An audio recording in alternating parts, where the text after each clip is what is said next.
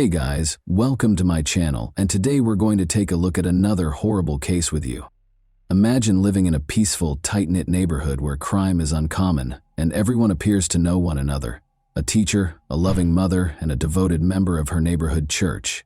Sarah Starr was always smiling and paying attention to everyone around her. One morning, however, she abruptly disappeared, and a few hours later, she was discovered dead in her own driveway. She was instantly killed by 2 shotgun rounds. The odd thing is that Jason, her ex-husband, was the primary suspect. Despite witnesses' accusations that he had threatened her, he maintained his innocence and even offered a strong alibi. What is actually happening here then? Was there anyone else engaged in this unfortunate turn of events? Why, in spite of the absence of concrete proof, did the authorities still suspect him? We'll go into a multi-year, intricate inquiry today. You will uncover the mysteries that lie beneath the surface of this idyllic community and see the extent to which desperation and a desire for vengeance can drive a person. Are you prepared to learn the truth about Sarah Starr's true fate? It all began on a bright morning on November 27, 2017. Coffee County, Alabama's emergency services received a troubling call at around 9 in the morning. Despite his composure, the man on the telephone made it clear what he was saying. Sarah Starr, his acquaintance, had probably committed suicide, he said. Officers hurried to the location right away, which was a tiny church-owned home. Originally constructed to accommodate the pastor, this house had been rented out to churchgoers exclusively for years. The church had given Sarah Starr, a woman with a complex past, unique terms to live there. After going through a 2-year divorce procedure and being left alone with her 4 children, the house had become her haven. At the age of 38, she was making an effort to move on from the unpleasant memories and disputes of her past. In 1979, Sarah was born in Colby, a small Kansas town. She was always seen as gifted and kind, particularly with regard to children. She decided to become a teacher, and after completing college, she began working as a literature and writing instructor at a nearby school. Many people characterized her as a cheerful and attentive teacher who had no trouble connecting with her students. In 2001, she and Jason got married. She was 22 years old at the time and had recently graduated with a bachelor's degree in education. Jason had just returned from the service and was 6 years older. Their relationship appeared to be harmonious. Both seemed content and had aspirations of starting a family, but, as is frequently the case, problems were simmering beneath the surface. Their marriage appeared to be harmonious at first. After settling in Colby, the couple had twins, then another pair 5 years later, but Jason found it difficult to handle the obligations of parenting.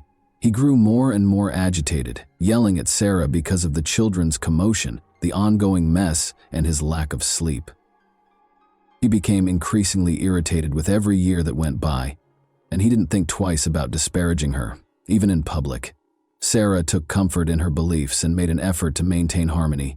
The local Baptist church eventually became her second home, and she became a dedicated member. She gained friends easily because of her gregarious demeanor and gentle disposition.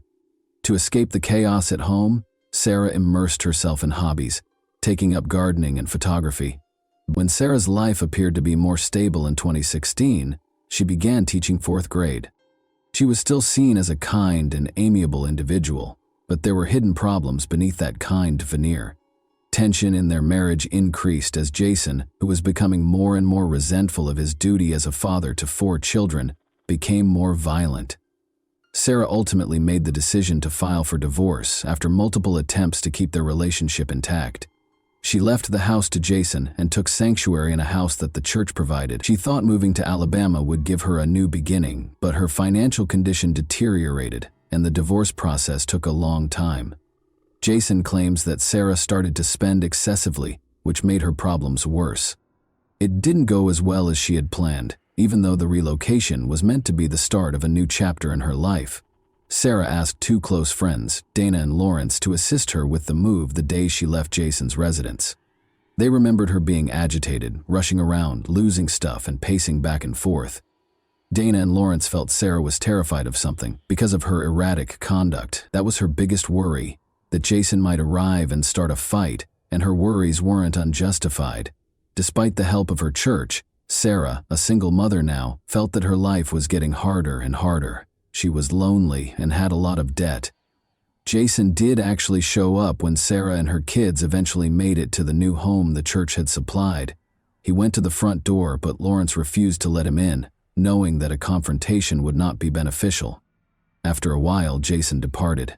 However, Sarah reacted as though she had seen a ghost, according to Lawrence. She was crying and trembling. Jason had threatened her, she said, and now her darkest nightmares were real. The divorce process was eventually completed 2 years after the incident. The court decided that both parents will split custody of the children. Jason's financial condition was severely disrupted when he was ordered to give Sarah child and spousal support. He was forced to forfeit over half of his salary. While Jason relocated to a different adjacent property and stayed with his mother, Sarah remained in the residence supplied by the church. With one significant exception, Sarah didn't arrive for work. The morning of November 27, 2017 began as any other. Her co-workers, who were aware of her exceptional punctuality and responsibility, were instantly alarmed. Sarah's disappearance appeared totally out of character, and she was not returning calls or reading messages. Concerned, one of her co-workers drove to Sarah's residence to see how she was doing. Her co-worker discovered Sarah's lifeless body on the driveway when she got there. Blood and many bullet wounds suggested a violent crime. Although emergency personnel were immediately contacted, Sarah had already lost her chance. When the police first got on the site, they thought it might have been self-harm, but after looking over the crime scene, they soon determined it was an act of hostility. It was later discovered that the shots were fired at close range by an unidentified assailant who had been waiting for Sarah with a shotgun at around 6:30 a.m. as she was leaving her home. Her head was struck by the second bullet, and her chest by the first. The gunshot were heard by the neighbors, but they paid little attention. Such noises were not unusual in the rural area where hunters were prevalent. Nobody thought they were listening to Sarah's last moments. When forensic specialists got to the location, they couldn't find any tire tracks or fingerprints. Although the offender had exercised caution, the police's suspicions naturally shifted to Jason, given the recent divorce and the strained relationship between Sarah and her ex-husband. Detectives initially spoke with Dana and Lawrence, Sarah's acquaintances. They acknowledged that Sarah had had an especially difficult few months. She frequently talked about how afraid she was of Jason, and even implied that he might do anything to get even with her. Their remarks made the probe more tense. Jason, Sarah's ex-husband, lived a short stroll from her house, so he had enough time to go there early in the morning and then sneak out. Investigators who were suspicious of Jason kept looking into the incidents, concentrating more and more on his possible role. Jason, however, maintained his innocence when they brought him in for interrogation, saying that he was eating breakfast at a cafe with his children when the crime was committed. His alibi was supported by surveillance footage and witness statements, but the police were still hesitant to rule him out. His reasons were obvious: a difficult divorce, child support, and debts that were seriously affecting his finances. Police were regularly informed by Sarah's relatives and acquaintances that she was terrified of Jason. They believed that he was the only one who could have gone to such lengths. He was not directly connected to the crime, though, according to the authorities. Authorities urged the public to come forward with any information that could aid in the case's resolution during a number of press briefings. The governor of the state even offered a $5,000 0-cents prize for information that would result in the offender's arrest, and a local citizen contributed an additional $500 0-cents to the total. The inquiry stagnated in spite of the police's efforts and extensive media coverage. For a number of years, the case remained unsolved, and police didn't pick up steam again until December 2021. They were sure that Jason might have been indirectly involved, perhaps by hiring someone to commit the murder, after learning fresh facts. After the divorce, he had a compelling reason for doing so. He had to pay child support, which now accounted for over half of his salary and had become a significant financial burden for detectives. As they started looking through Jason's digital files, they saw some odd things on his computer. Notes that appeared to be written by him for a book. He expressed his feelings about his relationship with Sarah, the unfairness of the court's ruling, and his dissatisfaction with paying child support in these posts. The police suspicions were heightened by the text's disparaging statements about women. His pre-crime bank dealings were also examined by the cops, who discovered a number of odd payments. Jason sent a woman named Lily $2,600 0-cents between September 7 and November 15, 2017. She turned out to be a friend of Darren, Jason's brother. The fact that there had never been any transfers between them, and that, according to Lily, they hardly knew one another prior to that, made this even more suspect. During Lily's interrogation, police learned that Jason had given his brother a 2016 motorcycle, a costly vehicle, ostensibly for repairs following an accident. He said that the bike required extensive repairs, which would have cost about $5.00, and he made plans to send modest amounts of money to his brother via Lily. Detectives thought this was strange. Why did Jason, who was already having financial difficulties, decide to give his brother such a costly item out of the blue? And why was he conducting these transactions with Lily, a lady he hardly knew? These payments may have been tied to the crime, but detectives assumed that Jason and Darren were hiding them as repair expenses.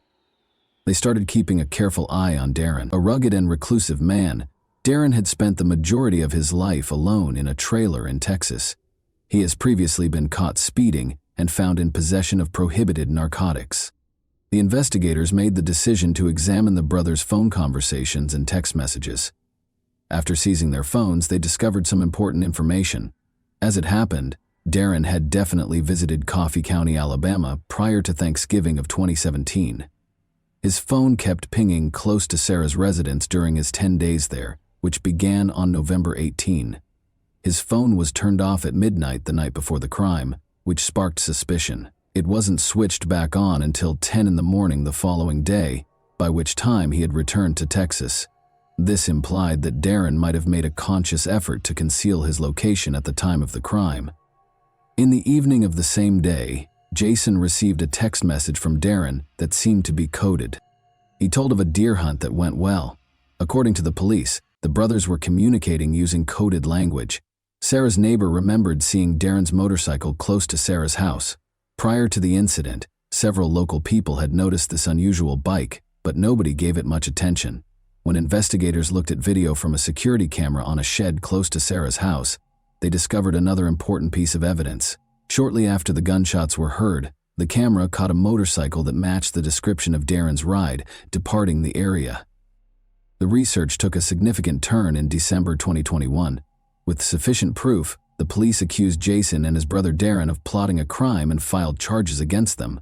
Jason was arrested first, and he promptly asked for a lawyer in spite of his brash assertions of innocence and defiant demeanor. But his self-assurance was fleeting. Shortly after being questioned, he suddenly admitted to killing Sarah. In spite of this admission, he was granted bail and required to wear an electronic monitoring bracelet. Darren fled after finding out about his brother's arrest. He was put on the most wanted list after the police and FBI began a manhunt. An initial $10,000 reward, later raised to $22 was given for information that resulted in his capture. On February 5, 2022, over 2 months later, Darren surrendered in Texas.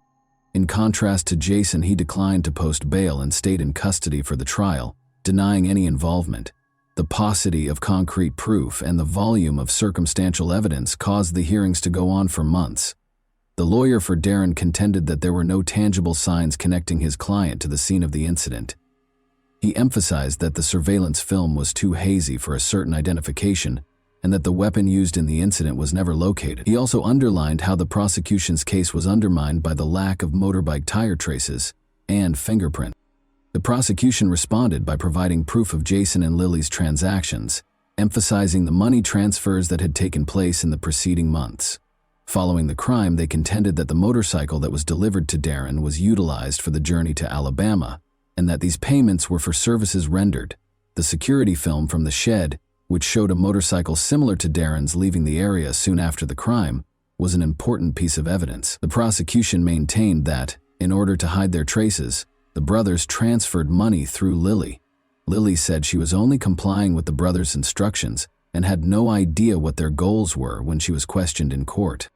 Her evidence was crucial in establishing the case against the brothers. Even though all of the accusations against her were ultimately dismissed, each side tried to influence the jury during the trial, which lasted for several days.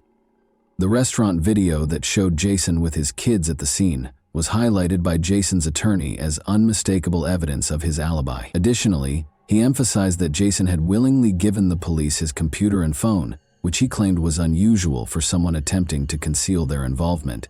Jason's own confession and the gathered circumstantial evidence persuaded the jury in spite of the defense's attempts.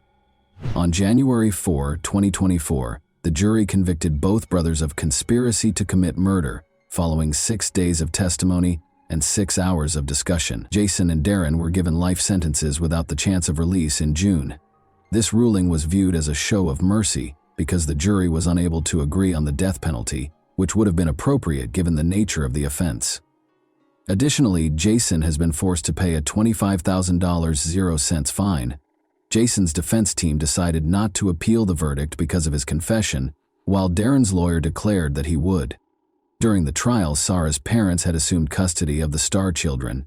The older twins publicly declared they no longer wanted to have any contact with their father. There is currently no verified information regarding the status or result of any possible appeals, and both brothers are still incarcerated in federal prison. There is more to this story than jealousy and familial strife. It serves as a reminder of how emotional and financial problems can turn tragic. The most tragic aspect is that the defenseless kids Jason was meant to watch over lost their mother because of their own father and uncle.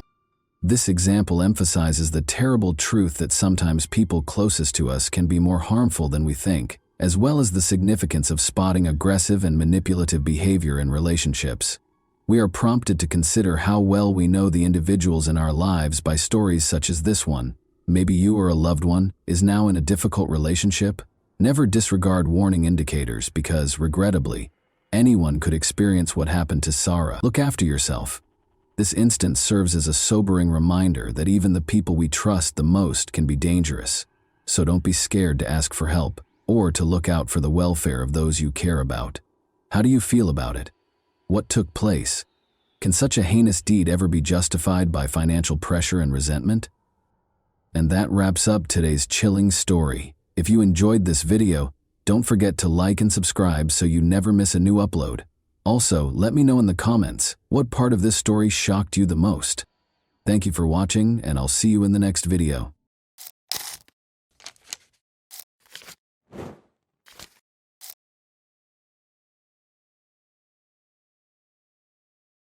The date was Tuesday, May 29, 2012. Michelle Mockbee awoke at 5 a.m. to get to work on time.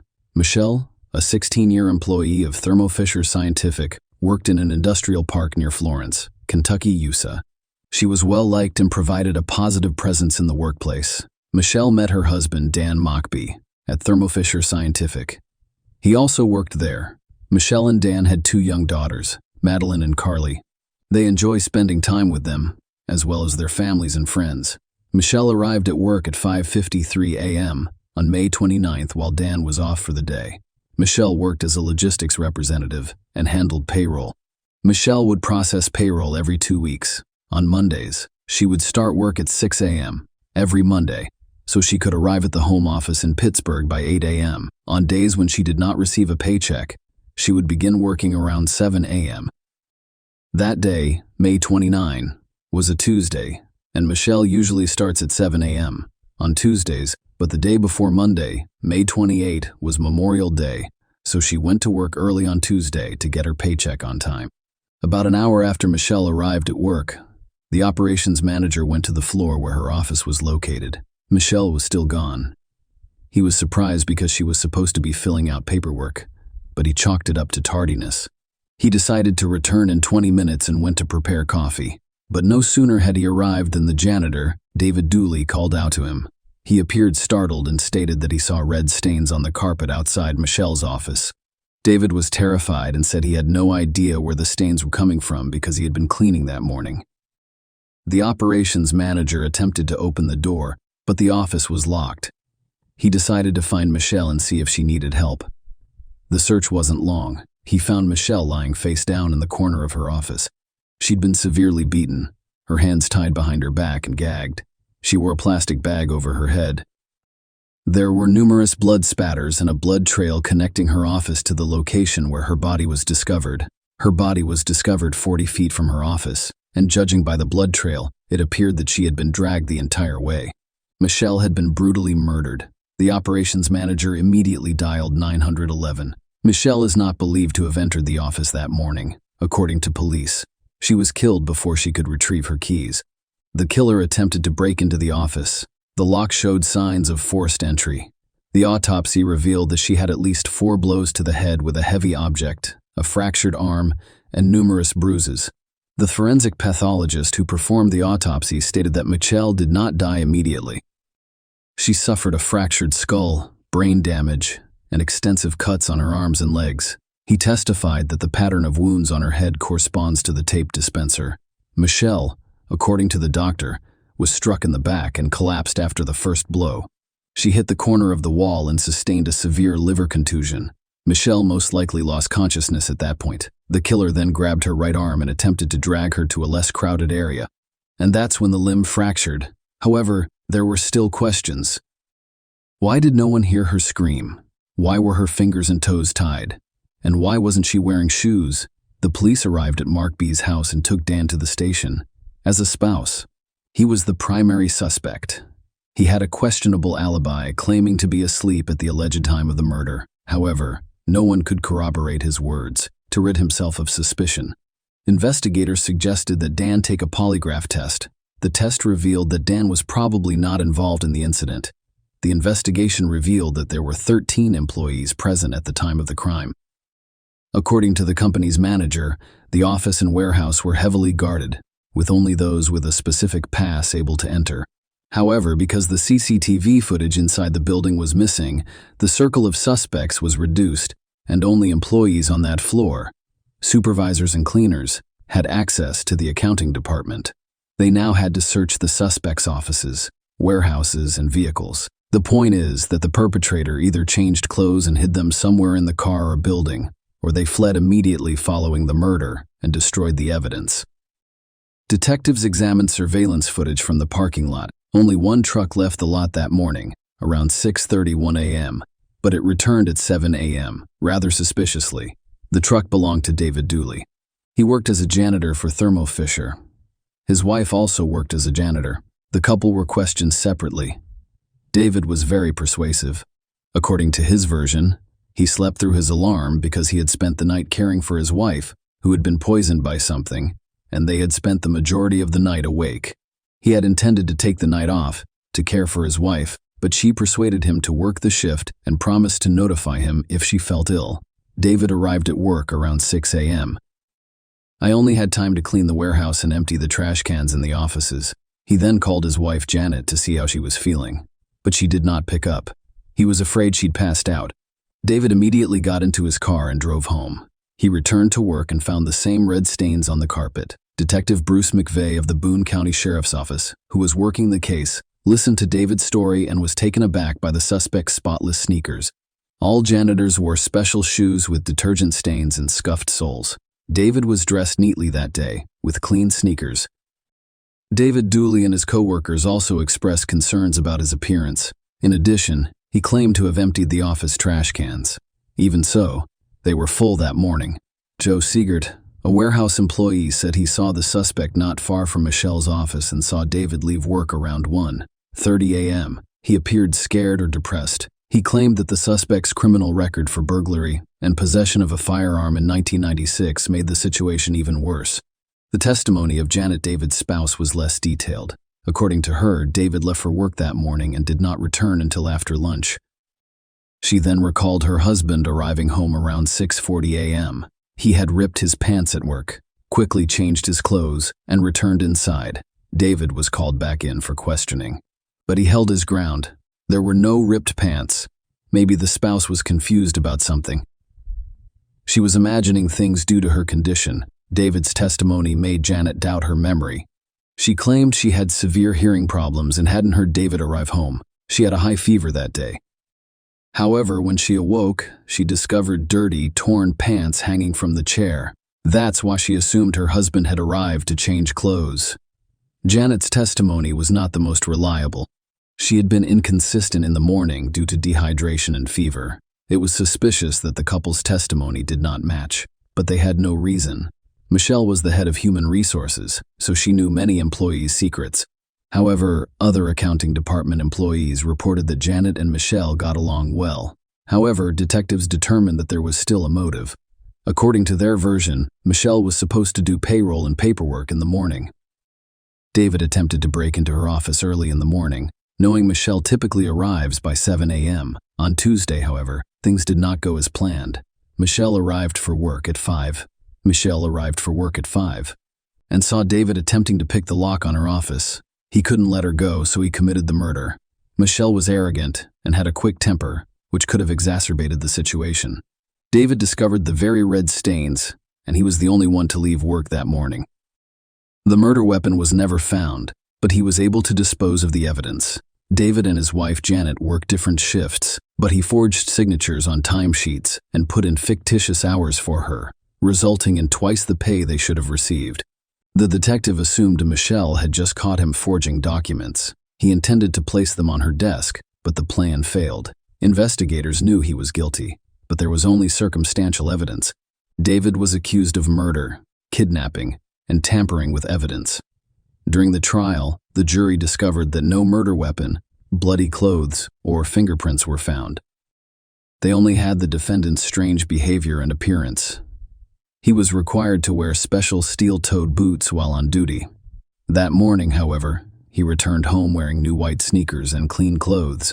Furthermore, he was the one who discovered the bloodstains and changed his story several times. The jury convicted David Dooley, 45, of murder and tampering with physical evidence. The jury deliberated for over 6 hours before convicting David of murder and tampering with evidence. He was sentenced to life in prison plus 5 years for tampering with evidence. At the sentencing hearing, David stated that he had been railroaded.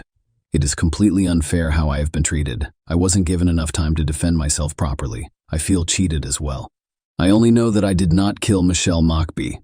I stand by it and will continue to fight." The guilty verdict was short-lived.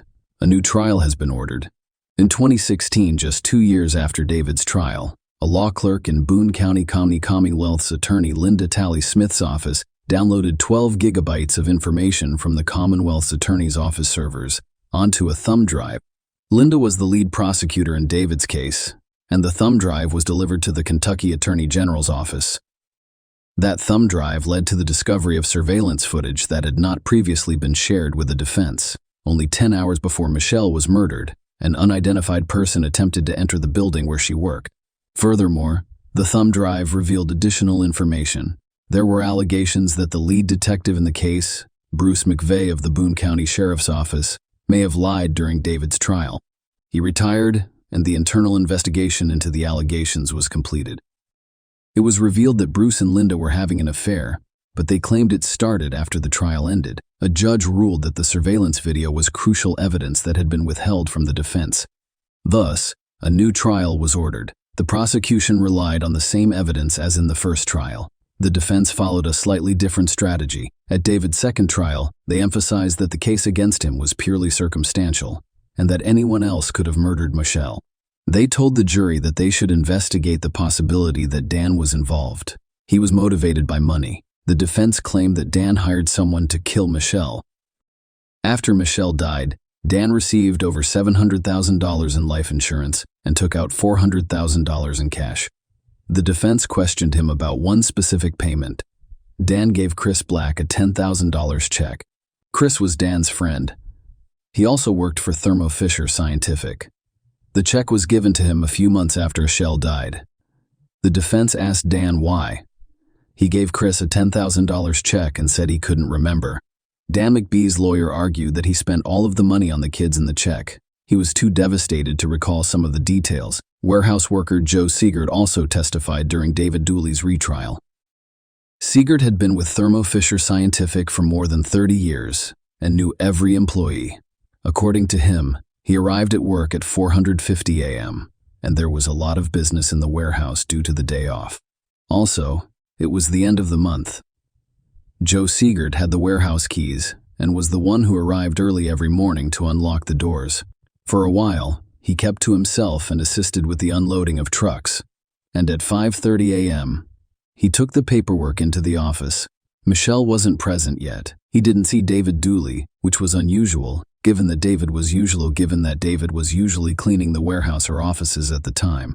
Joe saw Michelle around 5:53 a.m. She had just arrived for work, grabbed the timesheets from the counter, and entered the office. He was the last person who saw her alive. Joe ran into David Dooley just before 7 a.m. He sat in the back of the warehouse, crying and shaking. Then, around 7 a.m., David excused himself and went home to change his clothes. Joe, the main witness, gave an inaccurate testimony with some timing flaws. Nevertheless, it was admissible. According to Joe, Michael may have been a pleasant woman in real life after the murder, as it was several years later. However, at work, she and her spouse frequently failed to show employees respect. Joe admitted that many employees disliked the couple. DNA experts from an independent crime lab compared male DNA found on crime scene items to Dan David's DNA. An expert testified that Dan's DNA profile could not be excluded from Michelle's shirt as a significant contributor. David's DNA profile could not be ignored as a minor contributor. He testified that 1 in every 7 Caucasian American men could not be excluded because of their similar characteristics. The defense also told the jury that there was a lot of blood in the office, but none was found in David's truck. The defense argued that there were plenty of other people who had the opportunity and motivation to kill Michelle. They claimed the problem was that they were not thoroughly investigated. Dan Mockbee was also in attendance. He was being interviewed as a suspect. Dan was the department manager. He could have given anyone access to the warehouse. Suspicious hatchets were discovered in his car, which he had allegedly purchased at a sale, but he could never explain why he spent all of the money he received from the insurance company. However, for some reason, he was still unable to pay for Michelle's memorial and remained in debt for funeral services. In addition, prior to the incident, the couple owed $70,000. Dan assured me that he knew nothing about it and that his wife handled the finances. 2 weeks before the murder, he purchased a computer and installed a program for deleting and encrypting files. At around 8-9 a.m., investigators discovered Dan running the program. He received a call from Thermo Fisher's scientific employees. His alibi could not be confirmed because the children were spending the night at their parents' house, and it was unknown who attempted to break into the building 10 hours prior to the incident. Finally, defense attorney Deanna Dennison emphasizes to the jury that the standard for judgment is not whether David might have committed the crime, most likely did, or could have done so through a process of elimination. Instead, she emphasized that the key criterion is reasonable doubt, which she believes the prosecution failed to demonstrate. Dennis argued that the presented evidence did not establish a link between David and Michelle's deaths, and thus he should be found not guilty. The prosecution, led by Assistant Attorney General John Heck, countered during the closing arguments. Heck argued that, despite the circumstantial nature of the case, the accumulation of various pieces of evidence forms a compelling case, and he urged the jury to consider all of the evidence when rendering their verdict. Despite the defense's arguments, David was found guilty a second time and sentenced to 38 years in prison. Share your opinion with us in the comments, and subscribe to the channel for more.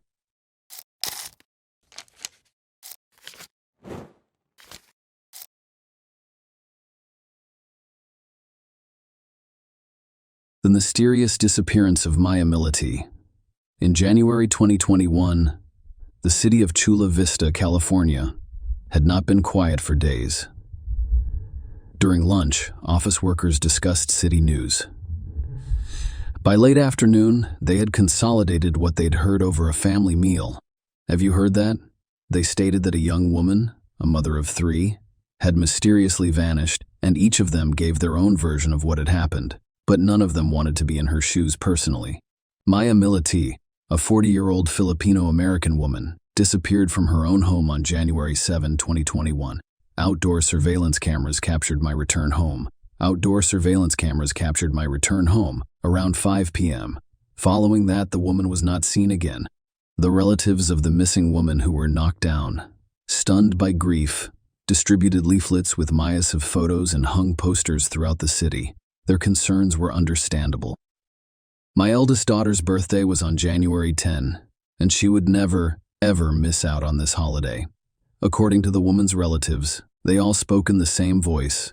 She last contacted him on January 7 at 8:15 p.m.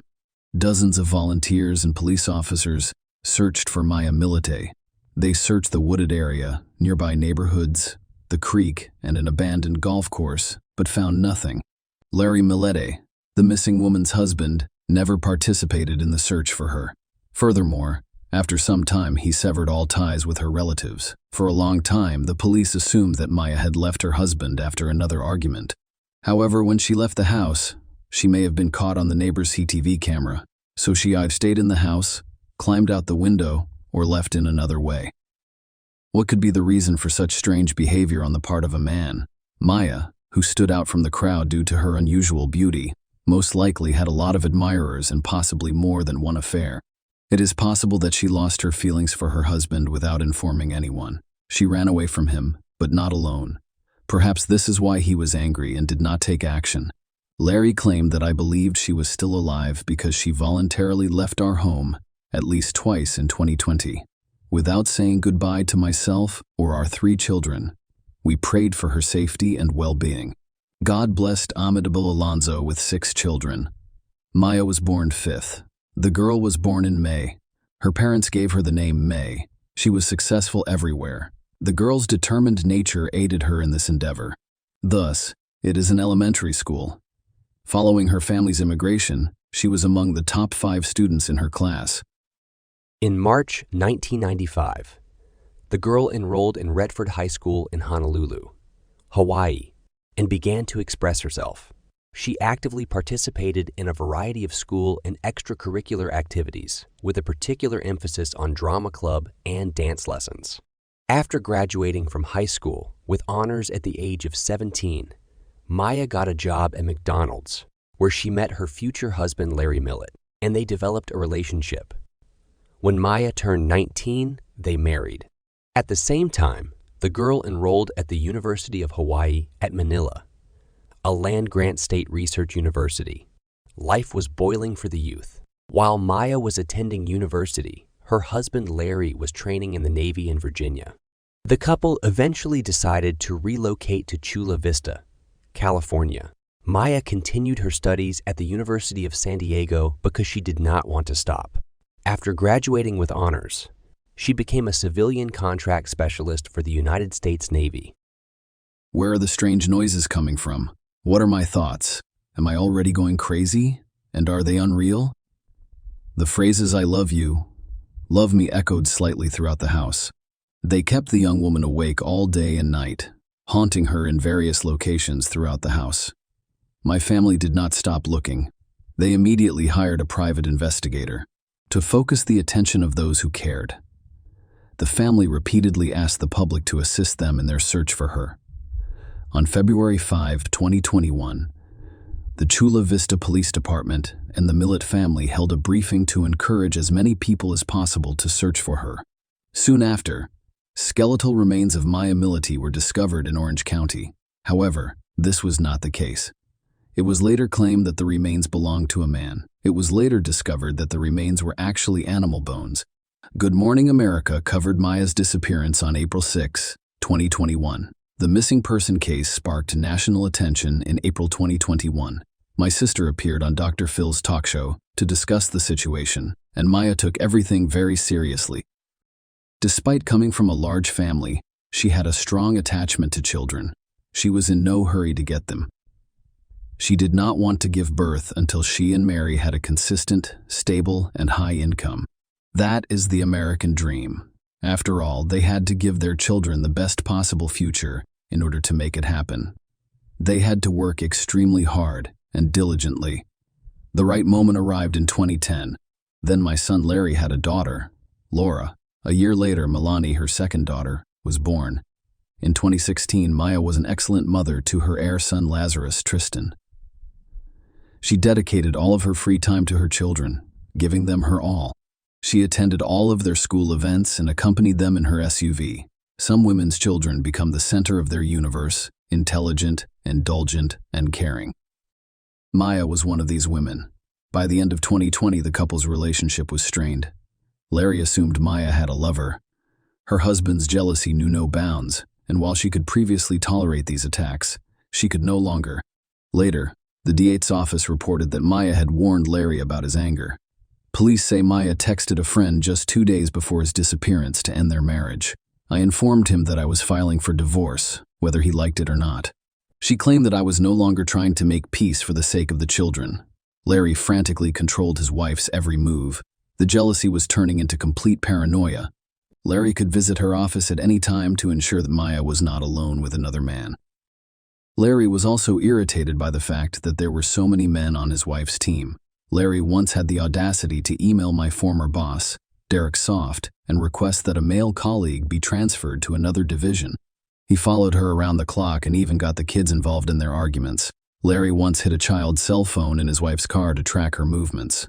Larry became increasingly violent. He nearly strangled Maya after the couple separated, but not for long. Maya moved in with her brother in early 2020, but she and Larry rekindled their relationship after about 6 weeks. On August 12, 2020, Maya texted her brother, "Junior, he never left me alone. He checks all of my emails, messages, messengers, and Facebook updates. He even checks my Venmo app. And then what happens? He simply tightens the reins harder."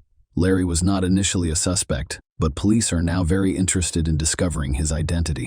Investigators contacted my relatives, who stated that shortly before the disappearance, the couple had gone camping and spent the entire time fighting. Maya returned from her camping trip and informed her family that if anything happened to her, Larry would be notified. According to the case file, my friend informed police that Maya had made a different statement in December 2020. "I don't think he would hurt me, but I believe he would hurt the kids to get back at me." Prosecutors say the mother of 3 did not elaborate on what she meant at the time. When we fall in love, for better or worse, we only see the object of our adoration in rosy light. Frequently, we project our personality traits and outlook on life onto our partner without noticing the red flags, as they are known in psychology, that may indicate the presence of an underlying problem or a potential threat to the well-being of the relationship. We justify abusers, manipulators, narcissists, and aggressors by citing deficiencies in upbringing and stress, but we should look deeper. Apparently, nature is so laid down that families were created mostly in youth when the whole world is presented in rose-colored glasses, so to speak, for a great, sometimes blind love, so that the human race did not stop. And after a while, having gained the necessary life experience, we see in a partner what was so carefully hidden from us at first glance, and we consider re-educating, smoothing out all the sharp edges in order to reconcile. But you can't change an adult man. It only remains to prevent him from expressing his negative traits. This is the case for jealousy. If a person experiences certain traumatic events, paranoia is not far behind. Returning to the sound Maya heard, it's possible that the woman had developed hallucinations as a result of her family's problems. But this was not the case. The situation took an unexpected turn. Maya remained sane, which is not the case with Larry.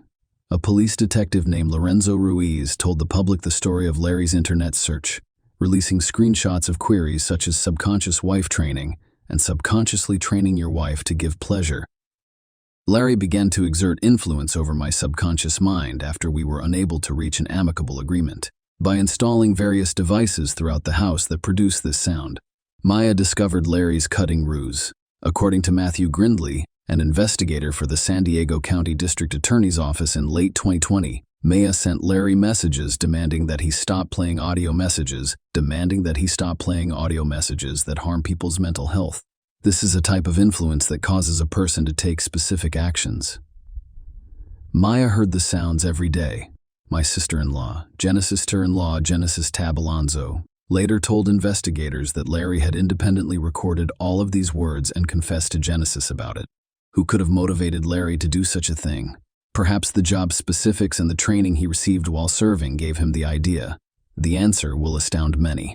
The investigation discovered that Larry sent over 1,000 messages to various spellcasters and psychics between September 2020 and Maya's disappearance. He spent more than $1,000 with them on approximately 70 spell charms.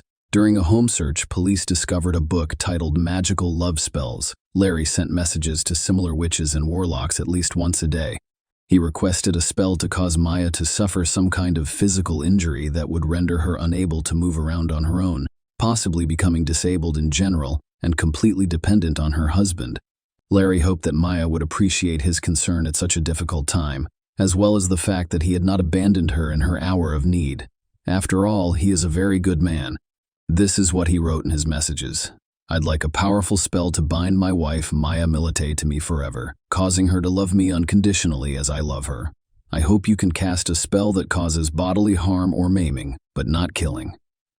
Maya was finally convinced of her intentions after witnessing everything that was going on, including Larry's gradual mental breakdown. Maya and her husband decided to divorce in December of 2020. Every life event, including actions, has an initial mechanism known as a trigger. According to police, Larry's desire to lose his beloved grew stronger with each passing day. On January 7th, the day authorities believe Maya contacted a divorce lawyer, "He was desperately trying to overturn my spouse's decision to file for divorce. I'm shaking inside, ready to snap," he wrote to one of the spellers earlier in the day.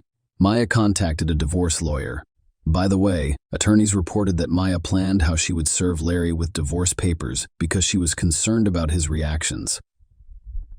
She considered moving elsewhere, then suing him, and even made a backup plan to stay in a friend's vacant apartment. However, Maya did not want to leave her children behind. When the defendant learned she was seeking a divorce, she did not want the children with him, according to prosecutors. Larry's extreme behavior, triggered by jealousy of his spouse, could also be attributed to the man's mental health issues, which had been dormant for some time. Perhaps he always behaved differently than others. Larry, on my end, did not put out the trash. Larry's behavior was increasingly reminiscent of a psychopath. Larry has an absolutely horrible temper. Maya sent a text message in June, according to the case file. In his own home, he built a small altar in the center of which he placed a joint photo with his wife. Larry smeared his own blood on the photograph and surrounded it with 4 candles. On January 23, police officers obtained a search warrant for the Millet family's home.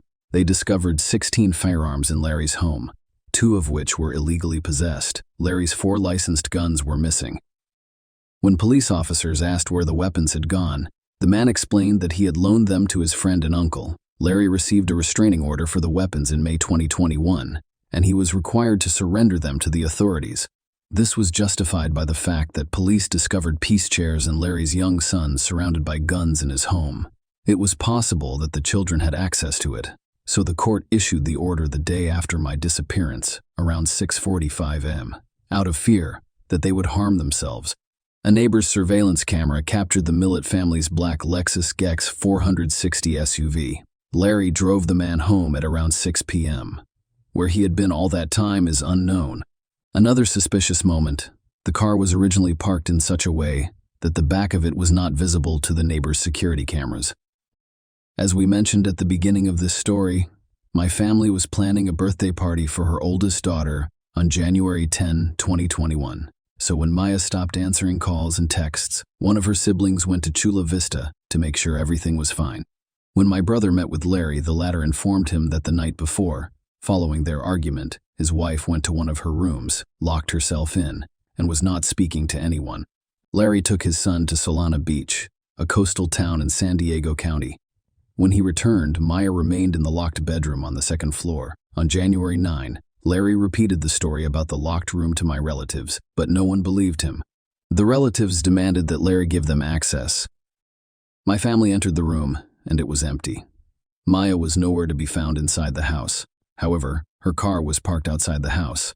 Only her credit card and driver's license were missing. Following that, around midnight, Maya's older sister Chris filed a missing person report with the police. Larry Miller expressed concern about his wife's fate on January 15 after she missed his oldest daughter's 11th birthday.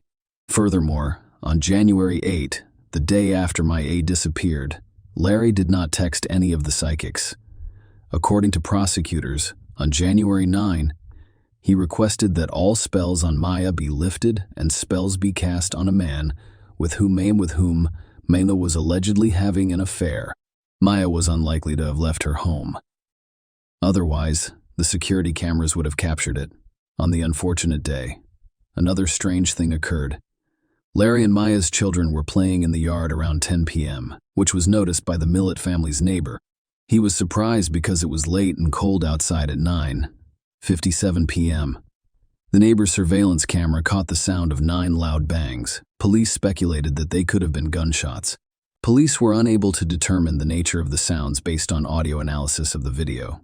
Larry had a large gun collection, including a .40 caliber Smith Wesson pistol, which police were unable to find in the house. According to court records, Billy Liddell, a junior attorney working with my family to investigate the case, discovered one incident from 15 years ago, specifically on the evening of April 30, 1997. San Diego's Bay Terrace neighborhood. Maya met Larry Millett in high school after he relocated to Hawaii from San Diego with his family. Larry's arrest in 1997 for a juvenile gang related assault may have prompted the move. I have reason to believe Larry was involved in a gang, the attorney argued as a juvenile. Larry was arrested following a stabbing. The victim of the attack received multiple stab wounds and was transported to Mercy Hospital, where he eventually recovered. Criminal records, on the whole, tend to resurface in later life. Larry admitted in a January 2021 interview that he and Maya had an argument in 2020. Larry's cooperation with the police ended on February 3, 2020. On July 22, Larry was officially identified as a suspect. Investigators assumed that the 41-year-old man murdered his wife on the night of January 7 and then disposed of her body. Larry told the same story during interviews that my relatives had heard about the argument in the room his wife had locked herself in. By strange coincidence, his phone was turned off for approximately 11 hours on January 8. Larry did not show up for work that day, and no one was sure what he was doing. It was impossible to track his movements. Unfortunately, the neighbor's video surveillance camera is a silent witness to the events that occurred and is unable to communicate. The camera captures Larry driving his car up to the garage in such a way that the rear of the vehicle is not in view. Larry may have known which part of the scene the camera was capturing and positioned the car accordingly. During this time, he was able to safely carry his body through the garage before loading it into the trunk and driving away to dispose of it. Following his arrest, the man was kept in custody and denied bail. Larry Millett was arrested on October 19, 2021, for the murder of his wife Maya based on circumstantial evidence, and his parents were granted legal custody of the children. The court barred Larry from having contact with his children in order to prevent further emotional trauma. However, the man violated the injunction more than once. He called his relatives, who allowed him to speak on the phone with his children. He made over 100 phone calls and spoke with his children for more than 9 hours, according to prosecutors. During some of the calls, Larry made disparaging remarks about my family or requested that news headlines be read to him. He asked an 11-year-old girl and her 10-year-old sister to watch a movie called Shot Caller, which is R-rated and contains a warning, according to Deputy District Attorney Christy Bowles. Essentially, it's the story of a businessman who goes to jail. Larry suggested that children watch it to determine the type of environment he was in. Result of the court: Larry was prohibited from making any phone calls other than those to his attorney. However, Larry was granted permission to communicate in writing with his children as early as October 2022. He was still prohibited from communicating with them via personal visits or the telephone. To ensure that the children continued to attend their current Chula Vista schools, they were given custody to their paternal grandparents on October 19, 2021. My sister also sought custody of her nephew but was denied. My family was allowed to visit the children, but they still wanted to seek full custody of them in court. The judge directed Larry Millett's parents to facilitate maternal visitation with the family and work to obtain mental health services for the minors. When visiting the children, relatives are not permitted to discuss any details of ongoing criminal or probate cases with them. In fairness, the children were left in the care of the parents of their mother's alleged killer, in a town where everything reminds them of the tragedy. Perhaps the court should have sided with my sister and granted her custody. Larry's lawyer filed an appeal in June 2022, claiming the man lacked the mental capacity to stand trial. However, after a psychiatric evaluation, Larry Millett was found competent. It is unlikely that an insane man would have been aware of his actions in cleaning up his tracks.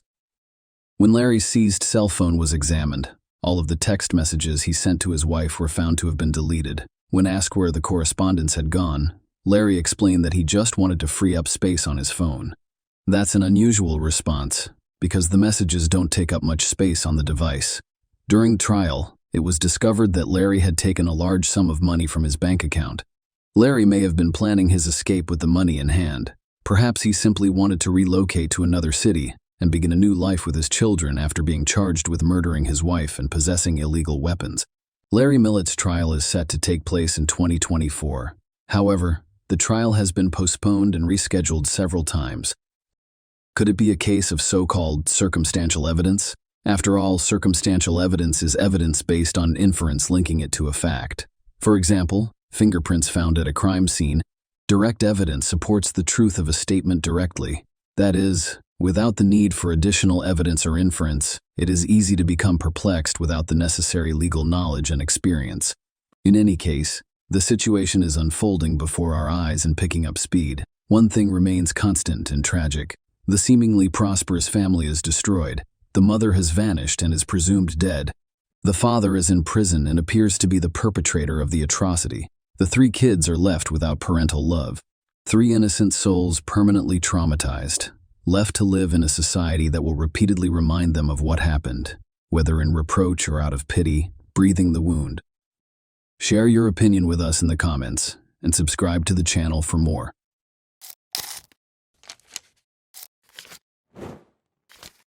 Hey guys, welcome to my channel, and today we're going to take a look at another horrible case with you.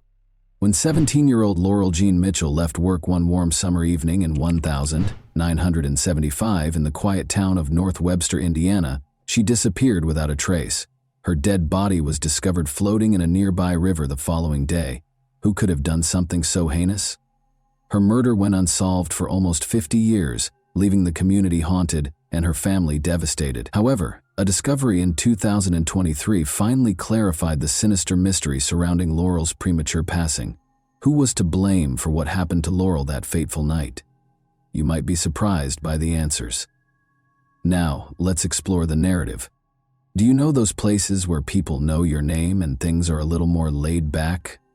That's North Webster, Indiana, to put it briefly. This small town in Kosciuszko County, which is encircled by serene lakes and beautiful scenery, is a place where neighbors become family. As families enjoy the outdoors and friends pause to talk, life moves at a leisurely pace. North Webster's allure goes beyond its lake view, with Friday night lights bringing the community together. The town proudly supports its Whipco Wildcat sports teams. North Webster's love of basketball is unrivaled, even though Indiana is well known for its basketball heritage. Who knows, this hoops-loving town may produce the next Gordon Hayward or Larry Bird. But there's more to this story than meets the eye.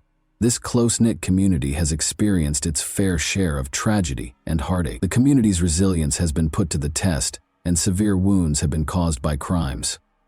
The murder of Laurel Jean Mitchell is one heartbreaking instance. Her life was cruelly ended, leaving her neighbors, friends, and family in shock. Laurel Mitchell was born on May 24, 1958, into a loving family as the second child of Richard and Wilma Mitchell. Her younger sister, Sarah, was only 5 years behind her older brother, Bruce, who was in California serving in the Army.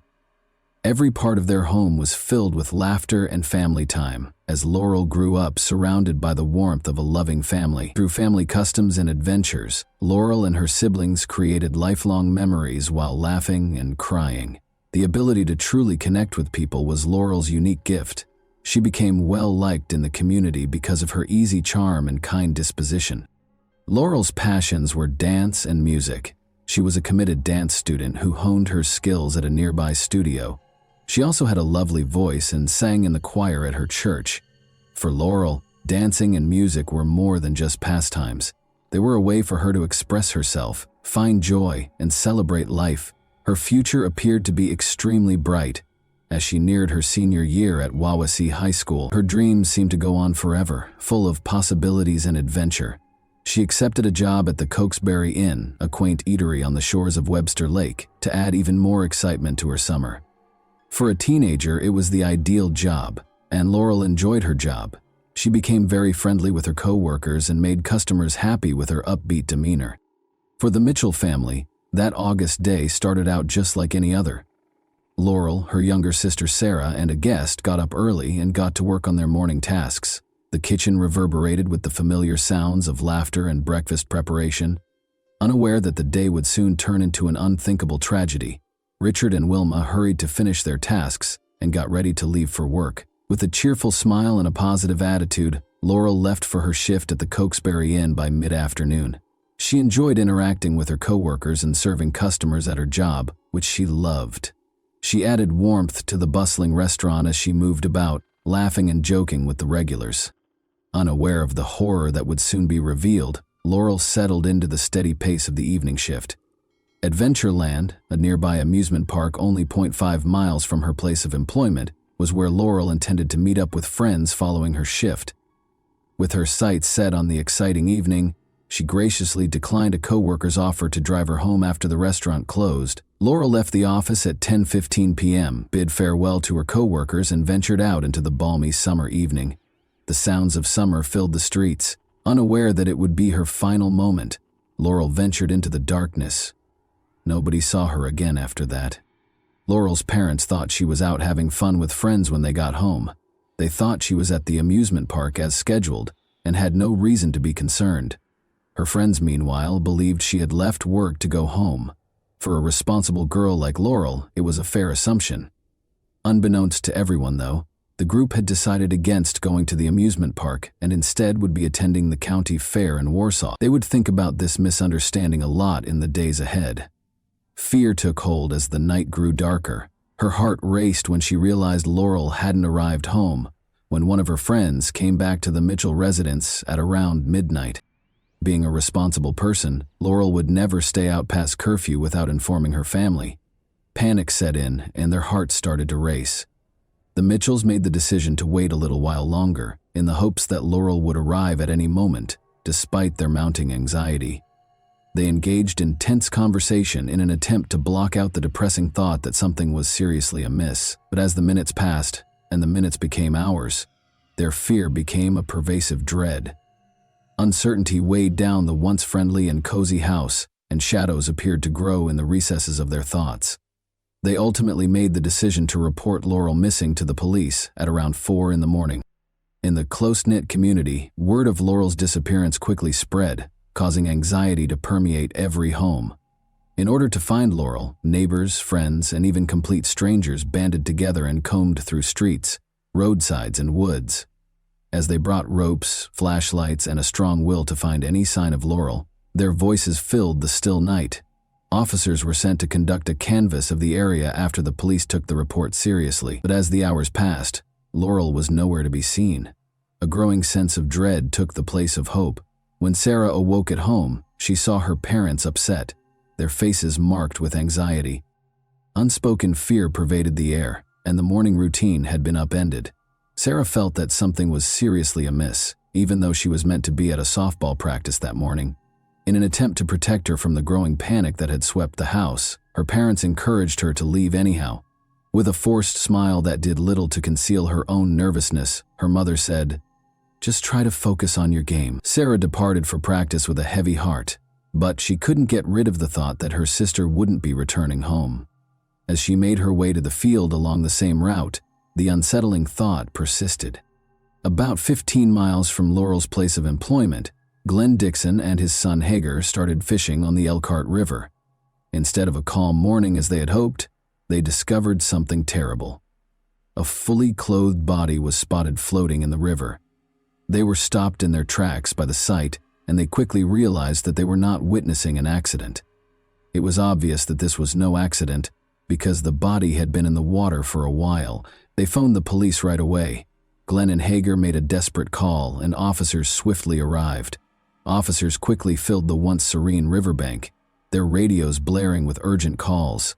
Knowing they were going to break the heartbreaking news to a family, they retrieved the body with a combination of professionalism and solemn respect. There was a noticeable tension in the air as they attempted to identify the victim. Laurel Mitchell was the one. The news was like receiving a kick to the stomach. Her life ended suddenly, and the intelligent, vivacious girl who loved dancing and music was gone. The news was devastating to the Mitchell family. Richard sobbed when the officers came to deliver the heartbreaking news because he couldn't believe his beloved daughter was no longer with him. Wilma was distraught, her sorrow so deep that it seemed to consume her whole being. Known for their close ties and mutual laughter, the family felt disoriented and broken all of a sudden. Sarah felt a wave of dread when she saw the police cars parked outside their house after practice. She had a gut feeling that something was seriously amiss. Her heart was pounding as she entered, each beat echoing the fear that was building inside of her. The truth of their loss started to set in, and their world had been irrevocably destroyed. When the autopsy report was delivered a few days after Laurel's body was discovered, it brought a terrifying sense of closure. Although Laurel had drowned, the report also mentioned that she had fought back against her assailant, as evidenced by the bruises on her hands and shoulders.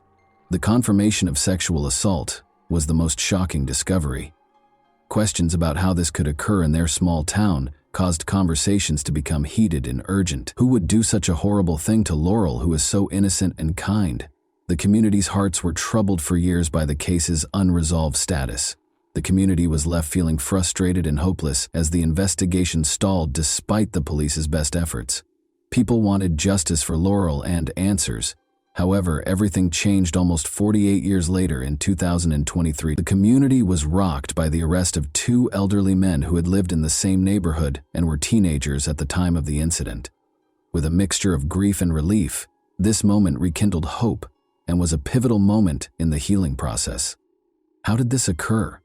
It's difficult to think that after all these years, a breakthrough would eventually occur. Usually used to calm and serene days, the little town of North Webster was thrown into a state of chaos. Frank Overmeyer, one witness, remembered hearing a car's trunk slam close to when Laurel vanished. He believed the vehicle to be an Oldsmobile at the time. He didn't think it would be important later, and it didn't seem like a crucial piece of information. Investigators diligently gathered all of Laurel's possessions, including her favorite sweatshirt, shoes, a silver necklace, one earring, and clothing. The fact that her blue jeans were discovered unbuttoned and unzipped among these items added to the mystery surrounding her passing. But nobody knew what could be done with the evidence, and the technology at the time was very limited. No one in the town would soon forget the solemn occasion that was Laurel's funeral. Friends, neighbors, and classmates filled the large church, all grieving the untimely death of a young girl. With their hands clasped together, Sarah sat between her father and her older brother, Bruce. She only remembered the excruciating pain that overcame her. She had few memories of the service itself. She was struck with the realization that her confidant, her sister, was no longer there. There was no longer any sense in the world. The case was abandoned. Weeks became months, and months became years, but no answers were found despite the community's efforts and detectives' diligent work. It seemed as though Laurel's murderer had disappeared, leaving an enduring mystery in their wake. Laurel's loving parents, Richard and Wilma Mitchell, never gave up on pursuing justice. In the hopes that someone would eventually come forward with the truth, they kept the case in the public eye. Unfortunately, their health started to deteriorate, and they both died in 2012, 4 months apart. Unfortunately, they never found out who killed their daughter. The case sat on a shelf for years, gathering dust and losing its significance. But in 2007, Captain Kevin Smith of the Indiana State Police was put in charge of the inquiry. He was committed to giving Laurel's family justice. He jumped right into the cold case, carefully going over all the interviews and supporting documentation.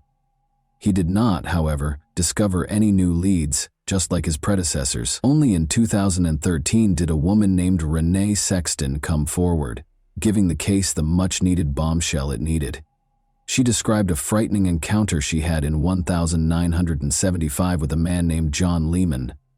Lehman had admitted to helping his friend Fred Bandy commit a murder. Even though he didn't give any information at the time, Renee's disclosure gave the investigation new life. The community started to dare to hope that justice might finally be within reach after this new lead gave new life to a case that had previously seemed hopeless. A year later, a man by the name of Bill McDonald provided yet another important tip. He remembered that in 1975, at a party, Fred Bandy had admitted to a crime close to the river where Laurel's body was eventually found. Fred Bandy seemed more suspicious the more detectives looked into his past. They were unaware of Bandy's problematic criminal history. Red flags were raised when he was found guilty of abusing a minor in 2001. This information was sufficient to enable investigators to delve further into his background and relationships, even though it was not proof of his involvement in Laurel's case. According to a report on July 3, 2014, Bandy claimed to have committed the crime at Mallard's Roost, a public access location next to the location where Laurel's body was discovered. The Noble County Sheriff's Department was notified on September 25, 2019, that Bandy claimed he and Lehman had killed Laurel together at a high school party years prior. In 2019, Captain Smith made the decision to take a new look at the evidence in Laurel's case. He sent Laurel's clothes for DNA testing since, by that time, forensic technology had advanced. Smith believed that the answers they had been looking for decades might finally be found thanks to scientific advancements. Forensic scientists examined the clothing in great detail for weeks. Their perseverance eventually paid off, as a male DNA profile was found on the fabric. Detectives were able to rule out a number of possible suspects thanks to this discovery, which revitalized the investigation. Two men were the main focus of the detectives' attention: John Lehman and Fred Bandy. The investigation was now more precisely directed by the detectives, but they still required more hard proof. They went to Fred Bandy's home on December 5, 2022, in order to get a DNA sample. Unexpectedly helpful, Bandy, who is now 67 years old, gave the sample without hesitation. He obviously didn't realize how serious the situation was. On January 13, 2023, the results were given to the authorities. According to a certificate of analysis, Bandy had a 13 billion-fold higher probability than any other unidentified individual of contributing to the DNA discovered on Laurel's clothing. Before proceeding with Fred's arrest, the detectives knew that questioning John Lehman was an essential first step. They were aware of the urgency, but they also knew that more information was needed because Fred was strongly implicated in the crime by DNA evidence. It was imperative that both men face consequences for their heinous deed. Detectives learned that Fred had owned an Oldsmobile in 1975. As the investigation went on, Frank Overmeyer, a witness who claimed to have heard someone violently close a car trunk the night Laurel vanished, made an intriguing connection between this detail and his testimony. Fred Bandy and John Lehman were taken into custody and accused of first-degree murder on February 6, 2023-3. The news brought both relief and sadness to Laurel's family. The fact that justice was at last within their grasp gave Sarah and Bruce a sense of closure, but they were deeply troubled by their parents' absence at this time. Sarah felt a range of emotions when Captain Smith called her to tell her the news. Despite both men's not guilty pleas in court, the evidence against them was indisputable.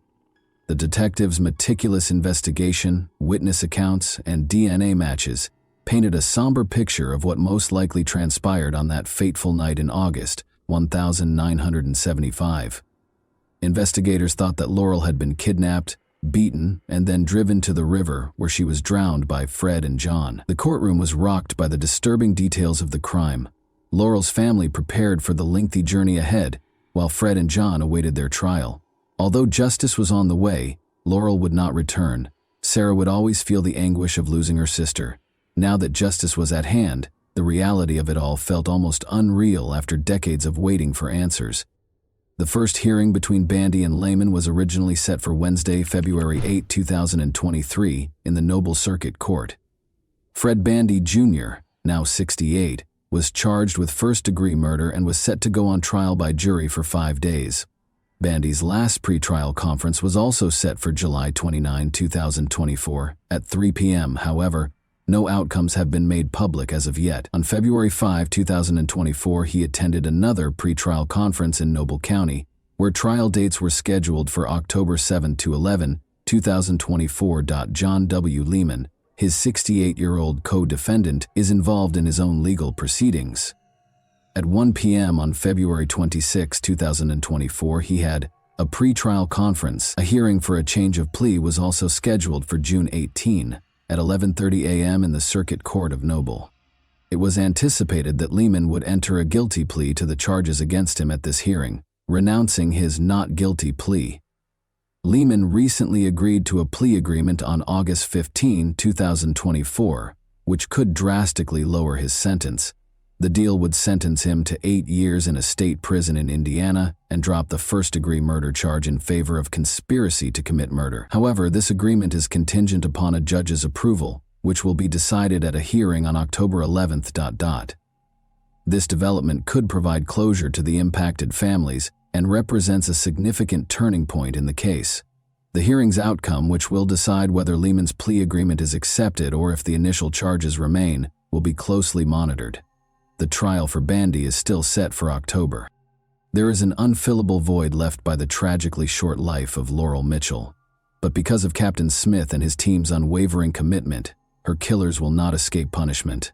For a community that has been waiting far too long, their unwavering efforts have ensured that justice is served. The impact of Laurel goes well beyond her sad destiny.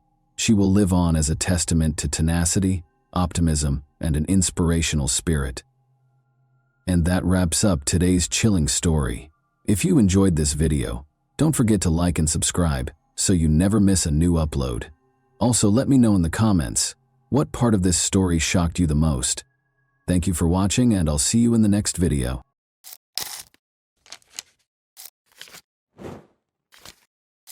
Hey guys, welcome to my channel, and today we're going to take a look at another horrible case with you. She was a virtuoso in her art and a master of tricks, never leaving any traces behind.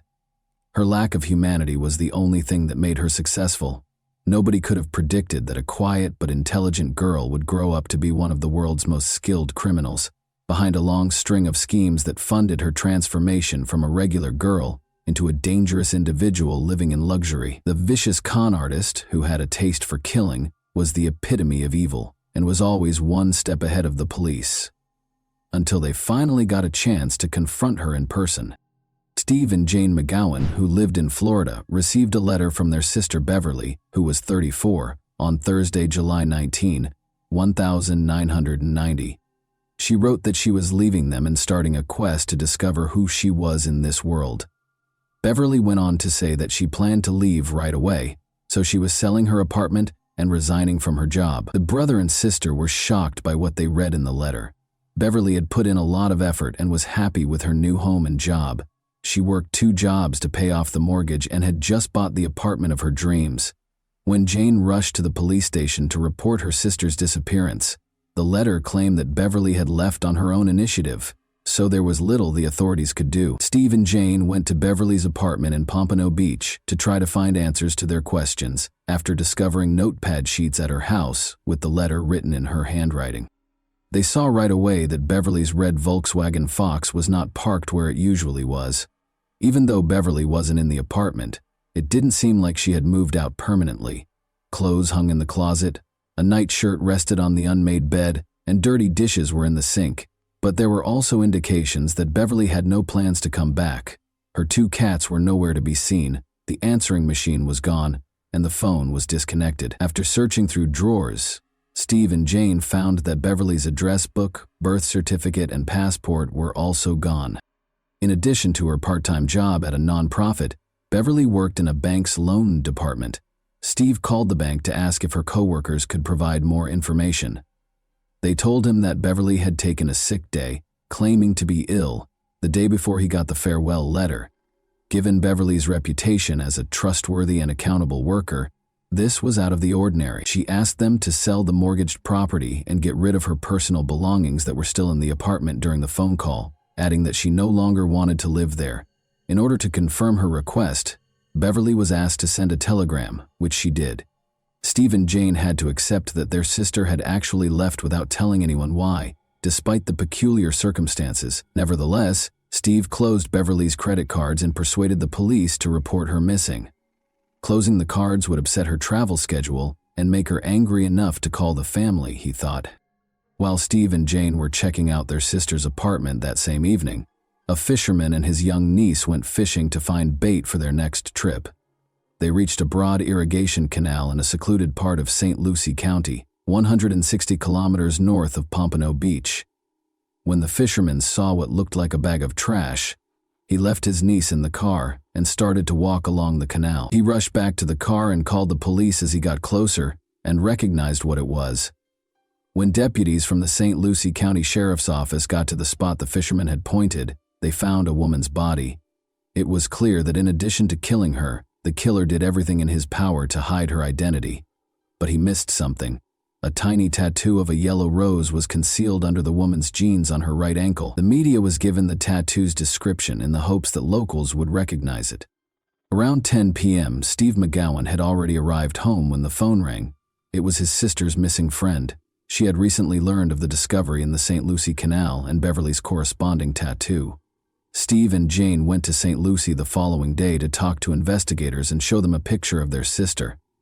Although conventional identification techniques had to be disregarded due to the body's condition, they were both certain that it was their Beverly. A comparison of her dental records proved it was her. No blood or suspicious objects were found during the examination of Beverly's apartment. No indication of a struggle was present.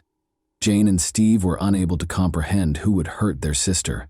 Her nephews in particular loved her, and she loved them in return. Beverly didn't have a lot of money, and she didn't have any complicated relationships. The deaths of her two boyfriends in different auto accidents cast a shadow over her life, but Steve was sure Beverly had been enjoying her life lately, even in spite of her past. Despite working 2 jobs, Beverly's income was insufficient to pay her mortgage. She began renting out one of her apartment's bedrooms in order to supplement her income. Investigators discovered a notebook containing a list of possible tenants while searching her apartment. Except for one, each entry contained the full name, phone number, and the time of the apartment viewing. Alice was the only name on the first line, which was scheduled for Tuesday at 6:30. Beverly had heard nothing but good things about Alice.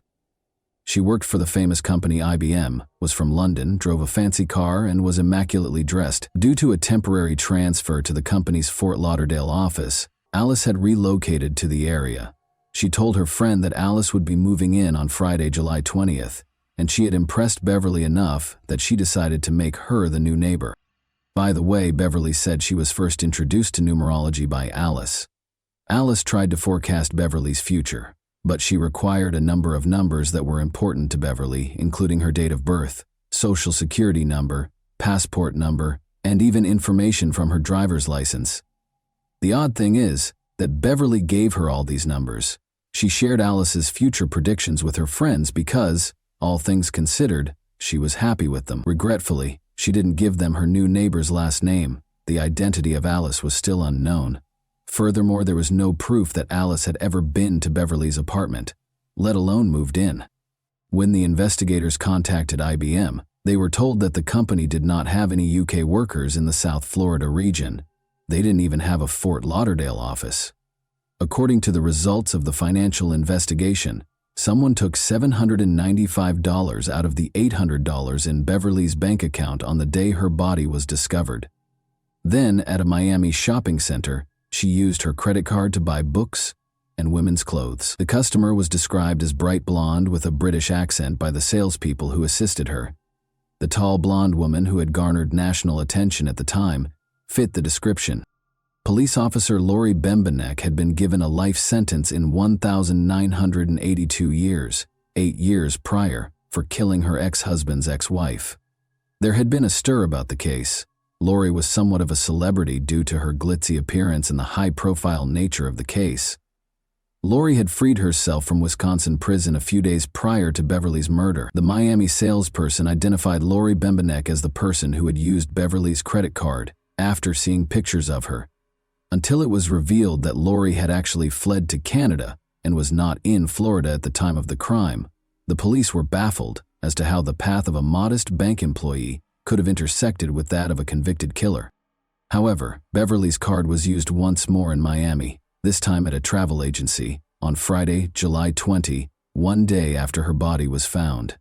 Interestingly, the cardholder looked like a man disguised as a woman. The individual wore oval-shaped glasses and a cheap black wig in the Cleopatra style. The man identified himself as Sam and spoke with a British accent. Sam apparently used the card to buy a ticket for British Airways Flight 2922 because he was going to London in 2 days, on July 22nd through 2922. Investigators looked through Flight 292's passenger registration records and those of every other flight that was scheduled to depart for Britain on July 22. None of them bore the name of Beverly McGowan, but after being parked there for 5 days, Beverly's car was discovered in the airport parking lot. 4 synthetic black wig hairs were found inside the car, but fingerprints inside the car did not show any significant results. On Monday, July 23rd, according to London time, British Airways Flight 292 touched down at Heathrow Airport. A traveler with oval glasses and short black hair came up to the Avis car rental desk after the plane touched down. The passenger, who was most likely Sam, provided her driver's license as identification and made a car reservation in Beverly McGowan's name. Beverly wore glasses and her dark hair reached her shoulder. She looked like the person behind the counter. Sam gave Beverly's Visa card to the clerk when she asked for a credit card to pay for the car's fuel. However, the card was turned down. They may have gone over the limit and paid in cash, Sam clarified. Actually, Beverly's credit cards had been canceled by her brother Steve by that point. Sam was long gone by the time Florida detectives found out about this botched transaction. Transactions on the credit card could not be tracked because it was no longer in use. American law enforcement agencies had no jurisdiction over Sam once he arrived in Britain. Detectives from Florida called the London police to ask for help. John Cornish, a detective, consented to assist with the global investigation. He talked to the Avis company and told their employees to tell the suspect to go to their closest office if he got in touch with them. Sam did get in touch with Avis later that week. He was asked to come to the local Avis office and asked for an extension on the rental car. Sam never arrived at the location where the police were waiting for him. On the day of the car's return, a contingency plan was developed in which officers would wait at Heathrow Airport. When that day finally came, Sam was nowhere to be seen. Without any hints, Sam's abandoned car was discovered a few miles from the airport in the early morning. Detective Cornish ordered his team to board all flights to the U.S. that day in order to check the passengers, because he suspected Sam might be trying to fly back to the U.S. However, this effort was in vain. The chance to capture the criminal was lost on the police. British Airways Flight 292 was the last lead the police had. Sam had purchased a ticket in a different name because he did not board the flight using Beverly's passport. Although it was illegal for investigators to check passengers who did not live in Florida, they made an effort to examine the 248 people on that flight. So they turned to the United States for help, State Department in Washington, D.C. The process could take years because each passenger's name had to be compared with passport information, and there was no single database that contained all of this data. The State Department didn't give the police a name they considered significant until January 1996. British national Sylvia Hodgkinson was on Flight 292. A woman with dark hair and eyebrows was shown in the passport photo. She was compelled to relocate to a women's shelter following the death of her spouse. There was nowhere else for her to go. A passport was issued in her name less than a year after her husband's passing. It was suspected by investigators that someone else had taken Sylvia's identity in order to obtain documents in her name. There was fear that Sylvia had met a similar end to Beverly's because they were unable to find her in any way. Additionally, the State Department found a fascinating link between Sylvia and two other women, Elaine Antoinette Parent and Charlotte Ray Callan. An incident that happened a year after Beverly's murder revealed that all three identities were unintentionally connected. A woman in a rental car was approached by North Miami police on May 22, 1991. It was past due to return the car, which had been rented in Los Angeles 6 months prior. To hide its origin, stolen license plates were affixed to the vehicle. A tall redhead woman, who introduced herself to the officers as Charlotte Ray Cowan, sat inside the vehicle. The woman's personal diary, 2 dogs, multiple wigs, and several documents bearing Charlotte's photo under the names Sylvia Hodgkinson and Elaine Parent were all evidently in the car with her. Charlotte's failure to return the rented car led to her arrest by the police. The following day, she posted bail after spending the night in jail. Surprisingly, the police did nothing about this issue, even though the woman was clearly using a false identity. One of the arresting officers was in the building on the day of Charlotte's court hearing for the offense. A redhead woman stood up when Charlotte's turn to appear before the court came. The officer who had arrested Charlotte, however, was taken aback to discover that the woman he had arrested was not the same one who had been called to court by the subpoena. Charlotte was perplexed as to why she had been summoned to court so abruptly. She questioned the officer about the height and red hair of the woman he had arrested. She boldly declared that she knew exactly who it was when he said yes. Almost 10 years prior, in the middle of the 1980s, Charlotte was unwinding at an Orlando bar when a well-dressed woman with a British accent came up to her. Like Charlotte, she had stunning blue eyes and short red hair. The woman offered to buy Charlotte a drink and identified herself as Anne Tremont. The offer was accepted by Charlotte, and they struck up a conversation. Anne mentioned numerology in passing during their conversation. She began by requesting Charlotte's birth date. adding that she would be pleased to make a matching matrix for her. Anne took Charlotte's driver's license information and social security number one by one. She wrote it all down on a napkin and made a hopeful forecast for Charlotte's future. Anne and Charlotte began talking and became friends right away. Charlotte met Anne's brother a few days later. He was a tall, blonde man who shared his sister's grace. The women eventually lost contact with one another, though, as they saw each other less and less. When Anne called Charlotte a few months later to inform her that her aunt had died and left her a sizable inheritance, Charlotte was taken aback. Anne claimed that her brother had chosen to have her institutionalized in order to keep all of the money for himself, even though they were meant to split it. Anne showed up at Charlotte's door at 3 in the morning, approximately a month after the phone call. She was wearing a man's shirt with a tie and a tangled wig. She broke down in tears as she described how she had gotten out of the institution where her brother had put her. She needed assistance going missing because she was hiding from her family. In order to establish a new identity for herself, Anne pleaded with Charlotte to let her take her birth certificate. At first, Charlotte declined, but after witnessing Anne's distress, she grudgingly consented. The birth certificate would be returned shortly, her friend assured her. Charlotte didn't hear from Anne for weeks. She started to worry. The birth certificate and a note from Anne expressing regret for the wait were finally sent to her. It wasn't until she was summoned to court in 1991 that Charlotte learned more about her friend. After hearing this intriguing tale, the investigators were curious to find out who the mysterious and elusive scammer was. Although not much was known about Elaine Parent's life, she was a real person like everyone else.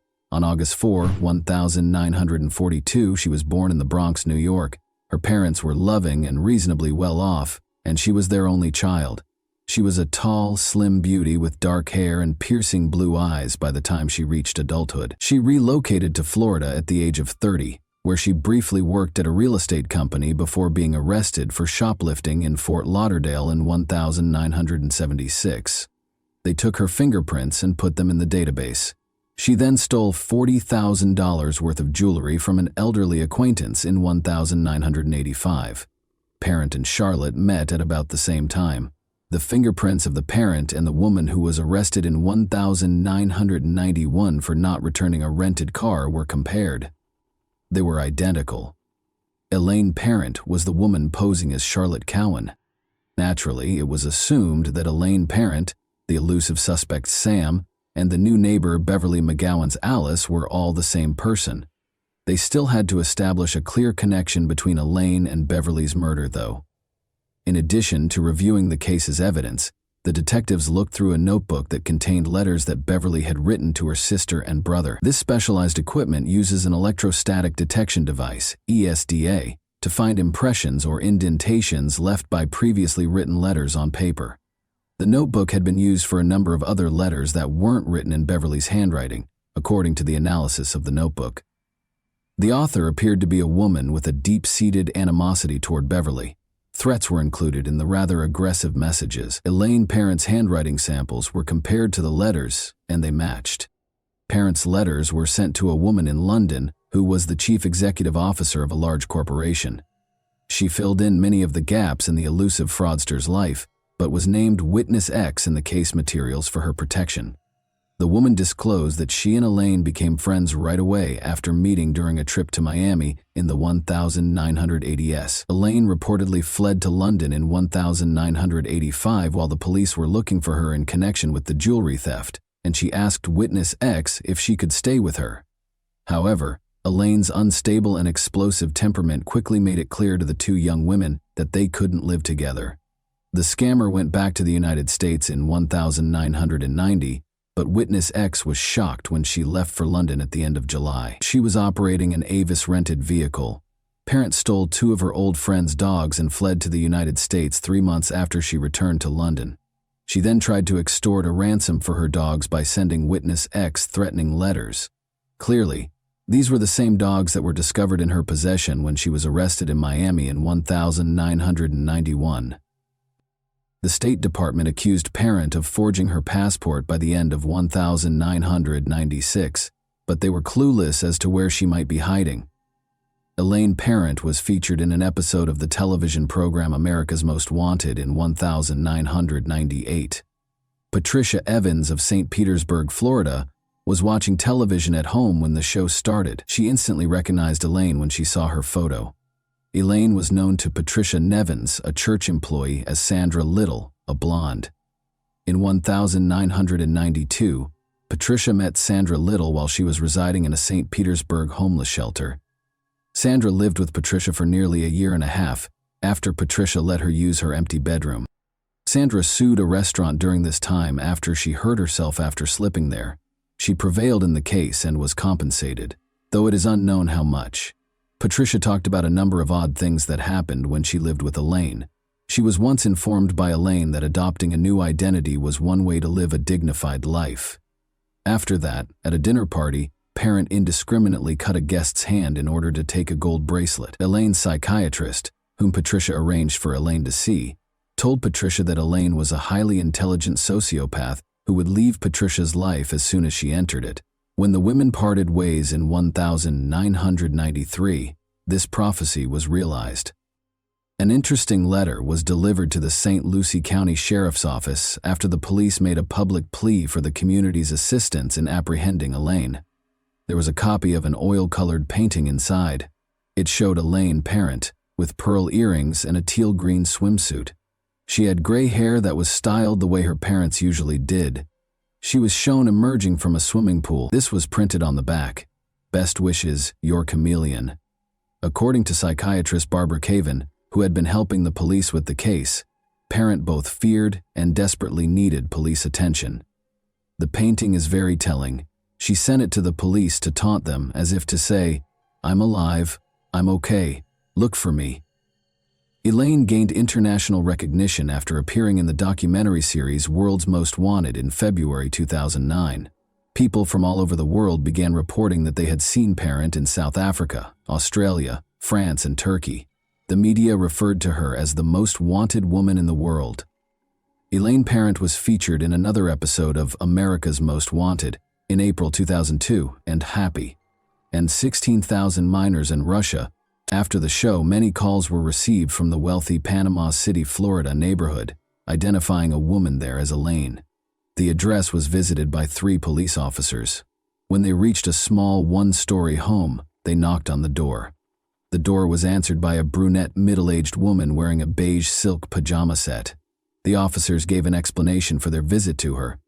Presenting her military ID with her photo on it, the woman identified herself as Darlene Thompson. The officers had seen a picture of Elaine Parent, but she didn't look like her. She was asked to accompany the officers to the station for formalities, even though they knew the neighbors had erred. Darlene consented and asked the officers to hold off while she changed.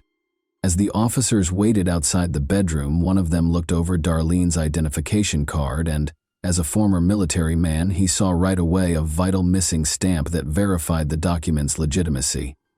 She replied that she was getting dressed when the officer knocked on the bedroom door to ask about this.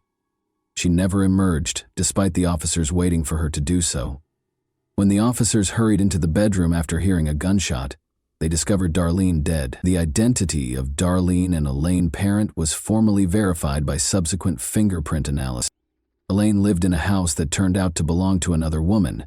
She had rented a room to Elaine since August 2001. She is a nice woman who loves to cook, according to the homeowner. Elaine's Florida driver's license, which had her photo on it but the name of the woman she was staying with, was discovered during the house search. She had jotted down details about a man from the nearby town of Lynn Haven, including his credit cards and social security number, in a notebook. Elaine's closet was stocked with men's and women's clothes, as well as wigs. They also found a book on theatrical makeup and another on learning French. Elaine's laptop, which some of her acquaintances claimed she frequently used for work, was never located. When she was arrested more than a decade ago, she had her diary with her because Charlotte Cowan was also missing. The police discovered a flyer featuring a picture of Elaine and the name Antonia Racerman, which is another fascinating aspect of the portrait. It looked as though Elaine had made the flyer herself, and the local police chief later conjectured that she had done it to intimidate someone. The flyer said that she was wanted by the FBI for the murder of a government official at a hotel in Washington, D.C. Many questions remained after Elaine's death. According to the police, she used up to 20 different identities in countries such as the United States, the United Kingdom, Turkey, Israel, France, and South Africa. Although no other victims have been located, some believe she may have committed more murders. There are differing views on whether she worked alone or with an accomplice. Investigator Norma Pfeiffer told the media 3 years before she died, "The brutality of the McGowan murder makes me think that someone capable of this has either done it before or will do it again. She couldn't have run Beverly alone, according to some. And let's not forget about the handsome blonde man she passed off as her brother." According to psychologist Barbara Kerwin, Elaine is a virtuoso in her field, who can read people's souls and identify their weak points with ease. The reason behind her crimes is still entirely unknown, though. Why, given her high IQ, would someone like Elaine decide to commit crimes rather than excel in any other field, especially since her crimes brought her more fame than fortune? Kerwin, however, feels she is aware of the motivation behind Elaine's plots, her own inner demons. Barbara said, "I believe she impulsively stole the identities of others to fill her own emptiness." And that wraps up today's chilling story. If you enjoyed this video, don't forget to like and subscribe so you never miss a new upload. Also, let me know in the comments what part of this story shocked you the most. Thank you for watching, and I'll see you in the next video.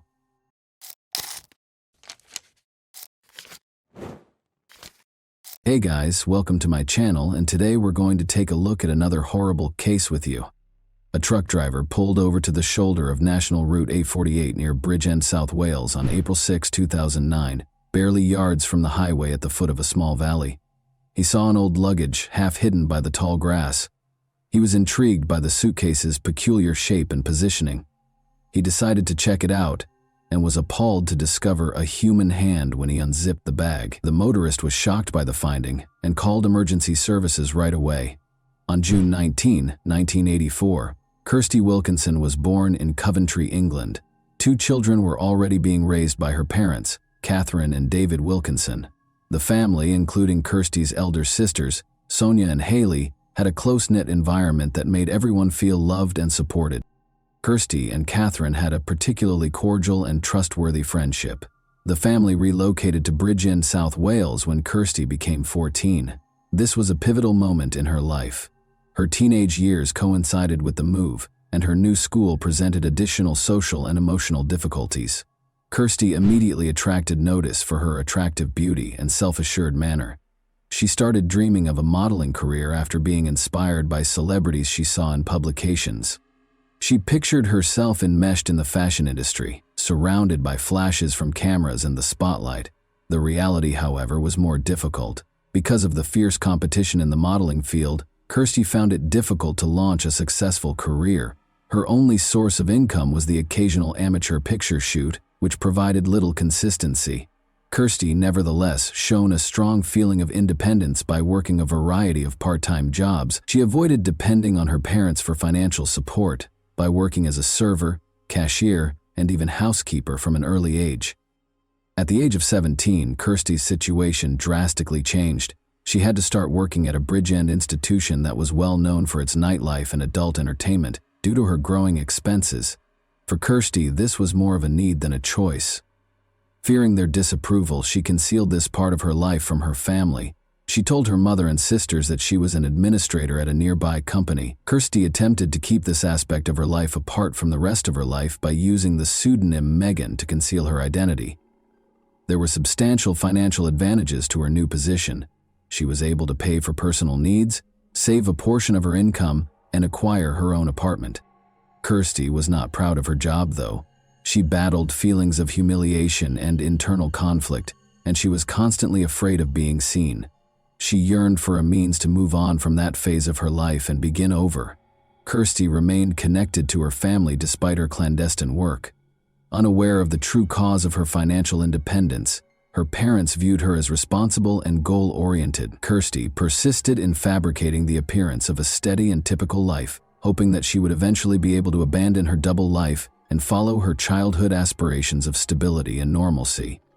Paul Grab was born in South Wales in 1983. His early years were characterized by ongoing disputes and unstable finances. Paul felt unwelcome from a young age because his parents were constantly fighting and regularly neglected their son. Paul exhibited problematic conduct, frequently missing school and arguing with students and teachers. His parents tried unsuccessfully to reprimand him because of his subpar academic achievement.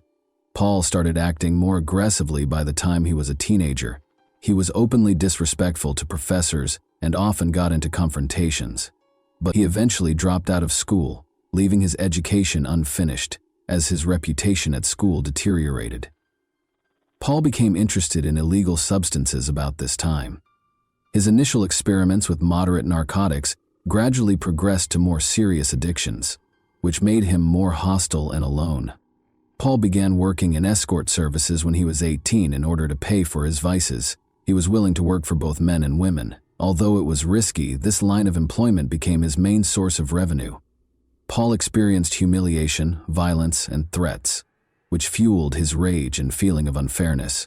He was also drawn into the criminal underworld by this path, where he made contacts that allowed him to carry on with his destructive way of life. One significant instance of Paul's increasingly antagonistic behavior was a fight with a neighbor, whom he accused of causing damage to his vehicle.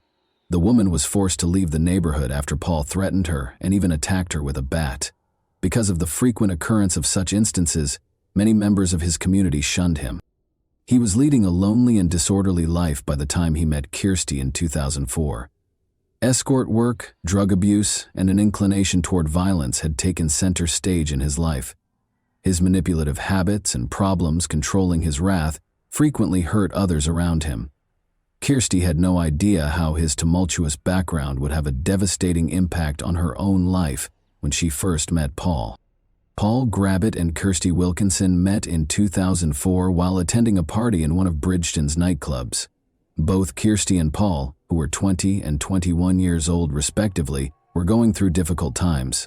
Kirsty was still employed at a place, while Paul was heavily addicted to drugs and relied on sporadic revenue from escort services. She kept secrets from her family. Mutual attraction served as the foundation for the bond that grew between them in spite of their differences. Their initial encounter was entirely fortuitous. They were introduced by mutual acquaintances during the boisterous party. Paul's self-assurance drew Kirsty in, and her attractiveness and endearing grin enthralled him. Although they spent the evening together, no meaningful commitments were made. They didn't have a close relationship after that night, although they did communicate periodically. For Kirsty, it was only a brief phase in her life that held no hope of lasting change. 3 years after their first meeting, their relationship was revived at the end of 2007. Unusual circumstances led to Paul, a client, visiting the same place where Kirsty worked. Paul recognized her and went to talk to her, even though she was using her pseudonym Megan. It started off awkwardly but quickly became a comfortable conversation. Paul proposed they get together outside of work and that he had been thinking about her a lot since they first met. Their relationship started to grow quickly after that. They began to spend more time together, sharing personal tales and taking walks. Kirsty, who had concealed her work life from her loved ones, found in Paul someone who appeared to comprehend and accept her without passing judgment. Paul, on the other hand, concealed the problematic elements of his past by projecting charm and confidence. Soon after, Kirsty began to think that Paul might be her prince, someone who might help her change her life. His desire to change his life and settle down to establish a family impressed her. She believed they had a common understanding, which gave her hope that things might become better in her life. Paul deftly fueled this romantic illusion by frequently bragging about his purported accomplishments, which included previous positions as a race car driver, mechanic, and even a dancer. But even though their relationship seemed harmonious on the surface, it was based on lies. Paul was aware of Kirsty's occupation from the beginning, but he kept his true intentions from her. She was not only a possible love interest, but also a source of financial security. However, Kirsty started confiding in Paul more than she had in anybody else because she believed that their relationship was genuine. A few weeks after getting back in touch with Paul, Kirsty stunned her mother Catherine by announcing her engagement in December 2007. Kirsty claimed that Paul had asked her to marry him and she had accepted without question. In spite of her secret existence, Kirsty felt she had discovered the guy of her dreams, someone who would accept her for who she was. Her family was completely unaware of Paul's existence, so they were all taken aback by the news. Catherine voiced her worries right away. She believed Kirsty didn't know Paul well enough and that the relationship was progressing too soon. In order to give her daughter more time to comprehend Paul's personality and goals, she advised her to postpone the wedding. Kirsty insisted on delaying the ceremony for at least a few months, despite Catherine's suggestion. 5 weeks after announcing their engagement, she and Paul had already decided on a date in February 2008. The family's initial encounter with Paul only made their worries worse. He left a bad impression when Kirsty took him home. Paul was unkempt, wore informal clothing, and showed a marked lack of deference when interacting with Kirsty's parents. Red flags were triggered by his life stories. None of his claims that he had experience as a mechanic, race car driver, or even a dancer could be verified. Paul seemed to exaggerate his accomplishments in an attempt to impress them, but his manner and tone made Kirsty's family uncomfortable. Kirsty's parents, David and Catherine, attempted to talk her out of becoming involved too soon. They noted that their connection was moving too fast and that Paul didn't appear trustworthy. Sonia, Kirsty's older sister, expressed her worries as well, saying that Paul seemed manipulating. She was convinced that Paul was her only hope for a happy future, even if they tried to persuade her otherwise. From an early age, Kirsty had always been romantic and dreamy. She had big plans for a wedding and a big family. She felt empty from her previous way of life and believed that marrying Paul would start a new chapter in her life. She disregarded all the cautions since she was determined to pursue her ambition. She even persuaded herself that her loved ones were just unable of comprehending her emotions. Kirsty's family decided to support her on her wedding day, in spite of their misgivings. The event was held in February of 2008. Her sisters and parents were there, but their grins belied their discomfort. In contrast, Paul seemed delighted and assured. Although it was the day Kirsty's wishes came true, her family saw it as the beginning of her increasing alienation. They believed she was ignoring the alarming indicators that would eventually have disastrous results.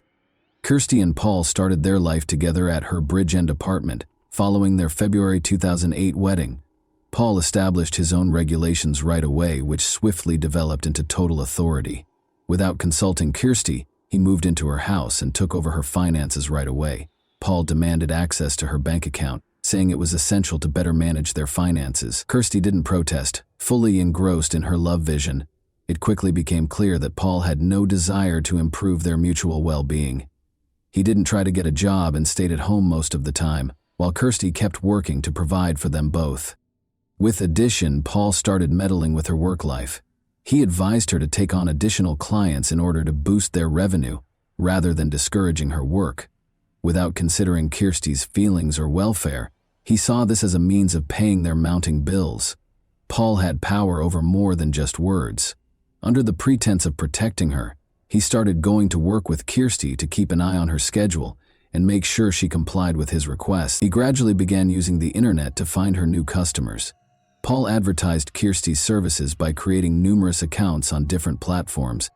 Her workload thus increased in difficulty. She began meeting clients at home in addition to working shifts at the company. Kirsty soon found herself in a scenario that was emotionally damaging. She had always envisioned quitting her job, beginning a new life, and raising a family. But under Paul's influence, those aspirations appeared unreachable.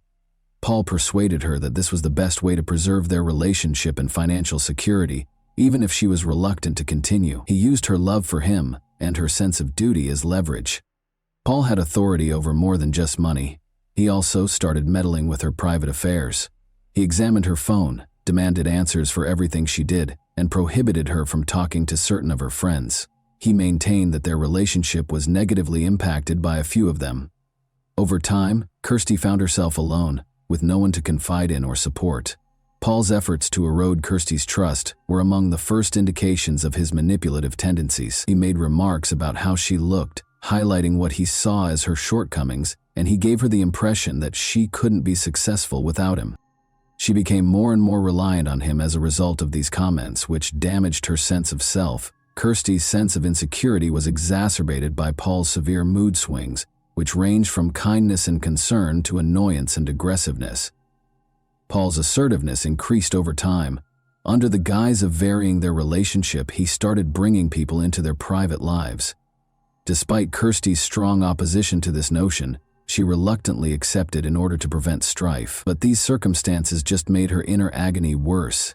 She started to feel as if she no longer owned her life or her body. Kirsty made an effort to keep up the illusion of a typical family life, but she was overcome with anxiety and uncertainty on the inside. Paul completely ignored her needs and feelings as he maintained his domination. She kept a journal in which she often wrote down her thoughts, but she was not strong enough to resist Paul's increasing dominance.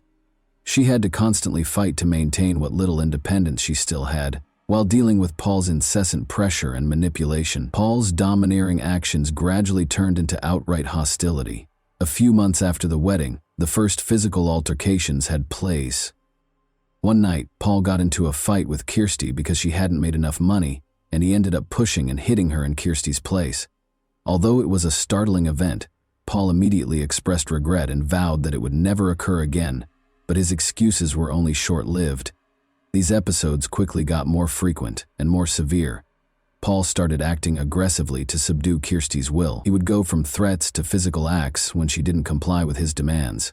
When Kirsty tried to express her wish to quit her employment at the establishment, for example, Paul angrily interrupted her, called her ungrateful, and then hit her. He increased his exertion, further limiting her autonomy into decision-making. Catherine, Kirsty's mom, started to suspect that her daughter was not happy in her marriage. She made an effort to speak openly with her, but Kirsty either sidestepped the subject or changed the subject, recognizing danger. Paul might seriously jeopardize her safety. Catherine cautioned her, but Kirsty brushed these worries aside, believing that with patience she could make things better. Although Kirsty's inner misgivings increased, she held on to the notion that things may get better. According to her journal entries, she was aware of how toxic her marriage was, but she was afraid of what might happen and lacked the courage to leave. She was stuck in a relationship that was gradually undermining her sense of self because of guilt feelings and her psychological reliance on Paul. Kirsty and Paul made the decision to go out with friends to a Swansea nightclub on March 28, 2009. As was not unusual for them, they drank wine and other narcotics throughout the night. Witnesses reported that the pair experienced tense periods that occasionally resulted in disputes. While Kirsty seemed to be avoiding confrontation, Paul seemed agitated. After a furious disagreement at midnight, Paul left the party and went home by himself, leaving Kirsty and their friends. Kirsty chose to stay and spend the rest of the evening with her friends rather than immediately following him. They then reported that she seemed worn out and depressed, but made an effort to hide her feelings. Kirsty hired a cab late that evening to drive her home. Later, the cabbie said that after dropping her off at the residence, she entered with assurance. She was last seen alive at this point. Paul informed Kirsty's mother, Catherine, the next day that his wife had departed early that morning, purportedly taking money and some possessions. He said he was asleep and hadn't heard anything. Kirsty might have gone to visit another man, Paul added, since Kirsty had left her personal belongings and bank cards behind, a strange move for someone preparing to start over. Catherine thought his explanation was fishy. When it was discovered that Kirsty had tried to call emergency services throughout the night but the call was dropped because of a weak signal, another troubling detail emerged. Police later learned that neighbors claimed to have heard muffled screams and the sounds of a struggle about the time Kirsty supposedly left. Her relatives and investigators suspected foul play because of these characteristics and the absence of evidence indicating she went voluntarily. The police started an inquiry as soon as Kirsty was reported missing. Her husband, Paul Grab, was the main suspect. Paul stated that he had been asleep during the night and discovered the following morning that Kirsty had grabbed a few items and gone, as his actions had caused alarm from the beginning. His account of what happened, however, was not consistent with the facts. Kirsty had left behind her bank cards and other significant personal belongings, which ran counter to the notion that she had departed on purpose. When police first searched their house, they discovered some unusual modifications. The carpet that had been in the living room was gone, and a portion of the ceiling had recently been painted. Kirsty had wanted to redecorate, according to Paul's explanation, but that didn't seem reasonable. During the night, neighbors reported hearing muffled cries, sounds of a fight, and a bang that sounded like the movement of a heavy object. At the time, no one called the police, figuring it was simply a domestic dispute. Kirsty's unsuccessful attempt to contact emergency services the night she vanished provided a vital clue. Although investigators concluded that the call was cut off, the fact that she attempted to contact for assistance indicated that she was in danger. This increased suspicions of Paul's involvement even more, as did the neighbors' statements. The investigation took a sad turn on April 6, 2009. A suitcase was discovered in a roadside ditch by a truck driver who had stopped on the shoulder of the A48 close to Bridgend. He was drawn to the item's peculiar appearance. He found a human hand when he opened the suitcase. He called the police right away, horrified. Officers discovered a woman's body inside the suitcase when they got there. Kirsty Wilkinson was later identified by experts as the victim. Kirsty had been seriously injured according to a physical examination. She had multiple bruises and scratches on her body, and her jaw and nose were shattered. She passed away as a result of a traumatic brain injury brought on by many head injuries. She also had evidence of strangulation, which suggests that someone tried to suffocate her during the fight before being abandoned in the ditch. Investigators discovered that her body had been transported from another area. Paul was taken into custody by authorities that same day. He denied any involvement during questioning, saying he was unaware of Kirsty's movements after she departed, but his tense manner suggested that he was not involved at all. Additionally, investigators found that Paul attended a massage parlor and took out cash using Kirsty's bank card the day after she vanished, all of which seemed extremely suspect given the circumstances. The terrible chronology of the crime was made clear by forensic evidence and testimonies. A dispute between Kirsty and Paul occurred the night before she vanished. Paul assaulted her, trying to choke her and hitting her several times. Paul brought Kirsty's body to the living room after she passed away, and he struggled to pack it in a bag because of how big she was. Without the required equipment, Paul gave up on his initial plan to dismember it. Finally, he pushed her body into the suitcase and carried it to a ditch on the side of the road, where he dumped it. Later, bloodstains were discovered in Kirsty's house, which Paul had attempted in vain to clean. Splatter marks on the ceiling were found to be hidden by paint stains. Together with witness statements and Paul's actions, these pieces of evidence proved to be essential in establishing his guilt. The charges against Paul were strengthened by Kirsty's journal entries, which also showed her dread of him and her wish to flee. Early in 2010, Paul Grabbitt's trial got underway. Based on police-gathered evidence and witness accounts, prosecutors provided a thorough chronology of the events. One of the most important pieces of evidence was the bloodstains in the living room, which Paul tried to hide by removing the carpet and repainting the ceiling. The blood matched Kirsty's, according to forensic specialists, and suggested a severe altercation. Severe aggression was seen in her physical injuries. Neighbors and other witnesses claimed to have heard muffled cries coming from the residence and the sounds of a struggle. A cab driver acknowledged that he dropped Kirsty off at her house the night she vanished, just before she passed away. Records of Kirsty's unsuccessful attempt to contact emergency services owing to a bad signal were produced by the police. Paul's use of Kirsty's bank card for purchases, such as cash withdrawals and visits to a massage parlor following her passing, was another crucial piece of evidence. Kirsty's journal entries were read out loud during the trial. She talked about how she was afraid of Paul because of his aggressiveness and cunning. These documents depicted a life of financial exploitation, intimidation, and control. The prosecution focused on how Paul controlled Kirsty's life while ignoring her security and welfare. Paul denied any misconduct, asserting that Kirsty left their house on her own volition and implying that an unidentified someone was responsible for her passing. Evidence and witness accounts, however, refuted his story. Investigators also discovered that Paul had tried to portray himself as a laid-back husband by claiming that Kirsty had cheated on him with another man. Paul was found guilty of the crime by the jury following a protracted trial.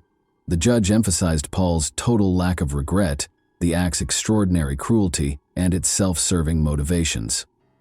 Paul Grabbitt was given a life sentence with a minimum of 19 years in prison on February 4, 2010. Kirsty's family was somewhat relieved by the sentence, but it was insufficient to make up for their terrible loss. Kirsty's family was unaware of certain aspects of her life until the trial. They felt that they could have saved themselves from the disaster, and they were overcome with anguish and shame. In addition to marking the end of the case, the hearing served as a sobering reminder of the destructive power of dysfunctional relationships and control. The Wilkinson family suffered severe emotional and psychological damage following Kirsty's passing. Catherine, her mother, battled a persistent sense of guilt. All of the cautions she had given Kirsty, the statements her daughter had disregarded, and her instinct that Paul posed a threat to her were all repeated in her thoughts. She was overcome by these ideas, which made the loss much more painful. David, Kirsty's father, became reclusive and avoided talking about the catastrophe. Their family's cohesiveness was destroyed when they lost their youngest daughter. Haley, Kirsty's older sister, was deeply impacted by her passing. Since the two had always been close, Haley found it difficult to fill the vacuum created by the loss. Haley tried to numb the pain by drinking because she was unable to handle the mounting weight of her depression and powerlessness. Haley died at the age of 31 from alcohol poisoning 5 years after Kirsty did. Kirsty's other sister, Sonia, lost yet another daughter as a result of this second tragedy, which dealt the Wilkinson family yet another painful blow. The tragedy served as a sobering reminder of how crucial it is to keep loved ones safe. Despite her own profound sadness, she made an effort to help her parents. No verdict or punishment could mend the wound that the Wilkinson family was left with. Their lives were ruined by the tragedy, which left a scar they would never be able to shake. And that wraps up today's chilling story. If you enjoyed this video, don't forget to like and subscribe so you never miss a new upload. Also, let me know in the comments what part of this story shocked you the most. Thank you for watching, and I'll see you in the next video.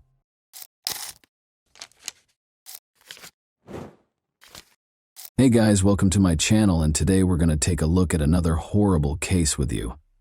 At midnight on August 15, 2020 in Perth, Western Australia, the suburb was completely dark, with the only light coming from the streetlights flickering here and there along the deserted road.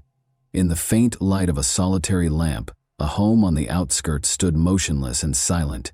Yet within, there was a muffled bustle. Loud shouts and weak shadows danced over the walls.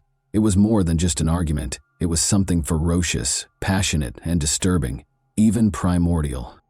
The air was broken abruptly by a loud bang that sounded like something big hitting the wall. Then there was the clear sound of a gunshot. Time seems to stop. After that, there was a terrible quiet that enveloped the area outside the home like a dense fog. Not a soul could be seen. Although no one was around to see it, the gun's piercing crack shattered the silence of the night like a piece of glass. Perth police got a desperate contact to the emergency services just minutes after the gunfire. The shaky, terrified voice of a woman indicated that there had been a shooting and that someone had been hurt. "He is not moving. God, please assist." The woman's voice broke as she screamed. Officers showed up at the scene as soon as the dispatcher deployed a patrol unit. Minutes later, a woman standing on the front lawn, clearly shaken, was visible through the flashing lights. Her entire body was shaking uncontrollably. Her eyes were wide with fear and she was pale. The cops found the house in a state of turmoil. The body of 38-year-old James Watson was in the living room. His physique was contorted in an abnormal way. A black pool of blood had started to spread across the floor, and his eyes were wide open. The walls and furnishings were stained by the blood that seeped into the carpet. Signs of a scuffle were immediately observed by the cops. There were toppled chairs and obvious signs of impact on the walls and furniture. Before the gun was fired, the whole room was in a state of chaos, suggesting a violent altercation. A shotgun with its barrel aimed at the door was resting next to the body. Although there were no indications of forceful entry, it initially appeared as though someone had broken into the house. In order to gather evidence, officers roped off the scene and dispatched forensic and investigative teams. They could see that this was no ordinary crime. It was the result of something far more intricate. They identified the woman they discovered on the lawn as the wife of Catherine Watson James. The paramedics on the scene attempted to calm her down because she was in shock. When she was taken to the police station, she was too upset to talk clearly, and her hands were covered in blood. She was limited to saying, "I didn't mean to. I had no idea how it would turn out." Investigators started looking for solutions. Asking the neighbors questions was the first step. But before to the gunfire, nobody had heard anything out of the ordinary. Mark Ridley, an elderly neighbor, reported that he's seen Catherine and James coming home together that night. He didn't give it much thought, although they appeared nervous. His statement was removed by the police, although it yielded no important clues. In the meantime, forensic specialists inside the home discovered an unsealed envelope containing multiple documents and photos. adding to the mounting evidence that the conflict had begun long before the gunshot on the kitchen table. Upon closer examination, the investigators discovered that several of the photographs depicted intimate moments from the family's lives, even if they didn't initially appear to be very significant. These pictures might be the key to figuring out why the tragedy happened. Investigators tried to piece together what had happened that night. After a stressful dinner at a restaurant, Catherine and James went home at around 8 p.m. Nothing had foreshadowed the impending disaster, but the supper had been unpleasant, according to people who knew them. James said he had to go and take care of something at one point, but Catherine urged he stayed. She informed him that they needed to talk about something. Catherine recommended that they unwind with a drink and spend the evening in silence after they arrived home. Leaving James in the living area, she took the envelope and headed upstairs. James remained downstairs as if oblivious to what was about to happen. After a while, Catherine returned downstairs with the papers firmly grasped in her hands. She put the envelope on the table in front of him, her face expressionless, and waited for his response.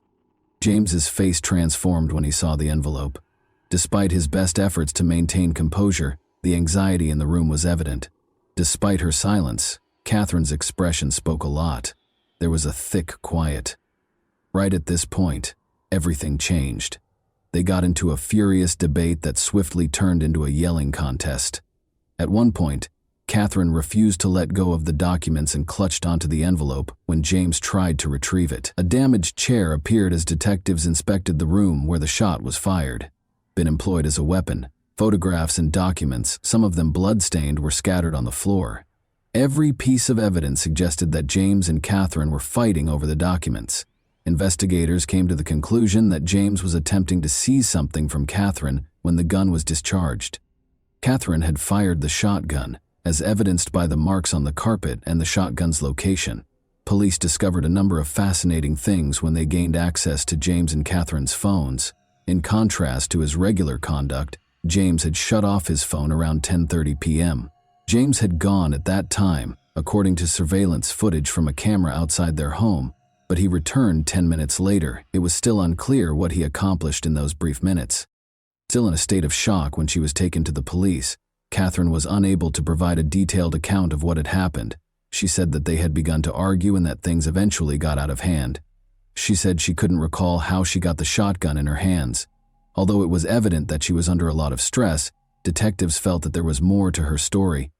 Investigators started looking into the Watsons' relationship in further detail. The couple had been married for 10 years, didn't have any kids, and seemed to lead a peaceful existence.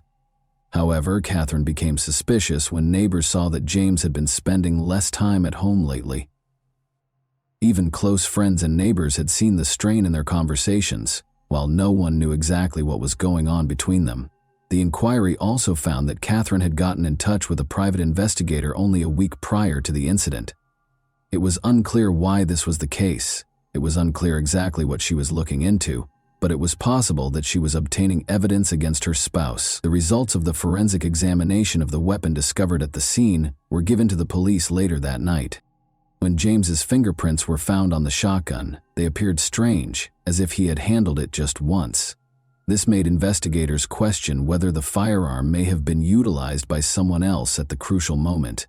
Perth police visited Catherine and James Watson's house again the morning following the incident. As investigators attempted to piece together a more coherent picture of what had happened, forensic teams continued to collect evidence at the crime scene, which remained sealed off.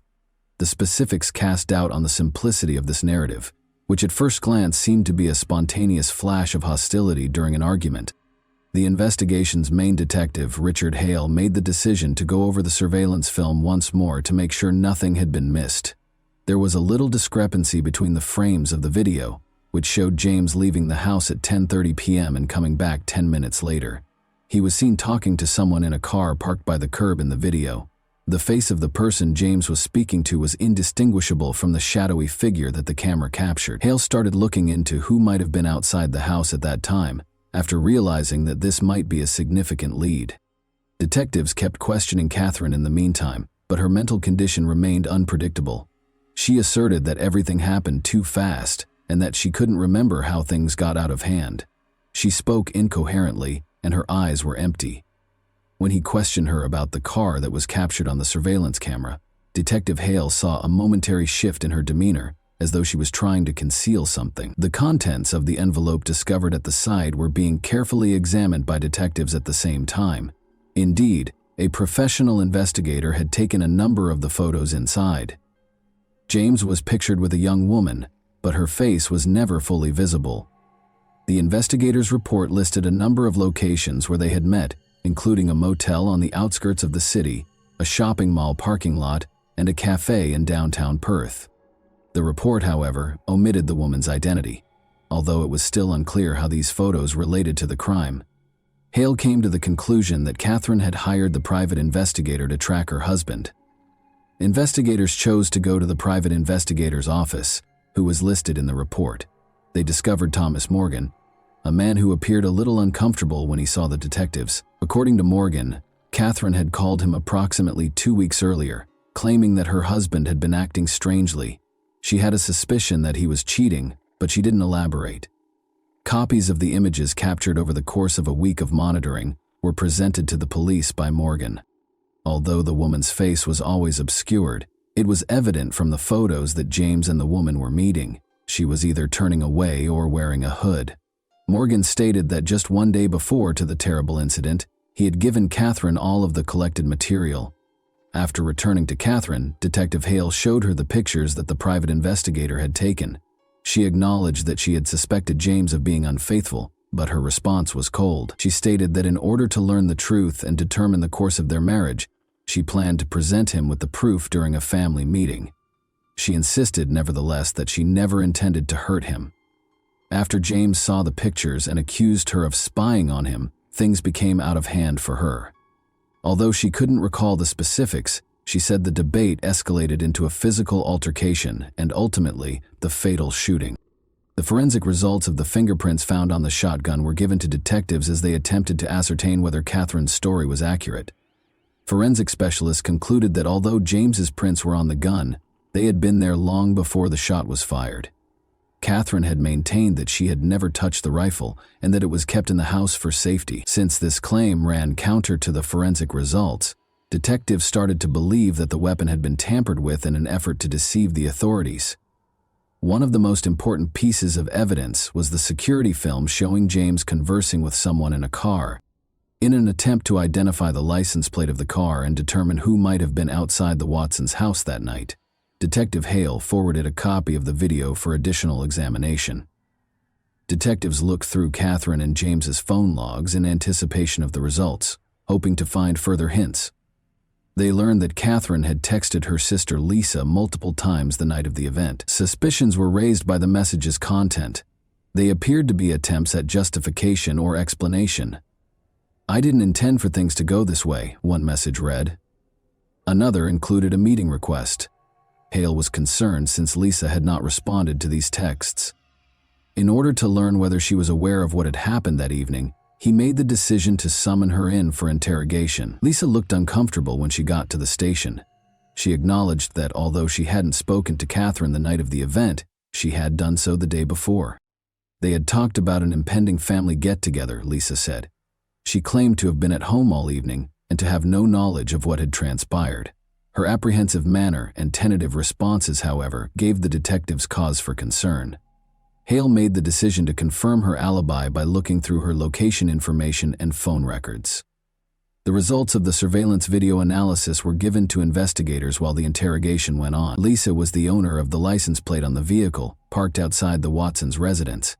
Their suspicions were aroused by this information, so Hale altered his questioning strategy throughout the interrogation and asked Lisa pointed questions regarding her whereabouts that evening. She initially attempted to justify her actions, but under duress she eventually acknowledged that she had been outside the house when James left. However, her reasoning was unclear. She never got out of the car, saying she had come to speak to her sister but left when she saw James. Hale was aware that something wasn't right. He went back to looking through Lisa's phone logs and found that the night of the event, she had gotten a message from James to come over right away. However, what could James have been talking about in private, and why would he phone Lisa when he was meant to be with Catherine?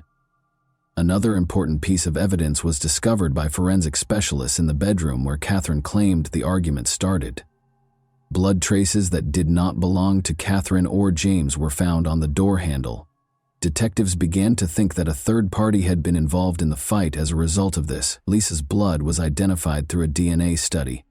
Despite Lisa's prior protestations, investigators now obtained evidence that she had been inside the residence. Lisa was presented with the fresh proof by the police. She attempted to excuse herself by saying she had simply come to keep Catherine safe, but she became alarmed and attempted to flee as James and Catherine began to argue. She maintained that she didn't know who fired the gun and had nothing to do with the crime. But as the interrogation went on, her tale became more complicated. Investigators were starting to feel that Catherine and Lisa could be concealing something. There were still too many unresolved problems, but they had a notion that James's potential affair might have led to a dispute between the sisters. Hale made the decision to temporarily release Lisa, requesting that she stay in town. He had the feeling that the mystery was almost solved, but that one crucial piece of information was still lacking to reveal the whole truth of that evening. Detective Richard Hale and his colleagues went back to the Watson residence the next day to conduct a more comprehensive examination. It became evident with every fresh clue that this was no ordinary crime. Hale believed that there was much more going on here than a tragic family dispute. Once more, the cops searched every room for information that could help them solve the case. They looked carefully at the pictures in the envelope. Although the woman's face was obscured and blurry in the private investigators' images that Catherine had commissioned, the detectives thought they were essential to the motivation. Because they were unable to identify her with certainty, this made the inquiry more difficult. Hale made the decision to re-interrogate Lisa, this time as a possible suspect rather than a witness, while the forensic team carried on with their investigation. Lisa agreed to cooperate despite her anxious appearance. Hale decided to present in a more straightforward manner. Given the blood analysis results on the door handle, he questioned her about why, if she had stated she never left her car, her blood was discovered inside the residence. Lisa attempted to clarify once more, but her responses lacked conviction. Although her explanation looked tenuous, she implied that she might have unintentionally scratched herself as she entered the residence. Though he was positive there was more to her story than she was revealing, Hale opted to give her some time after realizing that pressing any farther would not be fruitful. Investigators examined Lisa and James's phone logs in the interim. James had sent Lisa a number of texts shortly before he passed away, which they discovered. One text said, "Come over immediately," while another gave the meeting place. Hale thought James had a feeling something catastrophic was going to happen because of the frantic, almost desperate tone of the communications.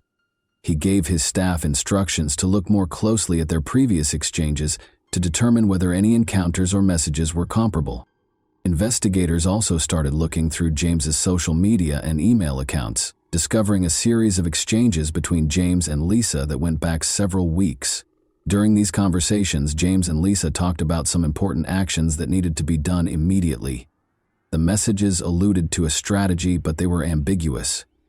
Hale began to piece together that James and Lisa's relationship went beyond a simple familial tie. Catherine continued to feel stressed as the investigation progressed. In an effort to shed further light on what had happened that evening, detectives made the decision to question her again. Catherine was hesitant to talk about her sister when Hale started inquiring about her connection with Lisa. Although they had been close, she said that in recent months their relationship had soured. Although Catherine didn't elaborate, she did imply that there had been disagreements in their family, not all of which had to do with James seeing an opening.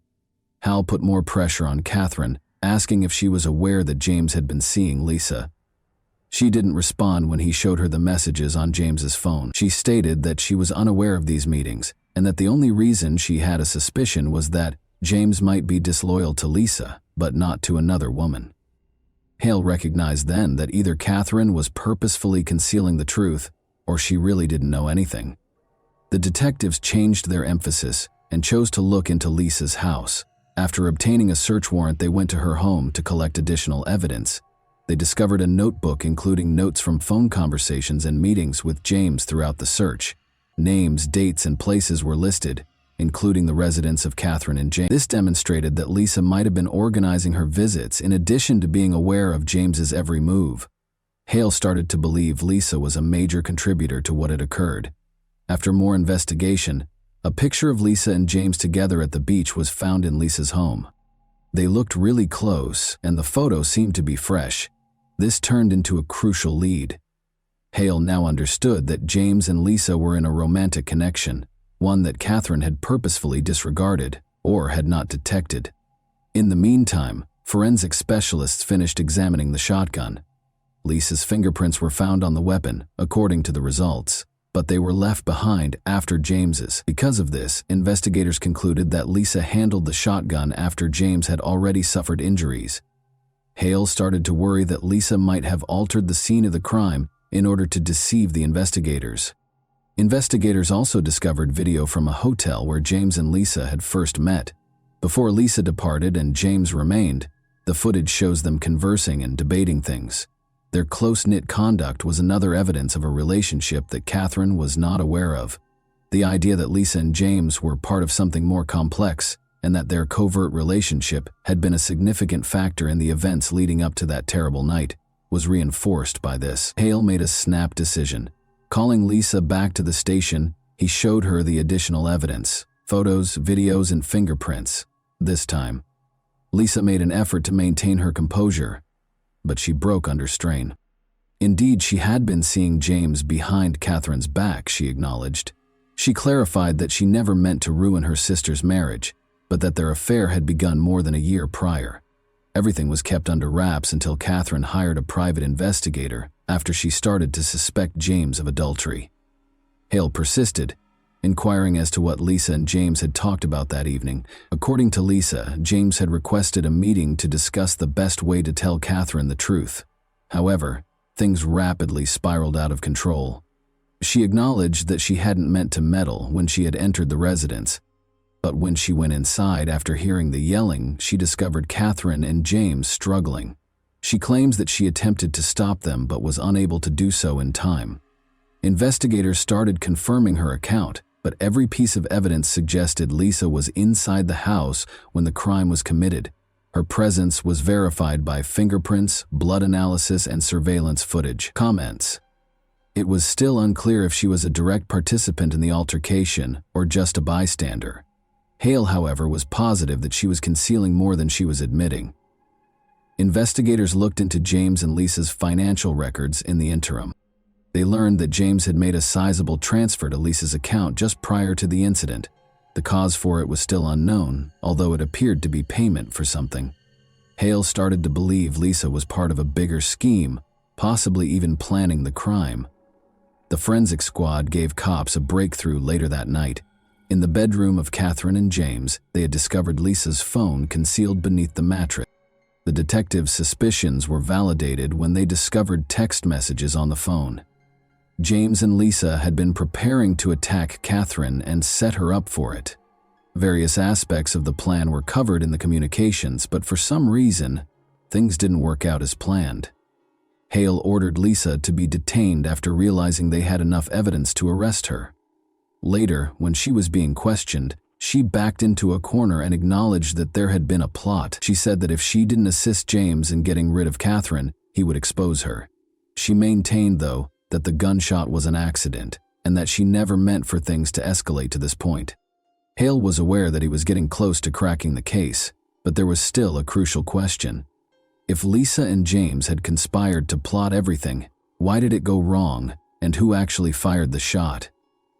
Detective Richard Hale believed that the puzzle was finally coming together. But there was still a critical point that needed to be answered. Why had James and Lisa's plan failed? And who had actually pulled the trigger? Although Lisa's confession and the evidence gathered suggested a plot, the specifics were still unknown. Lisa insisted throughout the interrogation that she was not involved in the crime and never meant to hurt James. She attempted to persuade the cops that their initial strategy was only to fabricate an event to give the impression that Catherine had assaulted James. However, she claims that as things got out of hand, she was left on the sidelines, not knowing what to do when the conflict started. Even though Hale paid close attention, he could sense that Lisa was still hiding something. He made the decision to do a last examination of the case in order to piece together the whole series of events that transpired that evening. To make sure they hadn't missed anything, the detectives went back to the Watson residence and meticulously went over the surveillance tape and the crime scene. Forensic specialists discovered a little but important hint on the shotgun during the re-examination that had previously gone overlooked. Tests on a piece of hair discovered beneath the stock showed it belonged to Catherine. Hale hesitated at this revelation. Before or immediately after the shot was discharged, Catherine might have held the gun. It also clarified the confusion in her account. Perhaps she simply was unable to recall the events of those pivotal moments when emotions were running high. The cops also looked through Catherine's pre-shooting phone logs. They learned that she had booked a private investigator and set up a meeting for the following day. This demonstrated her sincere desire to address the matter and perhaps make James responsible for his adultery. But why had things turned tragic if she had such intentions? Hale made the decision to go over Catherine's remarks again. He wanted to know if she had been part of the conflict or if she had been deceived. He started asking her more pointed questions right away, but Catherine insisted she couldn't remember the specifics. She explained that she and James got into a fight and that he attempted to steal the envelope containing the pictures from her. Everything happened too quickly, and then everything simply vanished. Detectives discovered a surveillance camera in the living room that they had previously overlooked as the inquiry went forward. The case took an unexpected turn when it was discovered that James had installed the camera himself. James and Catherine were seen fighting on the video. Lisa's voice could be heard even though she wasn't on camera. She was telling James to stop and that they needed to find a peaceful solution. There was a violent altercation when Catherine pushed James aside when he attempted to take the envelope from her. Catherine lost control of the situation, as seen on the video. Lisa rushed into the room to try to break up the fight as James seized her wrists. Despite placing herself between them, she managed to hold the shotgun. She seemed to want to defuse the situation, but it didn't work out that way. The pivotal moment was caught on camera when Lisa accidentally pointed the shotgun toward James in an effort to frighten him while she was in a panic. The gun went off as James made a quick movement. Lisa stood motionless, but Catherine fell to the ground. She gazed at James, who was lying on the ground, still holding the shotgun, for a few seconds. Her expression twisted in sheer horror.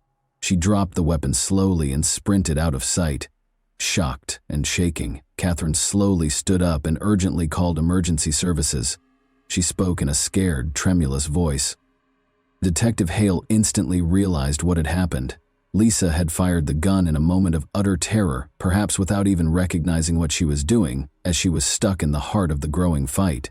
When the situation reached a breaking point, James and Lisa's plan to conduct an attack and hold Catherine accountable had failed. The disaster was unavoidable since Lisa lost control due to her overwhelming anxiety. Hale made the decision to charge Lisa with involuntary manslaughter in order to wrap up the case.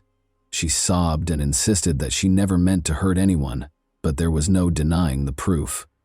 Although her actions were motivated by panic, the investigators acknowledged that she had known she was carrying a gun and had the option to not use it.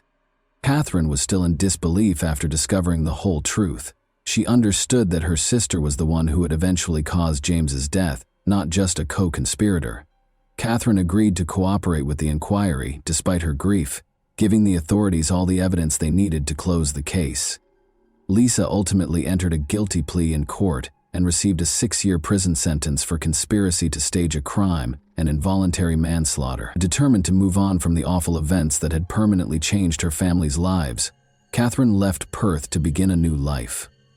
None of the players had anticipated how the narrative would conclude. Deception, manipulation, and covert activities culminated in a disaster brought on by bad choices and a loss of control. And that wraps up today's chilling story. If you enjoyed this video, don't forget to like and subscribe so you never miss a new upload. Also, let me know in the comments what part of this story shocked you the most. Thank you for watching, and I'll see you in the next video.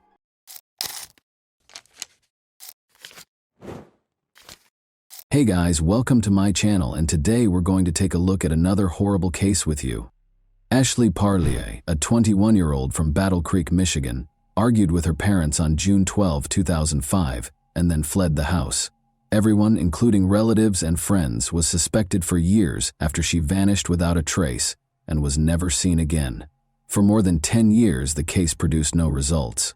The police were looking for answers about the Parlier family for 18 years until they finally found them. Where has Ashley Parlier disappeared to? Was there a possibility of foul play? Today we're examining Ashley Parlier's case, which lasted until 2023 and involved 18 years of age. Without further ado, let's begin the narrative. In addition to welcoming neighborhoods and amiable communities, Battle Creek, a tiny city in southwest Michigan, offers its residents amazing growth prospects and a thriving business. Located between two states and a major highway, Battle Creek is known as the cradle of the cereal industry and attracts a lot of tourists because of its picturesque downtown. Battle Creek is a bustling neighborhood with a distinct suburban vibe. One of the greatest areas in Michigan to raise a family is Battle Creek, which is well known for its recreational possibilities and natural beauty. In 2005, a 21-year-old from the same vibrant and welcoming town sadly vanished without a trace. Russell and Sherry Parlier welcomed a baby girl, whom they named Ashley, as their second child on October 16, 1983. Ashley has been quiet and reserved since she was a young child. She was also quite naive. She didn't make many friends as she grew older. Nicole Campen, Ashley's older sister, recalls how trusting her sister was. She claimed that one of the most memorable things about her was how trusting she was and how she simply saw the best in everyone. It was excellent that she wanted people to be what she believed the world should be. Ashley had gorgeous brown hair and eyes, and her crooked-toothed smile was quite lovely. Ashley also worked at the level of an adolescent between the ages of 12 and 14 due to a little mental impairment. She was able to live life to the fullest in spite of her troubles. She obtained employment at the closest Taco Bell store, located on the 800 block of Northeast Capitol Avenue, after graduating from Battle Creek Central High School. She had been accumulating money from her earnings at Taco Bell in order to get her own vehicle. Unfortunately, disaster was just around the corner for Ashley, a young woman who wished for a happy world. She was sweet and loving, yet the world did not treat her well. Ashley Parlier, 21, was about 5 feet 9 inches tall and had a slender frame. She was only 100 pounds. Her parents were therefore quite concerned on June 12, 2005, when they discovered that she seemed to have a bulge. Ashley was too pure, after all, both mentally and naturally. If she chose to carry the baby, they wanted her to see a doctor and receive prenatal care since they were worried about her health. Ashley left the house in a rage after a heated argument with her parents about the whole thing. Without a car, driver's license, cell phone, or credit card, she left her home in the Bedford Township community of Urbandale. She did, however, have some cash on hand, roughly $700.00. Ashley never came home, despite the family's desire to give her the time she needed to calm down. The Parlier family felt something was wrong and were anxious as the minutes stretched into hours, and then into days. At first, they had assumed Ashley would stay at one of her friends' homes for a few days, cool off, and then come back to them. However, they were forced to report her missing to the police after she hadn't returned after many days, and they couldn't contact her. The police made Ashley Parlier's photo and physical description public in the hopes that it would help them find any leads, because they had little evidence to work with and no leads to pursue. They disclosed information about her build, weight, and physical characteristics, as well as the clothing she was wearing at the time of her disappearance. She was last saw wearing blue trousers, brown leather sandals, and a checkered top. Soon after, the police received a lot of tips regarding sightings, particularly in the vicinity of Houghton Lake. There was a sigh of relief from the family. In the event that she was discovered, they planned to convince Ashley to return home. However, the Parlier family soon received grim news from the police. None of the sightings could be verified and were all bogus. Ashley was therefore not yet prepared to return home, wherever she was. As the investigation progressed to the second level, Ashley's parents, Cherie and Russell, who had delayed making a complaint, were the object of the officers' first suspicion. While Ashley's mother, Cherie, refused to take the polygraph, her father consented to do so and was exonerated. It's crucial to note that Cherie had already begun exhibiting symptoms of Huntington's disease, which was correctly identified a few years later. Nicole, Ashley's sister, explained that since Ashley had never done anything like that, not returning home for this long was undoubtedly uncommon behavior. However, the family had assumed that she was likely venting at a friend's house because they had a rather heated disagreement before she left. They had thought they would be able to resolve the issue if she returned home by the weekend. The police were clearly concerned because, according to Nicole, her parents were the last two people to see her at that time. She continued, "Again, we are a small-town Michigan family. We never thought that this would be a 16-year ordeal of trying to figure out where a daughter and sister is." In the months prior to her disappearance, the police also attempted to look for her then-estranged partner. At the time of the interrogation, Ashley's family thought she was carrying his child, even though they had split up. Another girlfriend of his was pregnant as well. Although the cops were unable to locate any evidence against him, he was not ruled out as a suspect. Ashley's close friends and family members were again questioned, but once more no information was discovered. But there was another angle. The officers discovered that Ashley might have had suicidal thoughts. The police had a suspicion that they would be able to locate the body if she had committed suicide. Thus, the police conducted a thorough search for her body. There was nothing substantial to find. They then speculated that Ashley might have been robbed, but her social security number remained unchanged during her absence. The police were prepared to deliver more unfavorable news to the Parlier family by this point. They told her relatives that Ashley was probably already dead and that they suspected foul play. Additionally, they promised the family that they would not give up on her. Although they conducted a thorough search for Ashley Parlier, the case ultimately came to nothing. Ashley's case was handled by a number of Battle Creek Police Department personnel throughout the course of the following 18 years. The department as a whole was baffled by her disappearance, as they kept discovering people of interest, but none of them had ever been shown to be suspects. The sheriff's department was given the case in 2020 after they had suspicions that she had been murdered outside of Battle Creek City. Only in 2021, when they least expected it, did they make progress in the case. The case has stalled after about 16 years of little progress. Then, however, something occurred that would alter everything. When police in Pennsylvania suddenly discovered a lead in Ashley Parlier's case in January 2021, they contacted officers in Calhoun County. Harold David Holman III, a 44-year-old serial murderer, was being questioned by Pennsylvania authorities in connection with the killings of Tiana Phillips and Erica Schultz. Holman did not want a trial at that time, so he asked the authorities if they could combine the three cases of Phillips, Schultz, and Parlier. Ashley Parlier had not been brought up by the police at any point during the exchange. They questioned him further about the Parlier case, since they were unsure of what he was talking about, and the results were startling. It was a complete confession, rather than merely a lead. The detectives promptly contacted the Calhoun County Police Department to update them on the latest case development. After taking over, the Calhoun County Police Department's investigation showed that Holman had resided in Battle Creek from 2002 to 2009 and had communicated with Parlier. Following Ashley's argument at home, police discovered that Holman had been in communication with Parlier. In Emmett Township, Michigan, she paid him a visit. Ashley informed him that a pregnancy test was requested by her parents. After getting into a fight with Ashley, Holman attacked her, knocked her out, and carried her to the Pennsylvania hills, where he struck her skull with a piece of wood until she was immobile. He also told police that he had disposed of his bloodied clothes after leaving Ashley someplace in Newton Township's northern section. On November 29, 1978, Harold David Holman III was born. Before becoming a young man, Holman lived in Germany with his father from his early teens until his father moved to Turkey, leaving him to live with his girlfriend. He looked like a typical young man at the time. The fact that he would become a serial killer was not anticipated.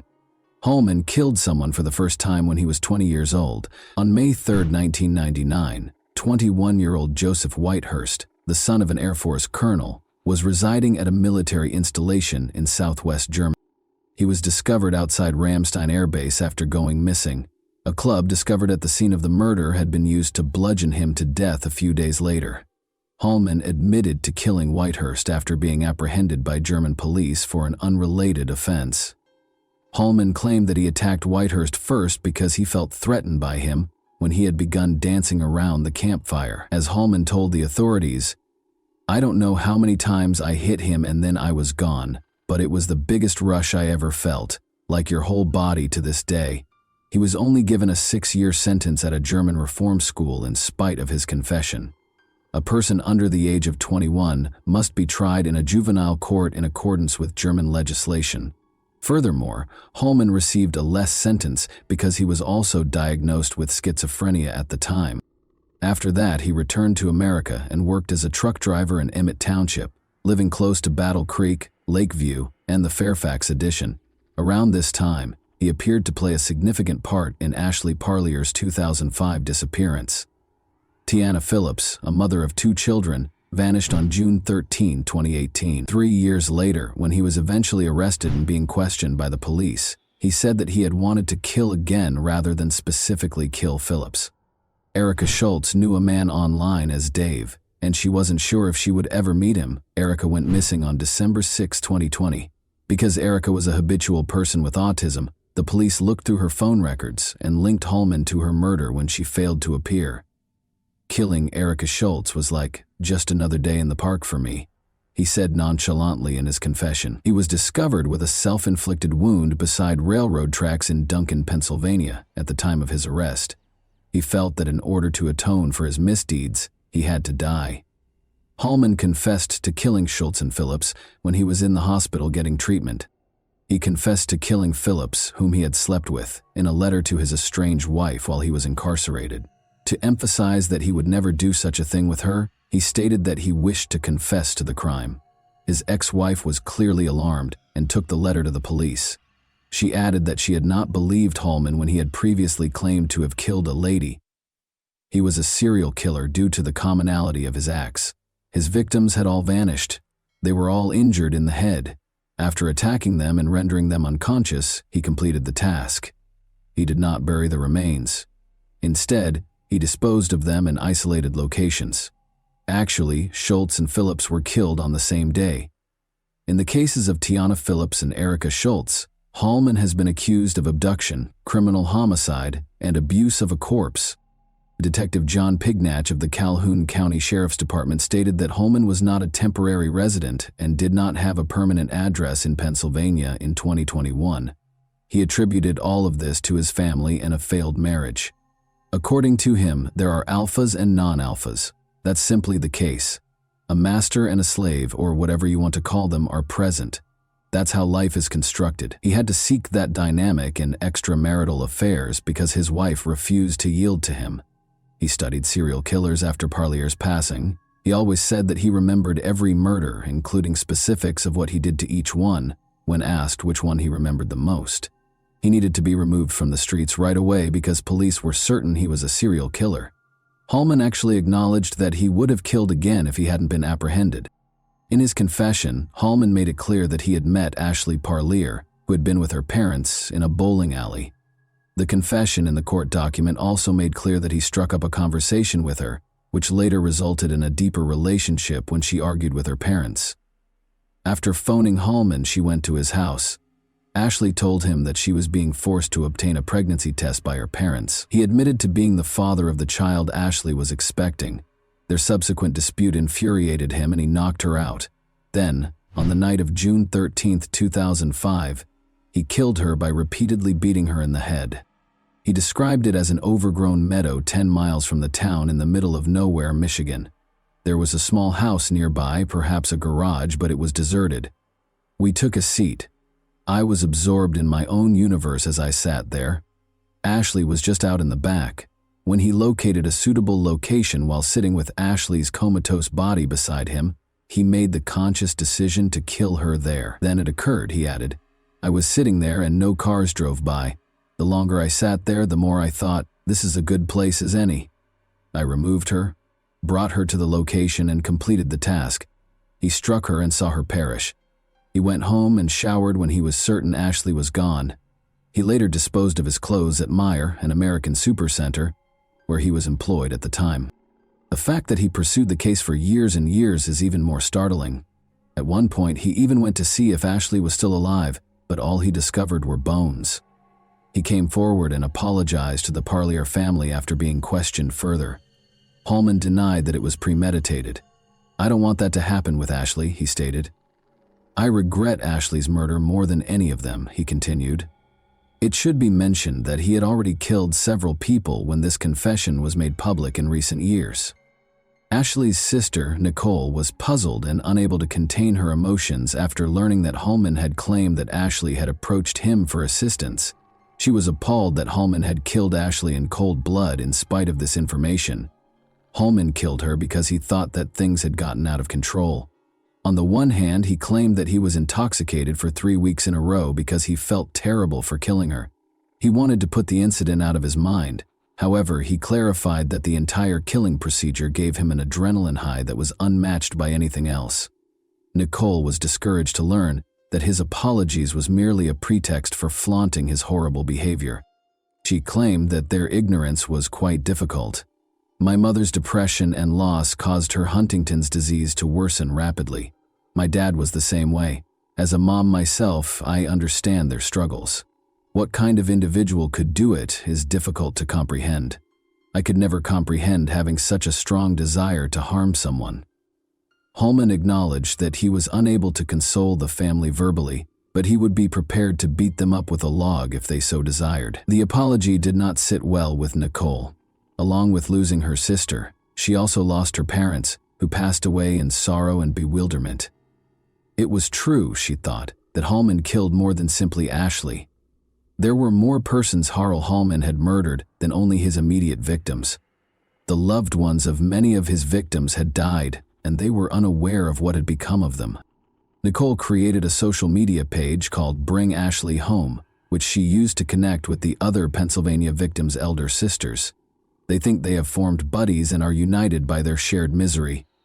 She stated that when Nicole presents her victim impact statement on behalf of the entire Parlier family on April 10th during Hallman's trial, the 3 older sisters of the other Pennsylvania victims will accompany her. She said, "We're going to remember our sisters, and we're going to remember Ashley and Tiana and Erica and not him.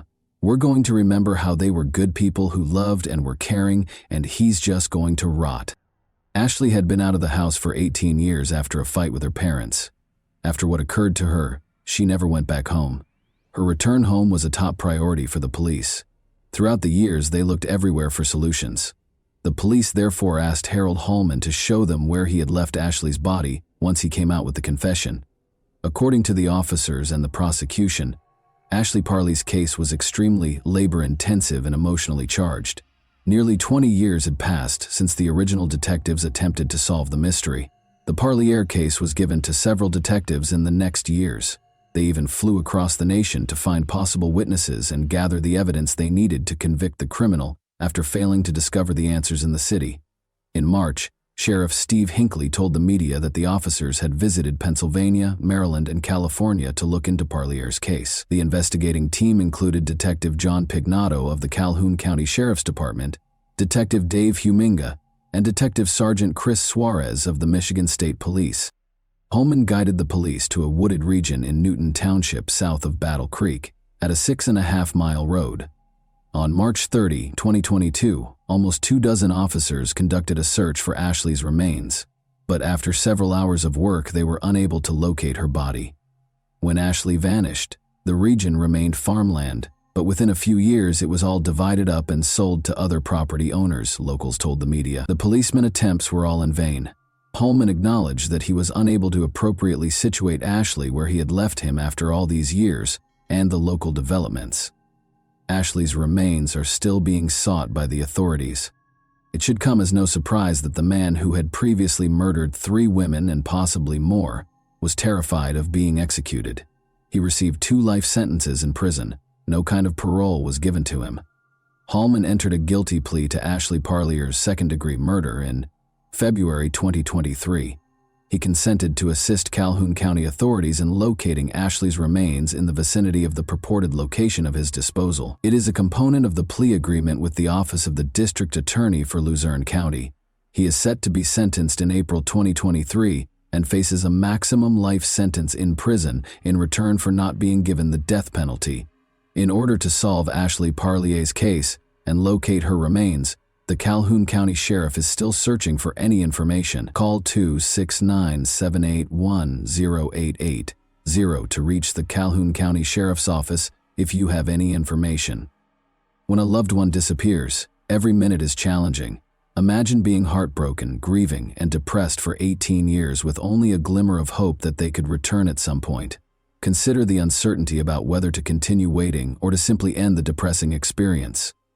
In the spring of 2020, Ashley's parents, Russell and Cherie, passed away without ever understanding what had happened to their daughter. Imagine the anguish and suffering they endured when they came to terms with the fact that they would never find out what had happened to Ashley, particularly since she had left the house in a state of rage. Imagine how their lives must have been when they were the target of active suspicion over the disappearance of their own daughter from the police, the media, and true crime fans. However, even though it took 18 years, Ashley's story was finally resolved. At least her family is aware of what happened to her, even though she hasn't returned home yet, because the police are still looking for her remains. Do you believe that Harold Holman might have had other victims? Regarding Holman's apologies, what are your thoughts? Does he kill people for fun, or does he actually have a mental illness? And that wraps up today's chilling story. If you enjoyed this video, don't forget to like and subscribe so you never miss a new upload. Also, let me know in the comments, what part of this story shocked you the most? Thank you for watching, and I'll see you in the next video.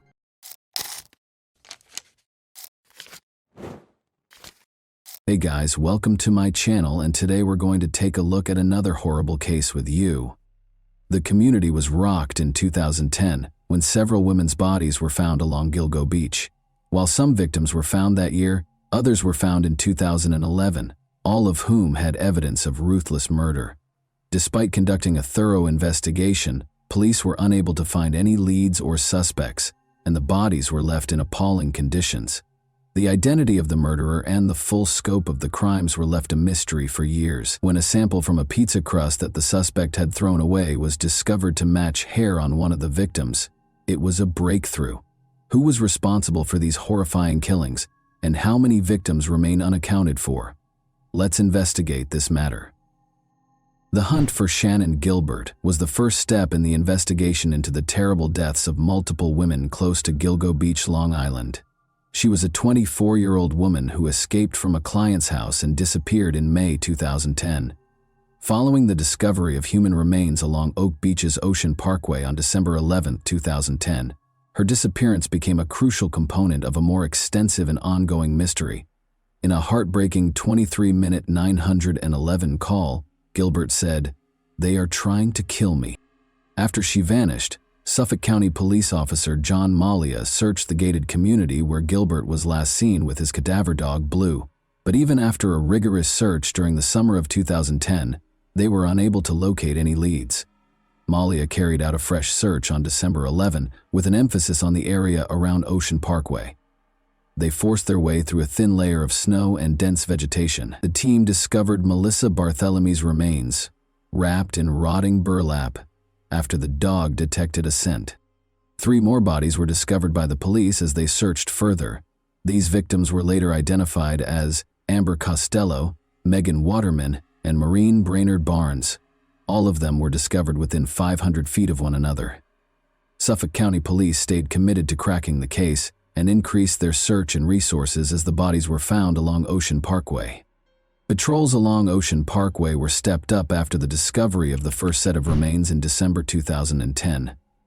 To comb through the dense brush and marshy areas, police deployed cadaver dogs, forensic teams, and cutting-edge equipment. Police stepped up their search along the same highway in March 2011 after finding additional remains, including those of Valerie Mack and Jessica Taylor. They broadened their scope to include Nassau County and even inspected neighboring beaches. In pursuit of hints that might help them find the murderer, officers endured long hours, inclement weather, and challenging terrain. State police, the FBI, and local authorities were among the law enforcement agencies that collaborated on the investigation. They investigated all of the information that could be used to identify the murderer, investigated forensic evidence, and followed up on tips. Police provided the public with updates as the case became more complicated, and even offered a $25,000 reward for information that might result in an arrest. Despite these tenacious efforts, the case continued to garner attention for reasons other than the discovery of new bodies. Unexpected developments in the investigation included the December 2011 discovery of Shannon Gilbert's remains. which sparked further inquiries about whether her passing was connected to the others. Some thought Gilbert's death was an accident, while others suspected foul play. Every lead was taken seriously by the police, who kept looking for answers. Gilbert's disappearance went unsolved for more than a year. However, a breakthrough happened on December 13, 2011. About half a mile from her last known location, her remains were discovered in a marsh. Her clothes and other possessions were also found close by. Gilbert's death was initially feared to be connected to the Long Island serial killer. Authorities concluded after a thorough investigation, however, that her death had nothing to do with the other killings. Mary Gilbert, Shanann's mother, publicly insisted that her daughter was a victim of the same murderer who left the bodies along Ocean Parkway. In spite of this conclusion, the pressure increased as more bodies were discovered, but these were only dead ends. The police remained committed to providing the victims and their families with justice, in spite of the difficulties. Internal conflicts within the Suffolk County Police Department were one of the many difficulties the investigation into the Gilgo Beach murders faced. The department struggled for years with leadership, especially under James Burke, the former chief of police. As investigators ran into one dead end after another, these issues slowed down progress and caused frustration. With so few leads, how were they going to proceed? Only on December 10, 2015, did the FBI formally intervene to assist. Although they had helped with searches in the past, they hadn't taken over the case completely until now. How come the FBI didn't get more involved sooner? The investigation was difficult, even with the FBI's recent involvement.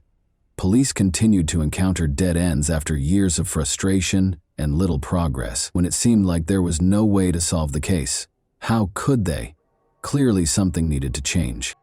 Geraldine Hart, the Suffolk County Police Commissioner, took the risky decision to reopen the investigation in 2020. She released important evidence to the public on January 16 in an attempt to spark fresh leads. An image of a belt discovered close to the crime scene along Ocean Parkway was one of the items made public. Initials, either HM or WHF, were stamped on the belt, but none of the victims were identified by them. To whom did it belong? Is this the hint that ultimately reveals the truth about the case? In addition to releasing the evidence, the police department declared that they were analyzing current leads using new scientific techniques.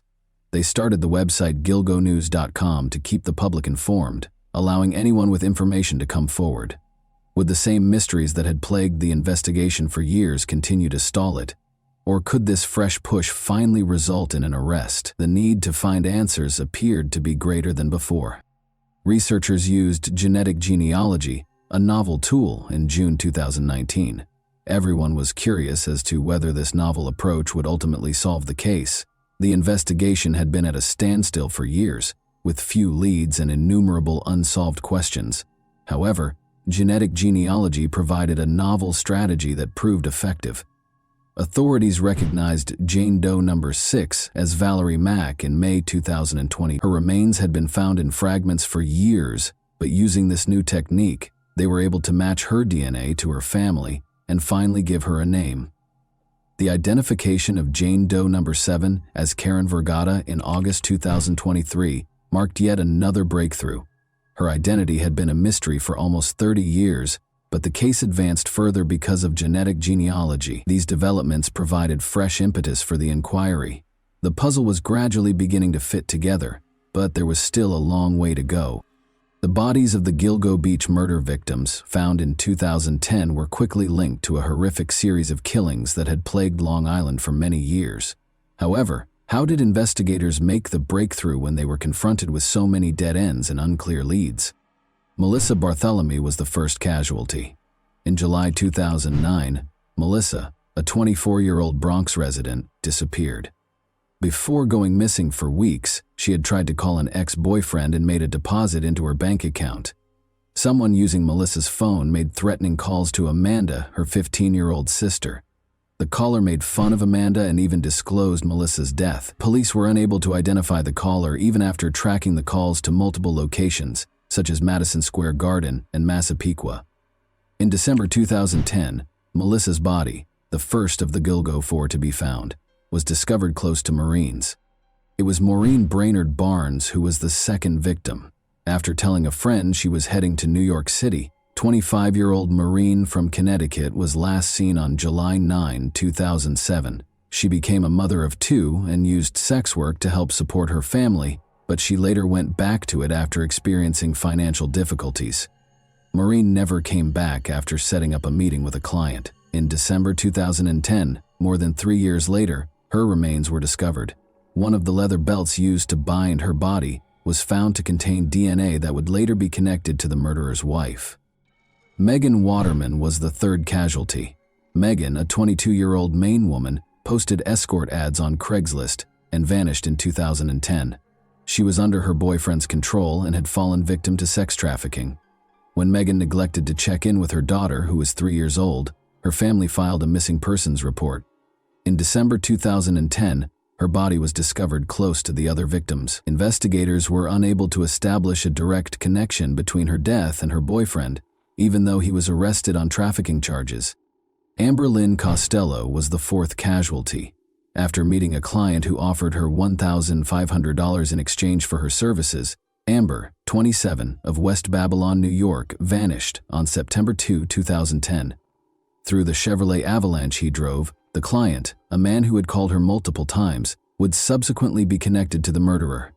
At first, Amber's family didn't know she was involved in sex work and thought she had entered treatment. Her heartbreaking tale brought to light the precariousness of those caught in the sex trade and addiction. 2011 saw the discovery of additional remains as the search for victims went on. The bodies of Jessica Taylor, Valerie Mack, and an unnamed toddler named Baby Doe were among 4 additional sets of remains found close to Oak Beach and Gilgo Beach. The mystery was only made more complex by the discovery of these extra victims. What other numbers were there? More unsettling remains were discovered when investigators extended their search into Nassau County to the east. Remains of Peaches and her child, Baby Doe, were among the most eerie finds. In 1997, the dismembered torso of an African-American woman named Peaches was discovered. She was later identified by investigators as the mother of Baby Doe, after DNA testing linked her to the remains discovered in 2011. Both victims' identities are still unknown, and there are still unanswered questions regarding how they died. Then, in 2010, the remains of a young Asian person named Asian Doe were discovered close to the first 4 bodies. Although the victim's identity is still unknown, it was thought to be a transgender woman. Even with all of the technological advances, it was not easy to identify these victims. The case appeared unsolvable due to the lack of leads and persistent dead ends. How could detectives, who were already having a hard time identifying so many victims, ever hope to catch the murderer? The Gilgo Beach murder investigation took a dark and complicated turn with the discovery of new remains, leaving the public and police with more questions than answers. With no leads and numerous dead ends, the Gilgo Beach murder investigation seemed to be going in circles for years. Would the murderer ever be apprehended? John Bittroff, a suspect, was briefly regarded as a person of interest in 2017, but Bittroff had a history of killing sex workers and was a convicted murderer. His profile was suspicious because of the parallels between his crimes and the Gilgo Beach case. He hunted and was proficient with tools like hacksaws, which matched the way some victims' bodies were dismembered. Bittroff was never charged, in spite of these unsettling ties, because there was no concrete proof connecting him to the Gilgo Beach killings. However, everything changed in July 2023. Massapequa Park architect Rex Heumann, 59, was taken into custody and accused of killing Melissa Barthelemy, Megan Waterman, and Amber Costello. Investigators searched for Heumann for almost 15 years. However, that wasn't all. In January 2024, Heumann was officially charged with Maureen Brainerd Barnes's murder after being identified as the main suspect in her death. The murders of Sandra Costello and Jessica Taylor, 2 additional victims who had not previously been linked to the case, were then charged in June 2020 for. After all these years of uncertainty, how did police manage to identify Heumann? The breakthrough occurred when investigators used multiple crucial pieces of evidence to connect Heumann to the case. In 2022, they located a Chevrolet Avalanche registered to Heumann close to one of the crime scenes. Then, it was discovered through cell phone records that Heumann had communicated with 3 of the victims prior to their passing. However, mitochondrial DNA testing produced what may have been the most damning evidence. The hair on one of the victims was discovered to match a sample taken from a pizza crust that Heuermann had thrown away. The fact that Heuermann's wife's hair also matched samples taken from multiple victims only served to heighten the unease. Crucially, though, she and their kids were out of state at the time of the killings. Is it possible that Heuermann was concealing his darkest secret from his closest friends and family members by leading a double life? Although Heuermann's arrest was a positive development, the investigation had been complicated. Although the case was a labyrinth of false starts and dead ends, Heuermann's arrest ultimately represented a breakthrough. Is he the secret to unlocking the whole mystery? Finally, the eagerly anticipated answers were at hand. Rex Heuermann was charged with 2 additional murders, which was a significant development in the ongoing investigation. After months of diligent work, investigators spent a significant amount of time searching a wooded area in Manorville, Long Island, and going through the evidence gathered from Heuermann's family home. The new charges are related to the 1993 murder of Sandra Costilla, whose remains were found in North Sea, Long Island in 1993, and the 2003 murder of Jessica Taylor, whose remains were found in March 2011 close to Gilgo Beach. According to court records, Heuermann is currently facing charges for both offenses. Prosecutors claim that DNA evidence, including a hair discovered beneath Jessica Taylor's body, connected Heuermann to the killings. Heuermann's link to the victim was established by this DNA match, which turned out to be a significant discovery. At first, it was thought that John Bittroff, a different suspect who had been connected to other killings in the neighborhood, was responsible for Sandra Costilla's death. Recent developments in DNA technology, however, have shed new light on the case and identified Heuermann as the real murderer. DNA evidence discovered at the crime scene has now been verified by prosecutors as linking Heuermann to Costilla's murder. The case has advanced significantly with these new charges, which broaden the scope of Heuermann's alleged crimes and raise the possibility that his murders may have taken place over several decades. The number of additional victims Heuermann may have been linked to is still unknown in light of this new information. Even more unsettling information is being revealed by the ongoing investigation. Since Rex Heuermann's criminal charges were revealed, his family is going through a very difficult time. In addition to fighting cancer, his wife is also dealing with the fallout from her husband's scandal. Due to their father's criminal history, employers are reluctant to hire Heuermann's children, who are consequently having difficulty finding employment. However, the relatives of Heuermann's victims are still in pain. The pain of losing a loved one never goes away, even though they might feel some relief when justice is done. As they look for closure for the lives lost, they find little solace in the ongoing legal process. The ramifications of this case are extensive and continue to cause great emotional suffering for the families of Heuermann and the victims. And that wraps up today's chilling story. If you enjoyed this video, don't forget to like and subscribe so you never miss a new upload. Also, let me know in the comments what part of this story shocked you the most. Thank you for watching, and I'll see you in the next video.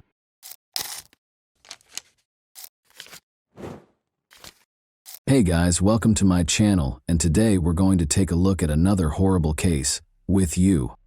At this point, a single horrifying discovery validated the police officer's worst fears. A psychotic murderer was at large. The murderer believed he had escaped, but he was unaware that he had been captured on camera. The police discovered a lead that would turn the case around just when it appeared to be unsolvable. But the first chapter of his dark tale exposed a horror so unthinkable that it rocked even the most infamous offenders to their foundation. On April 7, 2016, at 7:36 p.m., a homeless woman in Pasco County, Florida, dialed 911. She had discovered something she would never forget while searching for cans. The suspected area was in the vicinity of Newport Richey's Woodlands. Matthew Adamo, the Pasco County Sheriff, was scheduled to look into the report. Detectives initially thought it was a homeless altercation gone wrong, but they quickly discovered they were dealing with something far more sinister. The caller, who was questioned by detectives, stated that a man's headless body was found next to a shopping center and a community of mobile homes. She immediately fled again, preventing the scene from becoming contaminated. The investigative team split up into 2 groups after verifying that the body was indeed in the wooded area. One was to find evidence, and the other was to secure the body. They hoped to find something gruesome that might have been captured on camera at the Metro PCS store, which was fortunately the closest location. The majority of the CCTV footage had been deleted when the staff member led them to the room where it was being recorded. Everything on the camera had been deleted because the building had just been purchased by new owners on Friday. Meanwhile, another group of police officers cleared the path to the body and secured the area. Finding the victim and making preliminary inferences were their top priorities. The investigators were on the verge of discovering something that would completely change the course of their investigation. They had an idea of who the deceased might have been as soon as they discovered the body belonged to a woman. Just over a mile from the forested area, in October 2015, 21-year-old Brooklyn Peck was reported missing. Her case was declared unsolved by the police following a protracted investigation. The hope of finding Brooklyn safe and sound had faded along with the exhaustion of the search for her. However, after 6 traumatic months, Brooklyn's family once again hoped to find some sort of closure when the recently discovered body was reported on the news. However, the coroner's report, which would be obtained once forensics had safely removed the body and performed tests, was necessary to confirm whether it was Brooklyn. However, all of that had to wait until the crime scene was thoroughly examined, and the body's ambiguous location was making things more difficult. They were eventually able to examine the body up close at approximately 9:05 p.m. The officers had no idea that they were going to come across one of the most devastating discoveries of their lives. Since she was still wearing jewelry, the investigators concluded that it wasn't a robbery gone wrong. Her face had been so severely mutilated that it was unrecognizable, and her clothing was pulled over it. Her torn stockings further raised suspicions among the police that this crime scene was more than a landfill. This was the precise location where the victim had died. They had brought her here and killed her. It was extremely unsettling to consider that another person would do this to someone and abandon them without a sense of identity, purpose, or concern. They were certain that the investigation would not be simple. The victim had endured the most terrible final moments, whether or not it was Brooklyn. In actuality, the detectives had never seen a more heinous case of sexual assault. The medical examiner's office eventually informed them that blunt force trauma to the head was the cause of death. The investigators were aware that they had seen the aftermath of a deranged, unsettling fantasy. The real, unsettling tale would begin to take shape here. Their best guess for the Jane Doe's identity was Brooklyn Peck. The detectives immersed themselves in Brooklyn's case file while the body was prepared for forensic examination. They discovered something grim there. They found a physical characteristic that made it impossible for the body to be Brooklyn, even before the forensic report disproved the link between the body and Brooklyn. This was just one of the many twists that made this case feel like a movie. The tip of the recovered body's left pointer finger was still present, but Brooklyn's was missing. They now understood that Brooklyn Peck was not the deceased. They felt a wide range of emotions upon learning that this was not Brooklyn. They had been hoping for some closure, so they went from being relieved and happy that it wasn't her to feeling sad that it wasn't her. The effort to positively identify Jane Doe was a complete failure. Searching through the month's missing persons reports until they discovered a good match was the next difficult task. In an effort to identify the woman, and if at all possible, provide closure to yet another family in need of answers, they launched a thorough search through recent missing persons reports. After searching through the documents, they eventually discovered a match, a woman who had been reported missing just a few weeks earlier and who looked remarkably similar to the body they had found. The detectives realized they were starting a completely new investigation after making this identification. Judith Terrianos, age 52, was the owner of the body. The family of this grandmother, who had been missing for more than a month, was in the same state of desperation as Brooklyn's. They were aware that it would take a careful balancing act between forensic accuracy and unwavering resolve, and maybe a little bit of luck, to find out what had happened to this woman. Their attention now turned to discovering the truth about Judith's terrible fate, even though Brooklyn's case was still pending. Newport Richey was not Judith's home. She was only a guest. She had gone there to visit a friend who was fighting cancer with another friend. Unfortunately, she never came home. Born in September 1963, Judith Terrianos was originally from Maine. When she was younger, she frequently took family vacations to Greece because she loved to travel. The 52-year-old who had volunteered at a bookstore and worked at a nursing home in the past was said to be a kind and compassionate individual. In February 2016, the mother of 3 had gone to Florida to take care of a sick friend. By obtaining a fingerprint from the deceased, the medical examiner's office was able to identify the person as Judith Terrianos. The CCTV footage collected from the area gave detectives a vital lead when they eventually identified Judith, which gave the case new life. The detectives divided into groups. A couple of detectives went to a convenience store to get video, and a few others went to find her last known location. They focused on a convenience store and a number of nearby companies.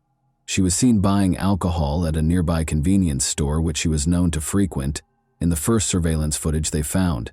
In the surveillance footage, they saw Judith and another individual buying her items at the time. She was seen in the video purchasing alcohol at a nearby convenience store with an unnamed man. That left the police with a suspect to pursue, one who might have the answers to this puzzling riddle.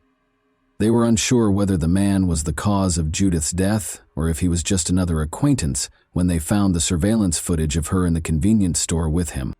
He might be able to help them with the investigation. Since he was the last person seen with Judith, identifying him became the top priority.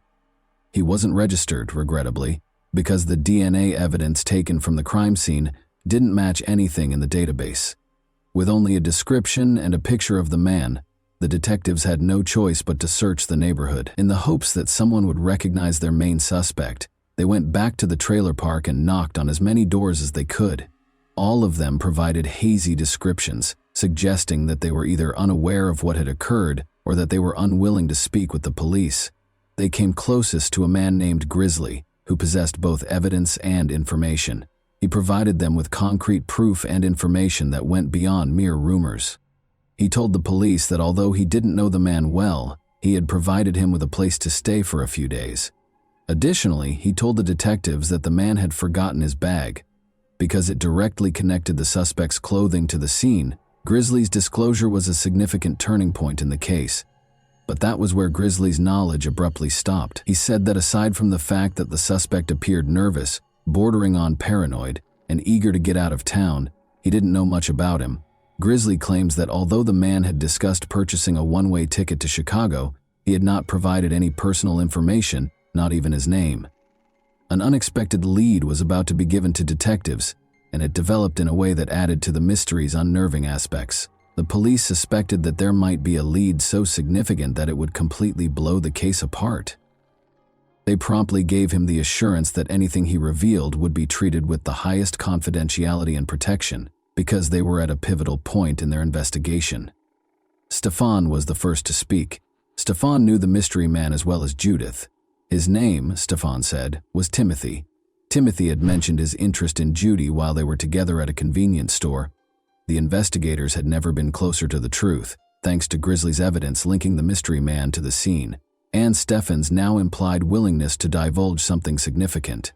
Something Stefan was about to reveal would finally solve the mystery once and for all. Even though the mystery man had finally been identified, Stefan had more in store for us. Police had found a bottle of rubbing alcohol at the scene. They were unaware of its significance at the time. They now knew that in an effort to hide his identity by destroying the DNA, he had poured rubbing alcohol on her body. The man was recognized by Stefan as Timothy Johnson. After expressing interest in Judith, Timothy's feelings would take a deadly turn in a matter of hours.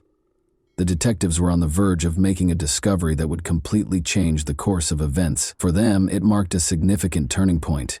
After investigating Timothy Johnson's background, detectives discovered that he had been arrested 4 times in Florida for domestic abuse, aggravated battery, and twice for not showing up for court. Curiously, 3 weeks prior to the discovery of Judith's body, one of those arrests for aggravated assault occurred. He broke into a woman's house late at night after drinking too much. More significantly, though, this indicated that he was already under police arrest. Timothy Johnson lacked any genuine regret for his crimes and was incredibly heartless. With CCTV footage, witness statements, and evidence that placed him close to the crime scene, the detectives were now prepared to address the most pressing issue. Just the video evidence was important. Witnesses also recalled Timothy's unpredictable behavior and interactions with Judith in the days preceding her death, and had caught him close to the crime scene around the time of Judith's murder. As the pieces came together, the detectives were ready to construct a strong case because they knew that Timothy's violent past gave the current charges context and substance. When the detectives went to the prison to question the cold-blooded killer, the police thought they had finally located him, but they had no idea that this was only the beginning. Detectives discovered as they dug deeper that they were looking into a pattern of increasing violence rather than just one murder. Johnson's history of arrests suggested that he was used to getting away with grave consequences for his behavior. In June 2015, Timothy entered a no-contest plea for misdemeanor battery, adding to his criminal history. In December 2015, he was also accused of resisting a police officer and violating his probation. Timothy was arrested in January 2016 for using a knife to break into the home of his former roommate. The ex-roommate reportedly claimed that he had previously threatened to break up with her. Timothy, however, was set free in February 2016. Since he had been incarcerated since March 23, 2016, for a probation violation, the authorities didn't have to search far for him once Judith was located. He reportedly acknowledged having consensual sex with Judith, but withheld further details. However, other prisoners came forward with information, stating that Timothy had described what had happened and confessed to killing Judith. They anticipated a confession, but they were taken by surprise. He didn't confess to his crimes until he was officially booked, charged with first-degree murder, and put inside the prison walls, but not to the investigators. He conversed with another prisoner instead. He smashed her face in and suffocated her to death, then went to a place that would make anyone's skin crawl. Timothy was merely idly sitting there. He was not in a panic. He wasn't going crazy. He appeared to have experienced nothing at all. Timothy used his victim's pilfered credit card to eat some waffles. Those who dared to imagine what he would do next would never be able to forget it. Timothy Johnson received a life sentence. By commemorating Judith Therianos, we pay tribute to her life and promote a society in which each person is treated with respect and dignity, preventing further victims of needless violence. Nothing really surprises the police, who always see the worst in people. The police were affected by this, even though it was sickening and unsettling. Some people experienced nightmares, not so much because of him, as because of how awful her final moments were. Investigators and the general public were left wondering, was he struggling with guilt, or was there a darker side to his selective silence? This confession's timing and nature sparked numerous debates. Timothy was ultimately convicted of first-degree murder and given a life sentence in October 2017. For the January 2016 incident, he was also found guilty on 2 counts of aggravated assault and sentenced to 5 years in prison each. According to prison records, Timothy is still a prisoner at the Union Correctional Institution in Rayford, Florida. And that wraps up today's chilling story. If you enjoyed this video, don't forget to like and subscribe so you never miss a new upload. Also, let me know in the comments, what part of this story shocked you the most? Thank you for watching, and I'll see you in the next video.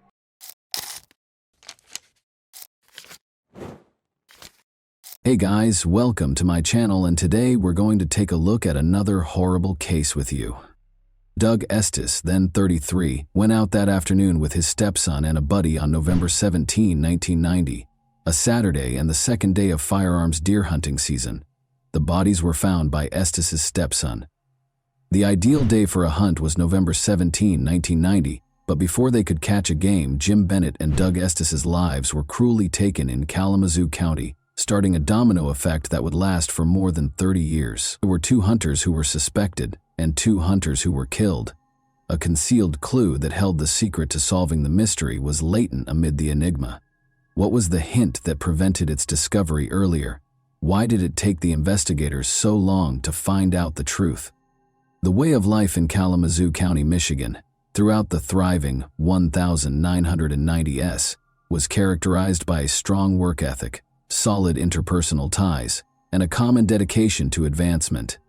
There were 223 of 411 people living in Kalamazoo County, Michigan. A diverse range of people with varying goals were present, with one crime defining its history. The 1990s unfurled as a transformational decade against the backdrop of this dynamic county. On November 17, 1990, a relatively warm day in Kalamazoo County, the fatal day occurred. The hunters were headed to the Fulton State Game Area in hopes of catching a good game. Bobby Brown and Doug Estes, his stepfather, were among them. The group believed that splitting apart was a smart move and went in different directions. In order to identify the deer's movement, Doug, Bobby, and the others were intent on listening for even the smallest noises. Due to the fact that winter days were usually peaceful, the group and the locals were alerted a few minutes later by the sound of 2 gunshots. Just down the street from her home, Helen Knopf and her son heard a car scream into a ditch. Could this have something to do with the recent gunfire, or was it just a coincidence? The fact that gunshots were common in the vicinity did not change the fact that the timing and closeness could not have been coincidental. Knopf and her son were inquisitive and worried as they walked up to the automobile and noticed a sweaty man behind the steering wheel. His expression was unpleasant and he appeared anxious. She offered to call a tow truck for him because Knopf believed he needed assistance, but he declined, claiming that a deer had unexpectedly crossed the road and left him in the ditch. There was something wrong, even though the justifications appeared sincere. After all, people used to come here and hunt deer. Knopf believed he was being calm, which was strange, yet he seemed eager to go out. The man in the automobile wasn't even looking for assistance when she offered to call the cops. He said he didn't want to involve the police because he was sure someone else would fix his car, and then he drove off. However, the gunfire echoes were still audible.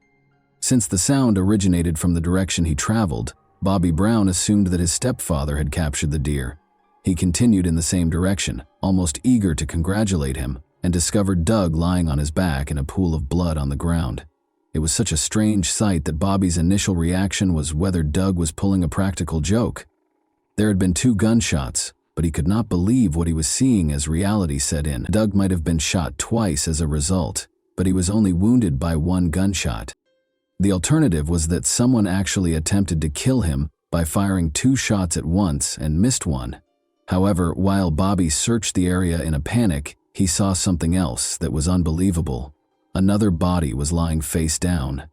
He hurried over to the other man's corpse and rolled him over, but he was obviously dead. He had first checked for Doug's pulse, but there was no hope. Bobby was powerless to help. He promptly alerted the police and raced out to seek assistance. The police responded quickly to examine the disturbing events that transpired on that fatal day, setting the stage for a thorough inquiry. Bobby had previously told the officers about the 2 bodies and they confirmed their presence. Their first task was to identify the victims, and before long the police were able to identify them.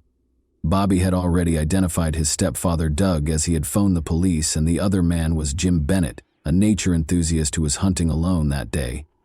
Jim Bennett and Doug Estes were both struck in the back with their hunting licenses at close range. The males had been shot with separate guns, which was strange. According to one version, they shot each other because they thought they were the deer they were searching for. The first problem was that they were nearly impossible to strike because they had both been shot in the back. When ballistic testing revealed that Doug's gun was missing from the scene and Jim's muzzle loader was fully loaded, the second discrepancy emerged. However, that was just the beginning of the chaos. Detective Bruce Wiersma, who was now retired, and Sergeant Roy Ballett were given the case. Since the area had not seen murder cases in a long time, Wiersma was overwhelmed by it because he lacked experience in homicide cases, much less double homicide. But Wiersma made the decision to pay close attention to the specifics in order to guarantee correct protocol. As the investigation went forward, they discovered that Jim and Doug had never met before. It was just a coincidence that they were both slain at the same moment, because they had gone hunting separately. Already, the detectives had no idea what might have been the reason behind the murder.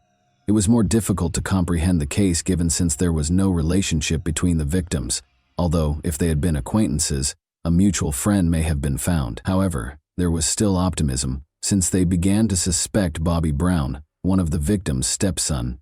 At first, the detectives thought that Jim was the target, which is why the killings took place. They claimed that Bobby had intended to rob him, but the heist failed and Doug was also killed in the process. Bobby had to call the police because his plan did not succeed, the police suspected. However, Bobby's intents and motives did not align with the crime, and Estes and Bennett's families felt that their loved one was not the primary target. The detective's suspicion radar was always on, regardless of what the family stated, in case they overlooked any evidence. In order to find out if the neighbors had heard or seen anything odd that day, the police proceeded to check the crime scene once more. The neighbors had indeed heard the gunshots, but Helen Knopf's statement added a fresh perspective to the tale. She assisted the officers in drawing a composite of the man whose vehicle went into the ditch. The detectives spoke with other neighbors because, although the mystery man was starting to be suspected, there was no evidence connecting him to the crime. Following extensive discussion and exploration of their narratives, a new name surfaced from the obscurity. Jeff Titus, who was born in 1952, owned the land directly behind the Fulton State Game Area, where it served as a boundary. Prior to joining President Richard Nixon's security detail, he was a police officer in the U.S. Marine Corps. He then got a job at a VA medical center as a security guard. He loved hunting and being outside in addition to his professional activities, but he was fiercely protective of his land. When hunters would wander into his lands, he would become enraged. Could Doug and Jim have crossed the boundary into Titus's territory and enraged him? The cops wanted to know where Titus was when the murder occurred. That same day, the investigators brought him in for questioning in the evening when he was free. It turns out that Jeff Titus was himself hunting deer. He had gone off with a friend to an elderly couple's home at Battle Creek, which is over 27 miles from the Fulton Game State area. Titus and his friend went to Burger King and then drove back home after a few hours. The narrative began to diverge at that point. It had finally been discovered that Doug Estes' lost rifle was fully loaded. Titus was involved. He claimed that after finding it some 30 yards from the scene of the crime, he decided to keep it clean so that no one could claim it and it could not be linked to another person. The revelation demonstrated that Doug and Jim had not killed each other and that someone else was to blame for their deaths, even though it threatened to seriously implicate Titus. Although it undoubtedly sparked concerns, Titus was cleared since there was no way to verify whether his tale was false. More importantly, he had a strong alibi. However, the investigators were aware that something was amiss. Despite their best efforts, the situation seemed to get more complicated. The investigation ultimately became cold in 2000 since there were no new leads or closures. A fresh team of detectives, led by Detective Mike Brown and now retired Sergeant Mike Workema, took over the case files and reopened the double homicide case of Doug and Jim. Re-examining the neighbors, re-examining the clues, and re-evaluating the previous suspects were the first steps in their investigation. It turned out that Bobby Brown was the object of their initial suspicion. He was cleared after much back and forth. Who had slain those men that day? Then, if the primary suspect was exonerated and there were no leads or clues. In retrospect, that would seem like a straightforward response, but the cold case investigators took their time and ultimately concluded that Jeff Titus had to be the murderer, regardless of what the original cops thought. Since the incident had occurred more than 10 years ago, people's recollections were hazy and their accounts varied. It was turning out to be harder than they thought. But the investigator quickly developed a tenable theory. It implied that Titus had left the hunting property where he had been at the time of the murders on November 17, 1990, and gone back to his own adjacent property close to the Fulton State Game Area. He took this move because he believed that someone might have entered his property without permission. Following that, it was thought that he killed the victims before returning to the Battle Creek farm and going home with his friend. Titus, a father and married man, was arrested in 2001 after his co-workers at the Veterans Affairs facility made reports. During the deer hunting season, they both revealed that Titus did not appreciate trespassing hunters. It was a good enough motivation, the cops said. Additionally, his colleagues claimed that he boasted and talked openly about the murders. The now retired assistant prosecutor Scott Brower of Kalamazoo County presided over Jeff Titus's trial in 2002. Unfortunately, Titus's alibi witnesses had become weaker with time and were no longer able to testify in his favor. The original investigators who had completely exonerated Titus of any crime were not called to testify during the trial, and his neighbor Helen Knopfs did not appear on the witness stand regarding the mysterious man in his car. Titus was found guilty and given 2 life sentences without the chance of release. Even though the prosecutors did not dispute the veracity of his alibi, he was imprisoned in Coldwater, Michigan, at the Lakeland Correctional Facility. However, this tale was far from over. Howard Swabash, a recently retired polygraph examiner from the Michigan State Police, was a noteworthy addition to the team during Titus's legal defense, which was led by attorney William Fett. It turned out that Fett had hired Swabash as a private investigator. According to court documents, Swabash's wife filed for divorce in January 2002, just 5 weeks after Titus was accused of murder. Even though the identity of the second woman involved was kept secret, the accusations of marital adultery led to the dissolution of their marriage. 3 months after Titus was found guilty by a jury, on the memorable Halloween day of October 31, 2002, his wife Julie visited him at Saginaw Prison with their daughter and private investigator Swabash. Since they had not gotten along for years, Julie told Titus that she planned to file for divorce. According to the public records, Swabash and Titus's ex-wife Julie eventually got married in Florida in April 2005, just 3 years after Titus was found guilty. This was a startling development that sparked speculation about their relationship and how it might have affected the case. The first inquiry that resulted in Titus's exoneration in 1990 was greatly aided by retired Sergeant Roy Belay of the Kalamazoo County Sheriff's Office. Shortly after Titus's conviction, Belay confronted Swabash, the investigator in the Kalamazoo County Courthouse, feeling confused and unhappy with the way things had gone. Belay was disappointed, asking why Swabash had not even bothered to get in touch with him to share his thoughts and feelings about the matter, especially if he had assumed the responsibility of conducting the investigation to prove Titus's innocence. Belay and the other initial detective would have given important testimony on Titus's alibi, but the defense did not call them as witnesses. The altercation became heated, and Swabash's response was combative and offensive. He left quickly, leaving Belay to think over the experience. During a phone interview from prison, Titus freely questioned if the private investigator for this defense team had been genuinely interested in his interests. Titus maintained his innocence throughout the entire incident, saying, "It's a shocker, and then I wonder, was he working for me? Was he working for an ulterior motive? I don't know." But when Bruce Wiersma and Roy Belay, the 2 detectives who worked on the original inquiry, publicly said that they were willing to testify in favor of Titus's alibi, it was a turning point. The University of Michigan's Innocence Clinic became interested in this development and became involved in the case. At the same time, an independent inquiry was launched by the Michigan Attorney General's office. As both organizations examined the evidence, an important discovery was made. A key aspect that had not been revealed to Titus's defense team during the initial trial was that they discovered that there were many hunter deaths in the area and that it appeared to be the work of a serial murderer. Without a doubt, it cast suspicion on any possible link between Titus and Doug and Jim's untimely deaths in 2002. The Innocence Clinic filed a motion for relief of judgment and a new trial on Titus's behalf as a result of these findings and other strong evidence. The genuine turning point, however, occurred in 2019, when 47-year-old producer Jacinda Davis, who is well known for her work in the true crime genre, happened upon her most compelling narrative while traveling the highways to find ideas for her next series. The murderer's journey took her to the center of Michigan, where she was enticed by Jack White's renowned Third Man Records. She came over the intriguing case of Jeff Titus while browsing the internet. Susan Simpson, a 34-year-old former lawyer who is now a podcaster, shared a trip with Davis. Simpson, Rabia Chaudhry, and Colin Miller were the hosts of the popular podcast Undisclosed.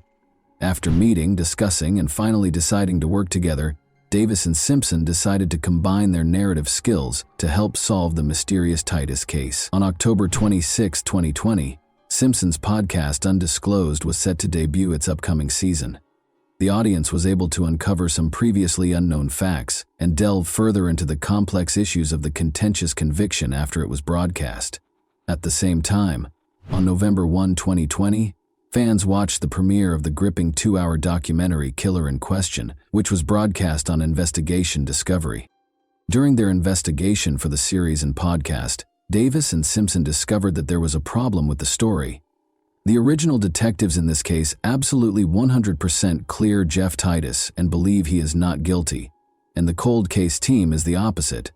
They believe beyond a doubt that they have the right man. During their lengthy investigation, they discovered a significant breakthrough involving 2 key witnesses who had seen a car stuck in a ditch immediately after the gunshots, Davis said.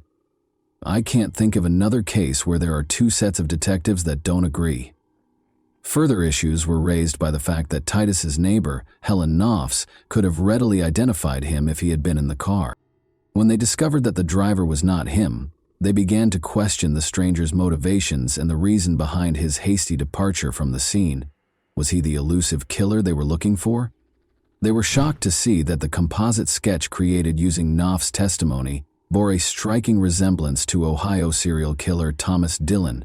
Dillon has previously targeted outdoor enthusiasts, hunters, and fishermen. When he was finally caught in 1993 for killing other hunters, Knopfs herself had even recognized him from a police lineup, according to FBI reports.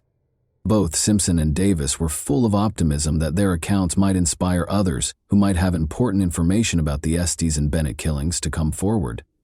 Simpson noted that the simple act of sharing these stories frequently has a cascading effect, encouraging people to come forward with insightful information that may be added to the ongoing investigation. Davis agreed with them. She admitted that memories might evolve with time, with little information occasionally disappearing. Original memories, however, usually survive on their own. Both investigators had their own judgments about Titus's guilt as they dug more into the case. After initially being dissatisfied by the evidence, Simpson found strong corroborations that supported the original investigators' conclusions. Simply put, the evidence against Jeff Titus was insufficient. The Michigan State Attorney General's Office's Conviction Integrity Unit has been thoroughly reviewing Titus's case since 2019. Since none of the motions filed by the Innocence Clinic had been approved throughout the ongoing inquiry into this potential erroneous conviction, Jeff Titus was forced to serve 2 life sentences at the Lakeland Correctional Facility in Coldwater Branch County, Michigan. Despite the challenges, the Innocence Clinic worked to get Titus released from the facility in 2021 because of the COVID-19 outbreak, which resulted in several of the Lakeland inmates testing positive for the virus. They requested a bond release under extraordinary circumstances. Regretfully, the district judge who administered their plea thought it was unjustified. The podcasters Davis and Simpson were the first detectives to discover a possible connection between Dillon, the serial killer, and the 1990 killings. Their natural curiosity brought them to Dillon's troubled history, since he had admitted to the gruesome 1993 killings of 5 hunters and outdoor enthusiasts. And Dillon also told his cellmate that he was a main suspect in another murder in Pennsylvania, and that he was involved in the murders of 2 hunters in a county that he thought the police would never connect him to.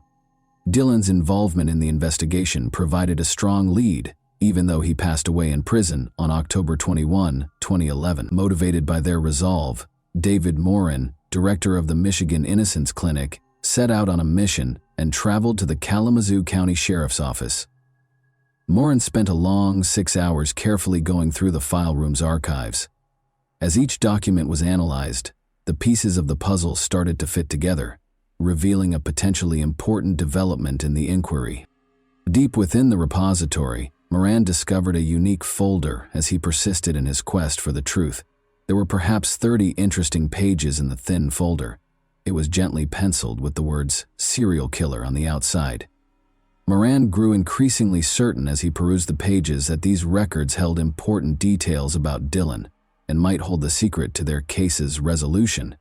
The knowledge that these crucial documents had never been given to the defense added yet another level of surprise. There was an uncomfortable void in the information provided throughout the trial, since it seemed that the prosecutor's office was still unaware of their existence. This revelation gave Moran optimism and strengthened his conviction that their fight for justice was headed towards success. Bruce Worsema, the original detective who put together the serial killer file, stated that he was convinced Dillon was the criminal responsible for the crimes and that the reports on Dillon were part of the case file. The retired cold case sergeant Mike Worsema, however, claimed he had never seen that specific file. He denied knowing about the alternate suspect, as did other detectives on the cold case squad. But according to a police report that turned up in court records, the file was known to at least one of the cold case detectives. Former Kalamazoo County Associate Prosecutor Stuart Fenton had a different viewpoint. He stated that he thought Titus was behind the killings. He was adamant that an innocent man had not been wrongly condemned and that the jury had made the right choice. Fenton believed that the new material would not likely have changed the first trial's outcome. in light of the subsequent claims. Titus personally promised himself that he would not cut his beard until the day he was released from prison. On February 16, 2023, he finally received the long-awaited call telling him of his imminent release, and he was overcome with emotion. Titus recounted, "I just started bawling." He would frequently cry with happiness again when he started working on the cards, briefly covering his face with his hands. Jeff Getting, the Kalamazoo County prosecutor, stated that it is still unclear whether additional charges will be brought. He continued, "We're in the process of reviewing the case. It is a complicated factual and legal analysis that will take some time to process." After serving more than 20 years in jail for the 1990 murder case involving Doug Estes and Jim Bennett, 71-year-old Jeff Titus was released on February 24, 2023. His conviction was reversed. It should never have happened in the first place, according to Titus, who added that people had been waiting for this day for 22 years.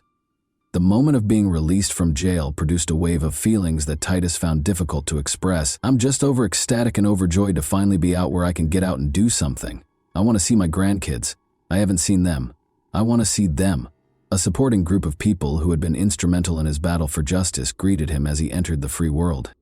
Attorney Moran supported Titus during his newfound freedom, as did the sons of the late Detective Roy Ballet, investigative podcasters Jacinda Davis and Susan Simpson, and committed students from the Michigan Innocence Clinic. Although Detective Ballet, a steadfast supporter of Titus's innocence, had died in January 2022, his influence endured. Workema, the cold case investigator, was still certain of Titus's culpability, even though he supported the judge's decision to free Titus from jail due to Dylan's ignorance. "I still believe Jeff Titus is the killer," Workema declared. "Considering his character and the actions he took, I believe he is the perpetrator. He is a dangerous individual, and I have apprehensions about him. I hope that now that he has gained his freedom, he will use it responsibly and make the right choices." Titus used his newfound freedom to do things that he had not been able to do for 20 years. Enjoying the meals he had long missed while away, he rediscovered the pleasures of life and immersed himself in the presence of loved ones. He even obtained his driver's license and liked spending time with his grandsons whom he had never met before. He remarked, "I can't express enough how grateful I am to be free and have the freedom to simply live again." Titus continued to create and sketch greeting cards, and he enjoyed feeding songbirds and deer. Jeff Titus ultimately received justice after nearly 20 years, but the cases of Doug Estes and Jim Bennett remained unsolved until the passing of serial killer Thomas Dillon. Was the serial killer responsible for the crime, in your opinion, or was Titus?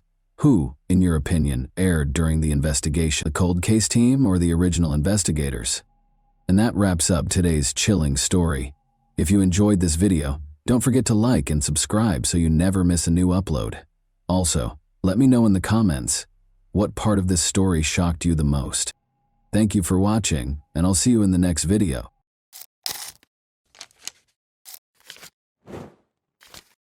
Hey guys, welcome to my channel, and today we're going to take a look at another horrible case with you. Jasmine Block, a 15-year-old from Alexandria, Minnesota, had 1 month until the start of the new school year on August 8, 2017. She was having a great time boating with her friends during her summer vacation, but by nightfall, Jasmine was suffering from a headache. Sarah, her mother, suggested that she take it easy and wait for the pain to subside. Jasmine laid down after taking her mother's advice. Sarah had to leave for an urgent family matter at 10:30 p.m. Before leaving the house, she made sure Jasmine was okay and would attempt to get some sleep. Knowing that Jasmine's older sister and her boyfriend were at home gave her comfort. 3 hours later, Sarah found her younger daughter gone when she got home. To her surprise, the top portion of the pajamas she was sleeping in was on the floor, and Jasmine's phone, keys, and bag were all at home. She had also lost 2 pairs of shoes. At first, Jasmine's family thought she had just gone outside to get some fresh air in the hopes that her headache would go away, because she had never left a note before. She wasn't in the house, though. Because her daughter was terrified of the dark, Sarah was certain that she wouldn't flee, especially at night. This indicated that she had been abducted. Sarah became so worried that she called the police. Hundreds of locals and the police joined the search for the missing teen in the days that followed. Posters asking anyone who saw Jasmine to report her whereabouts were displayed everywhere. The young girl found herself in the worst nightmare imaginable as the hunt for Jasmine went on. A family friend named Thomas Barker visited them that evening on August 8th while she was trying to fall asleep despite having a headache. Since she was a young child, Jasmine has known Thomas Barker, the 32-year-old father of her best friend. The youngest of his 6 children was born only a month ago, and he was married. Jasmine believed him when he told her that his son was having a breakdown of some kind, and that he couldn't manage it alone. In an attempt to soothe his son, Thomas asked if she could accompany him to their house. Even though it was late, Jasmine was unable to turn down his request, but she had a hazy feeling of danger during the ride. Her instinct was correct. The story about his son's breakdown was really a pretext. Rather, Barker drove Jasmine 16 kilometers from her home to a remote mobile home in the neighboring town of Carlos. Barker attacked her out of the blue and used zip ties to bind her hands and feet. Jasmine's actual nightmare started inside the mobile home. Before attacking her, Barker threatened her with his gun. Once his craving was satiated, Barker told his victim why he had taken her hostage. He brought up the incident a few days prior when Jasmine fell while riding a bicycle with his son. She revealed a bruise on her body by slightly lifting her shirt. For Thomas, it was an innocent incident. The 32-year-old man's inappropriate thoughts were triggered by it, which ultimately led him to abduct her. Barker and Jasmine stayed in the mobile home for the next few days. After 3 days, Thomas's old friend Joshua Holby, 31, and his acquaintance Stephen Powers, 20, arrived at the house, decreasing Jasmine's chances of escaping. Jasmine was mistreated by all 3 men, but Stephen in particular was not ashamed to participate in the abuse. Although Joshua didn't try to hurt her, he also didn't try to free her or call the police. Jasmine was kept in a utility room most of the time and made an effort to keep quiet out of concern that they would hurt her or worse. At intervals, they fed her fast food and water, and all 3 of them tried to kill her several times. Barker tried to kill Jasmine twice in the 13 days she was left alone with him. His initial attempt to drown his captive was unsuccessful because Jasmine resisted and fought valiantly to save her life. On his second try, he came up with a darker scheme. He put her in a bag with the intention of drowning her in the bathtub. However, Jasmine was able to chew a hole in the bag, insert her fingers, then her hand, and eventually free herself when he left her in the bedroom to fill the tub. When Barker realized she was out of the bag, he became furious and hit her. He briefly gave up on trying to get rid of her, but he later went back to his evil schemes with the help of his cronies. Stephen helped Barker attempt to drown Jasmine on the 3rd attempt. He taped a sock shut after jamming it into her mouth, but despite both men's best efforts, the young girl was fighting for her life with great vigor and they were unable to overcome her. Joshua, the heaviest of the kidnappers, sat on top of Jasmine after the criminals realized that drowning her would not work and sandwiched her between 2 halves of a sofa bed with a pillow over her head. They had a very clear idea. They wanted Jasmine to choke, but she persisted in struggling, kicking, and fighting, so this plan also failed. Jasmine's 5th and last attempt on her life took an odd turn. Threatening her with a knife, the men made her stand on a number of stacked buckets, tied a noose around her neck, and fastened a rope to the ceiling. However, Thomas told Joshua to untie the noose because she might die after he unintentionally knocked over the buckets, causing them to roll on the floor. Evidently, the men found it difficult to cross the boundary of taking a life, even after all their efforts to get rid of Jasmine. Thomas later told Jasmine, dejectedly, that he was only doing this to avoid being caught with her because he was afraid of going to jail. The mobile home's door was unexpectedly knocked on almost a month after Jasmine was kidnapped. A policeman was circulating the neighborhood to ask about a theft that had nothing to do with the kidnapping. The policeman left after the 3 suspects, who were all inside the house at the time, declined to answer the knock. The criminals realized they needed to find another hiding place immediately following the officer's visit. After placing Jasmine in a sports bag and escorting her into their vehicle, they let her exit the bag. In an attempt to find a new place to hide the girl, they first went to a number of cornfields before setting up camp at an abandoned house in Grant County. Jasmine feared for her life at the hands of Barker and his cronies, and by this time she was certain that they had no intention of letting her go alive. But good fortune was on the girl's side. She had an opportunity because of the kidnappers' negligence and the forced relocation to a new location. The previous day, the men had come across a police vehicle while driving and quickly threw some illegal substances out the window. They made the decision to look for those substances at the new location and had to purchase supplies for both themselves and their captive. They left Jasmine sitting in another car, thinking she wouldn't go anywhere, and told her they would be gone for approximately an hour. Thus, Jasmine was alone for the first time in 29 days following her kidnapping. After waiting for approximately 5 minutes after Thomas's car had driven away, she plucked up the courage to get out and hurriedly jumped out. In the hopes of finding assistance, she hurried to the 2 closest homes, but they appeared to be deserted. She didn't even think twice before jumping into the water when she spotted a house across Thompson Lake. In order to swim more quickly, she removed her pajama pants and shoes. When she got to the opposite shore, she saw Thomas's car as she crossed a field and came out onto the road. Jasmine hurried to hide in the grass, keeping low and trying to control her labored breathing so she wouldn't be noticed. She was so relieved to discover that she had erred in putting someone she had never met before behind the wheel. Jasmine ran across the street and across the field to a house close by. On Tuesday afternoon, local farmer Earl Melcher was meant to be at work, but he had to go home because he had forgotten his tools. He saw something strange in the distance among the grass before he got into his pickup truck to return to work. He thought it might be a deer grazing his field from hundreds of meters away, but when he saw it was a girl, he turned on his car and headed in her direction. When Jasmine heard the car, she rushed to meet him. The man was astounded by what he saw when the girl arrived at Earl's pickup and opened the door. In a single breath, Jasmine exclaimed, "Call the police! I am Jasmine Block and I have been abducted." But Earl had already seen the girl's face on posters around town, so he knew who she was. For him, as a farmer and the father of 3 daughters, it was an incredible sensation. He turned on the car's heater, sat Jasmine down, and gave her a towel. He was going to take her to the hospital when he called 911, but the emergency dispatcher advised him to wait for the police. When the police got there, they saw an absolutely unbelievable scene. Jasmine yelled, "There's that car," as Earl assisted her in getting into the sheriff's assistant's SUV. "That car is there." Incredibly, Stephen Powers was just by their house at that precise moment. The suspect was immediately pursued by one of the officers, who jumped into his vehicle. Powers was taken into custody following a comparatively brief pursuit. Shortly thereafter, Joshua Holby and Thomas Barker were captured. Jasmine's family thanked the brave farmer who just so happened to be home on that fateful day in the days after she returned home. Earl received a reward of $7,000 from the police for helping to save the girl. "Thank you, Earl," said the police chief, praising his actions. "This world is a better place because of people like you." To which Earl replied respectfully, "Anyone could have called 911. I was in the right place at the right time by chance." Earl already knew what he was going to do with the reward money.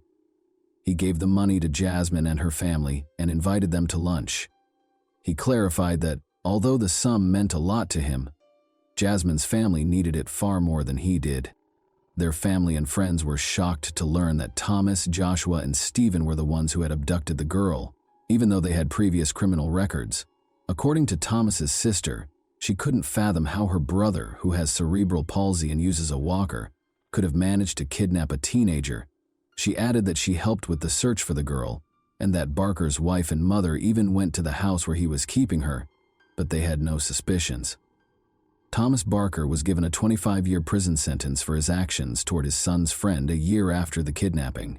He will spend the rest of his life listed as a violent offender. He can, however, apply for civil commitment after being released from prison, and if accepted, he will live out the rest of his days in a specialized facility.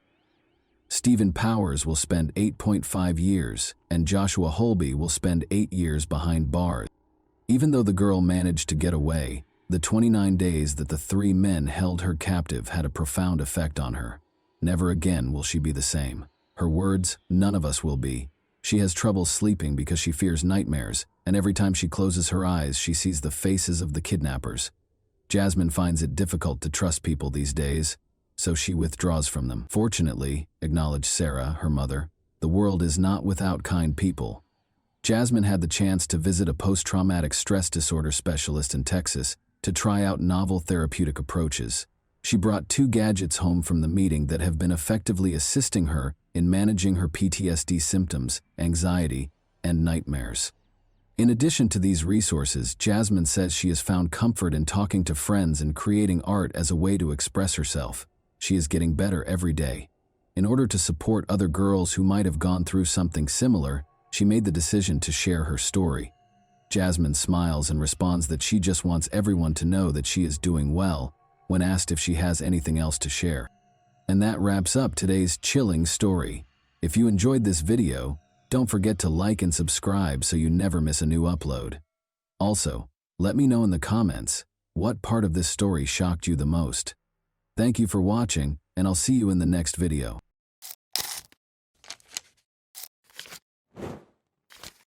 Hey guys, welcome to my channel, and today we're going to take a look at another horrible case with you.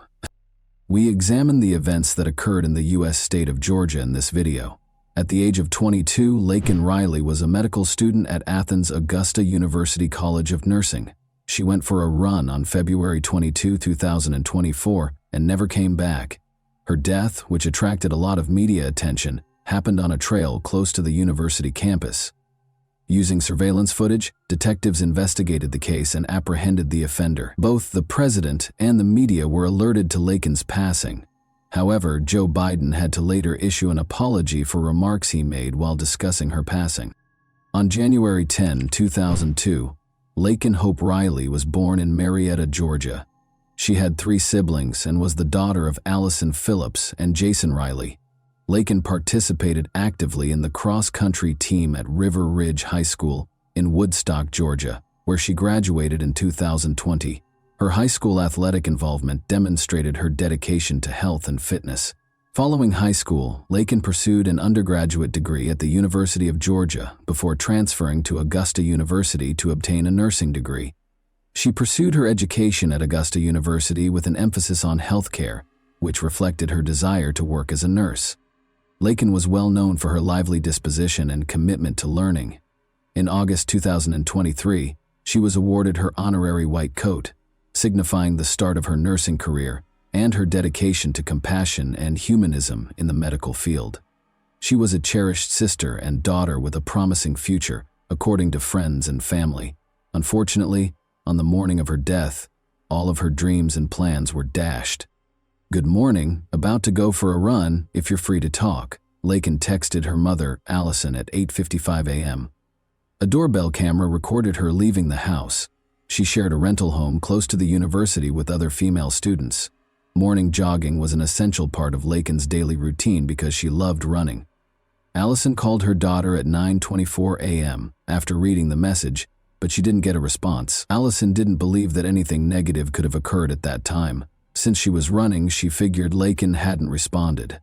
Allison sent her daughter a text message 14 minutes later, saying, "Call me when you can." Allison kept attempting to call Laken, but no one answered. Allison texted Laken again at 9:58 a.m., saying, "You're making me nervous not answering when you're out running. Are you okay?" Laken's mother and sister kept trying to get in touch with Allison, but they were all unsuccessful. Other calls, including from Laken's stepfather, also went unanswered, and at 11:47 a.m., Allison texted, "Please call me. I'm worried sick about you." Another 2 hours or so went by. It was clear that something odd was happening. Laken's run could not have lasted longer than 3 hours, and she was always in contact with her family. The police were notified of Laken's disappearance at 12:05 p.m. Her dead body was discovered in a wooded area close to the lake where she had been jogging 30 minutes earlier. Her mother and sister had already arrived when the police discovered Laken's body. The moment Allison received the worst news of her life was caught on camera. Laken Riley died from a combination of asphyxia and blunt force head trauma, according to an autopsy. She suffered severe injuries, including several head traumas from blunt force. Her disappearance investigation was changed to a homicide investigation. Police used surveillance footage to identify the culprit behind Laken's ordeal. Laken texted her mother at 8:55 a.m. on the morning of her death, and a doorbell camera recorded her leaving the house. A security camera caught her running with her phone in her left hand toward the location, where she was eventually located 10 minutes later at 9:05 a.m. At 9:06 a.m., she was out of the camera's line of sight. Her heart stopped at 9:28 a.m., 22 minutes after the camera took her picture. according to data from the smartwatch she was wearing. Laken was dead. But it turned out that prior to her passing, Laken had called 929. 5 minutes after she stepped out of the camera's line of sight, the call was placed.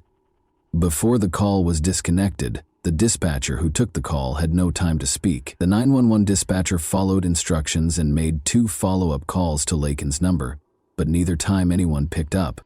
Police searched the area surrounding the trail where Laken was discovered in the early phases of the investigation. Potential witnesses who might have heard or seen something strange were interviewed. A suspicious male who was also captured on camera was spotted by several people. The suspect is seen discarding his jacket in this video. 15 minutes after Laken's passing, the video was captured. Forensic analysis was essential in identifying the offender, in addition to witness accounts and surveillance footage. Laken had resisted frantically, as evidenced by the DNA samples that investigators took from the crime scene, including beneath her fingernails. In order to find traces of evidence that might connect the suspect to the murder, the forensic team also looked through objects discovered close to her body. The man on the tape was promptly identified by the police. On September 8, 2022, a 26-year-old Venezuelan named Jose Ibarra entered the country illegally. Ibarra crossed the southern border between the United States and Mexico close to El Paso, Texas, where he was met by Customs and Border Protection officers. He was released for additional processing after being granted parole. Ibarra initially stayed at a migrant shelter before starting to travel the nation, according to officials. On September 14, 2023, Ibarra was taken into custody by the New York Police Department and charged with violating a motor vehicle license and acting in a way that would cause harm to a child under the age of 17. He was accused of riding his moped with a child who was not wearing a helmet. Then, before a detainer could be issued, he was released by New York officials. Jose Ibarra and his brother, Diego Ibarra, relocated to Georgia from New York City. His brother deserves a few words as well. Diego Ibarra, 29, is linked to a dangerous Venezuelan gang, according to court documents. Diego Ibarra was taken into custody for using a fictitious green card to obtain employment at the University of Georgia. Diego's tattoos, attire, and use of gang symbols in social media photos, according to the prosecution, gave the impression that he was connected to a gang. In court filings, the gang was accused of being behind recent violent altercations with law enforcement and civilian victims in New York and other U.S. cities. Members who ride mopeds are accused of dragging victims to the ground in order to steal their devices during a series of violent phone robberies that are said to have occurred in New York City. Ibarra has tattoos associated with the gang, such as a 5-pointed star on the right side of his neck and a 5-pointed crown on the left. He poses with handguns in other photos. Since he is an undocumented immigrant and is therefore not permitted to legally possess firearms in the United States, prosecutors said this was a blatant violation of the law. About a mile from the wooded area where Laken Riley's body was discovered in Georgia, Jose Ibarra resided in an apartment complex. Laken had already been arrested for shoplifting at a nearby Walmart prior to the attack, but he was freed pending trial in December 2023-3. When he did not show up for the theft case in court, a warrant was issued for his arrest. If Ibarra had been taken into custody on the outstanding warrant, police could have stopped the attack on Laken, but they chose not to. Those who witnessed him on campus reported seeing him in places where students congregate. His location close to the scene of Laken Riley's death was also determined by investigators using digital footprints and cell phone data. Ibarra and Riley were not known to be related. At a press conference after the murder, Jeff Clark, the chief of police at the University of Georgia, stated, "This was a crime of opportunity where he saw an individual and bad things happened." Ibarra was arrested after authorities gathered sufficient evidence to connect him to the crime scene. His hands were scratched from the fight with Laken. 3 counts of felony murder, 1 count of malice murder, 1 count each of kidnapping, aggravated assault, aggravated battery, obstructing an emergency phone call, tampering with evidence, and peeping Tom were among the charges brought against Ibarra. The peeping Tom charge stems from Ibarra's observation of an apartment window in a university housing building on the day Riley was killed. The funeral for Laken Riley took place on March 1, 2024. Her departure brought with it unexpected and unwelcome fame. Too much was known about her death and its raging aftermath, and too little was known about her life by many who had heard of her. It makes sense that those closest to her were reluctant to participate in interviews. The absence of someone like Lakin, whose light never stops shining, makes the world seem even more hopeless. Simon Mossad, the lead pastor of the church, wrote to the media, "Don't even begin to scratch the surface. She was a loving daughter, sister, and friend. She had a gift for making anyone she was around feel comfortable and seen. Lakin was special. She was a gift to anyone who knew her, smart, kind, compassionate, and thoughtful." A wooden sign was located on the shore of Lake Herrick in Athens, close to the spot where Lakin made her final run. The murder of Lakin Riley and the immigration status of the man accused of it swiftly became a rallying cry for some prominent Republicans to blame immigrants for crime in America and criticize the Biden administration for its handling of the southern border situation. Someone had used black tape to change the word lake to Lakin. The untimely death of Lakin Riley has caused national indignation and touched the hearts of Georgians everywhere. At the time, Georgia Governor Brian Kemp wrote on X, "Joe Biden's failed policies have turned every state into a border state, and I'm demanding information from him so we can protect our people when the federal government won't." The brutal murderer who took the life of Lakin was one of the millions of illegal aliens that the Biden administration simply released and unleashed upon our country, House Speaker Mike Johnson stated on X. During his Georgia campaign stop, Donald Trump had a meeting with Lakin Riley's family. "What Joe Biden has done on our border is a crime against humanity and the people of this nation for which he will never be forgiven," Trump said, claiming that Riley would still be alive today hadn't Joe Biden willfully and maliciously eviscerated the borders of the United States and set loose thousands and thousands of dangerous criminals into our country. He continued, "He was an illegal immigrant, and he should not have been in our country, and he never would have gotten into our country if Trump was president." Joe Biden, on the other hand, made a mistake in his speech, but did not downplay Lakin Riley's death. To the thunderous cheers of his supporters, Biden mispronounced the victim's name during the speech, saying instead Lincoln Riley. Lincoln Riley, an innocent young woman who was killed by an illegal. He also added, "Note the word illegal in that quote." Lakin's mother, Allison Phillips, posted on Facebook, "Biden does not even know my child's name. It's pathetic. If you were going to say her name, even when forced to do so, at least say the right name."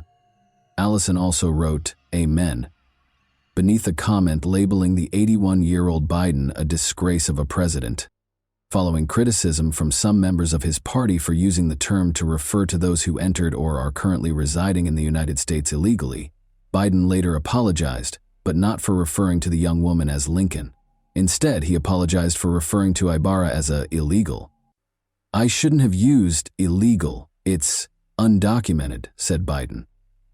At the same time, Trump attacked Biden for the remarks while on the campaign trail in Rome, Georgia. He said, "Joe Biden went on television and apologized for calling Lakin's murderer illegal," to furious booing and jeering.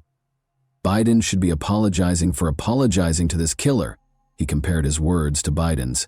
"I say he was an illegal alien, he was an illegal immigrant, he was an illegal migrant," and charged that Biden, who has long been regarded as a compassionate leader, lacked regret. He's got no regret. He's got no empathy, no compassion, and worst of all, he has no intention of stopping the deadly invasion that stole precious Lakin's beautiful American life, Trump stated. Ibarra was indicted on 10 counts on May 8, 2024. He was refused bail after entering a not guilty plea to all counts. He requested a bench trial during a pre-trial hearing, waiving his right to a jury trial, which was scheduled to start on November 13 with jury selection. In the courtroom, family members of Lakin Riley gave statements. Allison Phillips, the mother of Lakin Riley, pleaded with Judge Patrick Haggard to punish Jose Ibarra harshly. "There is no end to the pain, suffering, and loss that we have experienced or will continue to endure," Allison stated when making a statement in court as part of the family impact. "This sick, twisted, and evil coward showed no regard for Lakin or human life," said Allison. "We are asking the same be done to him." Allison characterized her daughter as intelligent, industrious, considerate, kind, and, above all, a child of God. She claimed that her daughter worked with the elderly in nursing homes and went on mission trips. "This monster took away our chances to see Lakin graduate from nursing school. He took away our ability to meet our future son-in-law. He destroyed our chances of meeting our grandchildren, and he took my best friend," the mother of Riley said. Laken Riley's younger sister, Lauren Phillips, stated that she was unable to join her sister in celebrating her acceptance to the University of Georgia. "I had to get accepted into my dream school, the University of Georgia, without my sister telling me how proud of me she is, and finally getting to live in the same town together again," she stated. She said she would miss Riley's contagious laugh, her smile, and her daily good morning messages, and referred to her as her sister, best friend, and role model. She lost her sense of security as well because of the murder. "I cannot walk around my own college campus because I am terrified of people like Jose Ibarra," she stated. She referred to Ibarra as a monster and stated that she was certain he was the cause of her demise. As he read one of Laken Riley's final journal entries to her future husband, John Phillips, her stepfather broke down in tears. "To my future husband, I'm working every day to become the best wife I can be," Laken wrote in part. According to John Phillips, Laken's journal entry only scratches the surface of what was cruelly and tragically taken from her and her family.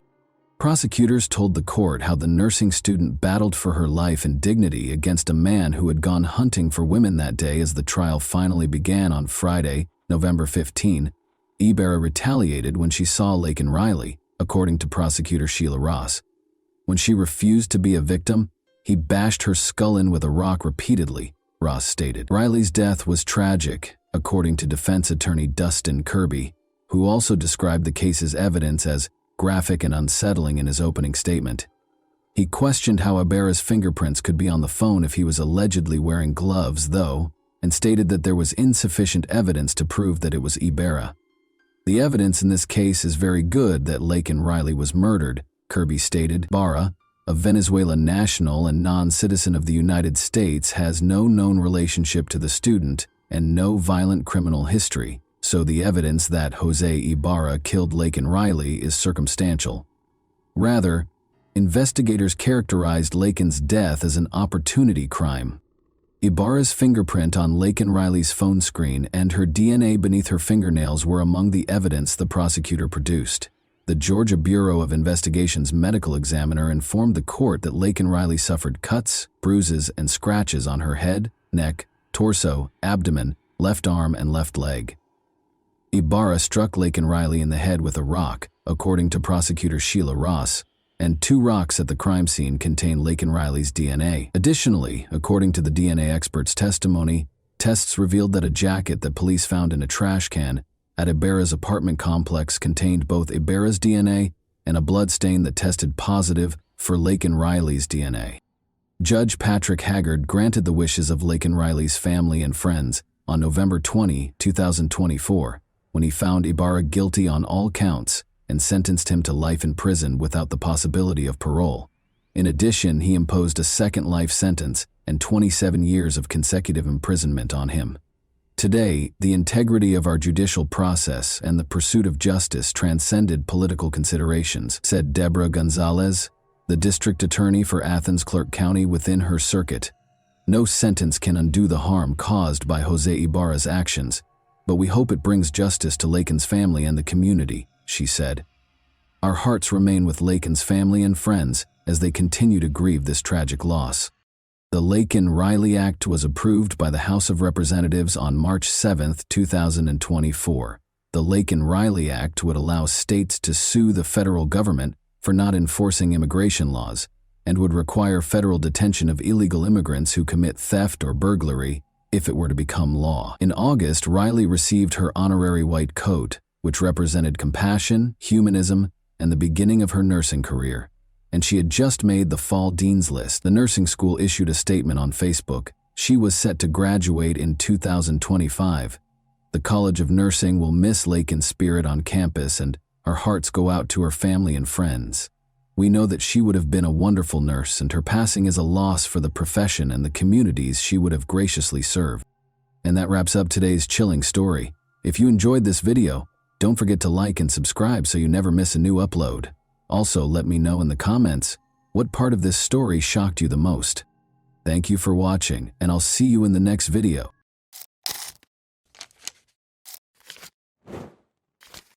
Hey guys, welcome to my channel, and today we're going to take a look at another horrible case with you. Victoria Cilliers, a seasoned skydiver, made another jump on a typical sunny day in Wiltshire County. The sensation of wind on her face, the rush of adrenaline, and the view of the infinite sky were all familiar to her. However, she became aware that something had gone horribly wrong shortly after she had deployed her parachute. The reserve parachute did not deploy correctly, and the lines were tangled. Victoria fell with a terrifying velocity. Her only concern during that heart-stopping moment was her kids and how they would be left without her. However, how could a seasoned teacher like this make such a mistake, and why? These questions led to the discovery of a terrifying mystery that would permanently alter Victoria's life. Victoria Cilliers, who is she? Victoria Cilliers was born in 1977 to a retired military officer in Edinburgh, Scotland's capital. She was lively, vivacious, and full of life from a young age. She devotedly pursued a number of sports during her school years, and when she made her first skydive at the age of 16, she instantly fell in love with the sky. Victoria entered the University of Glasgow's medical program after graduating from high school. She obtained her degree in physical therapy while still participating in sports. She joined the British Army as a physical therapist because she wanted to be like her father. Victoria developed into a highly accomplished skydiver in addition to her medical career. She completed more than 1,500 jumps and obtained her instructor's certification. As a mentor with the Army National Parachuting Association and a free-fall coach, she was a true professional. Through perseverance and hard work, Victoria rose to the position of captain by the time she turned 30, marking a significant career accomplishment. She made a good living while juggling her duties as a skydiving instructor and a physical therapist at a military hospital. Her private life, however, was less fortunate. She wed a medical colleague in 2008, but the union disintegrated after just 1 year. A tall, gregarious officer named Emile Cilliers entered the hospital where Victoria worked in the middle of 2009. He ended up attending one of Victoria's therapy sessions while he was recuperating from a skiing accident.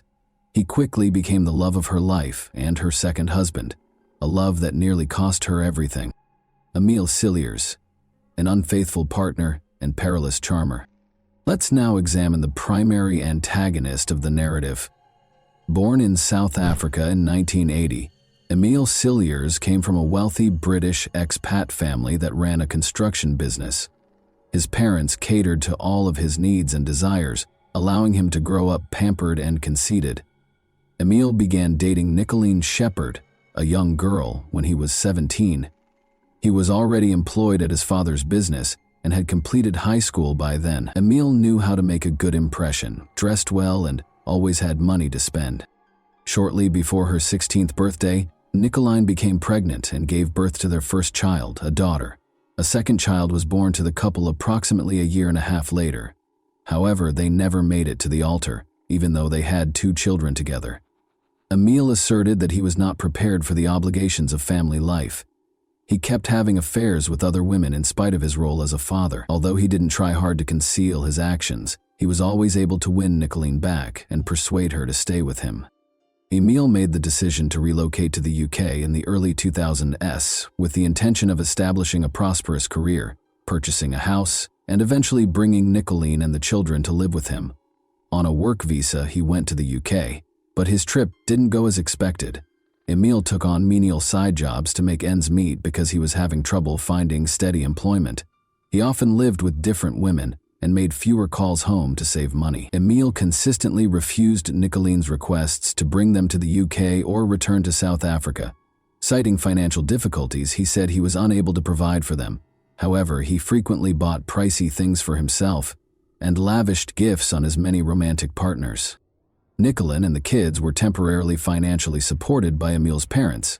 Nicolene's prospective mother-in-law then disclosed a startling secret during one of their conversations. Emile had just gotten married. Carly Taylor, a British woman, became his new wife. Nicolene called Emile that same day and demanded an explanation.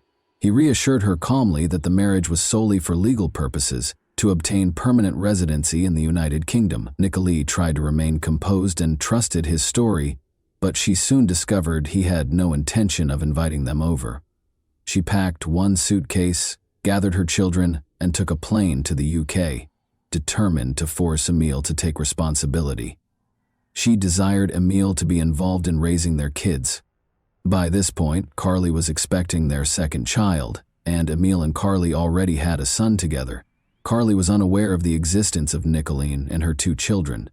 The unexpected appearance of Nicolene surprised Emil and his expectant wife. In an attempt to make his shocked wife understand him, Emil had to switch to South African Afrikaans. He told Nicolene quite bluntly that he had no intention of continuing to be involved in their children's lives, and that their relationship was over. The always endearing Emil was forced to tell his wife who she was, but the heartbroken Nicolene fled in tears. However, Nicolene was portrayed as a villain rather than a victim in the highly embellished story he told Carly. For about 6.5 years, Emil and Carly were married, but their marriage was not happy.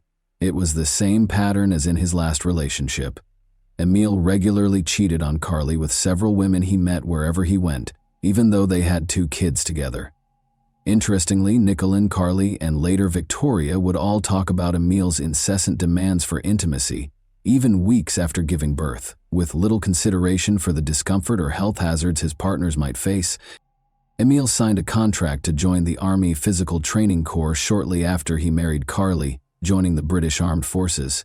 He basically turned into a fitness instructor who earned a respectable salary and a military rank. Emil and Victoria's love story. Emil broke his ankle in a skiing accident in 2009 and ended up in the hospital. Victoria, a physical therapist, was there when he first met her. Immediately sparks flew between them. It made no difference that Victoria was 3 years older. Emil tried his best to comfort her in any way he could, because she was still emotionally healing from a recent divorce. Victoria was initially unaware that her new romantic interest was still married. Similarly, Carly was unaware that her husband was meeting with a divorce lawyer and getting ready to file for divorce. When the truth was revealed, Emil attempted to blame Carly for his marriage's failure, but she responded by telling Victoria that Nicolene and Emil had 2 other children. This realization astounded Victoria. Her ostensibly ideal partner had a convoluted past, including 4 children and 2 prior relationships. Emil, however, insisted that he had never felt this way about anyone else and declared his unwavering love for her. Victoria had already fallen deeply in love with him. Even though those words might have meant nothing to someone else, she discovered that she could accept him for who he was, flaws and all, and forgive the lies. With time, Carly and Victoria were able to establish a true friendship in addition to becoming cordial. The 2 women had become so close that Carly even trusted Victoria to take care of her kids. Emil quickly proposed to Victoria after completing his divorce in 2010. The couple threw a lavish wedding after she gladly accepted. After her parents died, Victoria used the money she inherited from them to buy a large house in Wiltshire, where they now reside. The couple's first child, a daughter named April, was born in 2011. In 2015, their son Ben was born, expanding their family. Spending a lot of time with their children, the new parents seemed committed. Their family appeared to be content and strong from the outside. Victoria was an enthusiastic skydiver who had even introduced the sport to her husband, Emil. He became an expert in packing both main and reserve parachutes and obtained his own certification as a skydiving instructor, giving the family an additional source of income. With 2 gorgeous kids, a devoted husband who had just been promoted to sergeant, and a life that appeared ideal to their friends and family, Victoria's marriage seemed like a dream come true. However, Emil soon got tired of this seemingly perfect life. He started looking for affairs, and even though he didn't do much to conceal his actions, he would constantly beg Victoria's pardon on his knees. He would vouch for the fact that these liaisons were pointless and that she was the only person he loved. In order to keep up appearances, and the appearance of a perfect family in front of friends, family, and co-workers, Victoria repeatedly forgave him. As previously stated, Victoria had been an instructor at the Army Parachute Association and had a deep love for skydiving since she was a young girl. By early 2015, she had performed more than 2,500 jumps without any mistakes or mishaps. Naturally, Victoria had to take a break from the sport she loved so much during her pregnancy, and she missed it terribly. Her second child was born in early March 2015. Emil then shocked her on April 1st by telling her that he had reserved a tandem skydive for the two of them. Victoria was ecstatic, perceiving this as a considerate act from her spouse, who appeared to wish to inject some excitement into their everyday routine. The couple arrived at the skydiving base with their older daughter on April 4, the day of the scheduled jump. They prepared, but the weather abruptly changed against them. Heavy clouds rolled in and the wind increased, making it impossible for the plane to take off.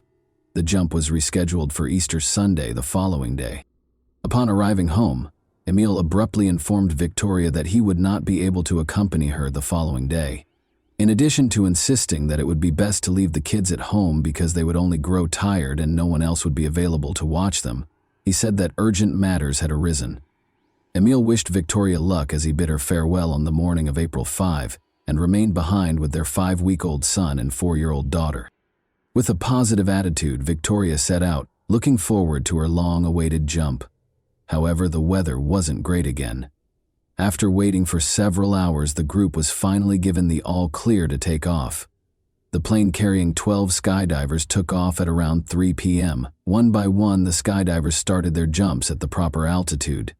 Last to jump, Victoria Cillier relished every moment of her ascent through the sky, but as soon as she pulled the cord to release her parachute, she knew something was seriously amiss.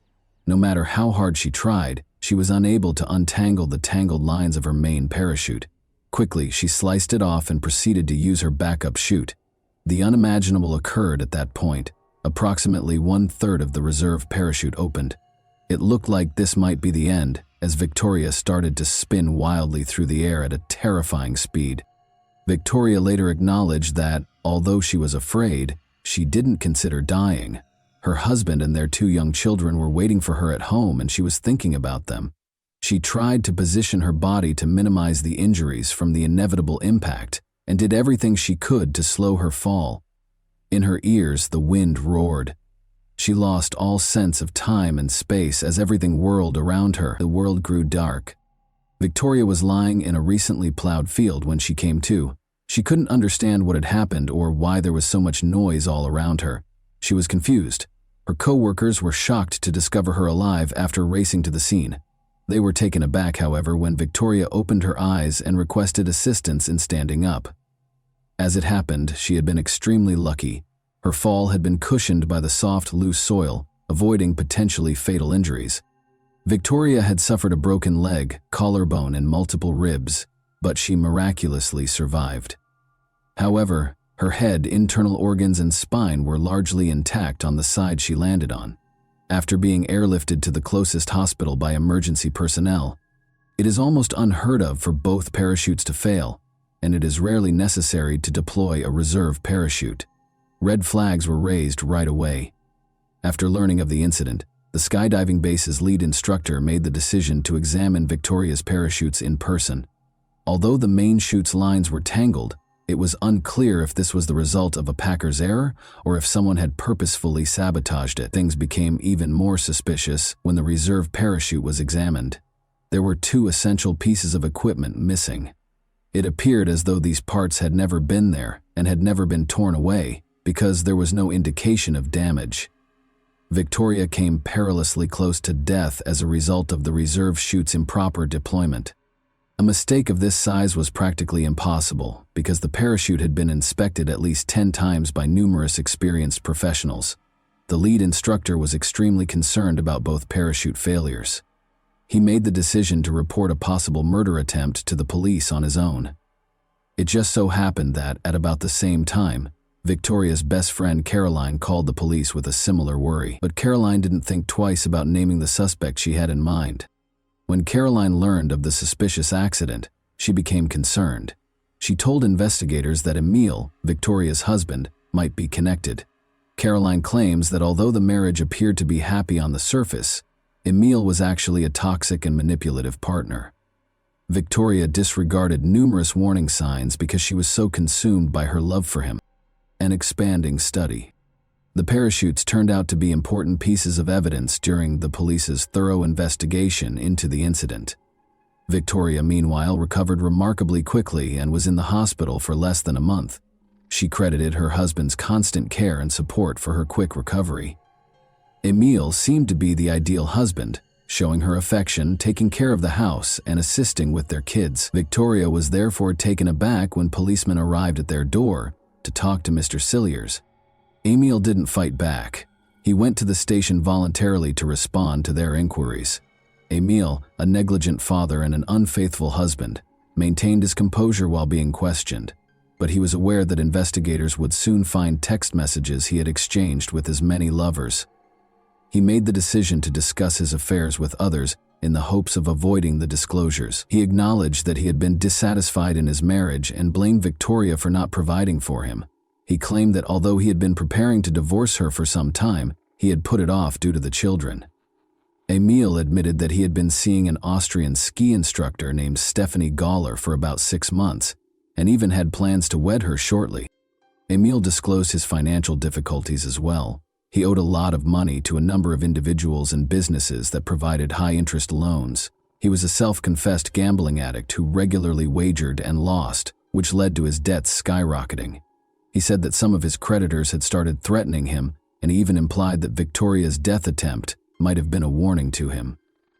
As it happened, Emil Cilliers did have a mountain of debt, but his account of the parachute incident sounded so implausible. The fact that Emil casually stated that he had personally examined his wife's parachutes and never left them in his sight, even bringing them with him when he used the restroom, only served to heighten investigators' suspicions. The police detained him for additional interrogation after this detail raised serious concerns. Officers conversed with Victoria at home during this time, telling her about the strange details and the suspicions expressed by the lead instructor and her friend Caroline. Victoria was shaken and in disbelief. She acknowledged her husband's extramarital affairs and financial difficulties, admitting that their marriage was far from ideal. She also disclosed that Emil had not been very enthusiastic about the birth of their youngest son and had hardly spent any time with her children. Victoria found it difficult to accept that her husband would ever wish to hurt her, in spite of everything. Emil didn't initially seem to have a strong reason to divorce his wife. First of all, despite his mounting debts, Victoria had always supported him financially and forgiven him for his infidelity, giving him unfettered access to her bank account. Emil led a comfortable life and indulged in his vices. Second, Victoria had safeguarded her resources.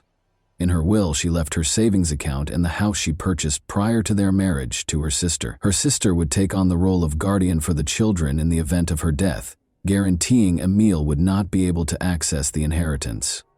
Victoria feared her husband would waste everything because she knew he was not responsible for his finances. Emil was also aware of this and realized that her estate would not be advantageous to him. Investigators believed that he might have been motivated by the possibility that he would receive a life insurance payout of almost £200,000 if Victoria died. Emil was also planning to move abroad with his new girlfriend as part of their future plans.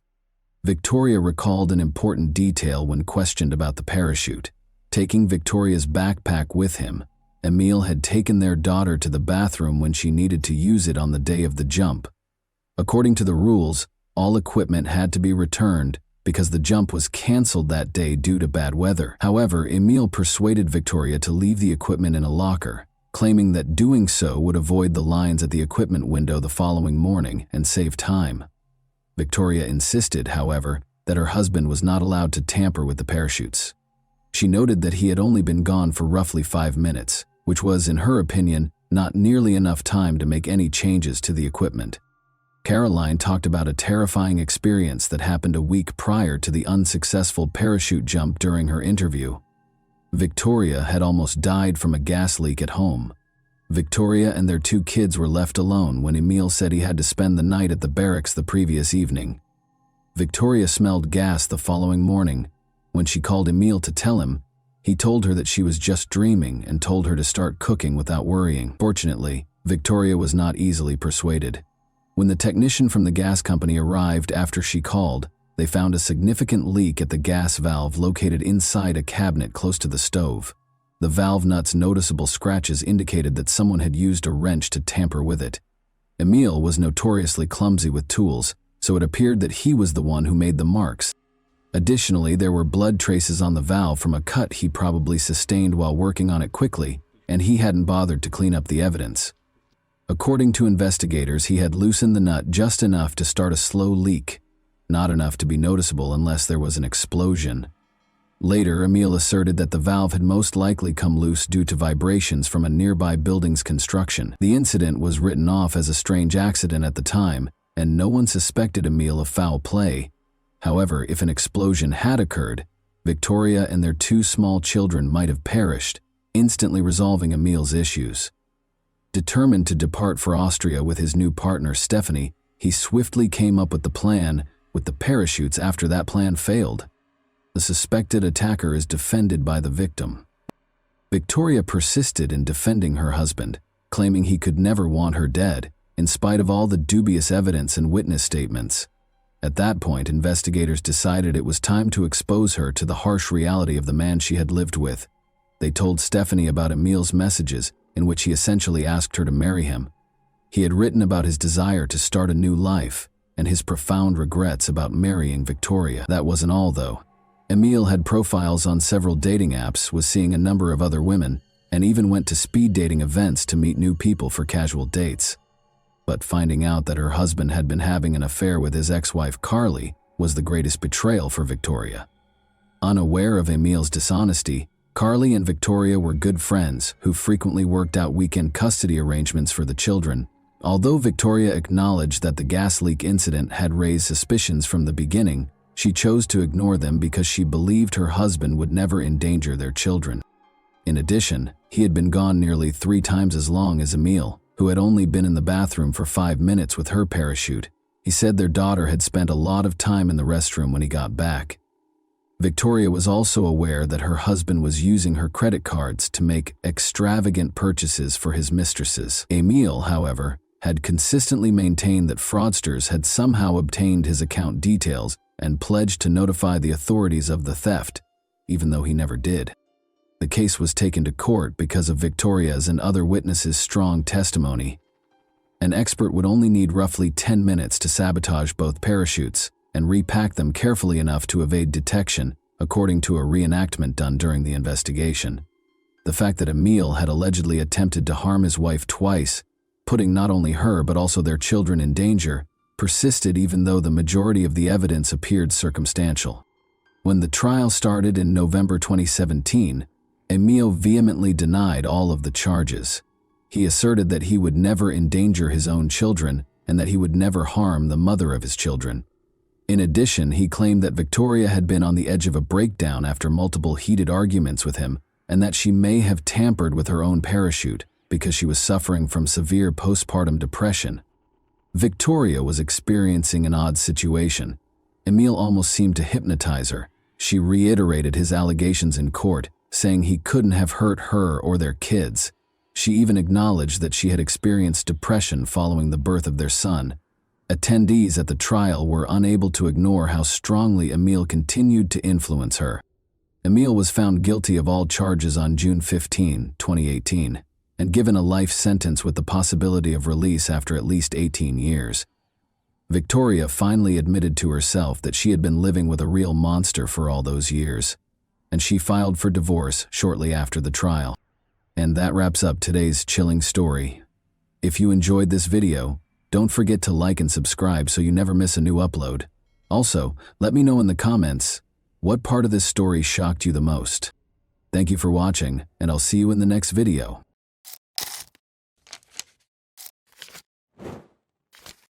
Hey guys, welcome to my channel, and today we're going to take a look at another horrible case with you. On a typical winter morning in 2006, a young woman disappeared without a trace in the busy city of Orlando, Florida, leaving a lingering sense of unease.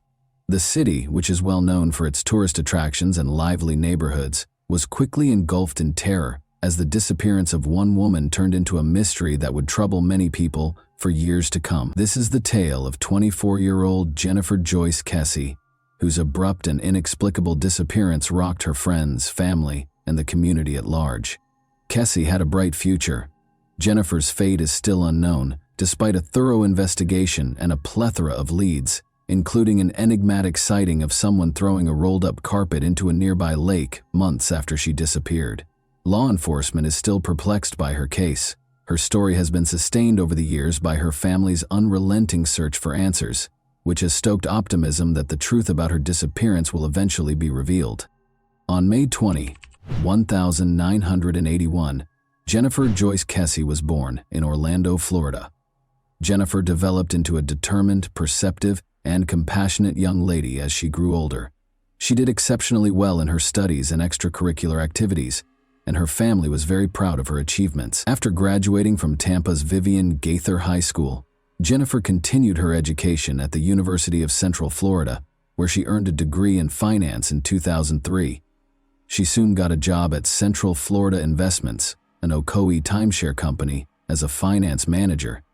At the age of 24, Jennifer was establishing a prosperous life, living on her own, and looking forward to the future. In order to invest in her future and start a new chapter in her adult life, she had bought a condominium at the Mosaic at Millennia complex in Orlando.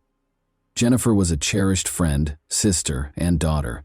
She was renowned for having compassion and a cheerful disposition. She was very close to her family, especially her brother Logan and parents Drew and Joyce. Her abrupt disappearance in January 2006 left her family and friends bewildered and devastated, as they had always been there for her. Jennifer had a typical workday at Central Florida Investments on January 23, 2006. Around 6 o'clock in the evening, she left work, called her father, and then talked to her boyfriend. They talked about her recent trip, a brief getaway she had taken with him that had been a welcome diversion from her hectic life. The last verified conversation anyone had with Jennifer was during this call. Her boyfriend was worried when he did not receive his regular call on January 24, because she had a habit of calling him every morning. Her employer called her family when she failed to show up for work, and the morning passed without any communication from her. Since Jennifer was regarded as trustworthy and accountable, her family was aware that something was amiss. In the hopes that she would be there or that they would discover some clue as to her whereabouts, her parents drove to her condo. Jennifer's condo showed no signs of forced entry when they got there. It appeared from the scene inside that she had begun her morning as usual. Her towel was still wet, and her work clothes were neatly laid out, so there was proof that she had showered, dressed, and gotten ready for work. But she was nowhere to be found. There were no obvious signs of a struggle, and nothing seemed out of place. On January 26, 2006, 2 days after Jennifer Kesey disappeared, a big lead surfaced that gave some hope. Only a mile from her own condo, her black 2006 Chevy Malibu was found abandoned at the Huntington on the Green apartment complex. Although the car had been abandoned in a parking lot, no one was immediately interested in finding it. It was the video that the complex's security cameras had recorded. The video showed someone parking Jennifer's car, quietly exiting and leaving. But the video quality was so bad that it didn't provide many hints. Any identifying physical features were blurred, and the figure's face was hidden. Although it was evident that the person was male, the video offered no specific information regarding the person's height, physique, or attire. The suspect was later referred to by one journalist as the luckiest person of interest ever, considering the scant evidence provided by the video. Based on the hazy video, the FBI was called in to help identify the person's size and gender, but they were only able to estimate that the person was between 5'3" and 5 inches tall. NASA attempted to extract clearer images from the video as well, but the suspect remained a dark figure with few distinguishing features. Investigators and Jennifer's family were disappointed when no conclusive identification could be made, despite their best efforts. In search of crucial hints, investigators focused on Jennifer's car, while the surveillance footage was still inconclusive. The vehicle's forensic analysis produced very little evidence. Despite the discovery of a small DNA fiber and a latent fingerprint, the case did not advance. The car had clearly been completely cleaned, indicating that whoever had left it had taken great care to remove all traces of themselves. The car was missing a number of things, including Jennifer's briefcase, purse, keys, iPod, and cell phone. The mystery was further complicated by the fact that her phone was still off and her bank account had not been accessed, in addition to these missing possessions. Authorities were unable to provide a definitive explanation for Jennifer's disappearance, which seemed to be more intentional. Jennifer Kesey's family and close friends were the first to be questioned, as is typical in cases involving missing persons. The goal of the investigation was to find out if Jennifer's family members had any reason to hurt her. Her ex-boyfriend, with whom she had broken up before dating Rob Allen, was among the first individuals questioned. Jason Schofield was his name, and he had recently stated that he wanted to resume their relationship, but it was soon determined that he was not responsible for her disappearance.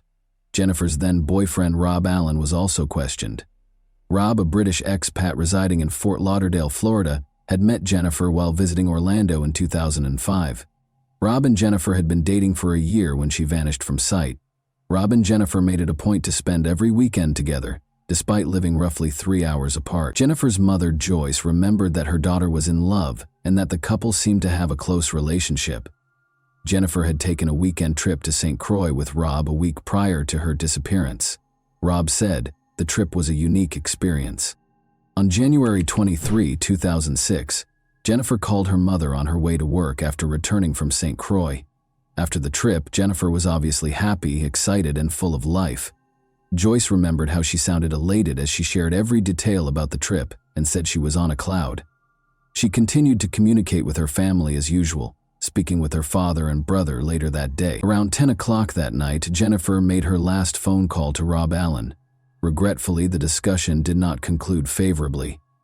The strain of the long-distance relationship was starting to get to Rob, who confirmed that they had a disagreement during the call.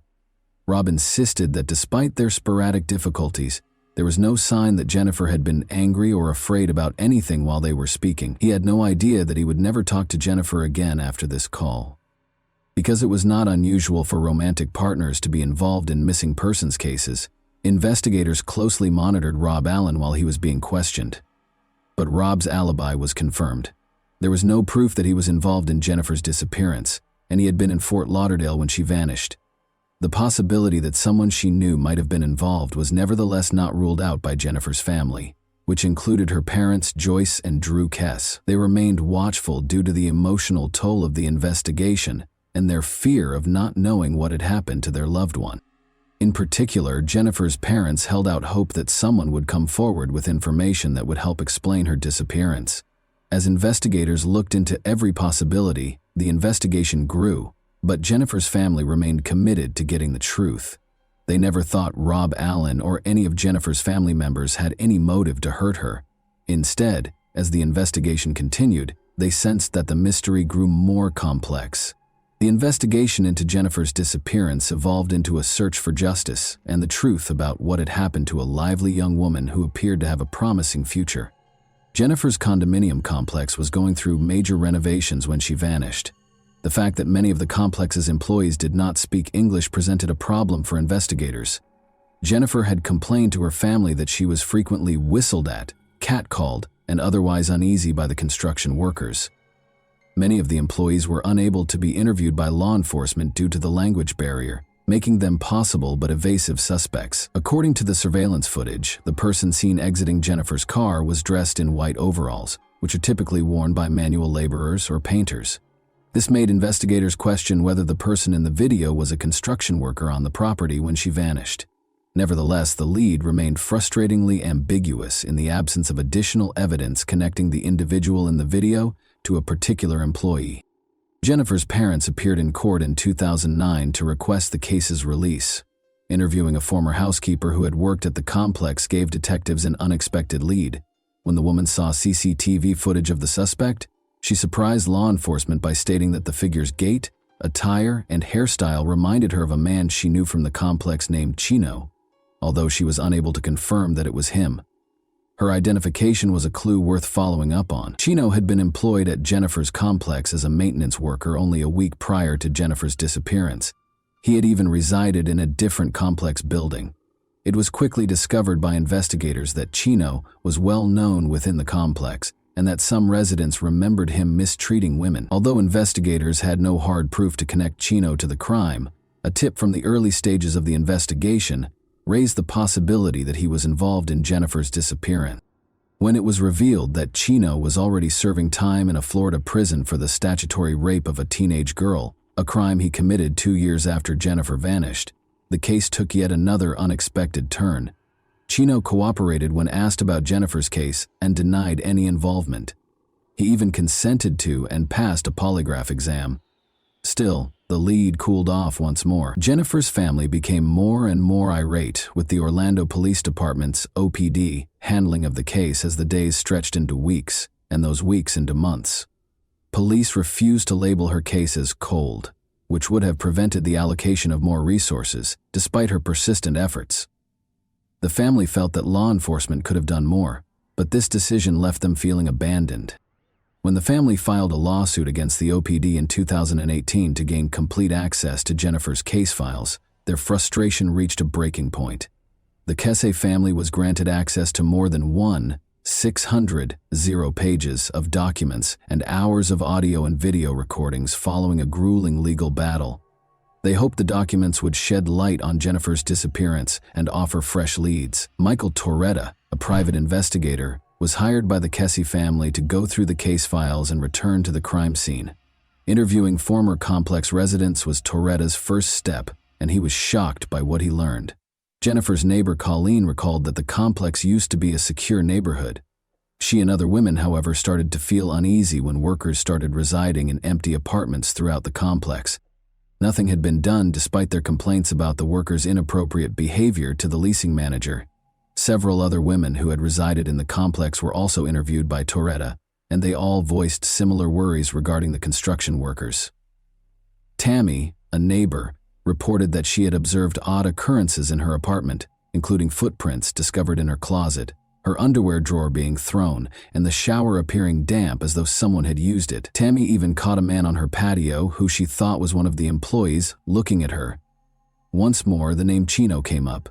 Another woman remembered how uncomfortable it was when Chino would frequently approach her in the parking lot late at night. Suspicion was heightened when Chino moved out of the complex in the middle of the night, 9 months after Jennifer vanished. Eventually, Torretta found Chino, who had served time for statutory rape and was now at liberty. He once more denied any involvement in Jennifer's disappearance, despite his cooperation and insistence on his innocence. According to Torretta's main theory, one or more employees who had been residing in the apartment complex targeted Jennifer.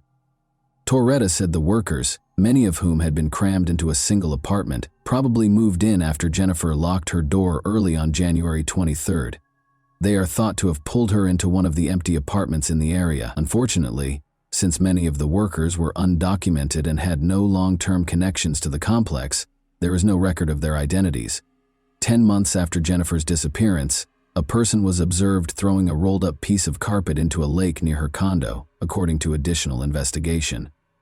Because workers had been installing carpet in the building across from Jennifer on the day of her disappearance, this discovery seemed especially intriguing. In 2019, a dive team searched the lake, but they were never able to find any carpet. In order to preserve Jennifer's memory in the public consciousness and media, Drew, Joyce, and Logan persisted in following up on every possible lead. To raise funds for the costs of a private investigation, they set up a GoFundMe page and urged anyone with information to contact a special tip line. CrimeCon appearances, social media appeals, and public awareness campaigns all helped to keep the case in the public eye, but none of them yielded the answers they so desperately needed. Jennifer's family persisted in seeking justice in spite of the obstacles. After years of advocacy, the Florida Department of Law Enforcement, FDLE, took over Jennifer's case in 2022. This change was welcomed by the Kesse family, who thought that FDLE's resources and experience might finally provide the answers they were looking for. Joyce, Kesse, and Drew were cautiously optimistic, pointing out that the investigation entered a new phase with FDLE's involvement. There was hope that the case might make progress thanks to the agency's sophisticated forensic tools and investigative resources. The same period saw the publication of a book by Jennifer's uncle, Bill Gilmore, which described the family's search for her. He told tales about Jennifer's life and the unsolved mysteries surrounding her disappearance through public speaking engagements and appearances at events such as CrimeCon. His efforts strengthened Jennifer's case and brought attention to the family's dissatisfaction with the OPD's initial handling of leads and evidence. Jennifer Kesse's disappearance has had a profound impact on her family, particularly on her brother Logan and parents Drew and Joyce. The lack of answers has caused them to suffer emotionally for almost 20 years. There is a sense of lost time every year that goes unresolved, such as holidays and birthdays they never spent with Jennifer. They hope for closure in spite of the heartache. Their extended family and close friends also feel the pain, and they keep helping with the search and spreading the word. Despite the uncertainty, the family is steadfast in their conviction that the mystery will be unraveled. The youngest, Logan, shares his parents' desire for justice after seeing their suffering. The Kesses are steadfast in their pursuit of the truth and in preserving Jennifer's memory. No matter how long it takes, they are adamant about finding answers and won't give up until justice is done. Their strength is demonstrated by their tenacity in continuing to search for almost 20 years. And that wraps up today's chilling story. If you enjoyed this video, don't forget to like and subscribe so you never miss a new upload. Also, let me know in the comments what part of this story shocked you the most. Thank you for watching, and I'll see you in the next video.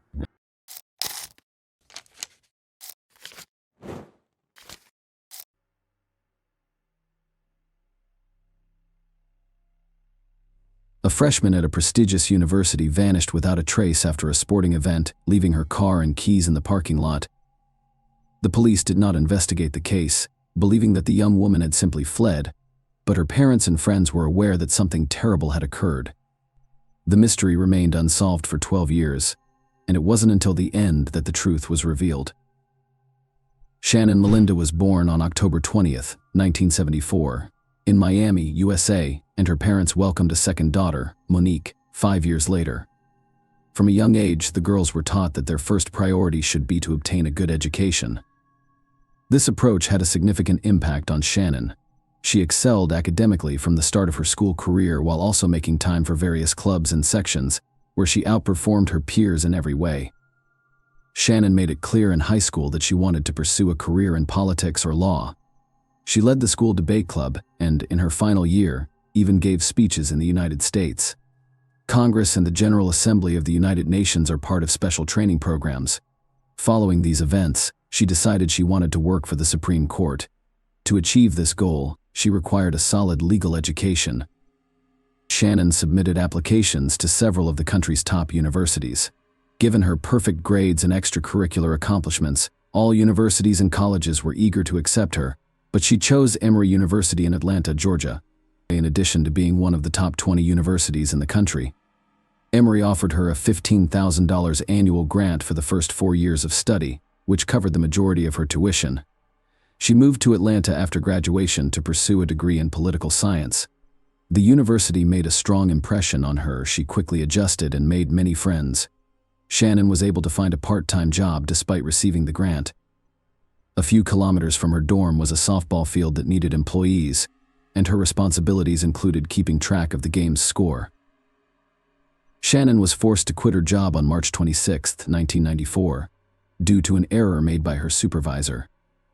That morning, another employee was supposed to keep score, but Shannon was accidentally added to the roster and agreed to work the game. Shannon arrived at the stadium around 8:40, and her shift ended 4 hours later. Usually after work, the young woman would stop at a nearby gas station to get a soda. That day, she also left, but no one saw her again. The stadium management had expected her to return after halftime to turn in her scorecard, but she never did. Her friend and roommate, Athena, was the first to sound the alarm. Shannon's absence from her dorm in the evening initially alarmed her. She had no other place to sleep and was unlikely to stay with anyone after not waiting for her roommate.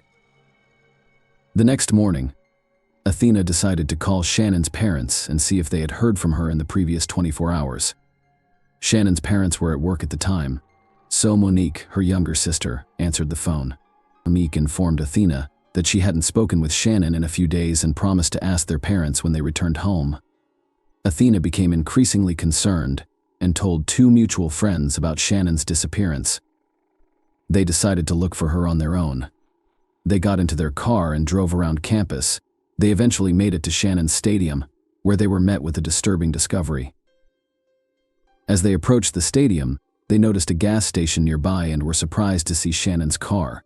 Her parents gave her a black Nissan 280SX as a gift. When they arrived at the gas station, they found the car empty, with the keys in the ignition and the doors unlocked.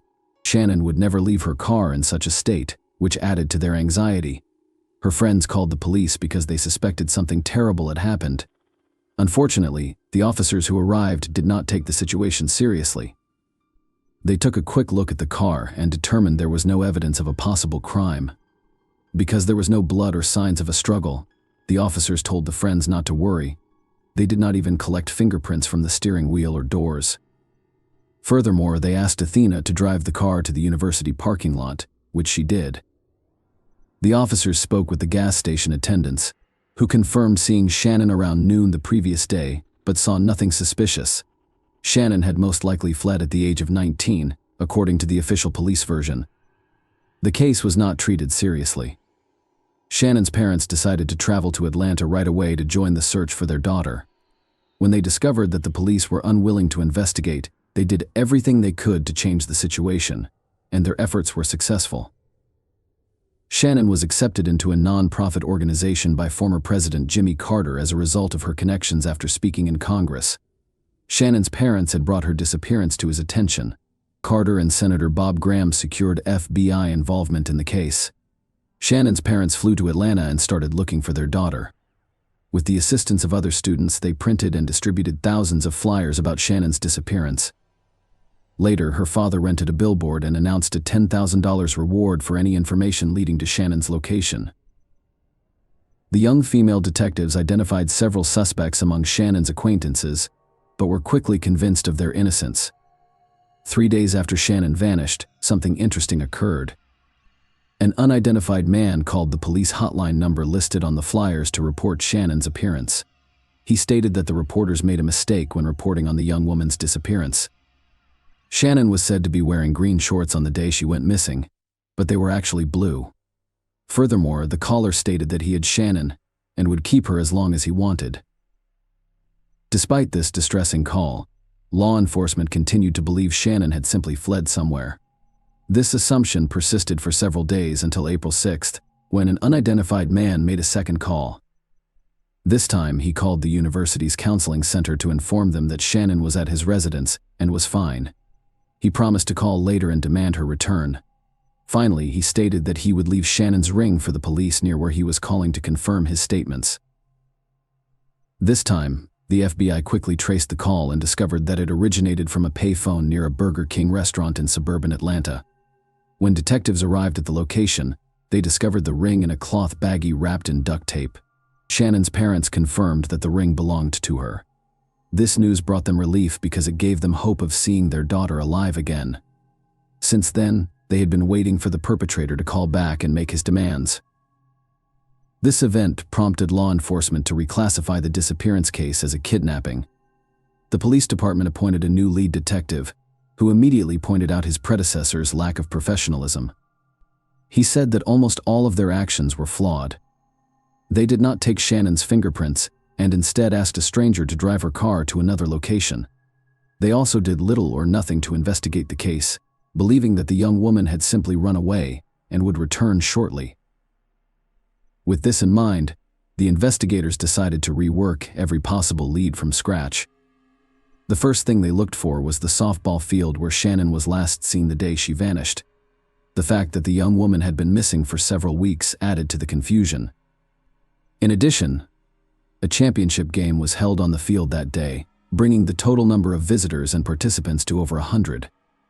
The detectives attempted to question as many people as possible, urging them to recall any suspicious incidents during the game.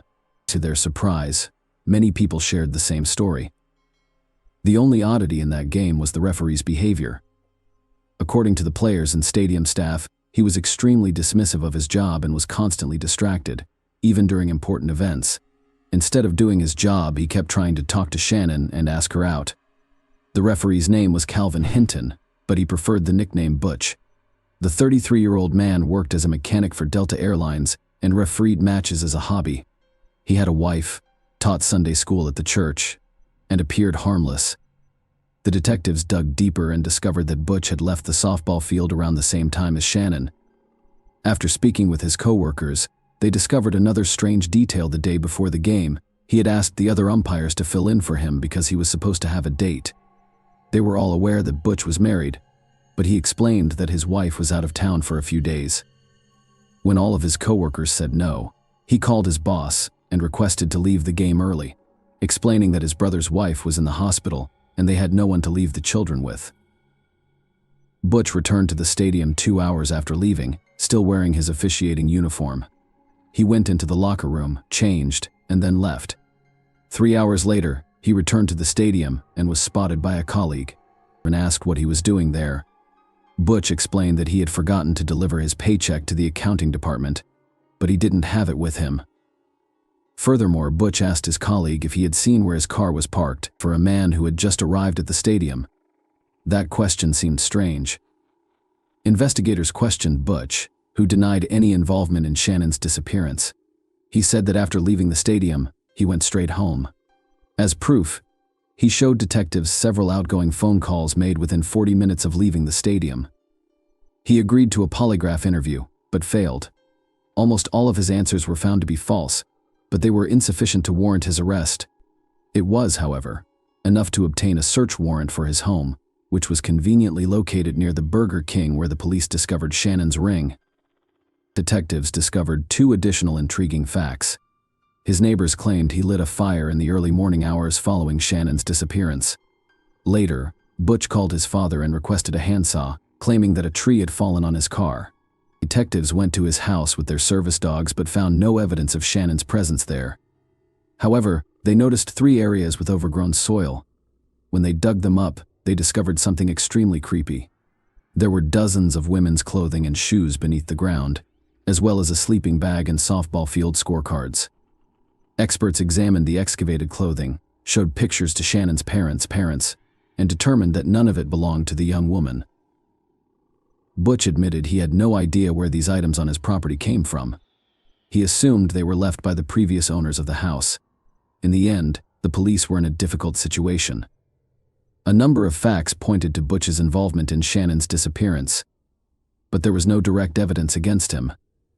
They hoped that a more thorough examination of Shannon's vehicle would yield results, but they were out of luck.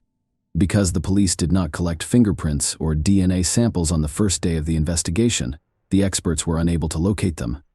However, they came to an interesting conclusion: someone had thoroughly wiped down the car, erasing any potential traces. In an attempt to gather hard evidence against Butch, one of the detectives discovered an intriguing fact. He examined the bag containing Shannon's ring and discovered that such items are not made for retail sale. He contacted the manufacturer and discovered that Delta Airlines was the only buyer of such bags in Georgia. According to the company, mechanics used the bags to store small airplane parts. As we recall, Butch was a mechanic for that company. The detectives thoroughly examined everything and discovered another tiny clue. In Butch's car, they discovered a piece of the same duct tape used to wrap the pouch. On the tape itself, the experts discovered microscopic particles of the same metal. After analyzing its composition, they determined that this compound is only used in the aviation industry. Despite this, the case remained frozen for several months. The police and Shannon's parents were certain that Butch was responsible for the young woman's disappearance, but no one could prove it. All evidence was circumstantial. When the airline learned of the suspicions against him, they fired him immediately. Previously, he had managed to mockingly boast to his colleagues that he was a suspect in a kidnapping. After reviewing his background, investigators discovered Butch had a lengthy criminal history. They were unaware of this at the start of the investigation because advanced criminal databases did not exist in the 1990s. It turned out that he had committed his first crime while a minor. He worked part-time and one day went to his boss's house, where only his wife was present. Butch attempted to tie her up but failed. The woman persuaded him to leave by promising not to tell anyone, but she then called the police. Butch was arrested but, due to his age, was only ordered to receive involuntary psychiatric treatment, despite admitting to intending to abuse the woman. When he was in his 20s and married, he was arrested again for kidnapping a 14-year-old girl. He called his younger brother's ex-girlfriend and scheduled a meeting, assuring her that his brother would accompany him. However, he arrived alone and, claiming to have a gift from his brother, tied her hands and led her to his home, locking her in the basement. Butch's wife discovered the victim and contacted the police. The girl told investigators that Butch had molested her, but he only received a 4-year sentence. She also revealed disturbing information: Butch had threatened her with the same fate as 2 previous victims. Butch was released early, less than 2 years later, and remarried. his new wife unaware of his criminal history. The police suspected he had other victims whose remains were never discovered. Investigators were never able to charge Butch in Shannon's case, so they continued to search for evidence without success. Butch was released from prison in December 2003 after serving an 8.5-year sentence. During that time, police were unable to connect him to Shannon's kidnapping, but they struck lucky. Butch frequently hinted to his fellow inmates about his involvement in the case. Detectives interviewed about 10 inmates, and one, Adonis Cornwell, remembered Butch's late-night confession. Butch claimed that Shannon was killed by the demons inside him, not by him, and that her body would never be found because it had been scattered to the wind. This testimony, combined with previous circumstantial evidence, enabled investigators to take the case to trial. Butch was arrested in August 2004 and charged with kidnapping and murder. According to the investigation, Butch saw Shannon at a gas station and lured her into his car using false pretenses. He threatened her and drove to his home. He then returned to the stadium, parked Shannon's car at the gas station, left the keys in the ignition, wiped away the prints, and left. When he returned home, he most likely abused, killed, and disposed of Shannon's remains. Many questioned whether the court would convict Butch without a body. At the time, there had never been a case in Georgia where a person was convicted without a body. Investigators worked hard to get the most out of the circumstantial evidence. They even brought in inmates to testify on Butch's confessions. Despite this, Butch maintained his innocence. Following the trial, the jury was unable to decide. Butch was found guilty of murder after 3 days of deliberation. Consequently, the court sentenced him to life in prison. He was 43 years old at the time, and in theory he should have spent the rest of his life in prison. But there was one unsettling detail: the perpetrator was eligible for parole every 7 years under the statutes in effect at the time of the murder.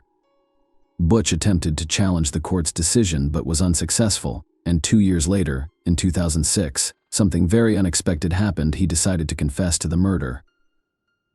His story was almost identical to the prosecution's. He saw Shannon in the parking lot and suggested she go to Burger King for a meal. Shannon agreed, so they drove there in his car. After lunch, they returned to the field, but Butch missed the right turn, came to a halt, and complained that his leg was cramping. He asked Shannon to drive and sat in the back seat. He pulled out a prepared knife and threatened to make the young woman drive to his house. He tied her up and told her he would not hurt her. Butch stated that all he wanted to do was sell her car and then let her go. She remained calm and did not attempt to scream or fight back. Butch returned to the stadium and drove Shannon's car to the gas station, leaving the keys inside.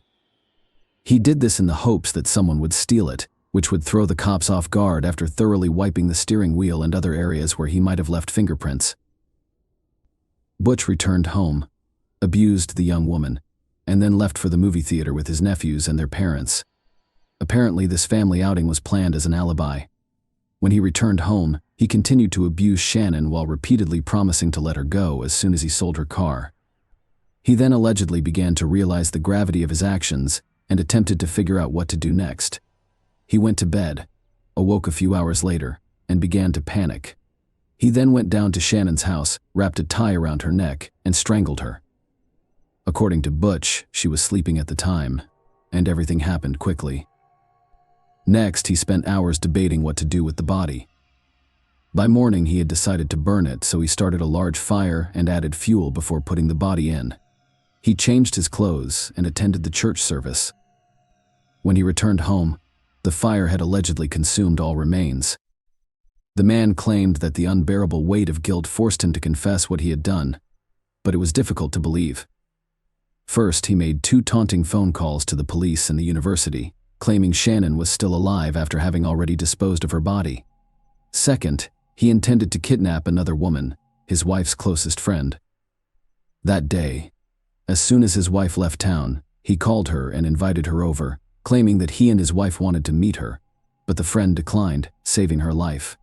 Knowing this, can we speak of Butch's remorse and guilt? In addition, he claimed that the fire reduced the body to ashes in a matter of hours, which appears impossible. The man stated that when he returned home from church, there was no trace of Shannon. He allegedly waited for the ashes to cool before gathering and dumping them on the railroad tracks. Most likely, he lied and needed to bury the remains, including the bones, somewhere. But why would he do this?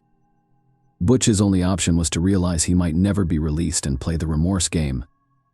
However, if he had pointed out where the body was buried, his sentence could have been altered, denying him the opportunity to petition for release. Despite the fact that experts discovered traces of fuel, he continued to insist that the fire in his house was caused by a broken vacuum. He is currently in prison, and his next petition for parole can be filed in 2025, when he will be 64 years old. Shannon's parents are still fighting to prevent his release. The only question that remains for investigators to this day is whose belongings were buried in Butch's backyard. Was he involved in the deaths of other young women? Possibly in the dozens? Please leave your thoughts on this story in the comments, and thank you for watching.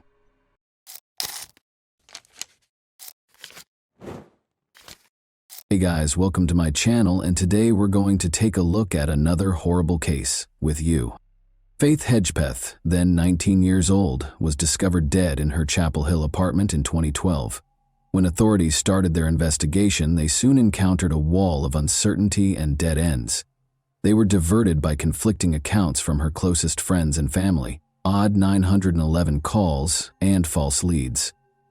Investigators were frequently left with more questions than answers. When a seemingly promising lead turned out to be a dead end, the case became colder as time went on and important pieces of evidence stopped making sense.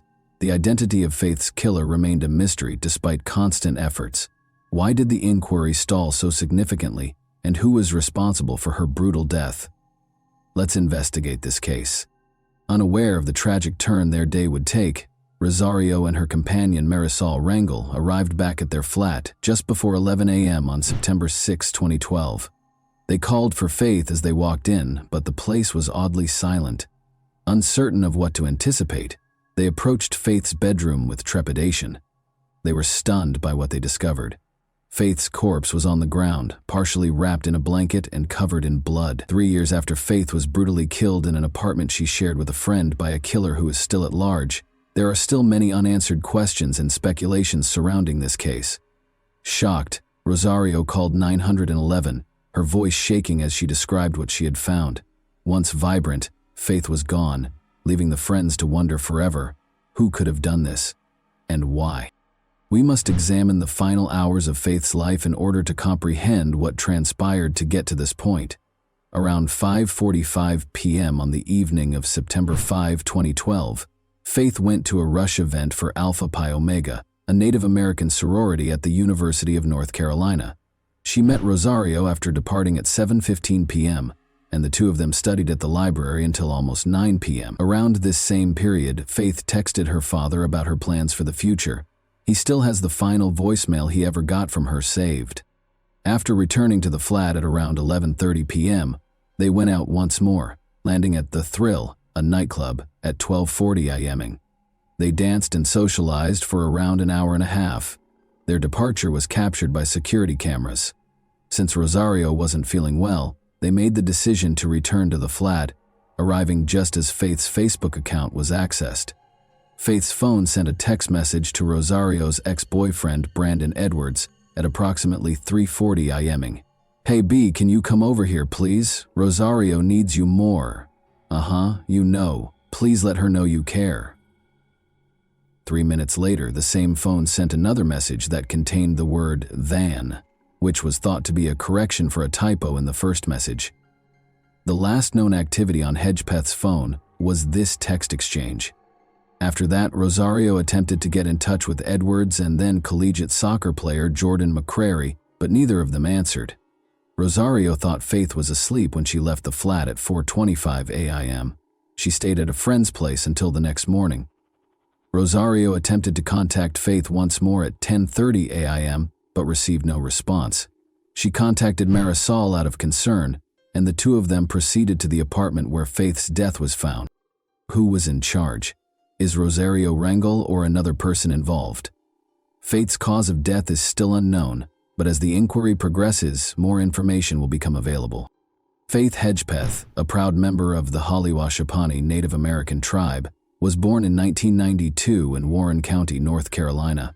After her parents divorced, Faith was raised by her mother, Connie, and she grew up in a difficult home. Connie, who had 3 children already, named her Faith because she thought it would give her the courage and optimism she needed to raise a 4th kid in a challenging situation. Faith was a good student in spite of these obstacles. As a cheerleader, honor student, and involved member of multiple clubs, she succeeded in high school. She attended the University of North Carolina at Chapel Hill thanks to her diligence, which earned her a Gates Millennium Scholarship. Faith dreamed of becoming a teacher or a pediatrician and wanted to be the first member of her family to earn a college degree. Despite taking the spring 2012 semester off, she had a successful first 2 years at UNC Church. She shared a Chapel Hill off-campus apartment with her friend Karina Rosario and Rosario's boyfriend Eric Taco Jones throughout that summer. But Karina and Eric had a violent relationship, and Faith assisted Karina in obtaining a protective order against Eric after he twice attempted to enter into their apartment. Eric lost his temper and even threatened to kill Faith if he couldn't reconcile with Karina. Faith's life had taken a dark turn, and even though she continued to have hope for the future, she found herself in a precarious situation. Faith's family was devastated by her passing. Faith's loss was unfathomable to her mother, who had already dealt with a lot of difficulties as a single mom raising her children. Having lost a sister who served as a support system and role model, Faith's siblings were also devastated. Her family was left to deal with her passing. She had been a bright, kind young woman with a bright future. In addition to being extremely personal, Faith's passing was a setback for the entire community, which had supported her aspirations and watched her develop. Her family was left feeling incredibly empty and unable to comprehend why someone so full of promise had been brutally ripped from them. The choice to start the investigation into Faith's death in secret sparked immediate criticism. In contrast to standard police practice, the Chapel Hill authorities took considerable care to conceal information. All records were sealed by a court order, and even the media's repeated requests for information were turned down. The police worked discreetly behind closed doors, gathering evidence from the incident without disclosing what they had discovered, while the community awaited answers. Semen and extracted DNA were the first important clues from the actual crime site. When the autopsy report stated that Faith had died from blunt force trauma to the head, most likely from a rum bottle, the question became even more complicated, even though it matched male DNA discovered elsewhere in the apartment. From the beginning, the police focused on one man, Karina Rosario's ex-boyfriend, Eric Taco Jones. He was a prime suspect because of his history of domestic abuse and his previous threats against Faith. "Forgive me for what I am about to do," Jones had even warned in a text message to a friend the night before the murder, and he later shared the same statement on Twitter.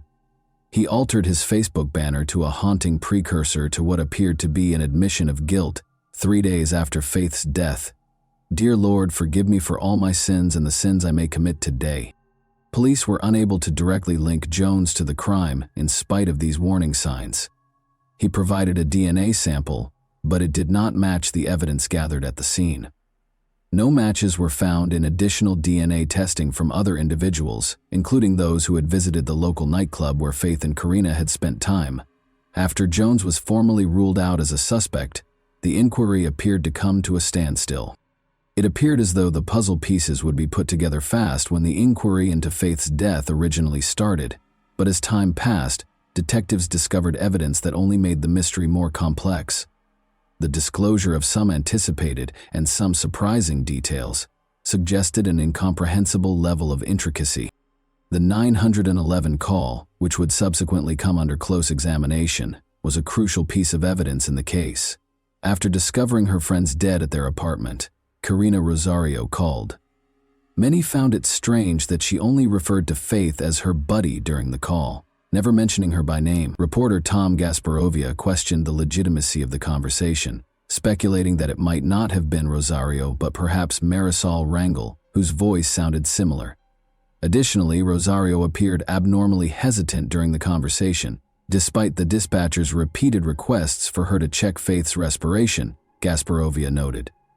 Was the individual who found the body truly as innocent as they appeared to be? Was the 911 call itself a hint?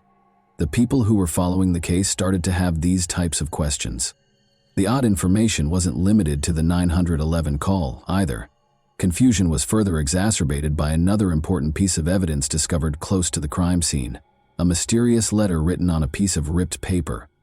Written in a sloppy hand with a ballpoint pen, the message said, "I'm not stupid, bitch, jealous." Its rambling, angry writing appeared to be the result of a fit of wrath, but it was unclear what it meant. Why would someone leave a letter at a murder site? The ripped piece of paper seems to have come from a takeaway bag from Time Out, where Faith and Karina had eaten at that evening. However, was the note a spontaneous outburst or a private communication to Faith? When forensic specialists examined the note, they discovered that the handwriting was erratic. The word "stupid," which was written much more clearly, was underlined by one, perhaps by someone attempting to hide their identity or deceive investigators. Even more concerning was the fact that the message seemed to be written before the murder because there was blood all around the room, and the note itself seemed free of blood. Why abandon it? Was it a deliberate deception or a hint? Reporter Tom Gasparoli speculated that Faith might not have been the intended recipient of the note. The murderer might have planted it to trick detectives. Was it a last desperate communication, or was it a lie? The note's emotional tone suggested intense annoyance or jealousy. Was it Faith or someone else that the murderer was angry at? Faith's own phone provided yet another horrifying piece of evidence in her case. Faith's phone unintentionally called a friend the night before she was murdered, recording a brief but unsettling chat. With background noise and muddled conversations, it initially appeared to be a simple pocket dial accident. However, when audio specialist Arlo West examined the call, he found some concerning snippets. West also claimed to hear a woman's voice saying, "I think she's dying," followed by a man's voice saying, "Do it anyhow." References to Eric and Rosie that seemed to connect the conversation to Faith's roommate Karina Rosario and her violent past with Eric Taco Jones were also heard. The call's timestamp of 1:23 a.m. coincided with the claimed time when Faith arrived at the club. Police initially brushed it off, thinking the call was simply background noise from a night out. However, West pointed out that there were several oddities, such as the unusual absence of typical nightclub sounds, which gave the scene a strange vibe. Did the call record the last seconds before Faith was killed? Or might it have been recorded earlier? These unresolved issues gave an already terrible case a troubling undertone. Investigators were left with more questions than answers as they combed through this perplexing evidence. Although these pieces of evidence were far from conclusive, they were sufficient to raise the possibility that the murderer may have left behind more than just tangible evidence at the site. They might have left a trail of psychological hints that, if the investigators could decipher their actual meaning, could tell us a lot about the killer's mental state. The public's annoyance increased while the case went unresolved. A $29,000 0 reward was given by the university, the Halawashaponi tribe, the local Crime Stoppers chapter, and the apartment complex where Faith had resided for any information that resulted in an arrest. It was believed that the reward would lead to a tip that would completely unravel the case. However, months and weeks went by with no improvement. There was still no breakthrough when Governor Bev Perdue increased the award by an additional $10.00. The probe was conducted in secret in the interim. The UNC student newspaper, the Daily Tar Heel, petitioned for the release of the secret documents in November 2012. The case remained sealed beneath a veil of silence when the court rejected their plea, despite publicly claiming that their daughter's death certificate verified she had been battered. Faith's family was also kept in the dark about several specifics. The town of Chapel Hill remained uneasy as the months passed. The FBI has created a profile of the male DNA recovered from the scene by January 2013. According to the authorities, this person had lived close to Faith, had expressed interest in her, and his actions had probably changed after the crime. The court nevertheless mandated that the records be kept secret in spite of this development. The public was left in the dark about the case, which appeared to be proceeding behind closed doors. The police didn't formally ask the North Carolina State Bureau of Investigation for assistance until September 2013, a full year after Faith's passing. Chris Blue, the police chief for Chapel Hill, acknowledged that they had run out of options and that the case had gone cold. The murder of Faith was still a mystery, and the case files were still sealed. After 2 months, the inquiry took yet another unsettling turn. Publications such as the Tar Heel started to doubt the investigation's objectivity. Why hadn't the police pursued important leads? Although the police had never thoroughly searched the neighborhood, Neighbors in the apartment building where Faith had resided said they had concerns about Eric Jones long before the murder. Only Faith's apartment had actually been completely examined. The other apartments in the complex, including the woods beyond the building, had not been looked at. When it was discovered that police had never examined security footage from the Thrills parking lot, a significant lost opportunity became apparent. The owner of the towing firm that was in charge of the parking lot, the nightclub where Faith and Karina had spent the night before the murder, had installed security cameras that may have recorded important footage. But it wasn't until almost 19 months after the incident that the police requested to view it. The court eventually ordered the records to be opened in 2014, following a great deal of public pressure. Following the release of important papers by investigators, such as the search warrants and investigative notes, there was a flurry of media coverage. These documents demonstrated the extent, or lack thereof, of the police involvement in the case. They also offered the first glimpse of the chronology of events that preceded Faith's demise. The autopsy report was eventually released to the public in September 2014, over 2 years after the murder. It validated the suspicions of many. Faith had suffered severe physical abuse. Blood was discovered beneath her fingernails, indicating that she had retaliated against the severe blow to her head. Initially believed to be the key to identifying the murderer, the DNA recovered from the site remained a mystery. The question of who killed Faith Hedgepeth and why remained unanswered despite ongoing investigation. Unanswered questions became more pressing as the investigation progressed. Had the police conducted the inquiry improperly in the beginning? The most disturbing of all was the identity of the man whose DNA was discovered at the scene, and the reason behind Faith's murder. For years to come, these questions would still exist. Faith Hedgepeth's death remained a mystery for years, with many speculations but no conclusive solutions. One thing was certain: despite the speculation about suspects and motivations, Faith's killer was probably someone who knew her.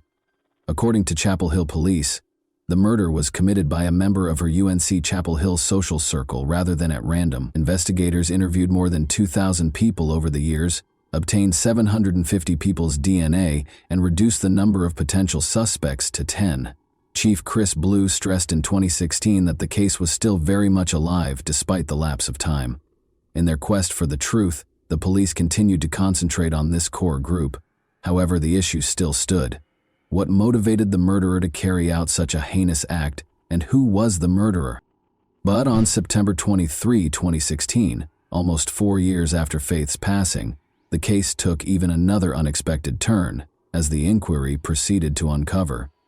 Unexpectedly, the Chapel Hill police announced that they had teamed up with Parabon Nanolabs, a genetic testing business that had created a device that could create physical representations of suspects using their DNA. This public image provided a unique look at the unidentified culprit and was solely based on the DNA profile found at the crime site. It wasn't a perfect portrait, of course.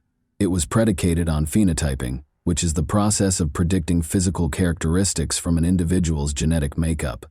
Snapshot: Parabon's technology uses DNA to forecast skin tone, freckles, eye and hair color, and even the shape of a person's face. The president of the organization indicated that, while their system could provide a remarkably high level of detail regarding a person's possible appearance, it was unable to forecast a person's height or weight. A man of mixed ancestry, mainly Native American and European with some Latino heritage, was the image produced by DNA analysis. In addition to having origins in Mexican, Colombian, and Iberian civilizations, he was probably dark-skinned, black-hailed, and freckle-free, with faint indications of South American and African heritage. The forecast provided a very accurate likeness and was made with over 80% confidence. Investigators were able to see a potential suspect for the first time thanks to this picture, but it also made them wonder, who was this person? Why had the police failed to identify them? And how did their DNA get to the crime scene? Notwithstanding this recent development, journalist Tom Gasparoli hypothesized in 2017 that the murderer might be a distant acquaintance of Faith's who harbored animosity or resentment toward her. When authorities began concentrating on Faith's roommate, Karina Rosario, this theory gathered traction. Since Rosario never mentioned Faith by name and only ever referred to her as a friend, Her 911 call raised questions. Faith's texts to her ex-boyfriend that evening conveyed a sense of urgency over Rosario's need for him. Although Rosario claimed to have left the flat while Faith was asleep, there were questions raised regarding her account. Rosario remained silent and had moved away, but she kept in touch with investigators. Gasparoli made hints that she might be more knowledgeable than she was admitting, and that she might have the secret to cracking the case. The question was whether the truth will ever be revealed for so long. A significant development in the case did not occur until 2021. A breakthrough in September 2021 would finally provide resolution after almost 10 years of mystery, but it also sparked new inquiries. Miguel Salguero Olivares, 28, of Durham, North Carolina, was taken into custody by Chapel Hill police after he had not been previously considered a suspect. Why was he arrested and what changed? DNA was the solution. In August 2021, Salguero Olivares was detained on a different charge of driving under the influence. However, the DNA found during his arrest would eventually link him to Faith Hedgepeth's murder. According to court records filed in January 2022, Salguero Olivares' DNA and the palm print on the murder weapon both match those taken from the crime site. Even though the discovery marked a sea change in the case, the police were still hesitant to speak in public. Chief Blue informed the media that although Salguero Olivares had been taken into custody, the full narrative will take time to develop.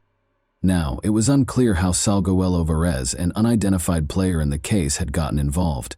How did he relate to Faith? Although the arrest introduced a new level of intricacy to the case, it did not provide all the answers. Did Salguero Olivares have a close relationship with Faith, or was his involvement only incidental? What had motivated him to carry out such a horrific crime was maybe even more disturbing. Salguero Olivares is currently in 2024, awaiting his trial, and minimal information is available about him. New possibilities and previous ideas of Faith's death blended together as investigators examined Salguero Olivares' involvement. Did he have a deeper connection to her? Or was he just a stranger? What did that mean for Rosario and other suspects if he was involved? Roland Hedgepeth, Faith's father, conveyed his appreciation and thanked God for allowing him to see this event. Connie Hedgepeth, Faith's mother, assured the public that the truth regarding her daughter's passing will eventually come to light. While Salguero Olivares' arrest provided some clarification, it also sparked other inquiries. After years of research, the case remained mysterious, and the full tale was still unknown as it entered its second decade. Although the arrest didn't end the investigation, it did offer a new dimension and raise questions about whether this was the last piece, or merely a new development in an ongoing mystery. And that wraps up today's chilling story. If you enjoyed this video, don't forget to like and subscribe so you never miss a new upload. Also, let me know in the comments, what part of this story shocked you the most? Thank you for watching, and I'll see you in the next video.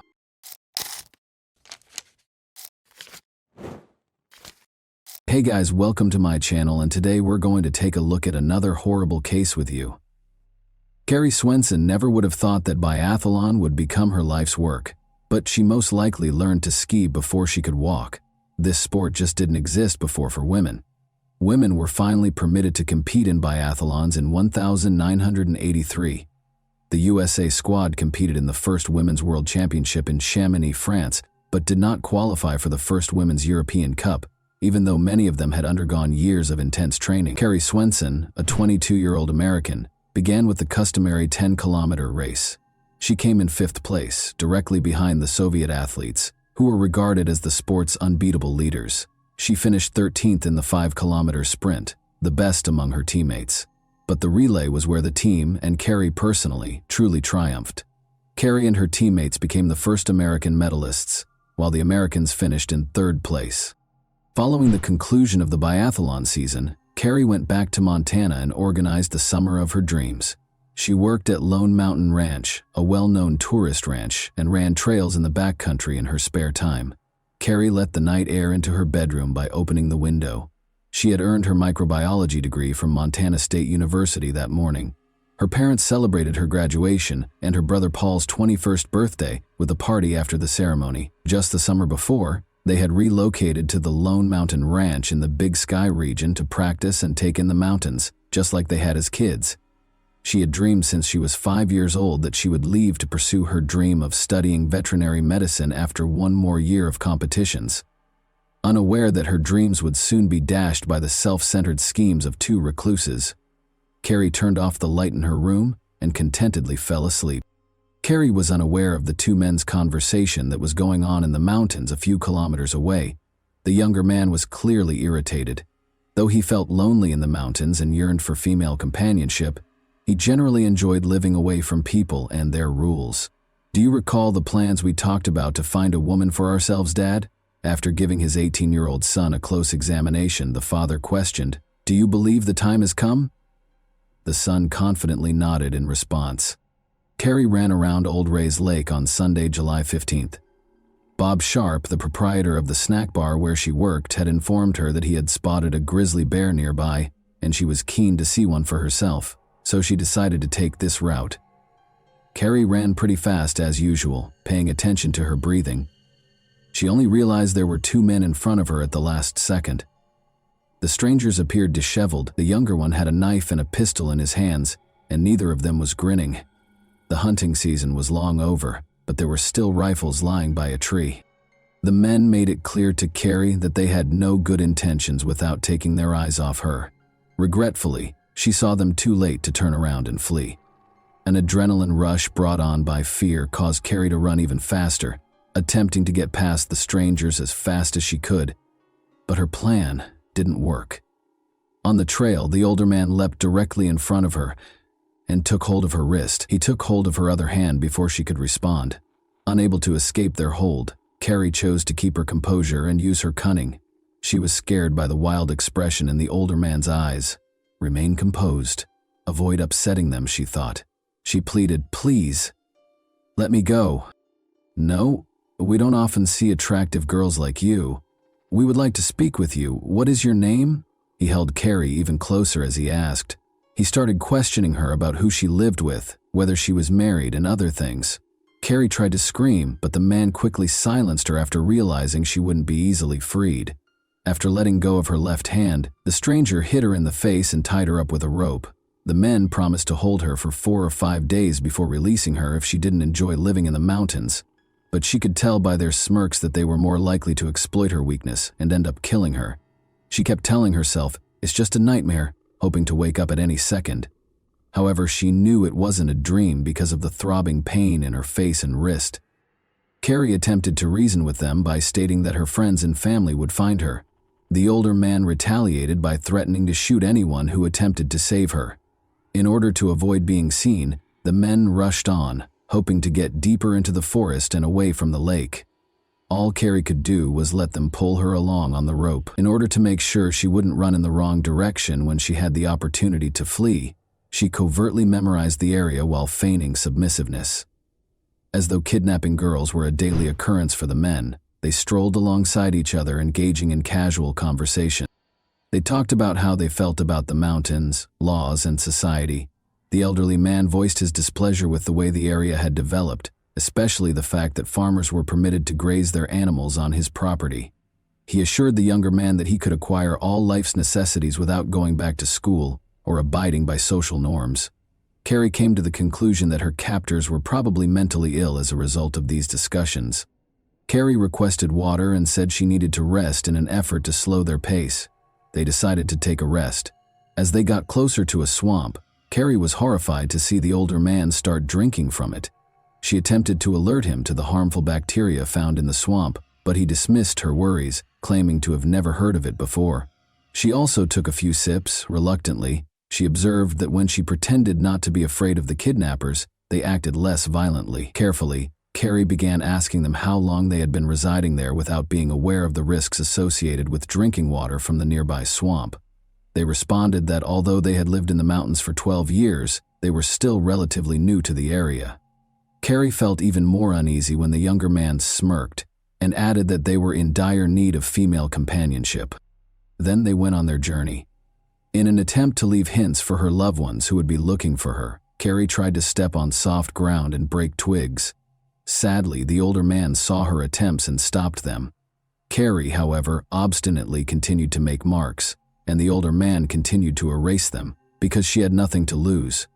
They went on in this manner, and Carrie noticed that no one had yet begun searching for her when she looked at her watch. Only 4 o'clock in the afternoon had arrived.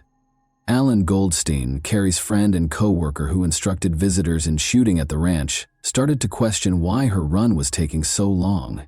He was worried that she might not have been able to return home by herself because she might have run into a bear or twisted her ankle. Carrie was being led farther and farther from the ranch by the strangers in the meantime. They asked her whether she could walk 60 kilometers in a day. After talking about how far they needed to go, she declined to respond. It was impossible for her to tell her captors that she could run 50 kilometers in hilly terrain while training. They might go more slowly if they believed she was weaker than she actually was. Now she was certain they would not allow her to survive. Not today. Not in 4 or 5 days. They wouldn't give up their valuable independence for her. Carrie kept studying the men quietly. They were remarkably similar to one another in addition to having a similar philosophy. Her suspicion that they were father and son grew. Carrie was aware that people would soon begin searching for her, but nothing had scared her more than the idea of her parents or friends becoming the victims of her captors. Making an escape was one way to avoid this. She changed her strategy after pleading failed. "Change your tactics when you're losing," her tennis coach would often say. "When you have the chance to alter your approach, why keep playing a losing game?" Before deciding to take a night's rest at around 5 o'clock, the men chained her to a tree, drastically reducing her chances of escaping. Carrie was the centerpiece of the feast that the black flies and mosquitoes were enjoying. She was tired, thirsty, hungry, and afraid for her life. Now chained close to the tree, she saw a number of rocks, one of which might be used to break a chain link. It was time to try the new tactic. At night, Carrie made the decision to become intolerable. "Hey, standing by the tree is getting old to me," she insisted. "Leave the chain loose so I can sit down." Despite their confused expressions, the men let her sit. She tried to reach for the rock in private, her eyes closed as though she were sleeping. Sadly, the younger man saw her attempt and took away every rock within her reach. She kept acting rude and demanding feminine products at around 8 p.m. because she was freezing and the mosquitoes were driving her crazy. The older man began discussing how they had many of his ex-wife's belongings in the underground cave where they lived after the younger man, whom the older one called Dan, gave her a shirt and socks. He continued by saying that those caves were very comfortable and that they would never be discovered there. In the distance, Carrie heard a voice. Regretfully, her captors also heard it. A plane appeared in the sky at the same time. Carrie was unaware that the plane was looking for her, but the men were startled and put out the campfire right away. It is obvious that they were surprised that someone would look for the hostage so quickly. The plane circled the forest for about an hour before taking off. Carrie waited anxiously for the night to come and to see what they would do to her. But as they sat quietly by the smoldering fire, they left her alone. When night fell, they lay in one sleeping bag and gave her the other. Carrie's coworkers became increasingly concerned as the sun started to set. They began looking for her 2 hours after she was expected to arrive at work. Carrie's friends and family split up into 4 groups and were each given a specific area to search. In order to get assistance flying over the forest, Carrie's father, Rob Swenson, contacted a friend who was a pilot. He was filled with fear when Bob Sharp told him that Carrie might run into a grizzly bear on that trail. For several hours, the teams combed the areas where Carrie was likely to run while calling her name. However, they had to halt the search as night fell. When their father got back from the airstrip, Carrie's brother Paul discovered him at the ranch. His father appeared pale and anxiously restless.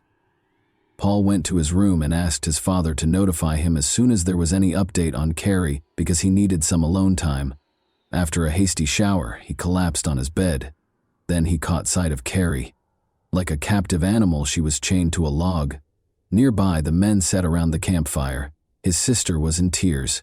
Paul hoped it was only a bad dream when he woke up from this terrible nightmare, not knowing what it might mean. They would resume their search as dawn broke, and they would undoubtedly locate her in the morning.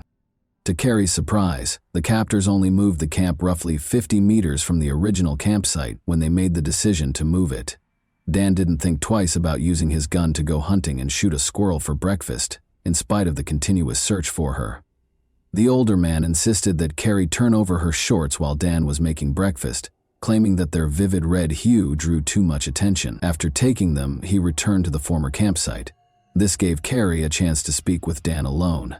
By claiming that he was too young for such crimes, she attempted to convince him to allow her to return to her family.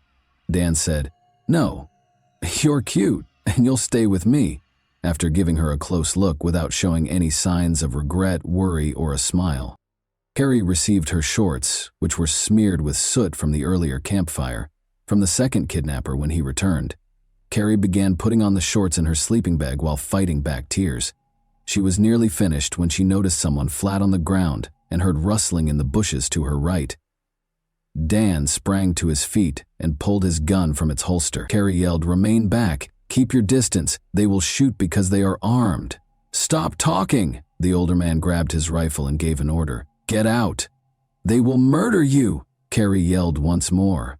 Abruptly, a loud noise reverberated and she was flung back. She smelled the gunpowder and felt the searing pain pierce her chest. "I didn't mean to shoot her," Dan said again, startled. "I didn't mean to." Amazingly, Carrie believed she had been shot right before rescue arrived. No attempt was made by the kidnappers to assist her, but someone else appeared from the bushes to the left. It was Jim Schwalbe, another ranch worker. Evidently, he was unaware that the kidnappers were criminals and thought they were a rescue team attempting to assist Carrie, possibly hitting her by accident while frightening off a bear. Jim dropped his backpack on the floor and hurried over to Carrie. Only then did he realize the truth when he noticed the chain around her waist beneath the sleeping bag. While he was still being threatened with the rifle, he insisted that the older man take Carrie's chain off of him. Dan dropped his gun to the floor and removed the chain's key. Jim then told Alan Goldstein, one of the kidnappers, to flee for assistance. However, it seems that Alan had already discovered their true nature. The kidnappers were surrounded by 200 people, so he yelled that he was armed and told them to surrender. Carrie let out a painful scream as Dan yanked the chain violently. The older man pointed the rifle at Alan as Jim turned to face them. "No!" Carrie let out a gasp. Everyone heard something fall in the grass and heard a shot. The kidnapper had already vanished from view when Jim hurried to the fallen friend. Jim was already too far away when the older man reloaded the rifle and pointed it in his direction. With haste, the abductors stuffed their things into their backpacks, removed the chain, and even threw Carrie out of her sleeping bag, claiming she would no longer require it. Carrie and Alan lay on the cold ground, and they did nothing to help them. Carrie could hear Alan's radio crackling, but she dared not try to get to it because he was lying too far away. Her whole body felt cold, and she tried to crawl toward the extinguished fire with what was left of her strength. Hoping there were still warm logs to help the leaves catch fire, she tossed some leaves and twigs toward the fire while lying on her stomach. Carrie lost consciousness when she attempted to blow on them because she was too weak. An army of black ants raced toward her blood-soaked shirt as she awoke. No, she chased them off. She was reminded of her desire for life by these ravenous insects. Alan had fallen too far away for her to help him find the radio, but then she saw Jim's backpack close by. After struggling to unfasten the backpack with her icy fingers, she discovered a sleeping bag, a chocolate bar, and a water bottle inside. There was no radio. After successfully inserting her legs into the sleeping bag, Carrie opened the water bottle to find some warmth.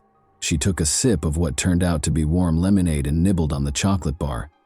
Carrie attempted to approach Alan once more, but this time she had to pull the sleeping bag with her. She couldn't help but think of her brother Paul's reaction when he saw her crawling on the ground like a caterpillar. He would most likely chuckle and encourage her at every turn. She laughed at the absurd ideas that crossed her mind during these times. Unaware of the situation, other search teams carried on their work about 1.5 kilometers away from the shootout. Jim Schwalbe, breathing heavily, abruptly cut them off. To those around him, he yelled, "There were two guys. When Carrie yelled at us to keep away, they shot her and tied her to a log." "Is she alive?" Bob asked him.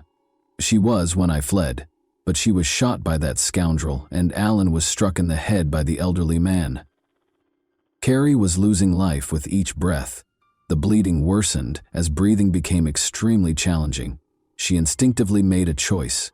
She closed her eyes and found herself back on the biathlon track, where, like speed and accuracy, Athletes systematically practiced their breathing technique. Carrie was able to slow down her bleeding and heart rate by focusing and breathing very slowly, almost like in yoga. Strangely, the annoying flies that buzzed around her kept her awake. Jim was on her mind. Unless he encountered the kidnappers once more, he ought to have brought assistance by now. A few hours later, that grating buzzing noise was back. Searching for the source, Carrie noticed a helicopter hovering over the treetops. People were looking out of it as it paused right over her. "Please, locate us as soon as possible," she begged in silence. She heard the sound of a radio and the crack of branches as the helicopter took off. "Aid!" With all the strength she had left, she let out a cry. "She's right here," someone yelled. "We located her. Carrie, are you all right? Do you hear me?" "Yes," she said in response to a man's question. All she could do was smile, wishing she could yell, scream, or thank them for finding her. It was difficult to see what was coming next because her eyelids felt heavy, like they were made of lead. The police worked tirelessly to track down Carrie's kidnappers while she was being transported to the hospital. They had no idea that it would mark the start of a months-long search. The two fugitives are the only ones who are familiar with the hundreds of kilometers of local mountains and forests. For 5.5 months, the kidnappers were able to successfully elude the police, and the media romanticized their image, portraying Dan as a handsome prince and the other man as a strict and affectionate father. A local businessman even expressed interest in selling T-shirts featuring their pictures. The victims of their crimes were ignored by the journalists in the interim. Then, roughly 2 weeks prior to Christmas, Sheriff Johnny Franz got a surprise tip. In the woods on his ranch, one of his family members spotted smoke. Franz knew every inch of that ranch, having grown up there. The radio had sporadic signals in the mountains. It was dark, and the criminals might vanish at any time. The sheriff, however, hurried to their camp. Years later, he joked, "Why did I go there alone? Because that's what I was paid for." He came as fast as he could on a snowmobile, found the father and son, and was aiming for them. Without hesitation, the father drew his rifle and vowed to shoot. The sheriff responded by threatening to shoot his son twice. To get the father to listen, he had to use the boy's influence. The sheriff persuaded them that they could at last take a shower, eat healthily, and warm up. The sheriff had complete control of the situation in a matter of minutes. Dan and his father, Don Nichols, were taken into custody and charged with kidnapping. Don was also accused of killing Alan Goldstein. It was disclosed during the trial that the men had plotted the abduction for a number of years. About 5 or 6 years ago, Don Nichols bought a chain for his future bride because Dan wouldn't live in the mountains without a woman, and not all girls would accept their lifestyle. Carrie was meant to be the mother of his son's future children, and he had aspirations of starting his own clan and living apart from society. Don was released in 2017 after receiving an 85-year prison sentence. Dan only spent 6 of the 20 years he was sentenced to in prison. With his marriage, education, and decision to assist those with disabilities, it appeared that the young man had changed his life. He was, however, arrested once more in 2012 in relation to illicit substances. After spending 8 days in the hospital, Carrie started pushing the limits of her physical capabilities and conquering pain to hasten her recuperation as soon as she was released. Carrie recovered sufficiently by 1986 to compete in triathlons in Oslo, Norway. Despite her 4th-place finish, the 3rd-place finisher acknowledged her abilities by inviting her to join her on the podium. Although it might have appeared to others that she was completely recovered, Carrie was aware that the injury and kidnapping had left a permanent mark that would never go away. During intense physical exertion, she still felt pain from scar tissue and the bullet shrapnel that was still embedded in her body, affecting nearby nerves. She therefore made the decision to give up competitive sports and concentrate on becoming a veterinarian, moving to Colorado to pursue her studies. Carrie Swenson, who has loved the outdoors since she was a young child, is a veterinarian in Bozeman, Montana, and still enjoys it today. She has turned into a harsh critic of the media's coverage of the kidnapping and hardly ever discusses what happened. She felt that the romanticization of the murderers and kidnappers as rugged mountain men skilled in wilderness survival was particularly inappropriate. Additionally, she thought that the media greatly minimized the emotional trauma of the kidnapping by making it seem more romantic than it actually was in the hands of the mountain people. The Nicholses may have lived in the mountains at times, but they couldn't survive there. At least, not without theft and robbery. Often leaving the woods for months and buying modern equipment, in the end they were so easy to catch because they froze, starved, and grew tired of mountain life. They are no true mountain men, Carrie wrote in a 2012 article for the local newspaper after Dan was arrested once more. And that wraps up today's chilling story. If you enjoyed this video, don't forget to like and subscribe so you never miss a new upload. Also, let me know in the comments what part of this story shocked you the most. Thank you for watching, and I'll see you in the next video.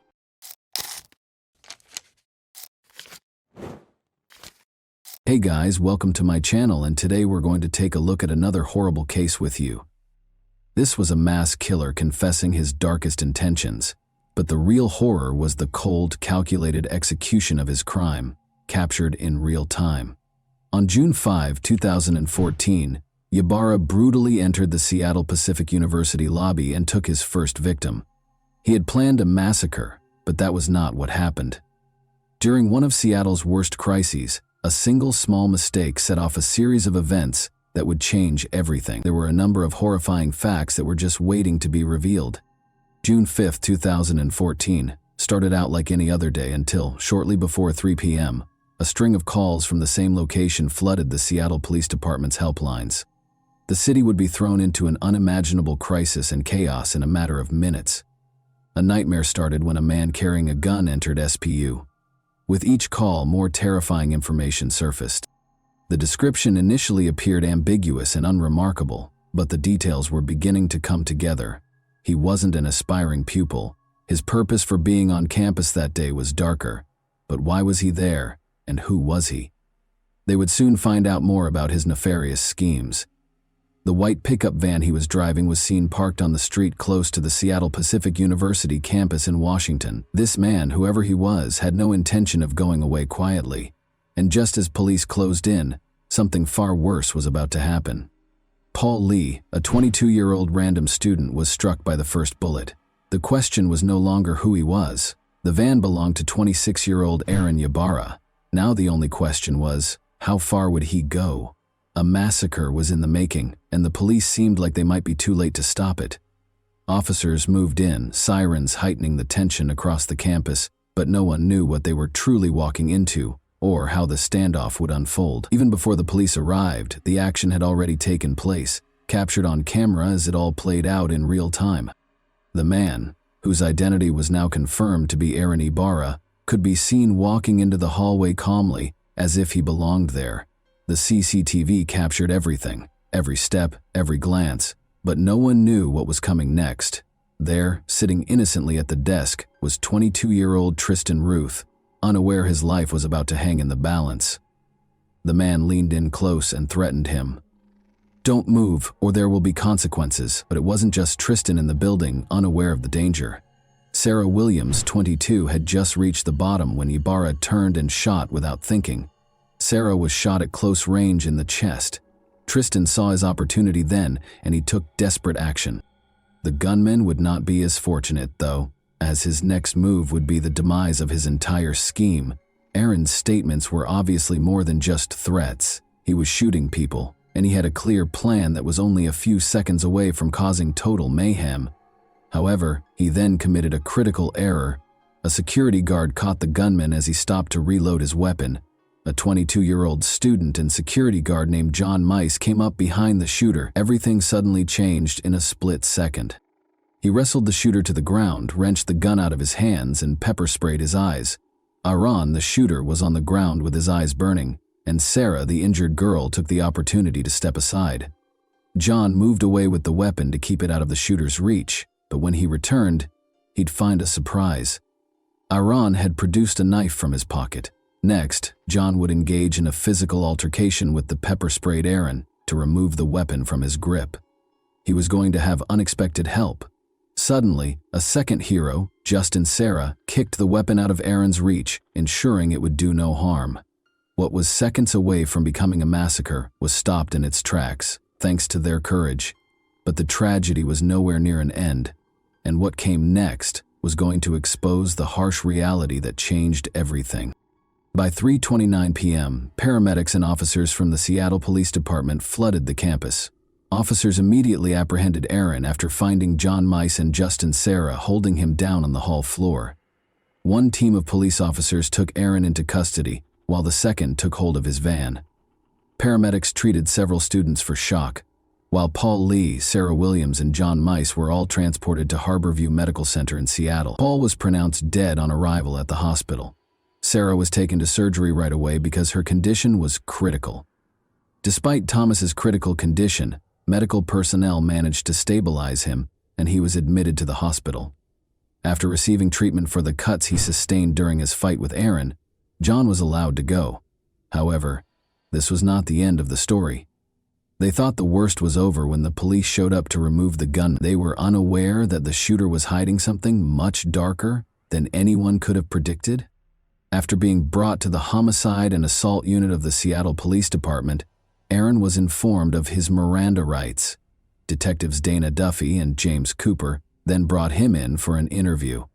What secrets was he concealing, and what was his true motivation? The truth was finally going to be revealed in the interrogation room, where the answers were hidden.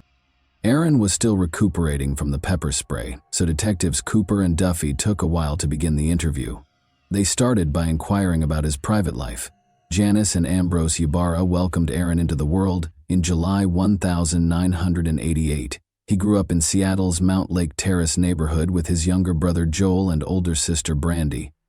From the start, Aaron's life was described as turbulent. Ambrose, his alcoholic father, was a frequent source of conflict for the family. Aaron discussed his psychological issues, including his severe OCD, as he became more at ease during the interrogation.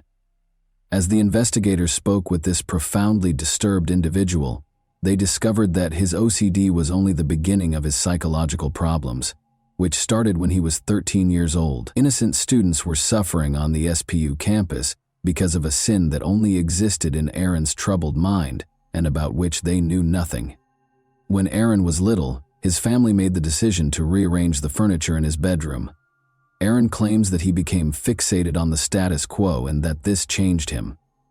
Aaron had realized that respect could be gained by using fear. The mass murderer Eric Harris served as his initial source of inspiration. But there was another reason why he preferred using guns to cause harm. Aaron loved firearms just as much as his father and brother did, and he even spent 8 years working at a Mount Lake Terrace gun range. He was a competitive shooter who was said to be extremely proficient with a firearm. Aaron was characterized as pleasant, shy, and humorous by some of the people who had met him at work. People were unaware, however, that the quiet young man was harboring demons. The theft of Aaron's firearms was the last straw. The compulsive Aaron couldn't get over it and was convinced that he detested everyone. According to Aaron's delusions, the evil side was ready to take control. Perhaps the fatal outcomes could have been avoided if he had received therapy sooner, but that was not to be.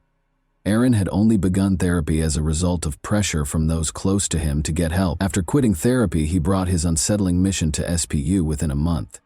The next thing Aaron would say to investigators would make it impossible for it to be anything other than a premeditated crime, something he and his attorney would sincerely regret in court. Aaron's plans for July 5, 2014 were well defined. He aspired to end his life, just like one of his heroes did. It was supposed to be a declaration, but the students never took Aaron seriously and were unable to comprehend the full scope of what they had to deal with that day. He claimed that he was treated disrespectfully and that to be respected was to instill fear. Paul Lee, a 19-year-old student, was standing there. He took Aaron lightly, which was a fatal error. Aaron told the two detectives that he kept his plans a secret from everyone. Nevertheless, he documented everything in his journal and hoped that if he were killed in the shooting, others would comprehend his motivations.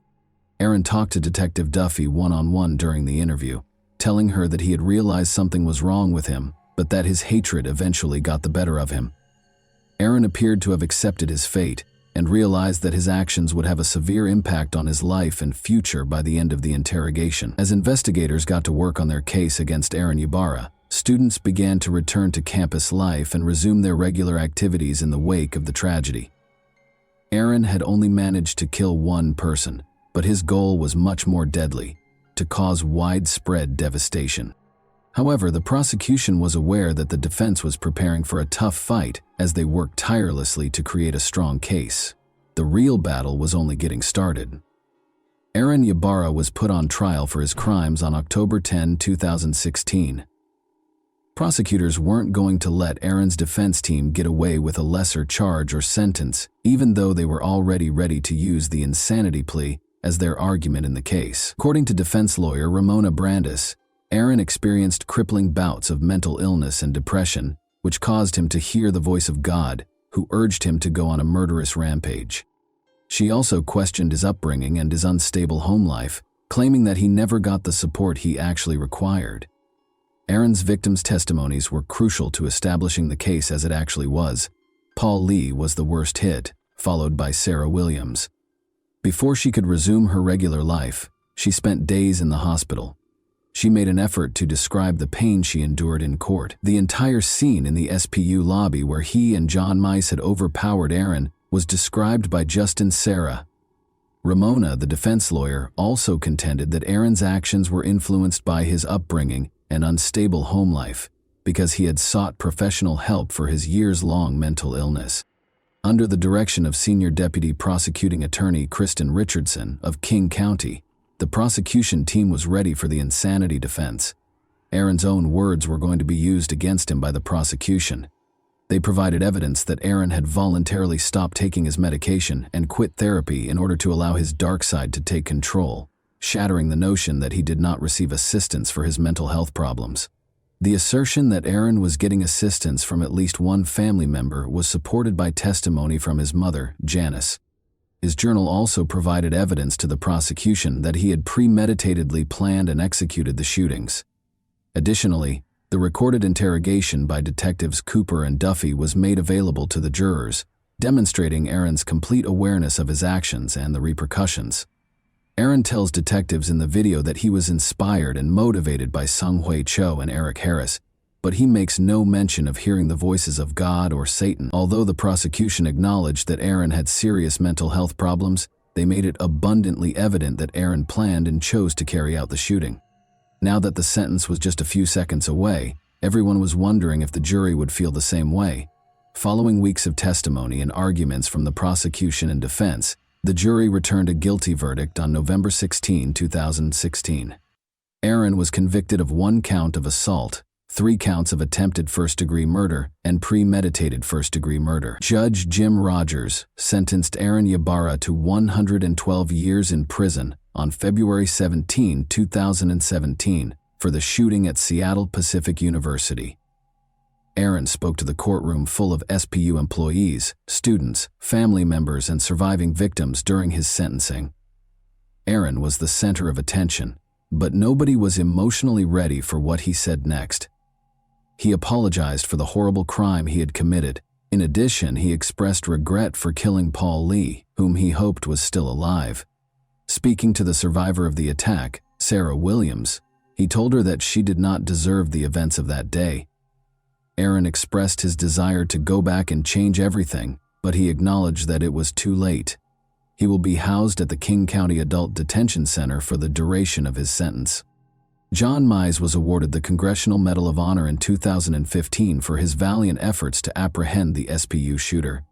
Since the 2014 shooting, Aaron Ybarra's family has stayed out of the spotlight.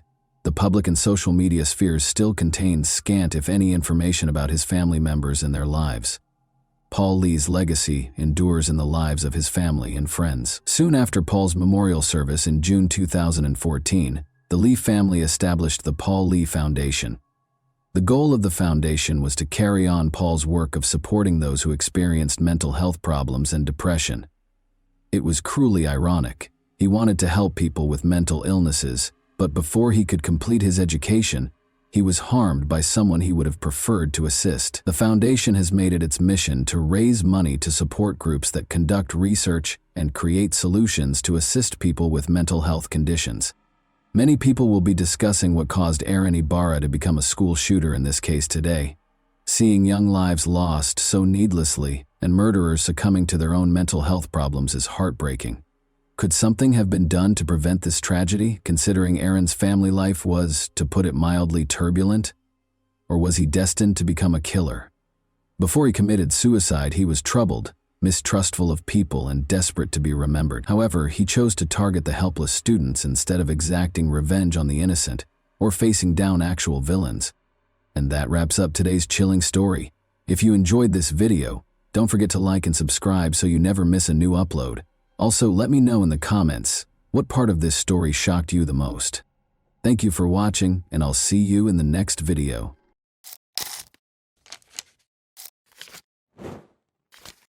Hey guys, today we're diving into another truly horrifying case. If you want to support my channel, make sure to subscribe and stay active. It really helps me out. I'd be super grateful for that. Let's get started. Any life may be wrapped in a lovely wrapping, even the most embarrassing ones. You will undoubtedly feel pity and sadness for the unfavorable character if you tell it calmly and portray him as a victim of his circumstances. The truth is that a lot of bad individuals are charming, strong, and crafty, and we honestly think that they weren't always nasty, since they frequently created these situations, and we unconsciously justify their egregious actions. However, we won't defend unlawful behavior today, and we won't cover for anyone. You will choose for yourself whether their actions are justified after reading about this case. A neighborhood person made a spooky call to emergency services on April 4, 2015.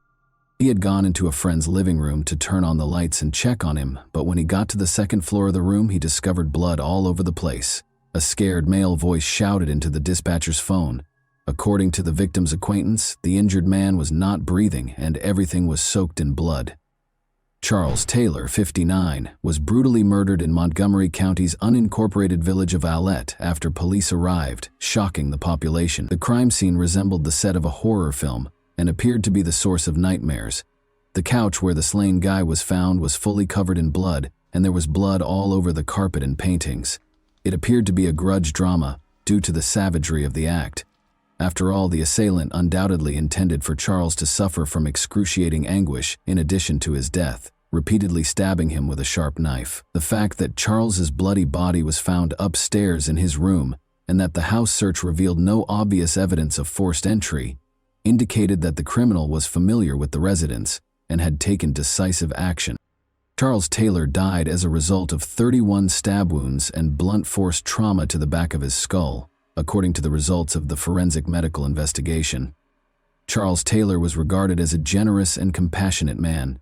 He had a wonderful relationship with his adult son. He loved Amanda, his daughter-in-law, and his 2 grandkids. People see this aspect of life and make judgments regarding the health of the family. How rich, how evil. They describe the family as a healthy family. But did the Taylor family actually live like this? Let's investigate this unpleasant family situation. Because there were few leads available to the authorities, the initial inquiry proceeded somewhat slowly. They began searching for Charles's associates, but they were unable to locate anyone with the intention or motivation to hurt him. They quickly discovered the attackers identify after the theory that it was a member of Charles Taylor's family emerged. That's actually when investigators were fortunate enough to be contacted by a crime blogger who had pictures of Amanda Taylor taking selfies next to Charles's dead body. The wanted list now includes her. On March 27, 1991, Amanda Barbara Nicole Taylor was born in Christiansburg, Virginia. Not much is known about Amanda's early years. The only reason it was challenging is that both of her parents served time in prison.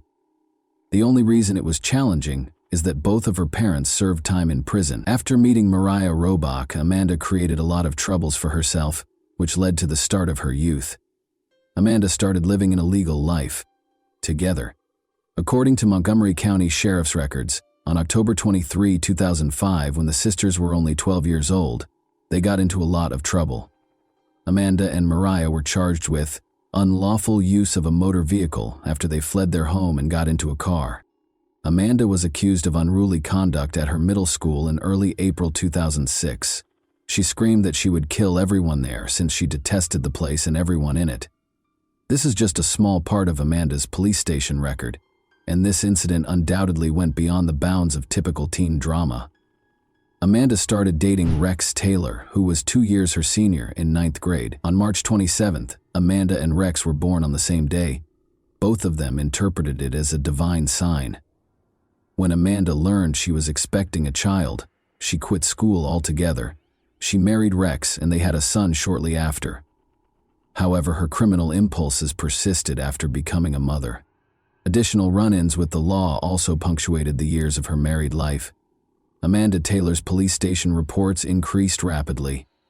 So had a criminal record for possession of a controlled substance, a conviction for alcohol possession, multiple domestic disputes, and another attempt to flee after stealing a car. Rex Taylor, her spouse, was not from a perfect home either, and Rex battled addictions and the depression they brought around despite their love for one another. The young man developed an addiction to illegal narcotics at the age of 15. The couple eventually had a baby, and at first it appeared that Amanda was still in control and had become a perfect wife and mother. However, she was a little different from other American women in their 20s who have tattoos, piercings, and undoubtedly post daily selfies on social media, as well as the family. Amanda and Rex's relationship was everything but typical. The pair addressed letters to well-known serial killers while they were inside and studied their biographies obsessively. Amanda started to fantasize of turning into a criminal herself, but tragedy befell the family before Amanda could fulfill her dreadful ambition. Amanda's fears about her husband's infidelity overshadowed the couple's complex relationship. The pair finally parted ways in April 2014 when their paths diverged. After moving back in with the family, Rex started using illegal drugs once more. He had hanged himself on his son's 7th birthday, and his lifeless body was found in a shed on the property 4 months after the transfer. Amanda briefly stayed with her mother and friend Mariah Roback after losing her cherished husband. She made friends with Sean Ball, another Roback family member, while she was staying with her friend Mariah. On their joint birthday, March 27, 2015, Amanda visited Rex's grave and made an attempt to commit herself. Since her behavior and mental processes were obviously abnormal and could endanger herself and others, she was rescued and taken by force to a mental health facility. Amanda was promptly sent home, however, in spite of her mother's demands and entreaties for extended care. Due to her unstable personality issues, things appeared to get worse when she was discharged from the mental health facility.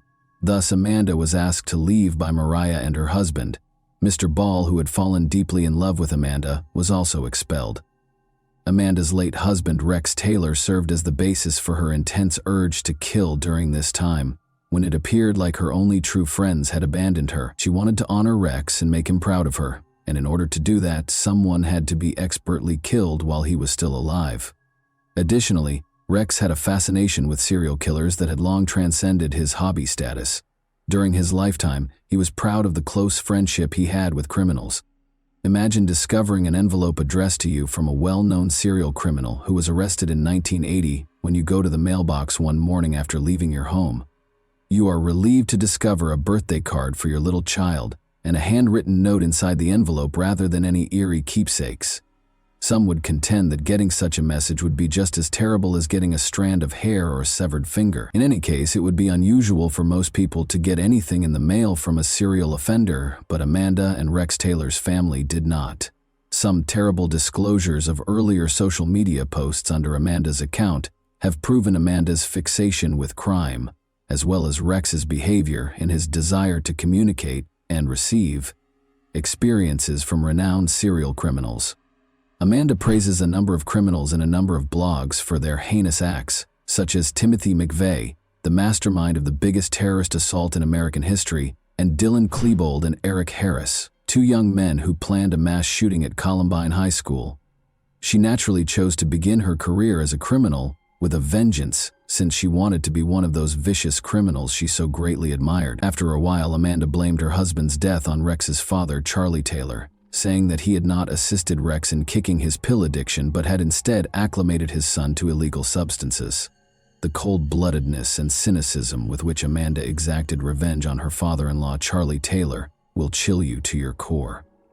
She required a helper who would support her acts without reservation.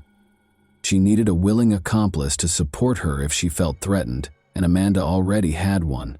Of course, it was Sean Ball, the man she was in love with. She was worried that she wouldn't be able to do it alone the first time. It was only a matter of time until she would take over him.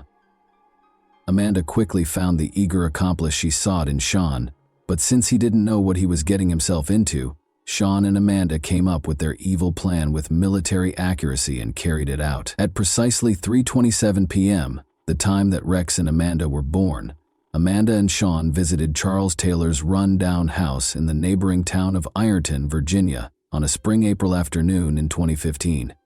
In order to fill an Easter basket for her cherished grandchildren, Charles had to pay her money. After a half hour of pleasant conversation, Amanda suddenly sat down on the couch beside Charles, as if a switch had been flipped in her brain. Amanda's actions took a significant turn. After she started viciously stabbing Charles with a knife, Sean struck him in the head with a tire iron. Then, after shocking Charles, Amanda drove the knife hard into his chest once more.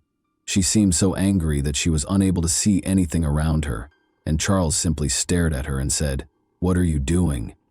He reached out and grabbed her hair as she stabbed him, but Amanda kept stabbing him, and he kept screaming. Amanda Taylor used a sharp bayonet knife to stab her father-in-law, Charles Taylor, 31 times. She wanted to feel his final breath and wanted him to know that she was the one killing him every time she looked into his eyes. She desired Charles's death as a form of retaliation. The whole room was covered in blood, and she halted as her anger started to fade. Amanda didn't stop there either. By snapping a photo of herself close to the body and sharing it on social media, she went one step further in her extreme behavior. A frightening phone call with Amanda's voice on the other end of the line came to Amanda's mother later that day from an unidentified number. She broke down in tears as she told her mother how much she loved her and how valuable all she had done for her was. She also revealed through sobs that she had done what she had to do, and it was a terrible thing. Her mother could feel it, and she knew that something horrible had occurred. Amanda resisted her plea for her daughter to return to Christiansburg, saying that she and Sean were en route to Pittsburgh. It was well known that Amanda was in a downhill spiral, and it all began nearly 8 months ago when her husband, Rex Taylor, who had battled depression and illegal substance misuse for years, committed suicide by hanging. When authorities looked at Amanda's social media profile, they were taken aback. It was obvious that she took great pride in the crime she had done. The police issued a warrant for her arrest in the hopes of a speedy settlement, but Amanda and Sean had already made their getaway by then. As though they were planning a fantastic vacation rather than being on the run, Amanda and Sean chose a really picturesque escape route. They traveled from Virginia to North Carolina along the Blue Ridge Parkway.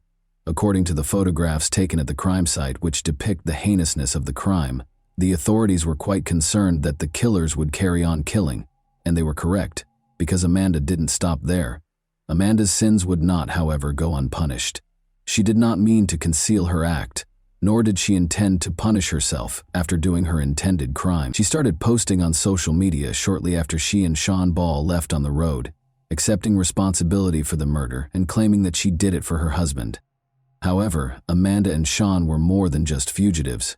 After committing her first crime, which Amanda believed was ideal, they were now following their next victim. She was unable to stop. She had to continue killing.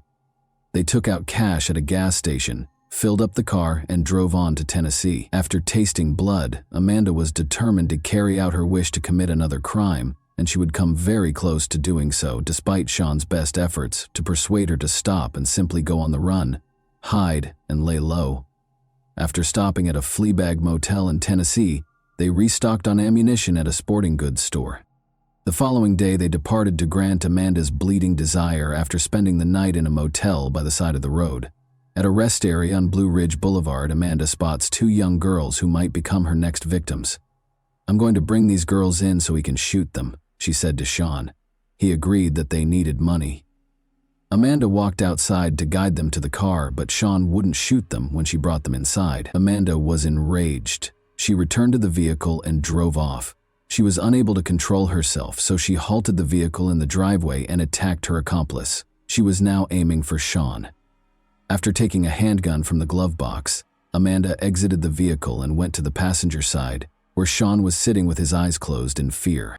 She had gone so far. She was so enraged that she pointed the gun at the random jogger in front of her and squeezed the trigger. Fortunately, Amanda missed, and Sean opened his eyes and regained consciousness when he heard the gunfire. He noticed that the revolver's muzzle was aimed at him.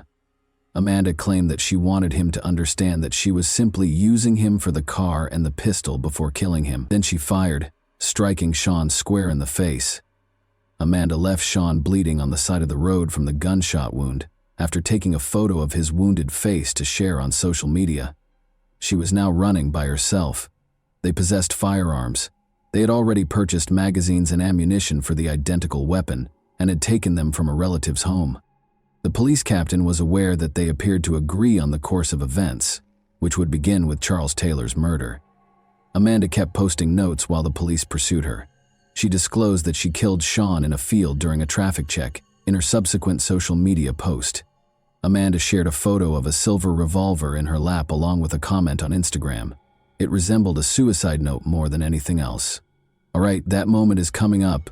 I will finally find peace when I find my hubby in hell. I know you will give my lovely kids the life I could never offer them, and I love you, Mom. I'll be free at last." In an effort to find Amanda, the police were keeping a close eye on her account and recording surveillance footage from patrol stations along the white SUV's path. It also aided authorities in pursuing the criminals as they fled in it. Amanda was located by cell tower signals, and officers from the North Carolina State Highway Patrol saw the white SUV traveling east on I-40, close to Asheville. No matter how much she ran, she attempted to stop. She refused to give up easily. The police were ready. They were aware that she was dangerous and armed. Later that day, another grim social media post that read, "Okay, the time is about to come when I find my husband in hell and finally become one with him," further solidified this truth. Amanda appears arrogant in her photo, as like she is pleased with her accomplishments. Eventually, all the commotion and devastation stopped after a 2-mile stretch of spikes that had been placed deliberately in Amanda's route. Amanda was arrested. Amanda was handcuffed by police after they dragged her from the automobile at around 8 in the morning. Paramedics discovered Sean dead by the side of the road. Amanda feigned indifference to the proceedings in the interrogation room. Before Captain Robert realized it, she was messing with her hair and drinking a soft drink when another detective entered. Amanda gave up her right to silence and admitted to everything when questioned. She appeared to feel completely at home. Amanda found out that Sean wasn't dead after speaking with the investigators. There were no markings on him other than the fact that the bullet had passed right through his jaw and made him faint from the pain. Amanda then made the heartbreaking admission that she wished to be put to death. "Is there anything you can do? The death punishment alone is what I would want." In the interrogation audio, Amanda claims, "I kill people. I'm worthy of dying. I'd be better off just leaving. If I could just get the death penalty and go, it would be best for my kids." In a startling turn of events, Amanda later found herself apologizing and entering a not guilty plea in front of the court. However, during the trial, Amanda detailed her crime and maintained that she had done the right thing by killing old Charles, who had stolen Rex from her. She claimed that after being furious with Rex for harming her, she became even more enraged with his father. Amanda said that she wished for Charles to experience the same suffering that she experienced. She claimed that she killed Charles because she believed he was responsible for the death of her husband Rex, to whom Charles had allegedly given illegal substances. Amanda claimed that the instant Charles mentioned Rex once more, she turned to him and began stabbing him, which made her feel more alive than she had since Rex had passed away. She acknowledged that the times when the knife penetrated her father-in-law made her very happy. At last, Amanda let out all of her pent-up resentment and rage. Captain Robert New stated, "She did it to get attention, and by not pleading guilty, she got the opportunity to talk about the case."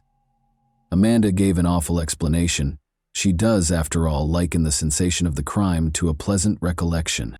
The jury heard testimony during the November 2015 trial about Amanda's 31 stabbings of Charles and her intended targets, chest and face.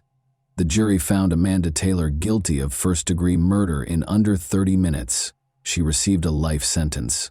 She was described as the height of depravity by the judge.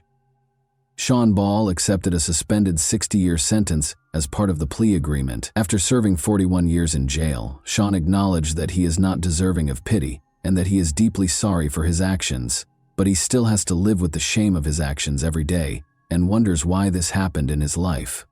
As part of a plea deal, Sean Ball admitted to second-degree murder and was sentenced to 41 years in prison. The 60-year term was suspended, but Ball was required to serve 41 years and 1 month. Amanda recently lost her appeal of her conviction. She stated that if necessary, she intends to appeal her conviction to the Supreme Court. Amanda became famous as a killer selfie taker, but she obviously did not turn into a serial criminal. In a phone interview from prison for a popular show, Amanda Taylor made a devastating admission. She responded, "I was just really excited and thought I wanted to take a picture so I could post it and show everyone it made me really happy," when asked why she shot body selfies.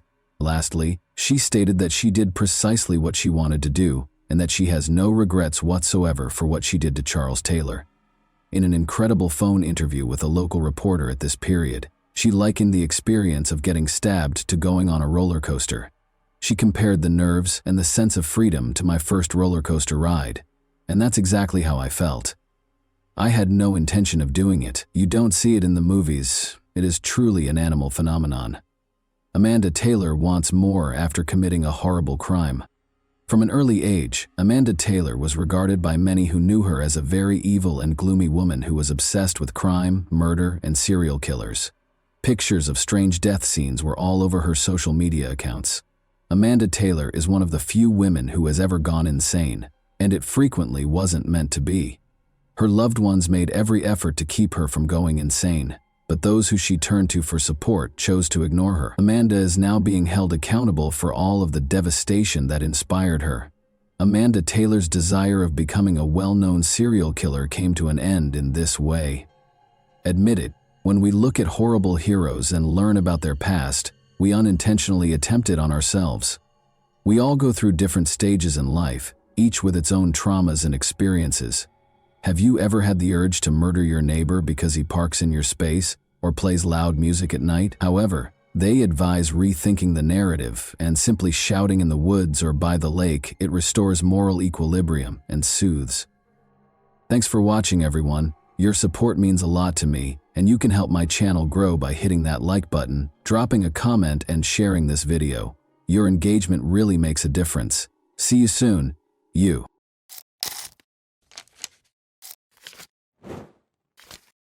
Hey guys, welcome to my channel, and today we're going to take a look at another horrible case with you. It became a nightmare on New Year's Eve. Statistics show that a crime's nature is significantly influenced by the time of day it is committed, such as during the day. Domestic violence occurrences are more widespread in the evening, as are economic crimes such as robberies, thefts, scams, etc. However, crime and the most heinous acts of evil occur at night, when the streets are dark and almost empty, making it difficult to identify a criminal. It is common knowledge that it is dangerous for women in particular to stroll alone on city streets at night. However, there are situations when it is unavoidable. The narrative of Rachel Moran, a young British woman, started this way. She had to go back home on New Year's Eve after spending time at her parents' house. Rachel never made it home this time, vanishing 150 feet from her destination, even though the distance was just roughly 1 mile along a path she walked every day. After a month of searching in the hopes that the young girl might still be alive, the shocking revelation stunned Ireland as a whole. Rachel Moran was who? On January 17, 1981, Rachel Moran was born in Englishcall, Ireland.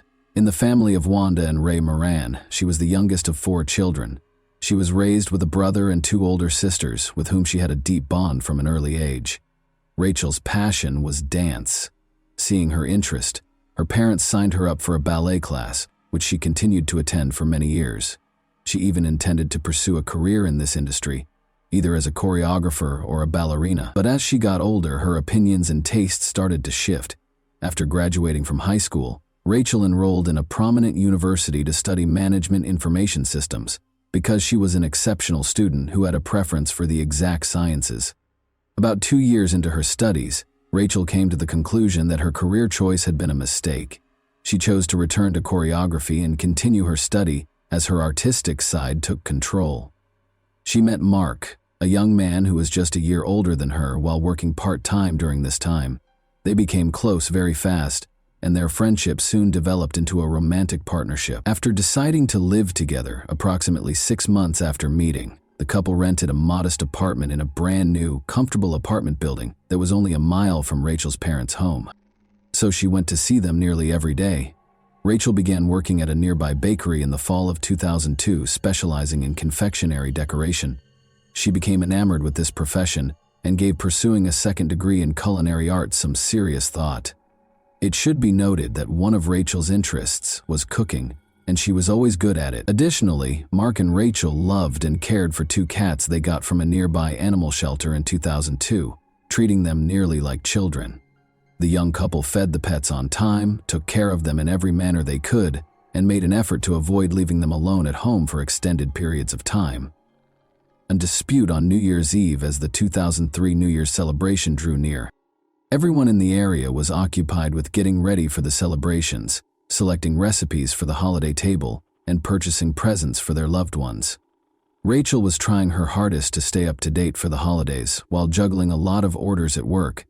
Since one of their cats was ill and required special attention, she and Mark wanted to see both of their parents without leaving them alone at home all night. The location and manner of the couple's New Year's celebration had already been decided. Mark had planned to see his parents after spending some time with them at home, but he was expected to return to the apartment he shared with Rachel after midnight. Rachel planned to visit her parents' house before midnight and remain there till dawn, but she had made plans to meet her brother at a bar. The evening proceeded as planned for the most part. Following a romantic supper and glass of champagne at home, Rachel's brother picked her up as Mark went to see his folks. After hanging out with her brother until about 11 p.m., Rachel and her brother headed to her parents' house, where her mother, father, and sister were waiting for them at the celebratory table. Rachel contacted her lover on their home phone at 1 in the morning, but he didn't pick up. She tried calling his cell phone a couple more times without luck. She asked Mark where he was after he responded. Mark acknowledged that he couldn't say no to a close friend's invitation to a party, even if he had gone home as they had planned. They had decided not to leave the animals alone until morning and that someone should be at home at night to care for them, including one that wasn't feeling well, which infuriated Rachel. Rachel, following a brief argument. Mark insisted that nothing significant would occur during those few hours and promised to return by 6 a.m. Rachel, however, was furious and insisted that someone must remain with the animals. The discussion ended in a furious dispute, though, as her lover refused to back down. Even though it was already past midnight and it seemed dangerous to go alone on the street, Rachel was upset and furious and started getting ready to head home. Her mother attempted to dissuade her daughter from leaving after overhearing her arguing with her boyfriend on the phone. Wanda assured her daughter that nothing awful would happen to the animals in such a short time, so she encouraged her to wait until dawn. Rachel, however, was determined and had already started dressing. Her mother didn't want to let her go because she was so concerned about her. Rachel was already standing at the open door when they began arguing loudly and went on. Her mother, however, was unable to persuade her. No one could go with Rachel because her brother and father had already gone to bed and were heavily intoxicated. She left her parents' house at around 1:30 a.m. and nobody ever saw her alive again. Disappeared into the shadows. Rachel told her mother that as soon as she got home, she would give her a call. An hour and a half went by and her daughter still hadn't called, even though the trip should have taken no more than 15 minutes. No one picked up the house or mobile numbers when the anxious mother started phoning her. It was close to dawn when Mrs. Moran eventually dozed off on the couch in the living room while holding the phone. On January 1, she heard her husband on the phone when she woke up at 9:30 a.m. She thought he was talking to Rachel since he used the word daughter. But as soon as he ended the call, he revealed that it was their oldest daughter, who had been attempting to contact her sister all morning and was beginning to become anxious. The mother became frightened upon hearing this. When she dialed the home phone, a drowsy Mark answered, not knowing what was going on, and she attempted to reach Rachel again, but her cell was off. It turned out that Mark thought his girlfriend had stayed with her parents and just went to bed when he got home at 7 a.m. from the party and didn't see her there. When Mark found out that Rachel had left for their apartment throughout the night but never showed up, he was shocked. She would have fed the animals first, so he was positive she hadn't been home, but he didn't know where she could be. But the cats were obviously hungry and the bowls were empty. They had left the apartment together the night before and their bedroom bed was made, and there was no indication that anyone had come in. Inquiring as to whether they had seen Rachel or had any communication with her, Rachel's parents and boyfriend started phoning all of their friends, family, and acquaintances, but it was all for nothing. Even though Rachel was 21 years old, the police did not wait the customary 24 hours before conducting an urgent search after the Moran family reported her missing to them that same day. After speaking with all of Rachel's family members, friends, and Mark, the police thoroughly ruled out the chance that she had fled on her own. They also investigated Rachel's apartment and her parents' house, where she was last seen. It should be mentioned that the missing woman looked really beautiful. Tall and slender, she had long platinum blonde hair and lovely facial features. People would surely remember her if they saw someone like her on the street. Thus, investigators started looking for potential witnesses. Stranger in the dark. It was not yet possible to track a location using a mobile signal in 2002, and the girl's phone's call and message logs yielded no leads. All that was known was that the gadget had been switched off about 15 minutes after Rachel had left her parents' house, and based on the time, she should have been close to her own house by then. Rachel's mother was speaking with law enforcement again when she abruptly remembered something crucial that she had neglected to bring up before. As it happens, they continued to argue loudly at the door while her daughter was already outside. Wanda urged her to wait till morning since she didn't want to let her go. She then caught sight of a man passing their residence on the street. She even considered asking him to go home with Rachel, however, she didn't. In the dark light, Wanda was unable to see the visitor clearly. She couldn't even provide a basic description because all she saw was a figure wearing a dark jacket and cap. But this individual might be a criminal or a useful witness.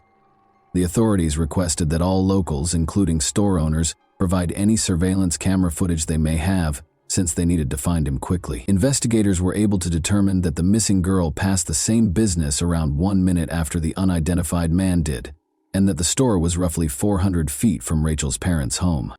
Because of the low quality of the tape, it was impossible to make out the man's face or any other distinguishing traits, but it was evident that Rachel had traveled around half of the way home. The detectives chose to employ a strategy that frequently aided in missing person investigations as the hunt went on. After identifying a female who looked a lot like Rachel, they ordered her to walk the same path at night while wearing the exact same outfit as Rachel had on the night she vanished. After all of this was captured on camera, the news broadcast the video of the blonde strolling down the street at night and asked anyone who had seen her on New Year's Eve to come forward. The strategy was successful, as multiple witnesses claimed to have seen a dark male silhouette and a lone girl walking. But the man went by first, then the blonde, according to a witness who was smoking on a balcony. According to another witness who lives close to the apartment building where Rachel lives, the girl went by first, then the man came a few feet later.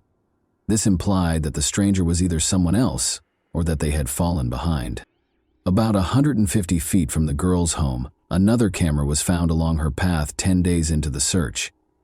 In the video, Rachel was seen passing by with a male in close pursuit. Given that he was dressed in the same clothes and had a similar build, there was little question that it was the same individual. There were unsettling hints that the man had once allowed the girl to pass in front of him before starting to follow her. Within a few days following the girl's disappearance, a massive search was launched for her. Detectives used aircraft, search dogs, divers, and hundreds of volunteers to mark a 10-mile search radius. They swept across woodland areas, wastelands, streets, and waterways.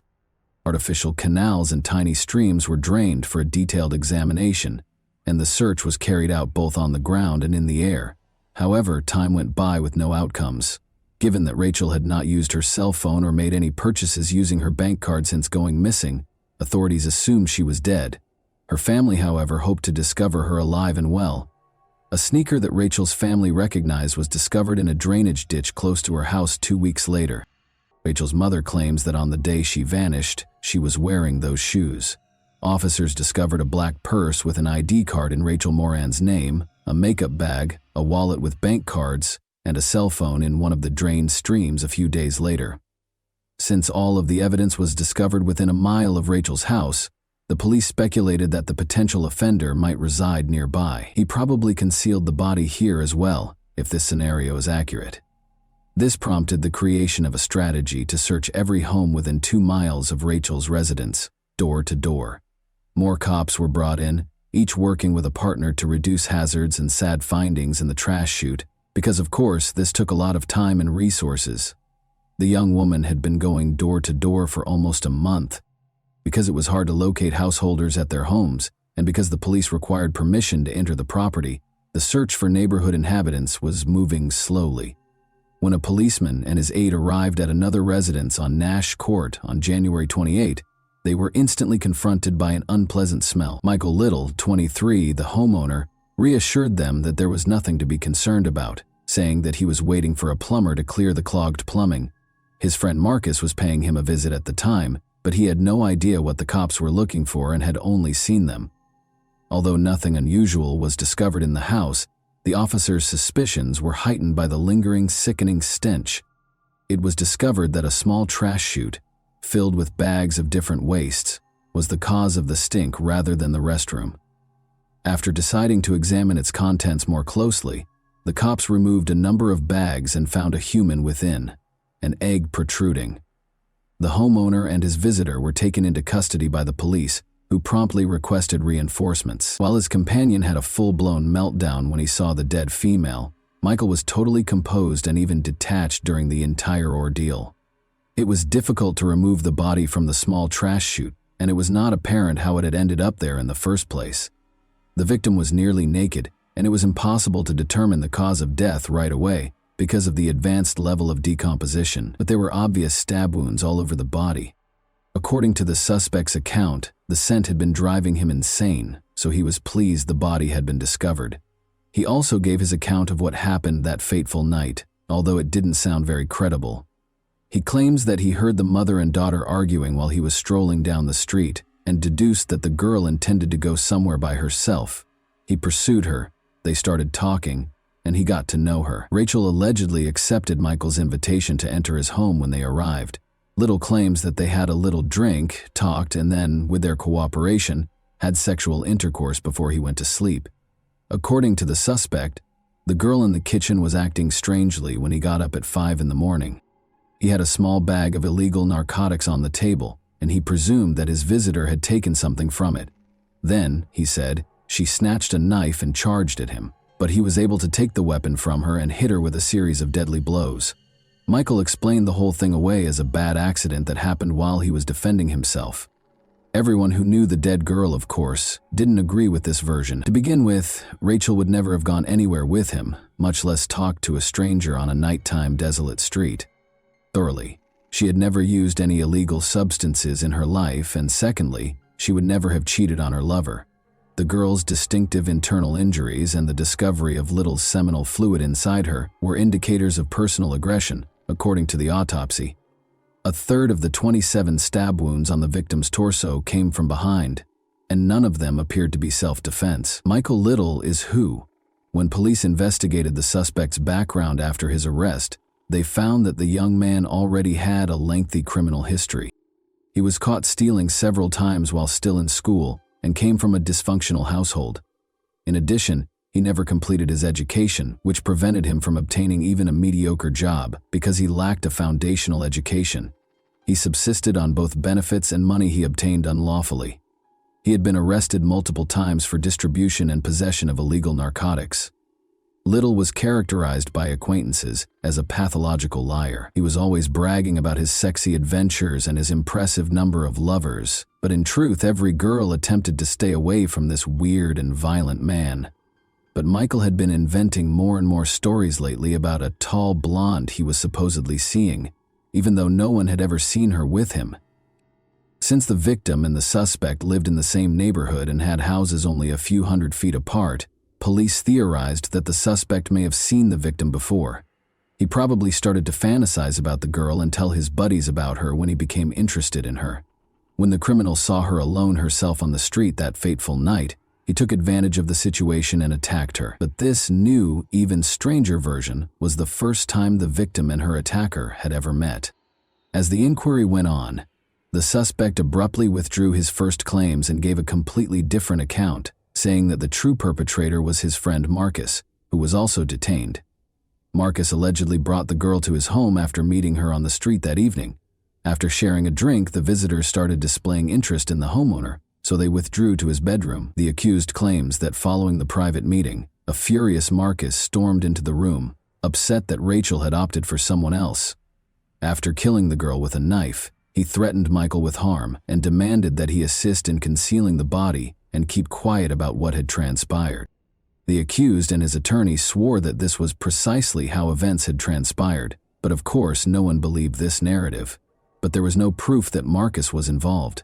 He had a New Year's Eve alibi for the crime, and his response upon the body's discovery suggested that he was unaware of the nightmare that had taken place at his friend's house. Trial and sentencing. The precise events of that fatal night could only be partially reconstructed, because Michael never acknowledged his guilt. Little was found to have gone to a party on December 31, 2002, and was getting ready to celebrate the new year with pals there. He was cruelly rebuffed when he tried to flirt with one girl, and the same thing happened with another, leaving him drunk and furious. After leaving the gathering and making his way home, Michael ran into Rachel and let go all of his bottled-up anger. He chose to pursue the girl after hearing her and her mother quarrel. After waiting for his victim to pass by in a dark alley off the road, the thief followed her as they passed Michael's house. He assaulted Rachel and repeatedly stabbed her in the back. He probably took advantage of the poor girl after dragging her inside his house, then killed her with the same knife and hid her body in the garbage chute. Little was found guilty in October 2003 of assaulting and killing Rachel Morin. He was given a life sentence with the prospect of release only after 35 years. And that wraps up today's chilling story. If you enjoyed this video, don't forget to like and subscribe so you never miss a new upload. Also, let me know in the comments, what part of this story shocked you the most? Thank you for watching, and I'll see you in the next video.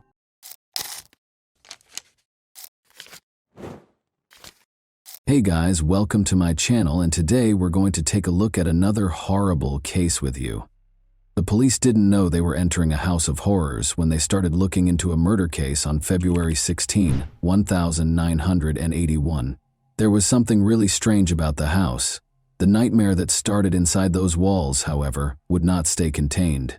Indeed, it was on the verge of seeping into reality. Although the nation would be shocked by Alan Bono's murder in Connecticut, Arnie Cheyenne Johnson's terrifying allegation of demonic possession would garner the most media attention.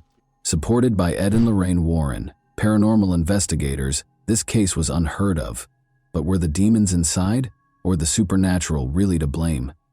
Many believe David was just suffering from a mental illness. The true crime behind the film, The Conjuring, The Devil Made Me Do It, is presented to you this Halloween. The first illegal killing in Brookfield's history had occurred on the evening of February 16, 1981.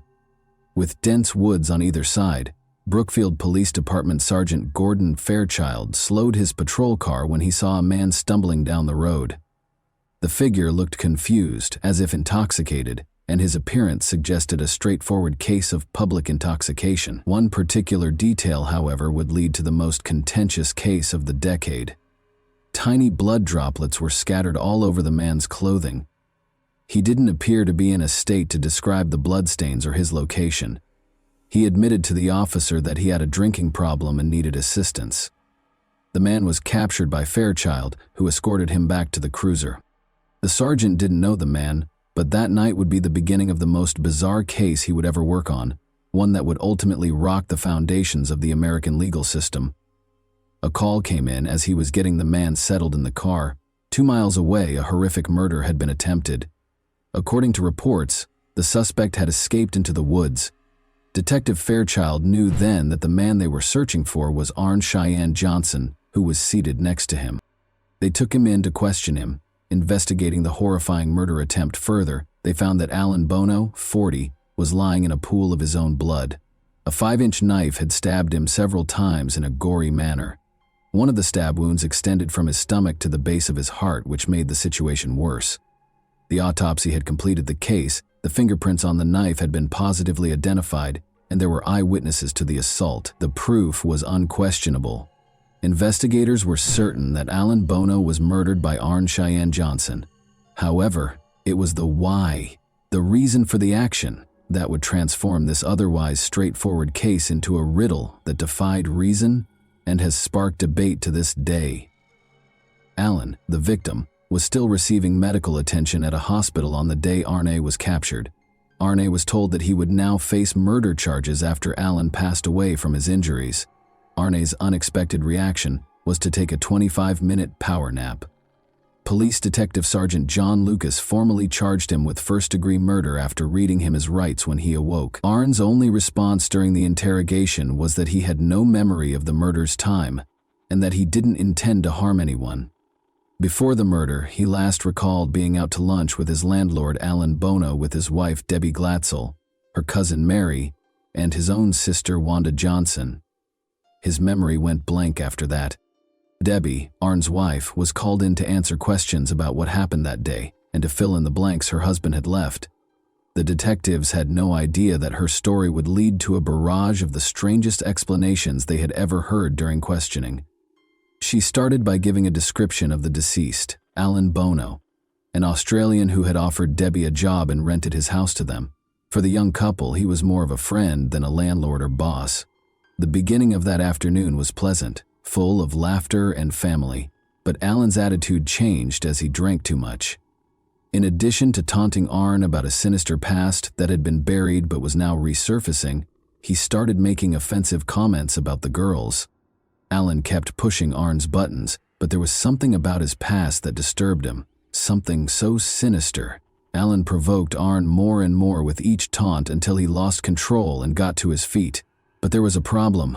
A low, guttural sound escaped Arne's throat as his body tensed and his expression twisted. He was growling, not just angry. It became evident that a physical altercation was unavoidable, despite Wanda, Mary, and Debbie's best efforts to diffuse the mounting tension. Wanda flung herself between the two men, but Arne suddenly produced a knife, and the women watched in horror as what transpired. As though possessed, Arne repeatedly and wildly stabbed Alan until he was lying in a pool of blood. Then Arne suddenly jerked to her feet and fled. Debbie said it wasn't just different from Arne. It wasn't Arne at all. He wasn't acting alone, supposedly. During this strange interrogation, renowned paranormal investigator Lorraine Warren called the Brookfield police station because they believed that an outside force, which they dubbed the Beast, was silently pulling the strings. She was going to say something so out of the ordinary that it would make the case even stranger. It was a malicious demon within Arne, she thought, and he was innocent. Despite the fact that the detectives clearly didn't believe her, she persisted and requested that they look over their earlier records. The police were astounded by what they saw when they examined the documents from a few months prior. Lorraine had called, and she had already told the detectives that a murder like this one was bound to happen. Neither Ed Warren nor Lorraine Warren had attained their later prominence at this point. However, it was becoming evident that Debbie and Arne had a strong ally in the Warrens, who were willing to support their bizarre allegations with their contentious knowledge, if they were lying to get away with murder. If there was a demon, why would it attack Alan? How could he have caused such a violent reaction? The demon that lived in Arne allegedly took control and showed Alan where he belonged because Alan had constantly made fun of and taunted him. Lorraine implied that the demon had a purpose and was connected to something much more profound than just a random force. She claimed that the solution was found in the troubled past of Debbie's family, which included not only the Warrens, but also her brother David Glatzel, who was 11 years old. The clock was running out as the investigators got ready to delve into this sinister past, and the story was only going to get stranger by the second.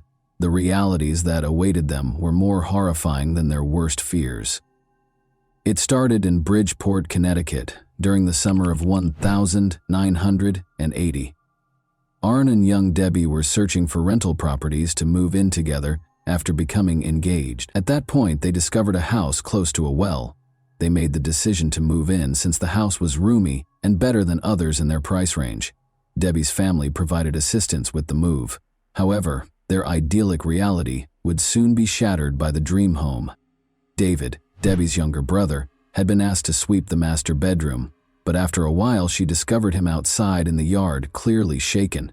He insisted on going home without cleaning the room. Debbie gave the assignment to her older brother Alan after realizing something was amiss. However, Alan also felt uneasy shortly after beginning and promptly requested to leave. During dinner at their mother's house that evening, David and Alan both related disturbing tales about what had happened to them that day. These tales would soon be woven into something much darker.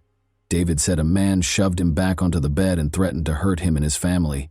Alan said he had had a similar experience. The door suddenly slammed shut in his face as he felt a ghostly presence watching him. The family believed in the supernatural and was very religious. They were therefore certain that the house was haunted. They started looking for other options after giving up the rental property. The family's encounters with the paranormal did not end there, though.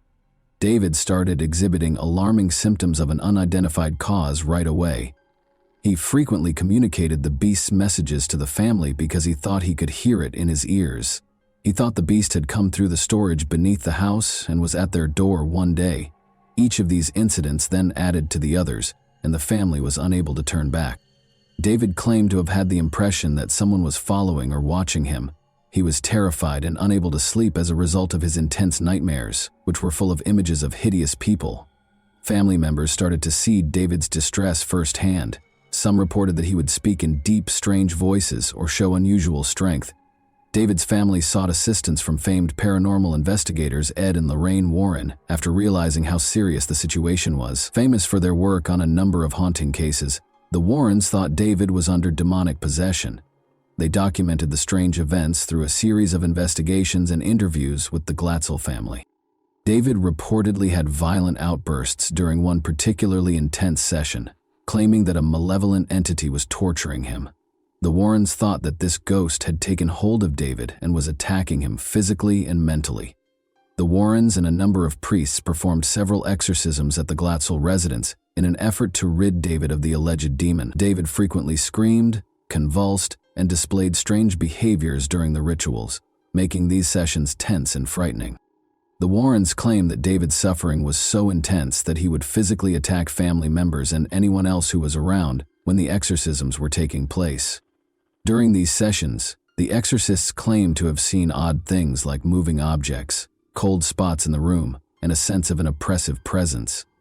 David claimed to have overheard voices mocking him during this period, claiming that he was helpless and would never be able to escape its hold. The young child suffered a severe psychological injury, becoming scared and perplexed, and frequently doubting his own reality. Following months of suffering and several unsuccessful attempts, a team of priests, assisted by Ed and Lorraine Warren, performed David Glatzel's last exorcism. Among the rituals carried out, this exorcism is frequently characterized as the most severe and hazardous. David's behavior peaked in a terrifying way during the session. It was reported that his voice sounded unnaturally guttural. "You are repulsed by Jesus," the priests chanted, "Leave this child alone." Those involved claimed that David had demonstrated supernatural strength well beyond his physical capabilities and had levitated off his bed. Following what felt like hours of fervent spiritual struggle, David's condition abruptly changed. His body, which had been stiff and tense during the exorcism, began to loosen up. David was calm for the first time in months as his screams stopped. The priests and the Warrens thought that the demon had finally been expelled at this point. David didn't display the violent and unpredictable behavior he had previously displayed. Instead, he looked tired but lucid. Witnesses to his ordeal, his family described the moment as a relief, a weight being taken off their lives and their home. Nevertheless, although the exorcism was terminated, the demon continued to exist. Everything would be completely upended at this point. Here, the startling link between Arn and the eerie case of demonic possession started to emerge, exposing facts that nobody could have predicted. Ed and Lorraine Warren, as well as the Glatzel family, said that Arn had grown impatient with the demon's seeming control over David. During one of the exorcism sessions, Arn confronted the entity thought to be torturing David in a show of defiance and concern. He yelled at the demon, demanding that it abandon David and take possession of him instead. They said, "Take me on," Arn said. "If you're so strong, leave David alone and come into me." These words were meant to be a taunt, challenging the evil force to target him instead of young David. This challenge that Arnie presented to the demon deeply troubled Lorraine. She thought a horrible thing might happen, so she called the Brookfield police to express her fear that something terrible was going to happen. And it did. As events transpired, investigators were certain that Arnie and his followers had a story that was both frightening and humorous, but unquestionably implausible. From the investigator's point of view, the day's events were simple. After consuming excessive amounts of alcohol, Arne and Alan ended up with young girls. Alan's offensive comment about Arne's sister-in-law pushed Arne over the edge, escalating the tension. Under the influence of alcohol and his tumultuous past with the Glatzel family, Arne either lost his mind or used this as an easy excuse to confront Alan physically before leaving. The charges against him were based on this. However, what would Arne's defense entail?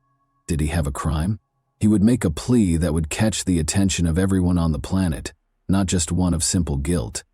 Ed and Lorraine Warren said during the trial, which started in October 1981, "We're going to take the devil to court." Martin Minella, Arne's defense lawyer, claimed that because Arne was under the influence of a demon at the time of the murder, he was not accountable for his actions.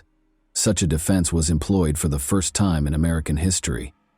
Minella attempted to have the Warrens testify regarding the alleged possession by Johnson and the exorcisms. Additionally, he intended to subpoena the priests who were performing the exorcisms. The defense team maintained that Arne's actions could only be explained by demonic influence.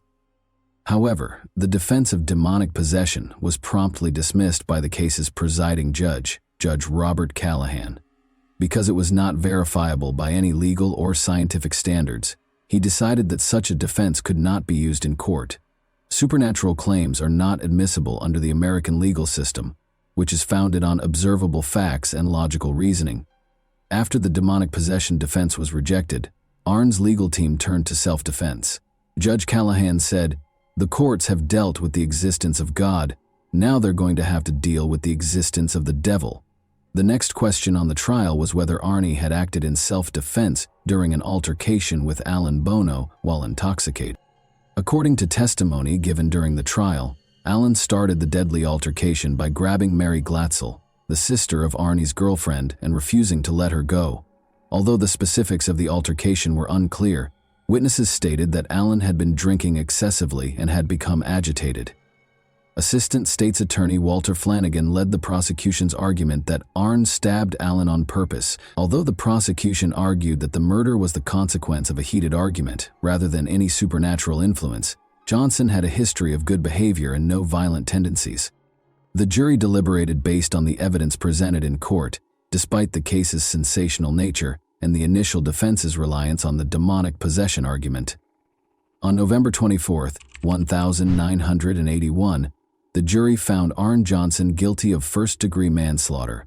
Following 15 hours of deliberation, the jury agreed with the defense's arguments of mitigating circumstances, such as the fight between Arne and Alan, and rejected the notion that the murder was premeditated or that Johnson had acted with malice aforethought. Due to his good behavior, Arne was released from prison in 1986 after serving only 5 of the 10 to 20 years that he had been sentenced to. The case has had a long-lasting impact on popular culture, in addition to the legal field. Its status in paranormal lore has been solidified by Ed and Lorraine Warren's involvement with the case. Standing by their assertions that Arne Johnson had been influenced by a malevolent force and that the devil was the one who forced him to do it, they continued to write books and give interviews. The case further cemented its place in the history of the paranormal in America when it was dramatized in the popular movie The Conjuring, The Devil Made Me Do It, in 2021. As a result, the February 16, 1981 case, which was initially thought to be an open and shut case, has been a source of fascination and wonder for many years, and is still one of the most fascinating cases to be remembered on Halloween. Why did the demon, if it was responsible, attach itself to David in spite of multiple exorcisms, but lay dormant in Arne both before and after the murder? Did Arne get away with the most egregious excuse in criminal history? How did Lorraine Warren alert the Brookfield police prior to the actual murder, if it wasn't paranormal? Those who read this terrifying story are still plagued by these questions. And that wraps up today's chilling story.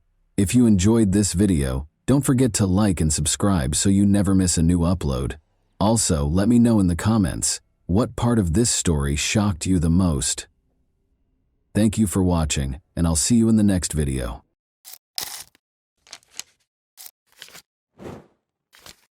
Hey guys, welcome to my channel, and today we're going to take a look at another horrible case with you. The discovery of the victim's body is usually the first piece of information we receive after a murder. From that point forward, the police begin their investigation to determine what happened and who committed the crime. But not this time. In this case, the typical scenario was disrupted when the victim identified their assailant before he committed the crime. This story occurred recently, in early May 2022, in the city of Peleon Norte de Santander Department, one of Colombia's 32 departments. In this city, there lived a 16-year-old girl named Ana Karina Blanco Duran. She was the oldest of 3 children in a modest family, similar to many others in the region. However, this had no impact on Karina's personality or dreams. She was in the 11th grade and eagerly awaiting graduation.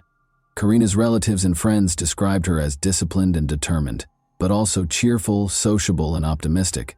However, like most teenagers, she had doubts. She expressed her thoughts in a letter she wrote for a school assignment 2 weeks ago. In the letter, the girl stated that, like everyone else, she had goals that she wanted to achieve. However, at the time, she was preoccupied with being happy, studying, and assisting her mother, whom she described as a beautiful, strong, and resilient woman who had a huge influence over her. The following year, the girl intended to attend university and study psychology or philosophy. This would allow her to pursue her dreams, the most important of which was to buy a house for her mother. At the same time, Karina acknowledged her overwhelming fears and doubts. She wrote that she was afraid of growing up and facing the big world alone. She sometimes wished she could go back in time and play with dolls again, something she didn't get to do as a child because she had to grow up quickly and help her parents. Karina, almost prophetically, explained what would happen to her in 2 weeks in her final sentence. She wrote that she feared human evil, and she was not mistaken. What she was afraid of eventually shattered her dreams. Karina awoke early on May 3, 2022, as she usually does. She lived in La Vega, a village in the Cashra municipality.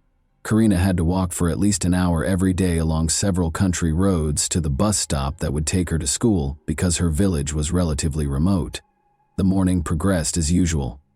The student awoke, ate breakfast, said her goodbyes to her family, and left the house at 5:30 a.m. However, shortly after Karina left, her father began receiving messages from her. It was unusual.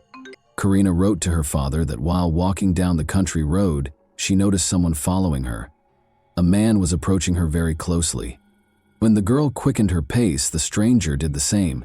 If she attempted to take a different path, he would follow her. Karina was understandably uneasy and suspicious. She mustered the courage to take a discreet photo of the stranger and send it to her father so he would know who was after her. Cesar Blanco, Karina's father, became extremely concerned for his daughter's safety. He dashed out of the house, taking the same route to the bus stop that she had taken, but he couldn't find her anywhere. The man assumed the danger was over and Karina had safely boarded the bus. Unfortunately, this was not the case. Karina's parents were later informed by the school that she did not attend class that day. Karina's parents reported her disappearance to the police. Because it was a small village where everyone knew each other, word of the incident spread quickly among the locals. The girl's family distributed a photograph of the stranger who had been following her since the morning. A few hours later, a man who worked at a local farm mentioned another farm worker who looked very similar to the man in the photograph. Despite the blurry image, he believed he recognized him. Additionally, that worker was late for work on the same day. Armed with this information, several villagers and Karina's relatives went to the farm where these men worked and demanded answers from the person Karina had most likely photographed. The man in question was Alexander Quio, a 55-year-old Venezuelan native. He had arrived in town 4 months ago and was staying with a relative. Alexander had found work on the farm where he was located. The people were outraged by the schoolgirl's disappearance and acted aggressively. He eventually admitted to assaulting Karina, killing her, and disposing of her body in the Cashra River. It's understandable that the villagers, particularly Karina's relatives, wanted to take matters into their own hands following such a confession. However, the police arrived just on time. The officers apprehended the suspect, rescuing him from the angry mob. The police took Alexander Carrillo to the station and began interrogation. He repeated what he had previously told the villagers. He admitted to killing the schoolgirl and revealed where her body was disposed of. Following the crime, he cleaned himself up, changed his blood-stained clothes for clean ones, and returned to work. The man truly believed he would never be found, unaware that the victim had taken a photograph of him. During the interrogation, villagers gathered near the station. They were furious and wanted to take matters into their own hands. Concerned for the man's safety and believing his life was in danger, the police decided to transport him to another location. They escorted the suspect out of the station and attempted to get him into the car. However, when the crowd began to act, they dragged Carrillo from the vehicle and attacked him. The police couldn't intervene because there were so many of them.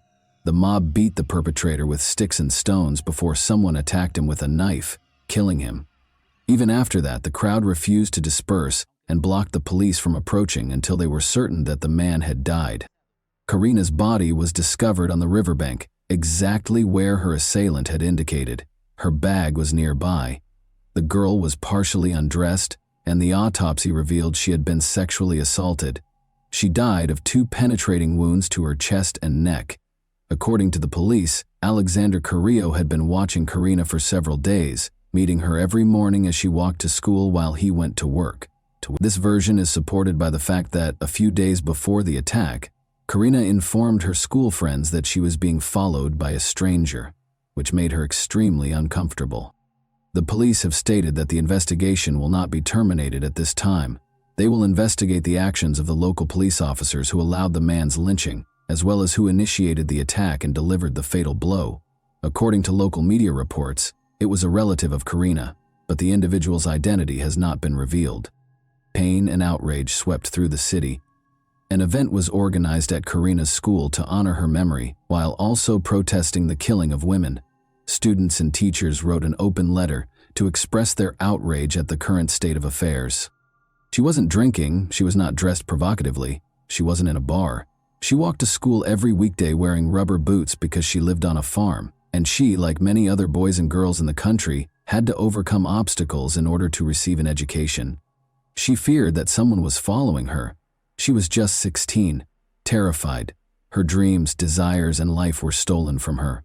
After Karina's voice was silenced, all that remained were the voices of those of us who demanded a safer environment and normal families in which children were taught not to hit, violate, or murder one another.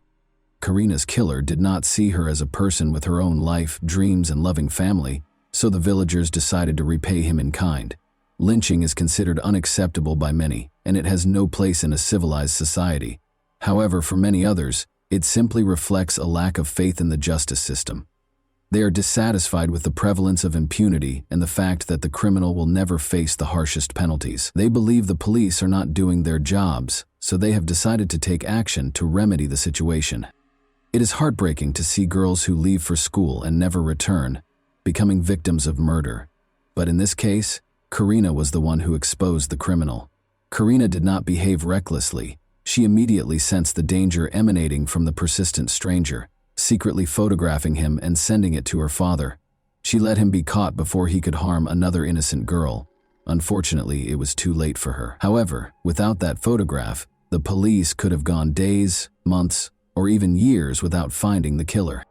And that wraps up today's chilling story. If you enjoyed this video, don't forget to like and subscribe so you never miss a new upload. Also, let me know in the comments what part of this story shocked you the most. Thank you for watching, and I'll see you in the next video.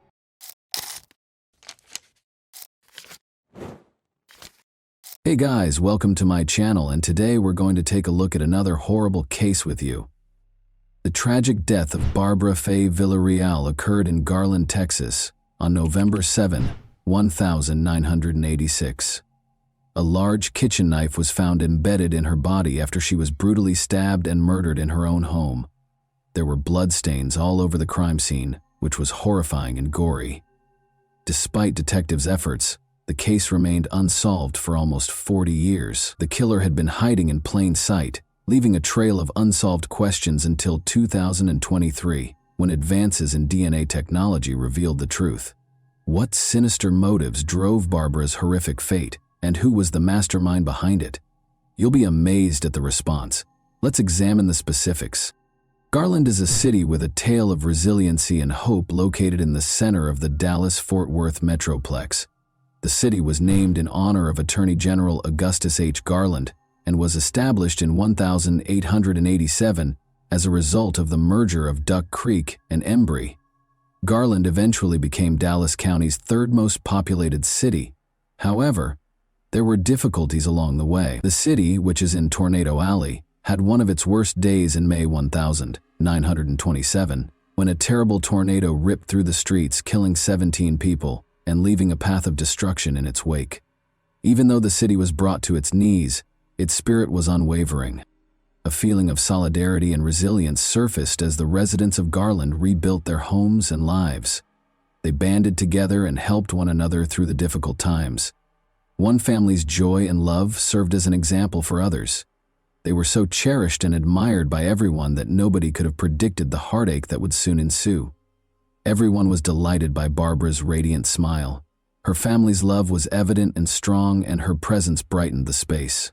However, life had other ideas, and this family would soon experience a tragedy that would upend their entire way of life. On December 23, 1958, Barbara Faye Villarreal was born in Peru, Indiana.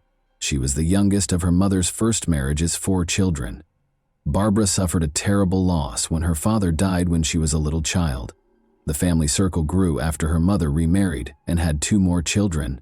12 Mile, a tiny community a few miles north of Peru, Indiana, was where Barbara grew up. She was surrounded by warmth and love there, which helped to mold her into the kind and sympathetic person she is today. Her early years were characterized by adventure, laughter, and a strong sense of familial values. She loved the little things, like swimming in the local lake and riding her bike to her grandparents' corner store to buy candy. Her extended family, which included many cousins with whom she enjoyed sharing recipes and making memories, was always present on Sundays and holidays. At home, Barbara loved spending time with Kami, her faithful Pomeranian friend. As she matured into a young woman, her compassion, warmth, and understanding nature became increasingly apparent. Her heart was always willing to lend a helping hand to others, and her radiant smile could light up any space. Barbara married Domingo Diaz Villarreal on February 25, 1979, and the two of them created a life full of promise, love, and laughter. Barbara had made a name for herself in the accounting division of DeGolyer and McNaughton in Dallas, Texas, by the time she turned 27. She and Domingo settled in Garland, where they were surrounded by friends and neighbors in the 3600 block of Colbath Street. One of them was Barbara's best friend, Lisa Nugent, who loved her for being a kind, considerate, sweet, and wonderful person in general. A feeling of unease descended upon the tiny New Mexico town of Lovington on the evening of November 7, 1986. In stark contrast to the horror taking place inside the Villarreal residence, the sky was a serene shade of pink and orange. Domingo Villarreal was standing at a neighbor's door at 8:52 p.m., his hands shaking, his eyes wide, and his voice trembling. Slightly lucid from shock, he begged for assistance. "There's a problem with Barbara," he managed to say. After the neighbor promptly dialed 911, emergency personnel reached the location in a matter of minutes. The house was illuminated by the flashing lights of the police cars and ambulances that occupied the street. Officers entered and were greeted by a sight that chilled them to the bone. Barbara was brutally stabbed several times, and a large kitchen knife was still embedded in her body as she lay lifeless on the floor. As a brutal reminder of the evil that had killed her, the knife appeared to mock the scene. In his first statement, Domingo claimed that 2 men had broken into their house, bound him, and pulled Barbara into a different room. He stated that when Barbara's screams shattered the night air, he was in the backyard. She was being held captive by 2 armed men when he hurried inside. Barbara was led to a different room by 1 man, and Domingo was able to flee after the other man made him perform a sexual act at gunpoint. The police listened carefully, but every second that went by made them more skeptical. Domingo's face looked emotionless and his story sounded scripted. Fueled by doubts and questions, the investigation got underway. What actually took place that fateful evening? Did Domingo commit the crime, or was he a victim? Although paramedics responded quickly, Barbara's injuries were obviously serious. Although it was later discovered that she had been dead for more than an hour prior to their arrival, she was declared dead at 9:50 p.m. The full scope of the horror was disclosed in the medical examiner's report. She had numerous stab wounds all over her body, each of which was a testament to the attacker's violence and rage. An investigation into a homicide was started. For the Garland Police Department, the initial investigation into Barbara Villarreal's murder was a difficult and complicated procedure. It was evident as soon as they got to the crime scene that this case would call for painstaking attention to detail and unwavering resolve. With furniture overturned and personal belongings strewn all over the floor, the house was in a state of chaos that suggested a violent struggle. Several areas had bloodstains, indicating Barbara had put up a valiant fight against her assailant. To record the scene, investigators collected blood samples, removed fingerprints from different surfaces, and took a ton of pictures. A big kitchen knife that was thought to have been used in the murder was sealed as evidence and sent for forensic analysis. Nevertheless, the technology available at the time made it difficult to draw firm conclusions from the evidence. It simply wasn't adding up. Something was missing. Police interviewed a large number of neighbors, friends, and family members in the days after the murder. Barbara was described by close friends and family as a loving, kind person who had no known enemies. Nonetheless, some claimed she had been involved in a few family conflicts, which made police wonder if there might have been a personal motivation for the crime. As investigators continued their investigation, they discovered startling information about the family. Although many saw Barbara and Domingo as a happy couple, others witnessed them fighting regularly and dealing with serious problems. Their relationship was viewed differently by those who knew them. At first, the police thought Domingo might be a murderer. He was exonerated following a rigorous interrogation, but the investigation came to a standstill because Domingo was no longer a suspect. They had no additional suspects, no evidence, and no fresh leads. The investigation stalled, and the police had no idea what to do next. A faint blood trail discovered outside the house was the only hint, but it didn't belong to Barbara or Domingo. Detectives were left wondering who could have committed such a horrible crime, because this enigmatic blood was the only indication that a killer was present. The loss devastated Domingo and Barbara's family. They struggled to find peace, as the graphic picture of her death tormented them. Fearing that anyone could be the victim of such a horrible crime, the community was also rocked. The suffering and uncertainty were exacerbated by the lack of answers. It took a pivotal discovery to reveal the truth about her untimely death, so the case remained a mystery. It was challenging for investigators to make meaningful progress because of the dearth of eyewitnesses and hard evidence. Blood samples provided no useful information, and fingerprints taken from the crime scene did not match anyone in databases that were currently in use. The police were left with a number of unsolved questions and dead ends. The case started to lose steam as the weeks stretched into months. The investigation's initial enthusiasm faded, and it encountered many difficulties. Despite their continued cooperation with the police and their intense desire for answers, Barbara's family's optimism for a speedy resolution started to fade. The case was never entirely dropped, even though there was no progress. Regular reviews were carried out by the Garland Police Department, which went over the evidence again and spoke with important witnesses again. The case was still unresolved, though, and there were no fresh leads or discoveries. 2 years later, in 1988, Domingo lost his life in a shootout in Mexico, bringing tragedy once more. Detectives learned a startling fact after his death. Domingo Villarreal had been using a stolen identity. Fingerprint analysis revealed that his true identity was Jesus Canales. Barbara's parents told police in 1994 that weeks after the murder, Jesus Canales had called them from Mexico and said he had killed one of the victims and was pursuing the other, Liborio Canales of Rodeo, Mexico. Domingo was charged with orchestrating Barbara's murder with the assistance of 2 family members, but because there was insufficient evidence, police were unable to draw any firm conclusions. Detectives also spoke with a neighbor who claimed to have discovered Domingo in her kitchen a month prior to the murder. Later, she realized her kitchen knife was gone. She verified that the missing knife was the same one when detectives showed her a picture of the murder weapon. The Villarreal case became one of many unsolved murders as the years went by. The police department, however, was adamant about solving the case and refused to give up. Public assistance was requested through media appeals. The investigation was given a much-needed boost when a cold case team was brought in to offer new insights and creative expertise. Every tip, no matter how small, was followed by the police department, which worked tirelessly. Over the years, Garland police detectives and the FBI followed up on a number of leads in Mexico and the United States, officials said. However, no noteworthy discoveries were made until 2022. A major development in 2022 was brought about by advances in DNA technology. Detectives were able to re-examine the evidence with new eyes thanks to this creative tool, which gave the investigation new life. Investigators were able to use extensive public genetic databases to find possible relatives of the suspect through investigative genetic genealogy, which blends DNA testing with conventional genealogical research. Detectives could gradually identify the criminal by comparing DNA samples taken from the crime scene with these databases. The potential reward was huge, but the process was time-consuming. Barbara's family and everyone else who had suffered the loss of a loved one to violence had hope because this potent tool had already solved a number of cold cases across the country. Police reopened the Villarreal case in 2022. The case was about to take a drastic turn, and the possibilities seemed endless with the development of DNA technology. Now, investigators could examine small samples, make connections between disparate pieces, and find buried clues.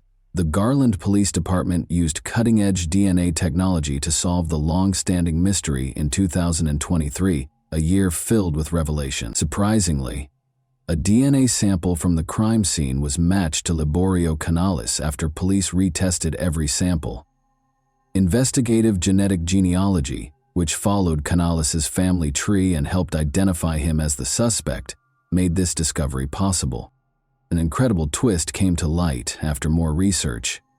Domingo Villarreal had a brother named Liborio Canales.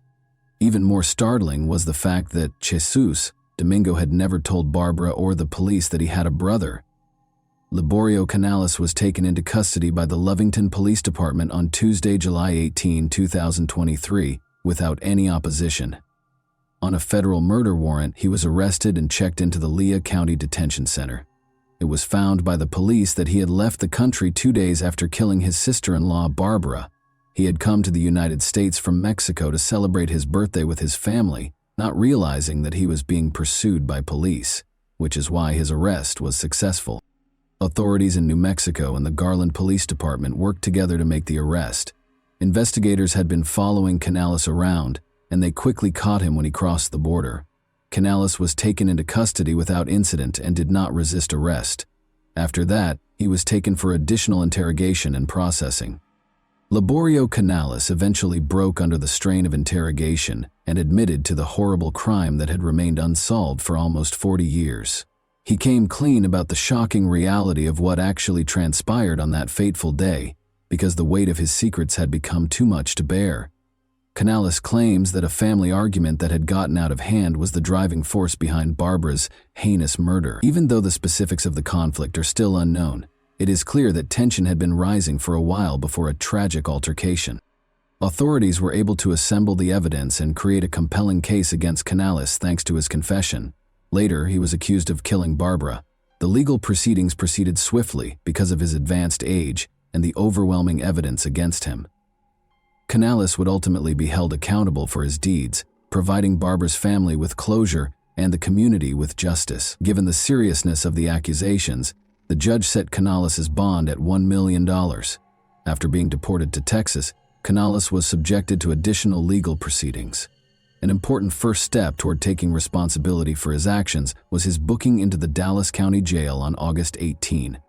Canales received a 20-year prison sentence after his extradition and booking. This sentence probably means he will be incarcerated for the rest of his life because of his advanced age. After waiting for justice for almost 40 years, Barbara's family felt a sense of closure after the sentencing. The case demonstrated how crucial cold case units are, and how DNA technology can be used to solve even the most difficult cases. It also gave families of other unsolved crimes hope. According to Barbara's mother, the way the Villarreal case was resolved had a big influence on how investigations were conducted. The Barbara Villarreal case serves as an example of the effectiveness of tenacity and creativity in criminal investigations. Through the unwavering efforts of law enforcement and the revolutionary potential of DNA technology, a cold case that appeared destined to go unsolved was turned into a tale of justice. The knowledge gained from this case will continue to direct and motivate those committed to cracking cold cases and providing closure to families as we move forward. And that wraps up today's chilling story. If you enjoyed this video, don't forget to like and subscribe so you never miss a new upload. Also, let me know in the comments, what part of this story shocked you the most? Thank you for watching, and I'll see you in the next video.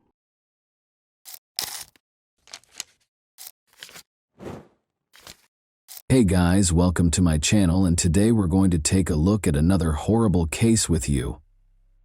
Imagine spending your entire life believing you know everything there is to know about the people in your life, only to discover that they have been keeping a terrifying secret for 25 years. Unbeknownst to us, family secrets have the power to influence our lives and occasionally prevent us from achieving true happiness. It can seem like your entire world is about to fall apart when the truth is revealed. For me, it's a dangerous gamble to believe what someone says after all these years. It's difficult to picture coexisting with someone, being aware of their sinister secrets and remaining silent. But were there private interests involved? Together, let's dive in and discover the truth. A chilling tale of love, treachery, and a complex mystery involving unsolved crimes that rocked the sleepy town of Holland, Michigan, to its foundation will be covered today. Every resident had their own theories about what might have happened because the incidents were so shocking. The suspect was finally put on trial after years of investigation, but was the right person held responsible? Gail Weingarten, the eighth child in a large and close-knit family, was born on April 24, 1965, to Wendell and Dorothy Weingarten. She was raised in Michigan's Ottawa County. Despite their lack of wealth, the family was well known for their close ties and concern for one another. They were the epitome of what it meant to be a loving, cohesive family. Notwithstanding their cozy home, financial hardships were frequent, and Gail had a childhood dream of a job that would enable her to buy the things that all children desire. She saved up money and shared with her older sister, Cheryl, that she planned to work hard so she'd always have enough to buy anything she wanted. As a teenager, Gail landed her first job as a waitress. Although the pay wasn't much, she made good money through tips and worked tirelessly. Her charming, friendly, and warm nature meant she never left anyone in her circle indifferent. At 18, Gail experienced her first true love. The relationship moved fast. The young couple moved in together, dreaming of having their own home and starting a family. They lived together for about a year. In 1984, when Gail was 19, she started a new job where she met a 25-year-old contractor named Rick Brink. At first sight, it was love. Gail ended her previous relationship and threw herself completely into her new romance. Rick was so captivated by her that on the very first day they met, he told his mom he had found the woman he wanted to marry. He was head over heels, and their relationship blossomed with beautiful dates and romantic outings. Rick went out of his way to make Gail happy, fulfilling her every wish, and the two of them were deeply in love, feeling absolutely fulfilled together. They were truly a perfect match, both hardworking, ambitious, and full of energy. They shared the same dreams for the future, wanting to work hard and eventually raise a family in the home they hoped to buy. One summer, they visited Rick's family lake house at Lake Michigan, where he had a boat. Gail tried water skiing, and everyone who knew them said they looked like the perfect couple. On April 25, 1986, just one day before Gail's birthday, they got married in a small church ceremony, surrounded by family and friends. They had a long and happy life ahead of them. Garrett Brink, Rick's father, assisted them in locating the ideal house they had been envisioning. It was an old house on Ransom Street, on the outskirts of their hometown of Holland, Michigan, on roughly 20 acres of land. The newlyweds were excited to begin remodeling so they could move in, and Garrett got a great deal. Rick was prepared to take on the renovation of their house because he was a trained carpenter, a skilled handyman, and a former employee of a furniture company. They recorded their progress on video as they moved into their partially renovated home by October 1987. As they cleaned, painted, demolished walls, and fixed floors, the once ancient house was being given a new lease on life. They had been married for roughly 18 months when they moved in. They were prepared to move forward with their lives and start a family, so Gail told her sister that the next room to be remodeled would be a nursery. Rick and Gail had a terrific time at one of Rick's high school friends' weddings on November 21, 1987, but neither of them showed up for work the next day. Rick was employed at the time by Trendway, a large furniture company. It was totally out of character for him to not show up for work without telling anyone, as he was known for being dependable and hardworking. When Rick's boss tried to call his house, no one picked up. Then, worried, he contacted Rick's parents to find out why he hadn't shown up for work. The manager truly cared about his staff members' welfare. Rick's folks were just as concerned. They knew their son well enough to know that he would never go silent about anything. When they made the decision to call Gail's place of employment to see how she was doing, they discovered that she had also failed to arrive that morning. Rick's parents were worried and anxious, so they hurried to check on their son and daughter-in-law. They saw Rick's car parked in the driveway as soon as they got to Rick and Gail's house. They were relieved and hoped the couple was at home, possibly sleeping in or simply feeling ill. However, they noticed Rick inside the car in an odd position as they got closer. His head was resting against the passenger side door, his body hunched over, and he was seated on the driver's side with his knees on the floor beneath the steering wheel. Garrett, Rick's father, approached and yelled his son's name, but no one answered. Rick was unconscious when Garrett reached in and tapped his shoulder, and he could see blood dripping from Rick's head. Rick's parents were horrified, and they refrained from going inside out of concern for what else they might discover.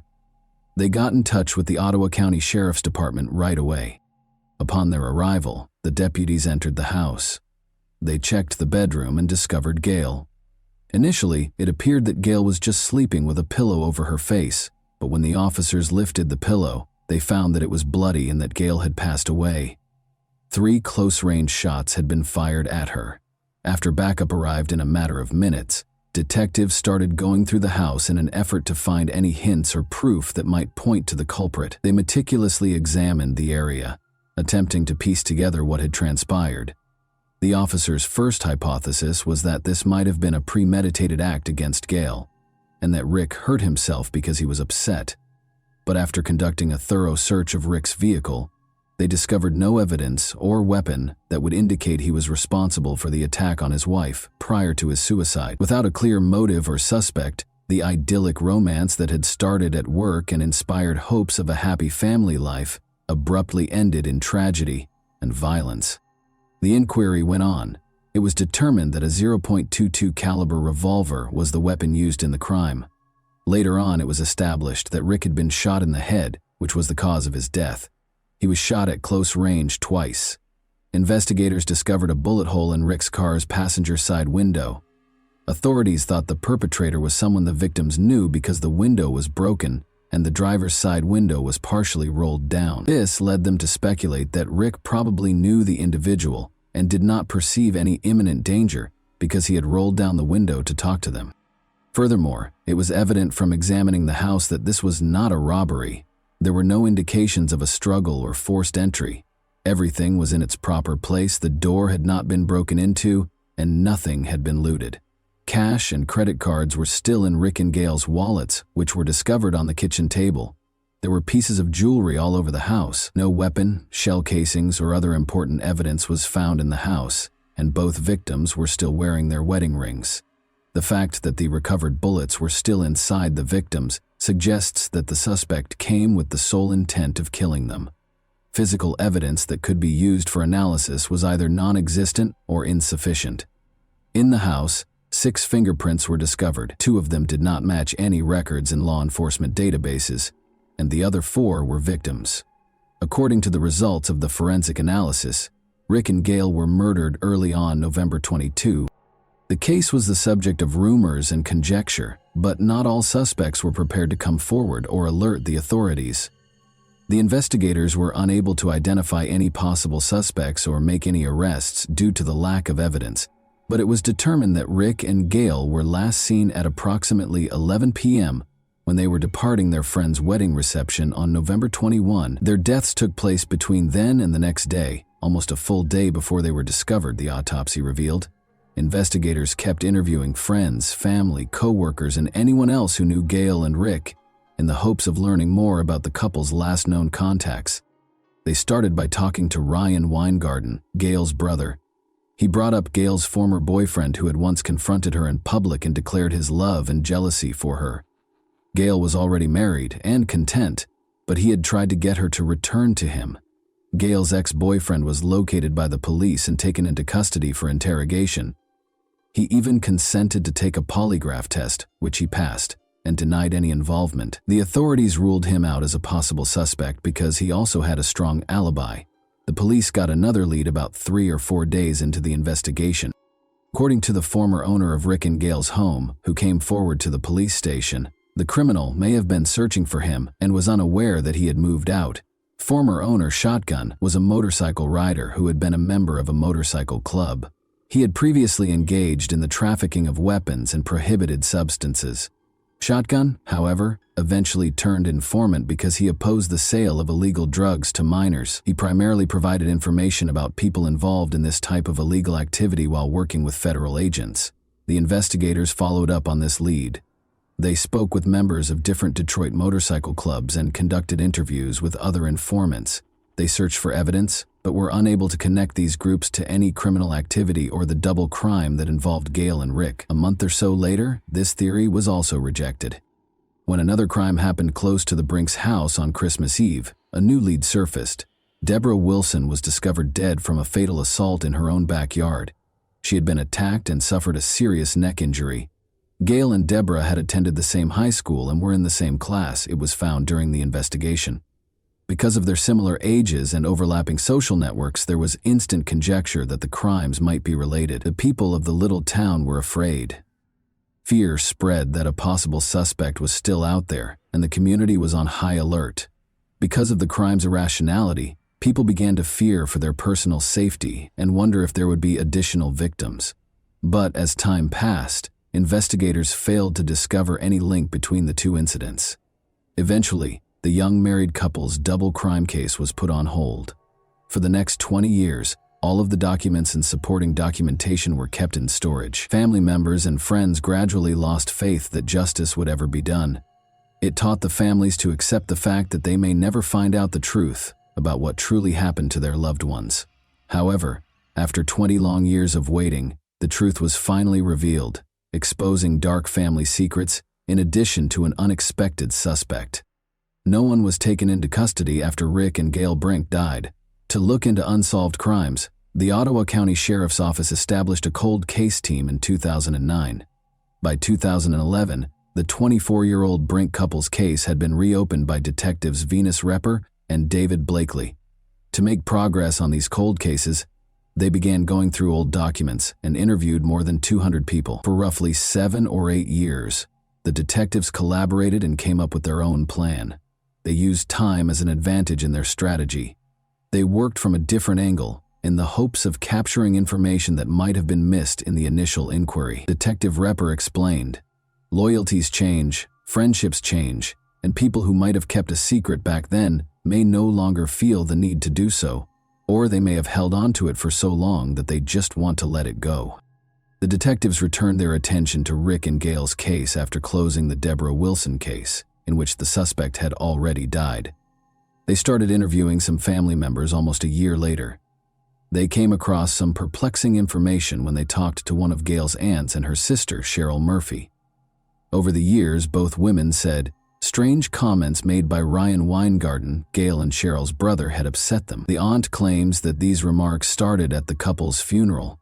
She remembered Ryan asking her, "Do you think I could have done it?" She was shocked and wondered if it weren't for a family quarrel the night before the tragedy, and that Gail and Rick might still be alive. On the 20th of November, Gail called her aunt. Gail began by complaining to her aunt about her brother Ryan, claiming that he owed her money and was not in a rush to repay it. Ryan also called their aunt shortly after, expressing his annoyance over Gail. He was upset, saying that Gail refused to let their parents park their camper on her driveway, acting superior to the rest of the family. Gail's aunt was aware that the Weingardens had a history of having trouble parking the family camper. The aunt later clarified that the elder Weingardens were temporarily residing in their camper on Ryan's driveway after selling their house for an unknown reason. They were unable to remain there for very long, though, because this arrangement was against county codes. Gail refused to let their parents park close to her house, despite Ryan's efforts to find a solution in their conversation. Ryan was furious about this. "Sometimes I wonder if I did it because of that argument," Ryan said, obviously alluding to the crime, according to the aunt and Cheryl. The detectives were intrigued but perplexed after talking to Cheryl and the aunt. They discovered that Ryan and his girlfriend Pam had been questioned at the scene of the crime after going through the case files again. They said they had laundered at a laundromat and then at a friend's house during the evening, but the detectives saw that no one had ever gotten in touch with this friend to confirm their alibi. Later, it was found that Ryan and Pam were still together when the investigation was reopened, after getting married a few years after the crime. The mystery was further compounded when they were both summoned for further interrogation in October 2012. Pam acknowledged the falsity of their 1987 alibi during the initial interrogation. In reality, they hadn't visited the friend's home. She maintained, however, that she was positive Ryan was innocent. On January 15, 2013, she was brought in for another interview.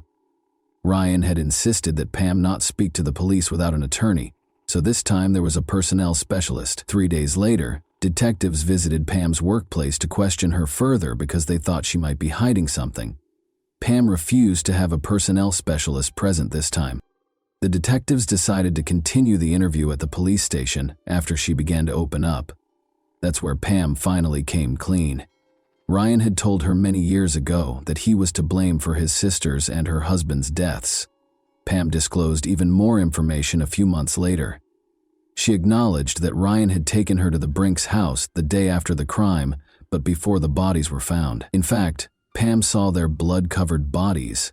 She had been silent for 25 years because she loved him, but she was also afraid because Ryan had threatened her time and time again, telling her that if she ever spoke up, she would suffer the same fate. Before the bodies were discovered, Ryan confessed to the crime because he was envious of Rick Brink's success and happiness, Pam Weingarten also told investigators.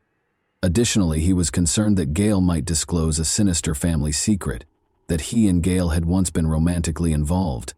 Ryan Weingarten was taken into custody and charged with first-degree murder after Pam testified that he killed his sister and her husband. He recounted 3 incidents of intimate contact with his sister Gail during their adolescence while testifying. He asserted that during their most recent encounter, they merely touched one another. Ryan testified in his own defense during the trial. He gave an explanation when the subject of his private conversations with Gail was raised. He said they were both merely interested in one another and nothing else. He admitted that they might have explored more if they had had more time together, but their mother quickly entered the room and nothing more came of it. He went on to say that after they discovered some marijuana in their father's truck, they started touching each other while intoxicated.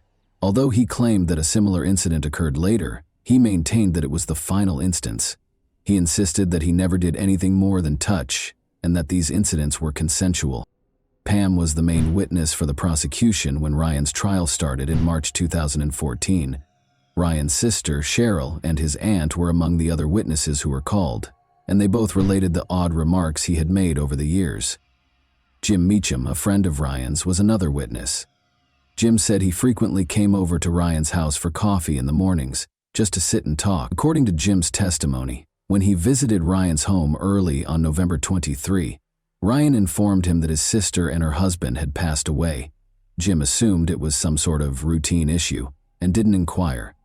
He did point out, though, that Ryan had disclosed this information a few hours prior to the body's official discovery. In an effort to cast doubt on Jim's memory, the defense contended that his chat with Ryan may have happened the day following the body's discovery rather than earlier.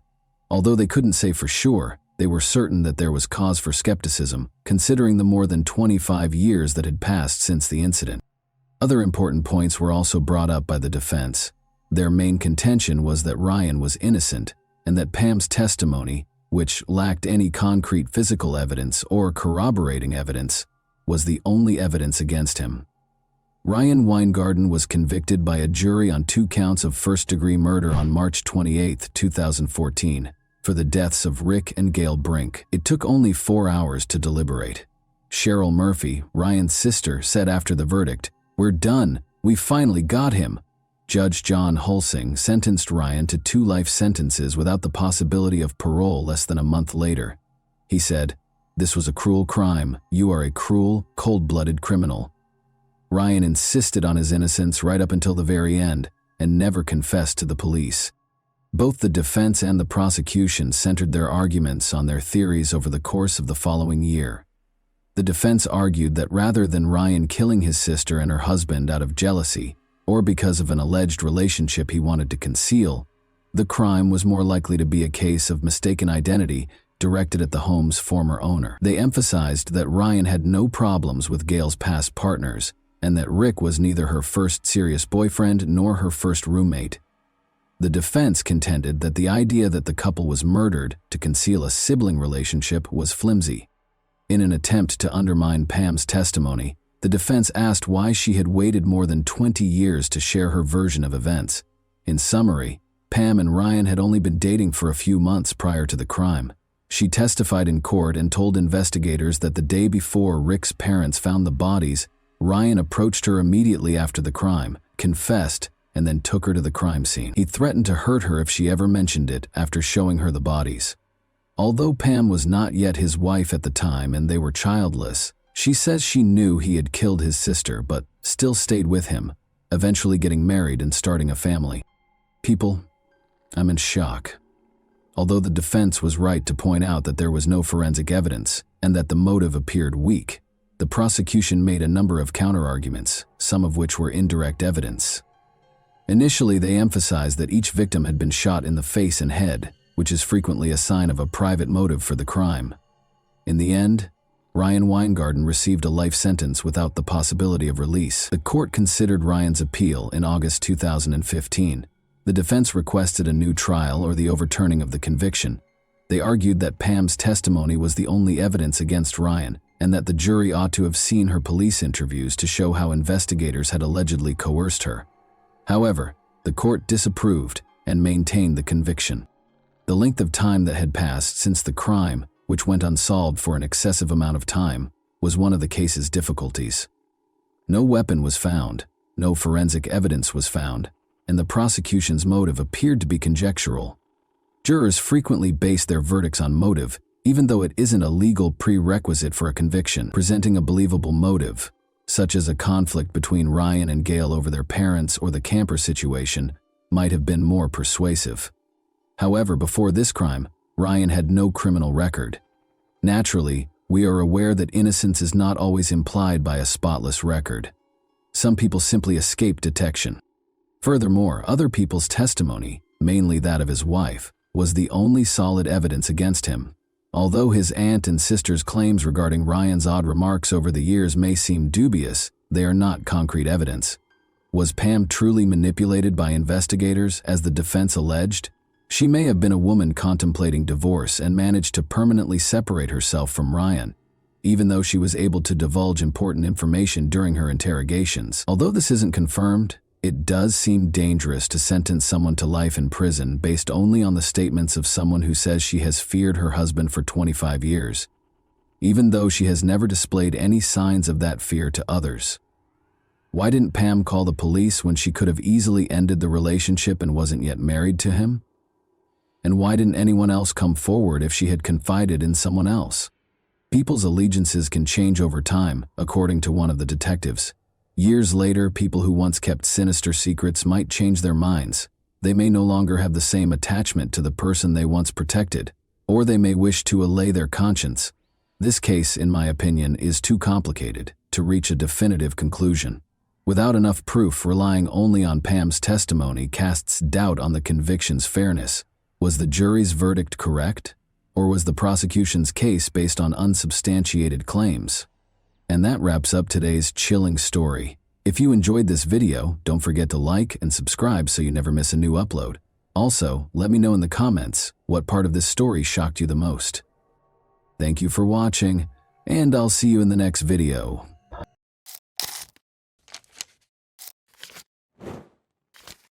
Hey guys, welcome to my channel, and today we're going to take a look at another horrible case with you. On May 13, 2015, around 5 p.m., firefighters extinguished a raging fire in a garage by the road in the village of Sand Lake, Michigan. At that moment, a terrified woman dashed up to their car, screaming that her neighbors had died. Several firefighters accompanied the woman to her neighbor's house. Two lifeless bodies lay on the bedroom floor in a pool of blood. It appeared that they'd been shot. To preserve the evidence at the crime scene, the firefighters avoided touching anything and immediately informed the police that they had discovered two bodies and needed investigators and forensic experts. Forensic experts had been at the crime scene for about an hour, collecting evidence and photographing the bodies of 46-year-old Martin Durham and 47-year-old Glenna Durham, when one officer noticed a small movement in Glenna's chest. He rushed to her body and attempted to feel for a pulse, but Glenna's eyes opened wide and she sat up abruptly, screaming, "What are you doing, Marty?" The officer immediately summoned paramedics, who transported the injured woman to the local hospital. Marty and Glenna met as teenagers in the early 1980 SS. Marty invited the girl on a date to a local open-air theater, where they both lost their virginity in the same evening, with little interest in the film itself. Their relationship progressed quickly and passionately, but it ended after a few months, in part because Glenna, 17, married soon after. Marty started a family on his own. Christina Keller was 14 years old when she met Marty, then 19, at a party at his house. The young man appeared charming and amusing to the girl, but also a little strange because he immediately declared that he would marry her someday. Marty arrived on her doorstep the following day. He must have made a good impression on Christina's parents, because he has never left her life since. Their friendship turned into a romantic relationship, and Christina, then 16, discovered she was expecting their first child. Within 2 years, she was carrying their second son, prompting the young couple to marry. Christina and her husband had a daughter 11 months later. Christina was 19 and Marty was 24 at the time.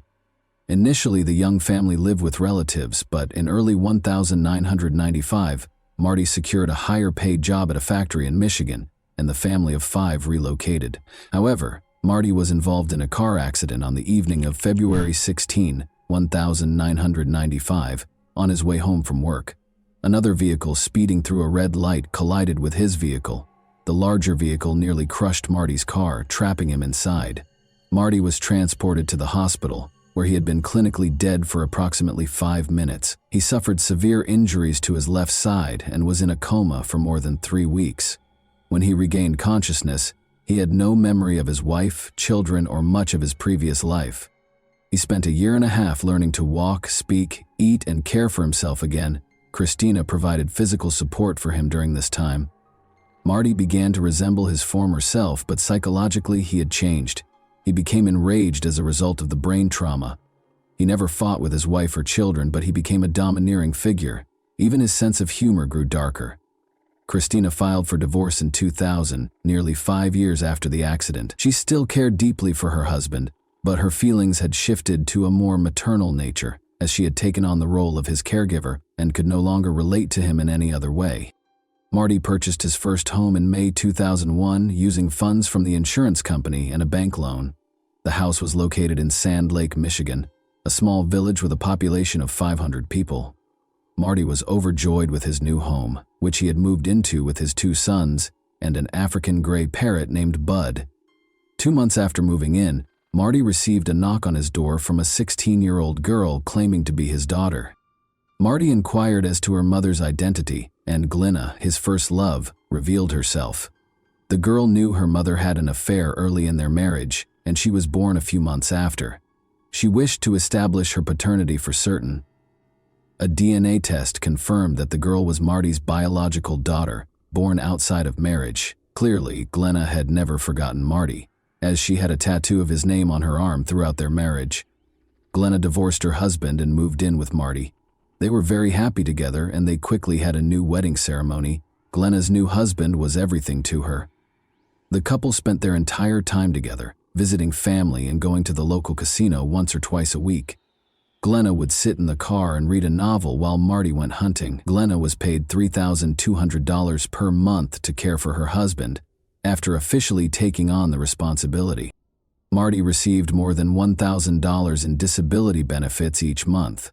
Glenna also sold Marty's excess medication, bringing their total monthly income to around $5,000. When Marty's sons moved out, this income was enough to support them in the small village.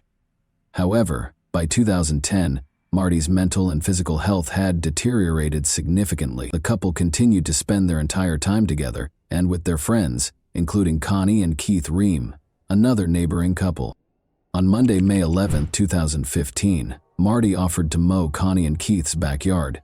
He enjoyed the work and did it for free. Later that evening, Connie, Keith, Marty, and Glenna sat on the neighbor's terrace, and the Durhams returned home around 9 p.m. Keith sent Marty a message the next day, Tuesday at 8:26 a.m., asking how he was feeling, but he did not receive a response. This was strange because Marty was always quick to return calls and messages. Throughout the day, Keith sent several more messages to his friend, all with the same result. Later that day, Connie approached her neighbor's door and knocked. She heard the Durham's dog bark, but no one opened the door. Keith even sent a joking message to Glenna, asking, "What did you do to Marty?" But she didn't respond either. On Wednesday at 7:30 a.m., Connie approached the neighbor's house again and rang the doorbell. The only response she got was the dog barking. She walked around the house, checking for any open doors or windows. Everything remained locked as usual. Throughout the day, Connie and Keith attempted to contact their neighbors, growing increasingly concerned. After work, around 4:30 p.m., Connie approached the neighbor's house for the third time and knocked. She assumed she'd have to break the door, but when she touched the handle, she discovered it wasn't locked. This time, Connie cautiously opened the door and called out for the neighbors, but she was only greeted by the Durham family pet, who led her into the living room, which was a gruesome mess. Documents and photographs were all over the place, along with a broken lamp and other miscellaneous items. Connie followed Shelby into the bedroom and discovered the homeowners lying on the floor in a pool of blood. Marty was only wearing underwear, whereas Glenna was fully dressed, her legs covered by a blanket. Connie dashed out of the neighbor's house and ran toward a fire truck she saw further down the road. Marty did not have the same luck as his wife. He was shot 5 times in the back, forearm, and chest, leaving him with no chance of survival. He'd been dead for a few days. Glenna was shot twice, both times hitting the area behind her right ear. Blood was discovered not only in the bedroom, but also on a chair in the living room and a pillow with 2 bullet holes. Under the chair, a gun and 2 empty shells were discovered. In the bedroom, there were 5 more shell casings, 1 near the door and 4 near Marty's body, for a total of 7. However, the gun found near the chair was designed to fire 6 bullets. This indicates that the perpetrator had time to reload the gun before continuing to shoot. Aside from the living room and bedroom, the rest of the house appeared to be in perfect order. There were no signs of forced entry, and the kitchen table was set with a bowl of spaghetti and a piece of garlic bread.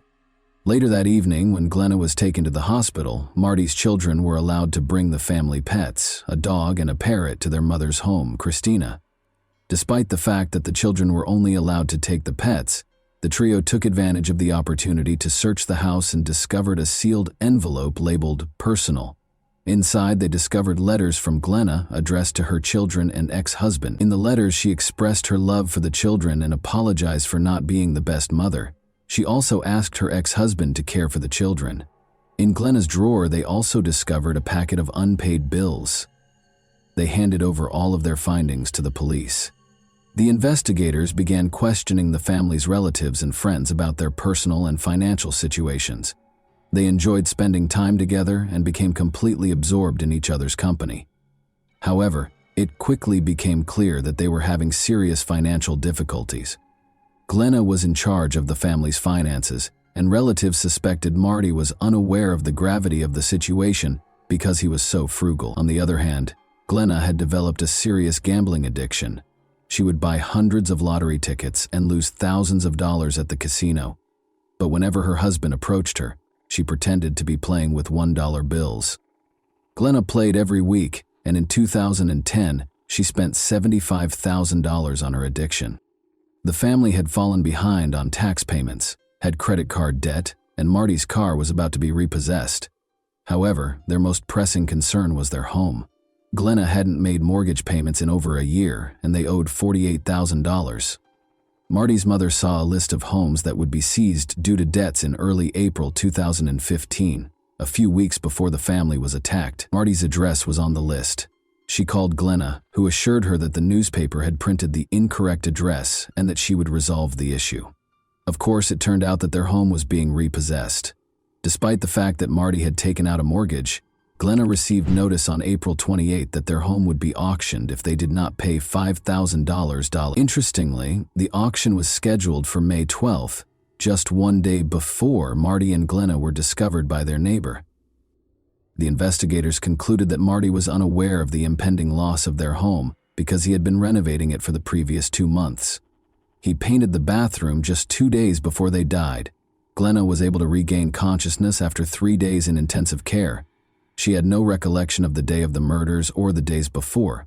She couldn't remember writing the letters to her children or ex-husband. Because the eyewitness couldn't provide any useful information, the police had few leads or clues to work with. Marty, an avid hunter, frequently showed his firearms to friends, so the weapon contained multiple DNA samples. Glenna and Marty did, however, sell drugs for cash, and large sums of money were kept in envelopes in a safe. Could it have been an unplanned robbery? The living room was in disarray, as if someone had been looking for something and the money from the safe was missing. This version of events appeared to be the most plausible, but finding the killer among their illegal clients was like looking for a needle in a haystack. It took a full year before an unexpected witness helped solve the case. Bud, a 19-year-old parrot, had been living with Christina for the previous 12 months. Bud was an African gray parrot with the unique ability to mimic not only sounds and words in his environment, but also human voices. Originally, he was Christina's beloved pet, but Marty took him, presumably to retaliate against his ex-wife for leaving. When Bud returned to his beloved owner, he began repeating various conversations he had overheard while living with Marty, such as how Marty interacted with the dog. However, at some point, he started repeating an argument between a man and a woman. They were clearly arguing with one another, raising their voices and occasionally mixing profanity with everyday words. At the end of the conversation, a male voice said loudly, "No, don't shoot." Christina recorded this scene performed by the parrot on video, but did not report it to the police because she assumed it would be laughed off. However, a year after Marty's murder, a local journalist interviewed his mother, and she mentioned the video. The journalist became very interested and broadcast it on the news. The video quickly went viral, prompting the police to reopen the investigation and narrow their focus on one suspect, Glenna Durham. They examined Marty and Glenna's phones and discovered that Marty's last action on his phone was to search for information about lawnmowers on the evening of the 11th after returning home from the neighbors. The examination of Glenna's phone proved to be far more intriguing. It had been used until the 13th, when the bodies were discovered. Since 3:32 a.m., someone used the phone 5 times between 4 and 4:48 a.m. to learn more about the gun used in the shootings, including how to reload it. The final message was sent to Glenna's mother at 4:48 a.m. and said, "I love you, please forgive me." Glenna was arrested and charged with first-degree murder. She maintained her innocence, and her lawyer attempted to show that another family member or a stranger had broken into the house to steal medication, cash, or Marty's weapons. However, the forensic experts found no evidence of forced entry into the house. What about the money from the safe? Marty's children had taken it while they were searching the house for Glenna, who had been taken to the hospital, and their father to the mortuary. When investigators discovered this, they claimed that no one had asked them about the money at the police station, so they did not say anything. In any case, the version of a robber was abandoned because nothing was stolen. The prosecution's version of events seemed much more plausible. They believed Marty was killed on the morning of the 12th because he was wearing underwear. When the man realized he was going to lose the house, he became very upset, and a heated argument ensued. Marty attempted to flee into the bedroom after Glenna grabbed the weapon. She shot him in the back. Marty was still on his feet, reaching for another weapon from the bedside table. Glenna fired again, striking his forearm. Only then did he turn to face her, and she fired 3 more shots into his chest. Marty lay lifeless on the bedroom floor. Glenna spent the entire day completing paperwork. She wrote letters to her ex-husband and children and made spaghetti for lunch. Glenna was still engaged in these activities when the neighbor first arrived at her house on the evening of the 12th. Glenna planned her next steps, knowing that her and Marty's neighbors would become concerned regardless. She needed to act fast. She sat in a chair in the living room, placed a pillow against her head, and fired. However, nothing occurred.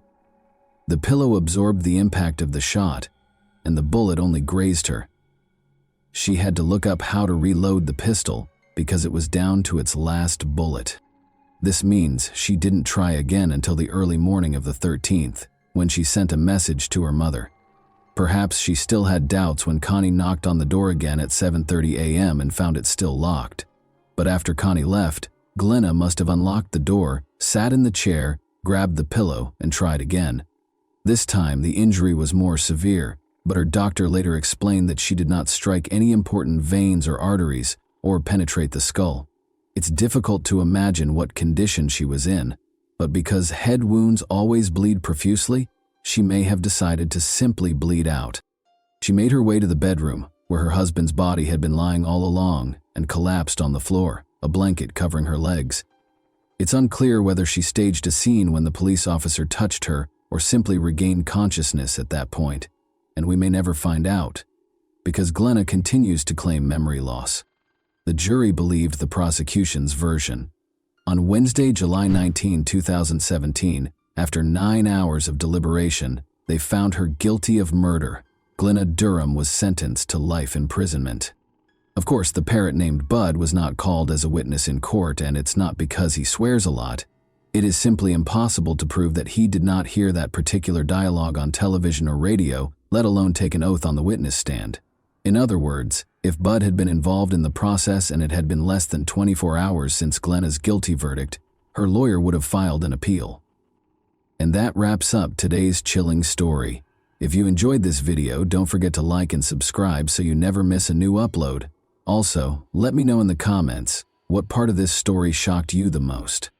Thank you for watching, and I'll see you in the next video.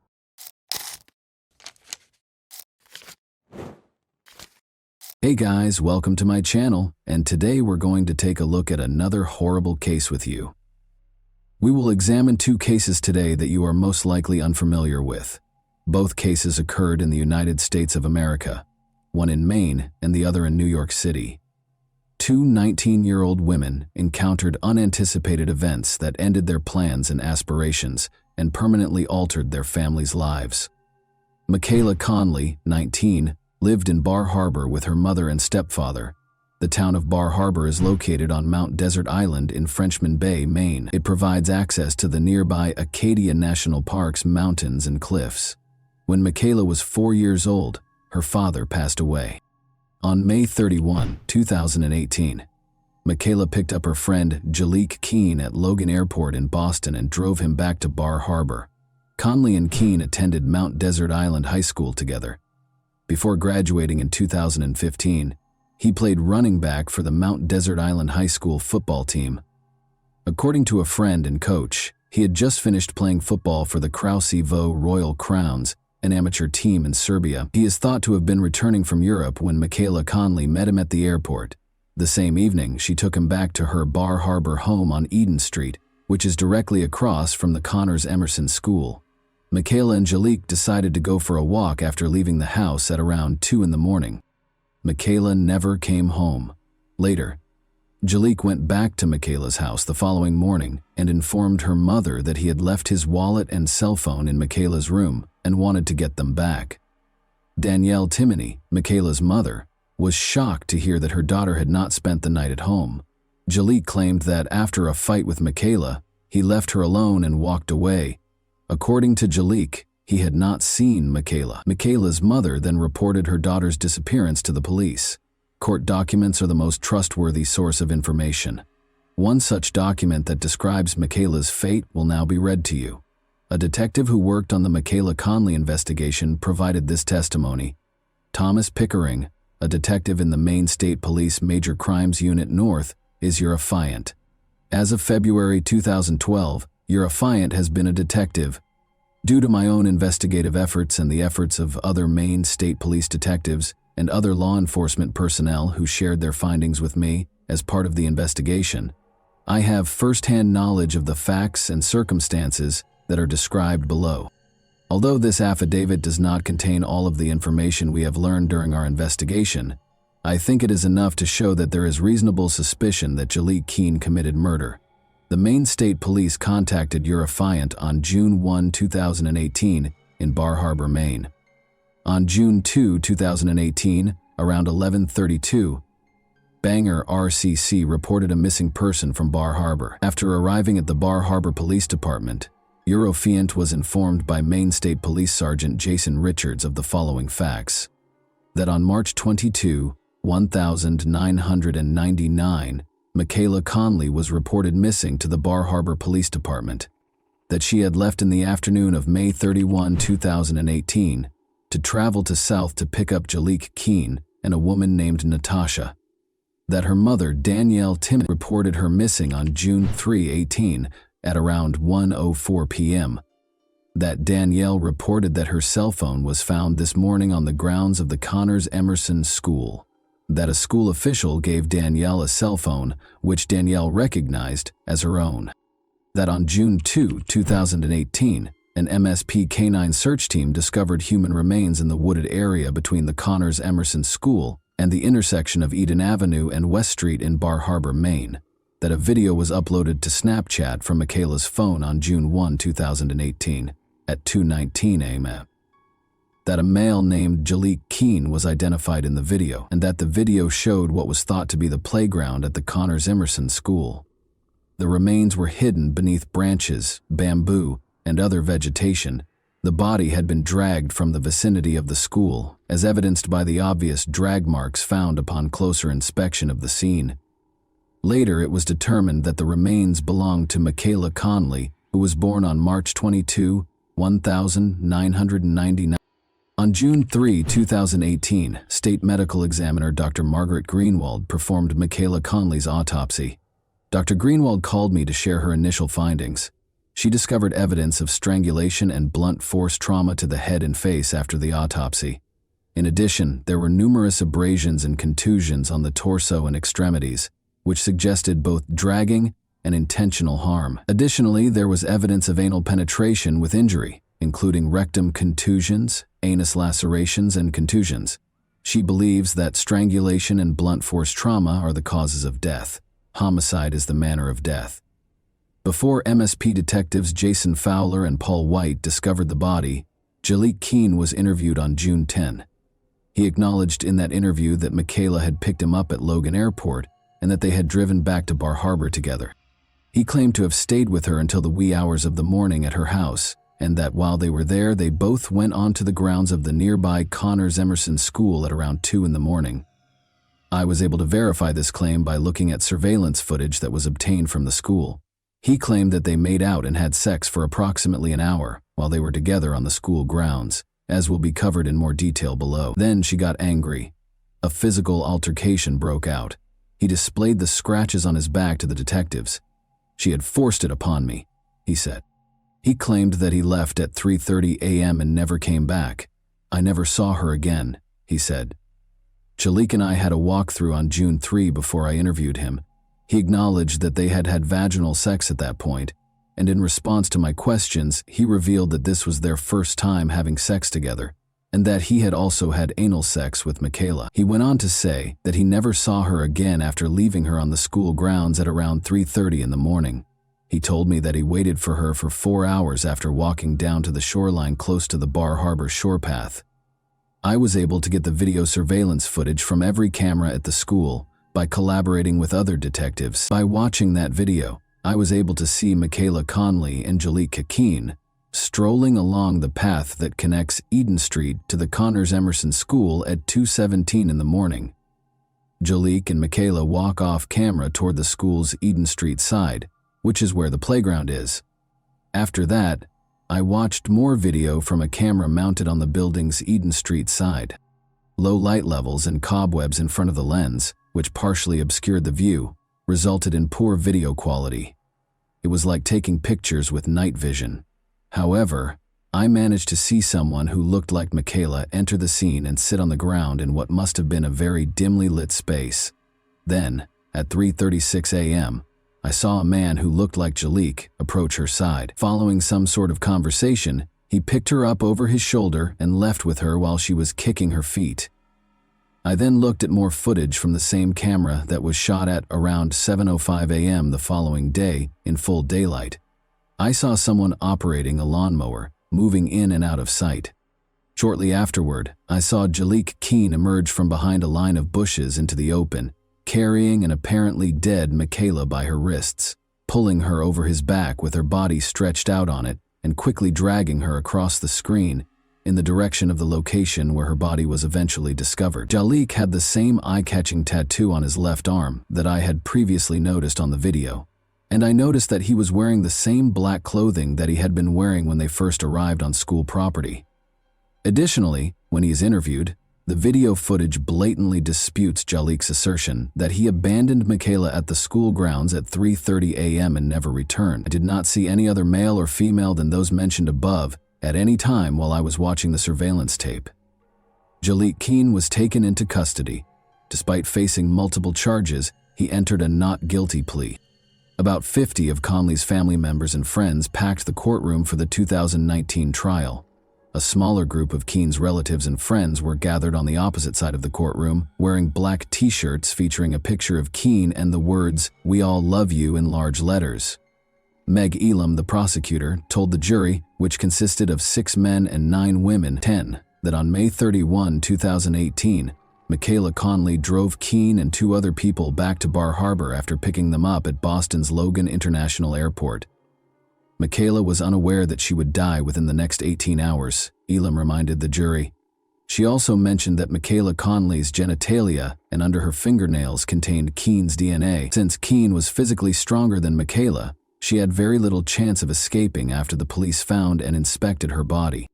According to the website of the West Virginia University sports team, where Keene played collegiate soccer, Michaela was 5 feet 4 inches tall and weighed just 93 pounds.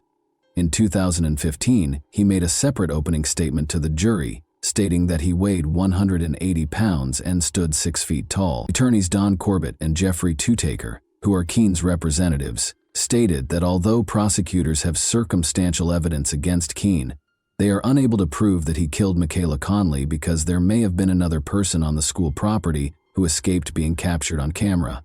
According to Corbett, police never tested objects discovered on the playground, such as cigarette butts and an empty alcohol bottle, in an effort to identify additional suspects. According to her, there is no evidence of Conley's cause of death or the identity of those present when she passed away.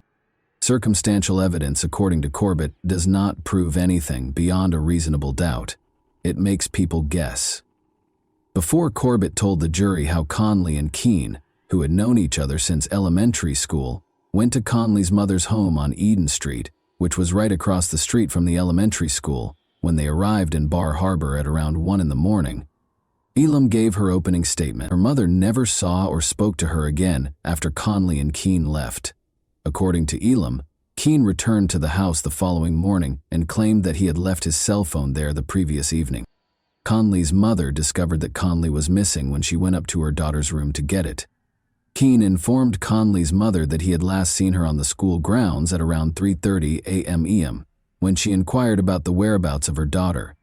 Conley's mother was notified later that morning by school personnel that they had located Conley's cell phone on the school's playground. Later that morning, after a thorough search involving Conley's friends and the police, they also discovered Conley's shoes outside the school. Keene persisted in telling people that he last saw her at the playground. Even the defendant took part in the search. Elam claimed that even though he already knew where Michaela Conley's body was, he feigned to search for her. Keene began as Conley's friend, but ended up being a wolf in sheep's clothing. According to the victim's stepfather, "I am completely shattered. I am irreparably damaged. This is my life sentence without my girl. Keene has destroyed our family, Jalik." According to Danielle Timoney, Conley's mother, Keene made the decision to testify on his own behalf. A video that purportedly showed him carrying Conley's lifeless body and then washing himself in a water spigot was shown to him on the grounds of Connors Emerson School. Keene claimed he couldn't remember what was captured on camera. Prosecutors and defense lawyers questioned Keene. He claims that after an international flight from Serbia, where he played football, he had been up for about 36 hours that night. Keene claims he didn't remember anything from that morning until he left his wallet and phone at Conley's house. As he spoke for himself, Keene informed Judge Murray that he disagreed with one aspect of the case, stating that although he loved Michaela, he was never in love with her. After that, Keene read a written confession in which he acknowledged that he was responsible for Conley's death and stated that he wanted to exchange his life for hers. He appeared to request the death penalty rather than spend years in prison, saying he would never purposefully hurt any of his friends, but would take a bullet for them. A jury found Keene guilty, but Keene added that no one knows what happened the night Michaela was killed in May 2019. During the sentencing on September 11, the verdict was declared. Despite the video evidence, Judge Murray said it was chilling that Keene refused to accept responsibility for Conley's death. Judge Murray also found it unsettling that Keene could appear to Conley's mother while pretending to care for her daughter, 22-year-old Jaliek, only minutes after killing her. Keene received a sentence of 30 years and 58 years for murder. The two terms will be served simultaneously. The event covered in this video happened in January 2022, specifically in East Harlem, New York City. Cristal Bayron Neves, 19, was employed at Burger King on the night shift. As if sensing trouble, she was scheduled to work another shift on January 8, 2022. Even though Crystal didn't want to go to work, her sense of duty overcame her.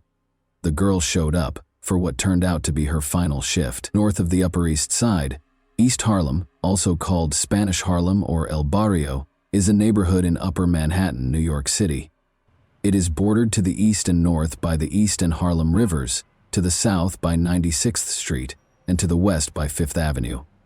Although it is one of the neighborhoods that are included in Greater Harlem, it is generally not regarded as being a part of Harlem proper, despite its name. The neighborhood is home to one of New York City's largest Hispanic communities, which is primarily made up of Puerto Ricans, Dominicans, Cubans, and Mexicans. In 2019, Crystal, her mother, and her 14-year-old brother relocated to New York City from Puerto Rico, where they gradually made their home. While their mother, Christy Nieves, found employment and tried her best to provide for her children, Crystal and her brother began attending school. Crystal received her high school diploma in 2021. She started looking for work, but since she lacked any skills, she was compelled to accept a position at East Harlem's Burger King in December 2021. Her home was only a few blocks away from her workplace on 116th Street. Her dreams were not limited to working behind the cash register at a fast food restaurant. Of course, she intended to attend college and pursue a career that would enable her to be eligible for a higher-paying job. But for now, Crystal's dream was a personal vehicle, and she set out to earn the money necessary to purchase it for herself. During her first few days at Burger King, Crystal encountered difficulties. She had to work the night shift because of the way the schedule was set up. Since East Harlem has a long history of social issues, including high crime rates, Crystal was understandably unhappy with the night shifts. She was afraid of the homeless people who would gather in front of the Burger King where she worked at night. Crystal asked her manager to adjust her work schedule after she started to worry about her safety. She requested to start working the day shift on January 14, 2022. As her final night shifts came to an end, Crystal was to start working during the day. She grew less and less excited to go to work. Before leaving the house on the evening of January 8, 2022, Crystal was heading to one of her final night shifts. She told her mother, Christy Nieves, that she was scared of the contingent that gathered there at night, and that was why she didn't want to go to work. But the mother insisted that her daughter must do the right thing. "You have to be responsible," Christy said. "You're already on the schedule, so you must leave." The last time Crystal's mother saw her alive, she left for work. Crystal changed her clothes when she got to work and started working. She worked at a Burger King location that was open 24 hours a day, but there was no security. A man wearing all black entered the building at around 1 in the morning. He had a gun in his hand and a black ski mask covering his face. The first person to obstruct the offender at this time was a patron who was seated at a table within the establishment. The handle of the gun struck him in the head. The 59-year-old female manager was struck in the face by the perpetrator after she was next in line. Then, the masked man threatened Crystal as he walked up behind the cash register. He insisted that she take the money out of the cash register and give it to him. Although there was only $100 in the cash register, Crystal opened it, took the money and gave it to the criminal in order to comply with the demands. The masked man pulled the trigger because he apparently didn't like receiving so little money. Crystal was struck in the chest by the bullet. The manager called 911 after the offender had left the property. Police and an ambulance showed up and took Crystal to the hospital, where the doctor tried her best to save her life but was unsuccessful. The location where everything occurred was cordoned off by police, but they were unable to track down and capture the criminal on the hot tracks. The female manager told the police everything they could recall after the customer was struck in the head by a gun handle. They claimed that Crystal followed the offender's instructions without question. However, he still shot her. Although the suspect's face was hidden by a mask, the New York Police Department released a picture of him in the hopes that someone would recognize him and report it for information that would result in the criminal's arrest. The $10,000 reward offered by the New York Police Department was quickly raised to $20,000. What took place? Additionally, Crystal's family suffered a severe blow. Funeral arrangements were now a burden for the family, even though her life had only just begun. Outside the Burger King building, a temporary memorial was set up, and worried citizens brought flowers and lit candles. According to Mayor Eric Adams, he met Nieves' mother and observed the anguish on her face. He expressed gratitude to the NYPD for their efforts in apprehending the suspect. Even though I don't attend arrest press conferences, it was extremely personal for a cold-blooded murderer to shoot a 19-year-old girl after she cooperated. There are far too many firearms on our streets, as we have repeatedly stated. Adams said that when a fundraiser was set up for the Nieves family, hundreds of worried people answered the call for assistance. In her native Puerto Rico, Christy Nieves made the decision to bury her daughter. When contributions totaled $45,000, the fundraiser was shut down. Crystal's family members received complimentary tickets to Puerto Rico from JetBlue Airways, which has its headquarters in New York. Police were working to solve the case in the interim. Throughout the city, leaflets featuring the offender's picture were actively circulated. The incident was discussed on television news programs, and the picture was also circulated on social media. There was no justification for shooting this young woman, so it's likely that very few people in New York are still unaware of Crystal's incident. The money had been transferred. She was making an effort to follow the gunman's instructions. She was killed for no apparent reason, according to NYPD Chief of Department Kenneth Corey. 5 days after Crystal's death, police spoke tearfully about the teen's last moments. After the culprit fled the scene, they declared that they had arrested a suspect. Detectives used surveillance footage to follow his movements. On Friday, January 14, Winston Glynn, 30, was taken into custody. The clothes the murderer allegedly wore the night of the attack were discovered in nearby dumpsters when police arrested Glynn at a Bedford-Stuyvesant, Brooklyn address. According to law enforcement, they found a phone that he had taken from the manager of the restaurant and thrown into a subway tunnel. They also used security footage to follow the attacker to a nearby bodega where, an hour prior to the deadly altercation, he made an electronic transaction. Among other charges, he was accused of first-degree murder. Surprisingly, Glynn, a Jamaican native, worked at Burger King for a while in 2020 in the exact location he chose to rob. He also resided in a homeless shelter. Furthermore, he probably went in disguise as a customer the day before the attack to take a look around. Because Glynn was familiar with the facility and knew there was inadequate security, investigators came to the conclusion that he planned the attack.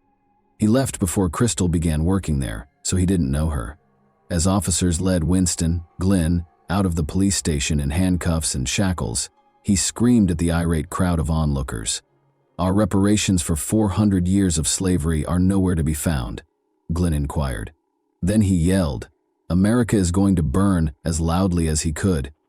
As the suspect was being led from the station, a crowd of bystanders gathered outside and threw profanities at him. Glynn repeatedly accused the judge of lying during the courtroom arraignment.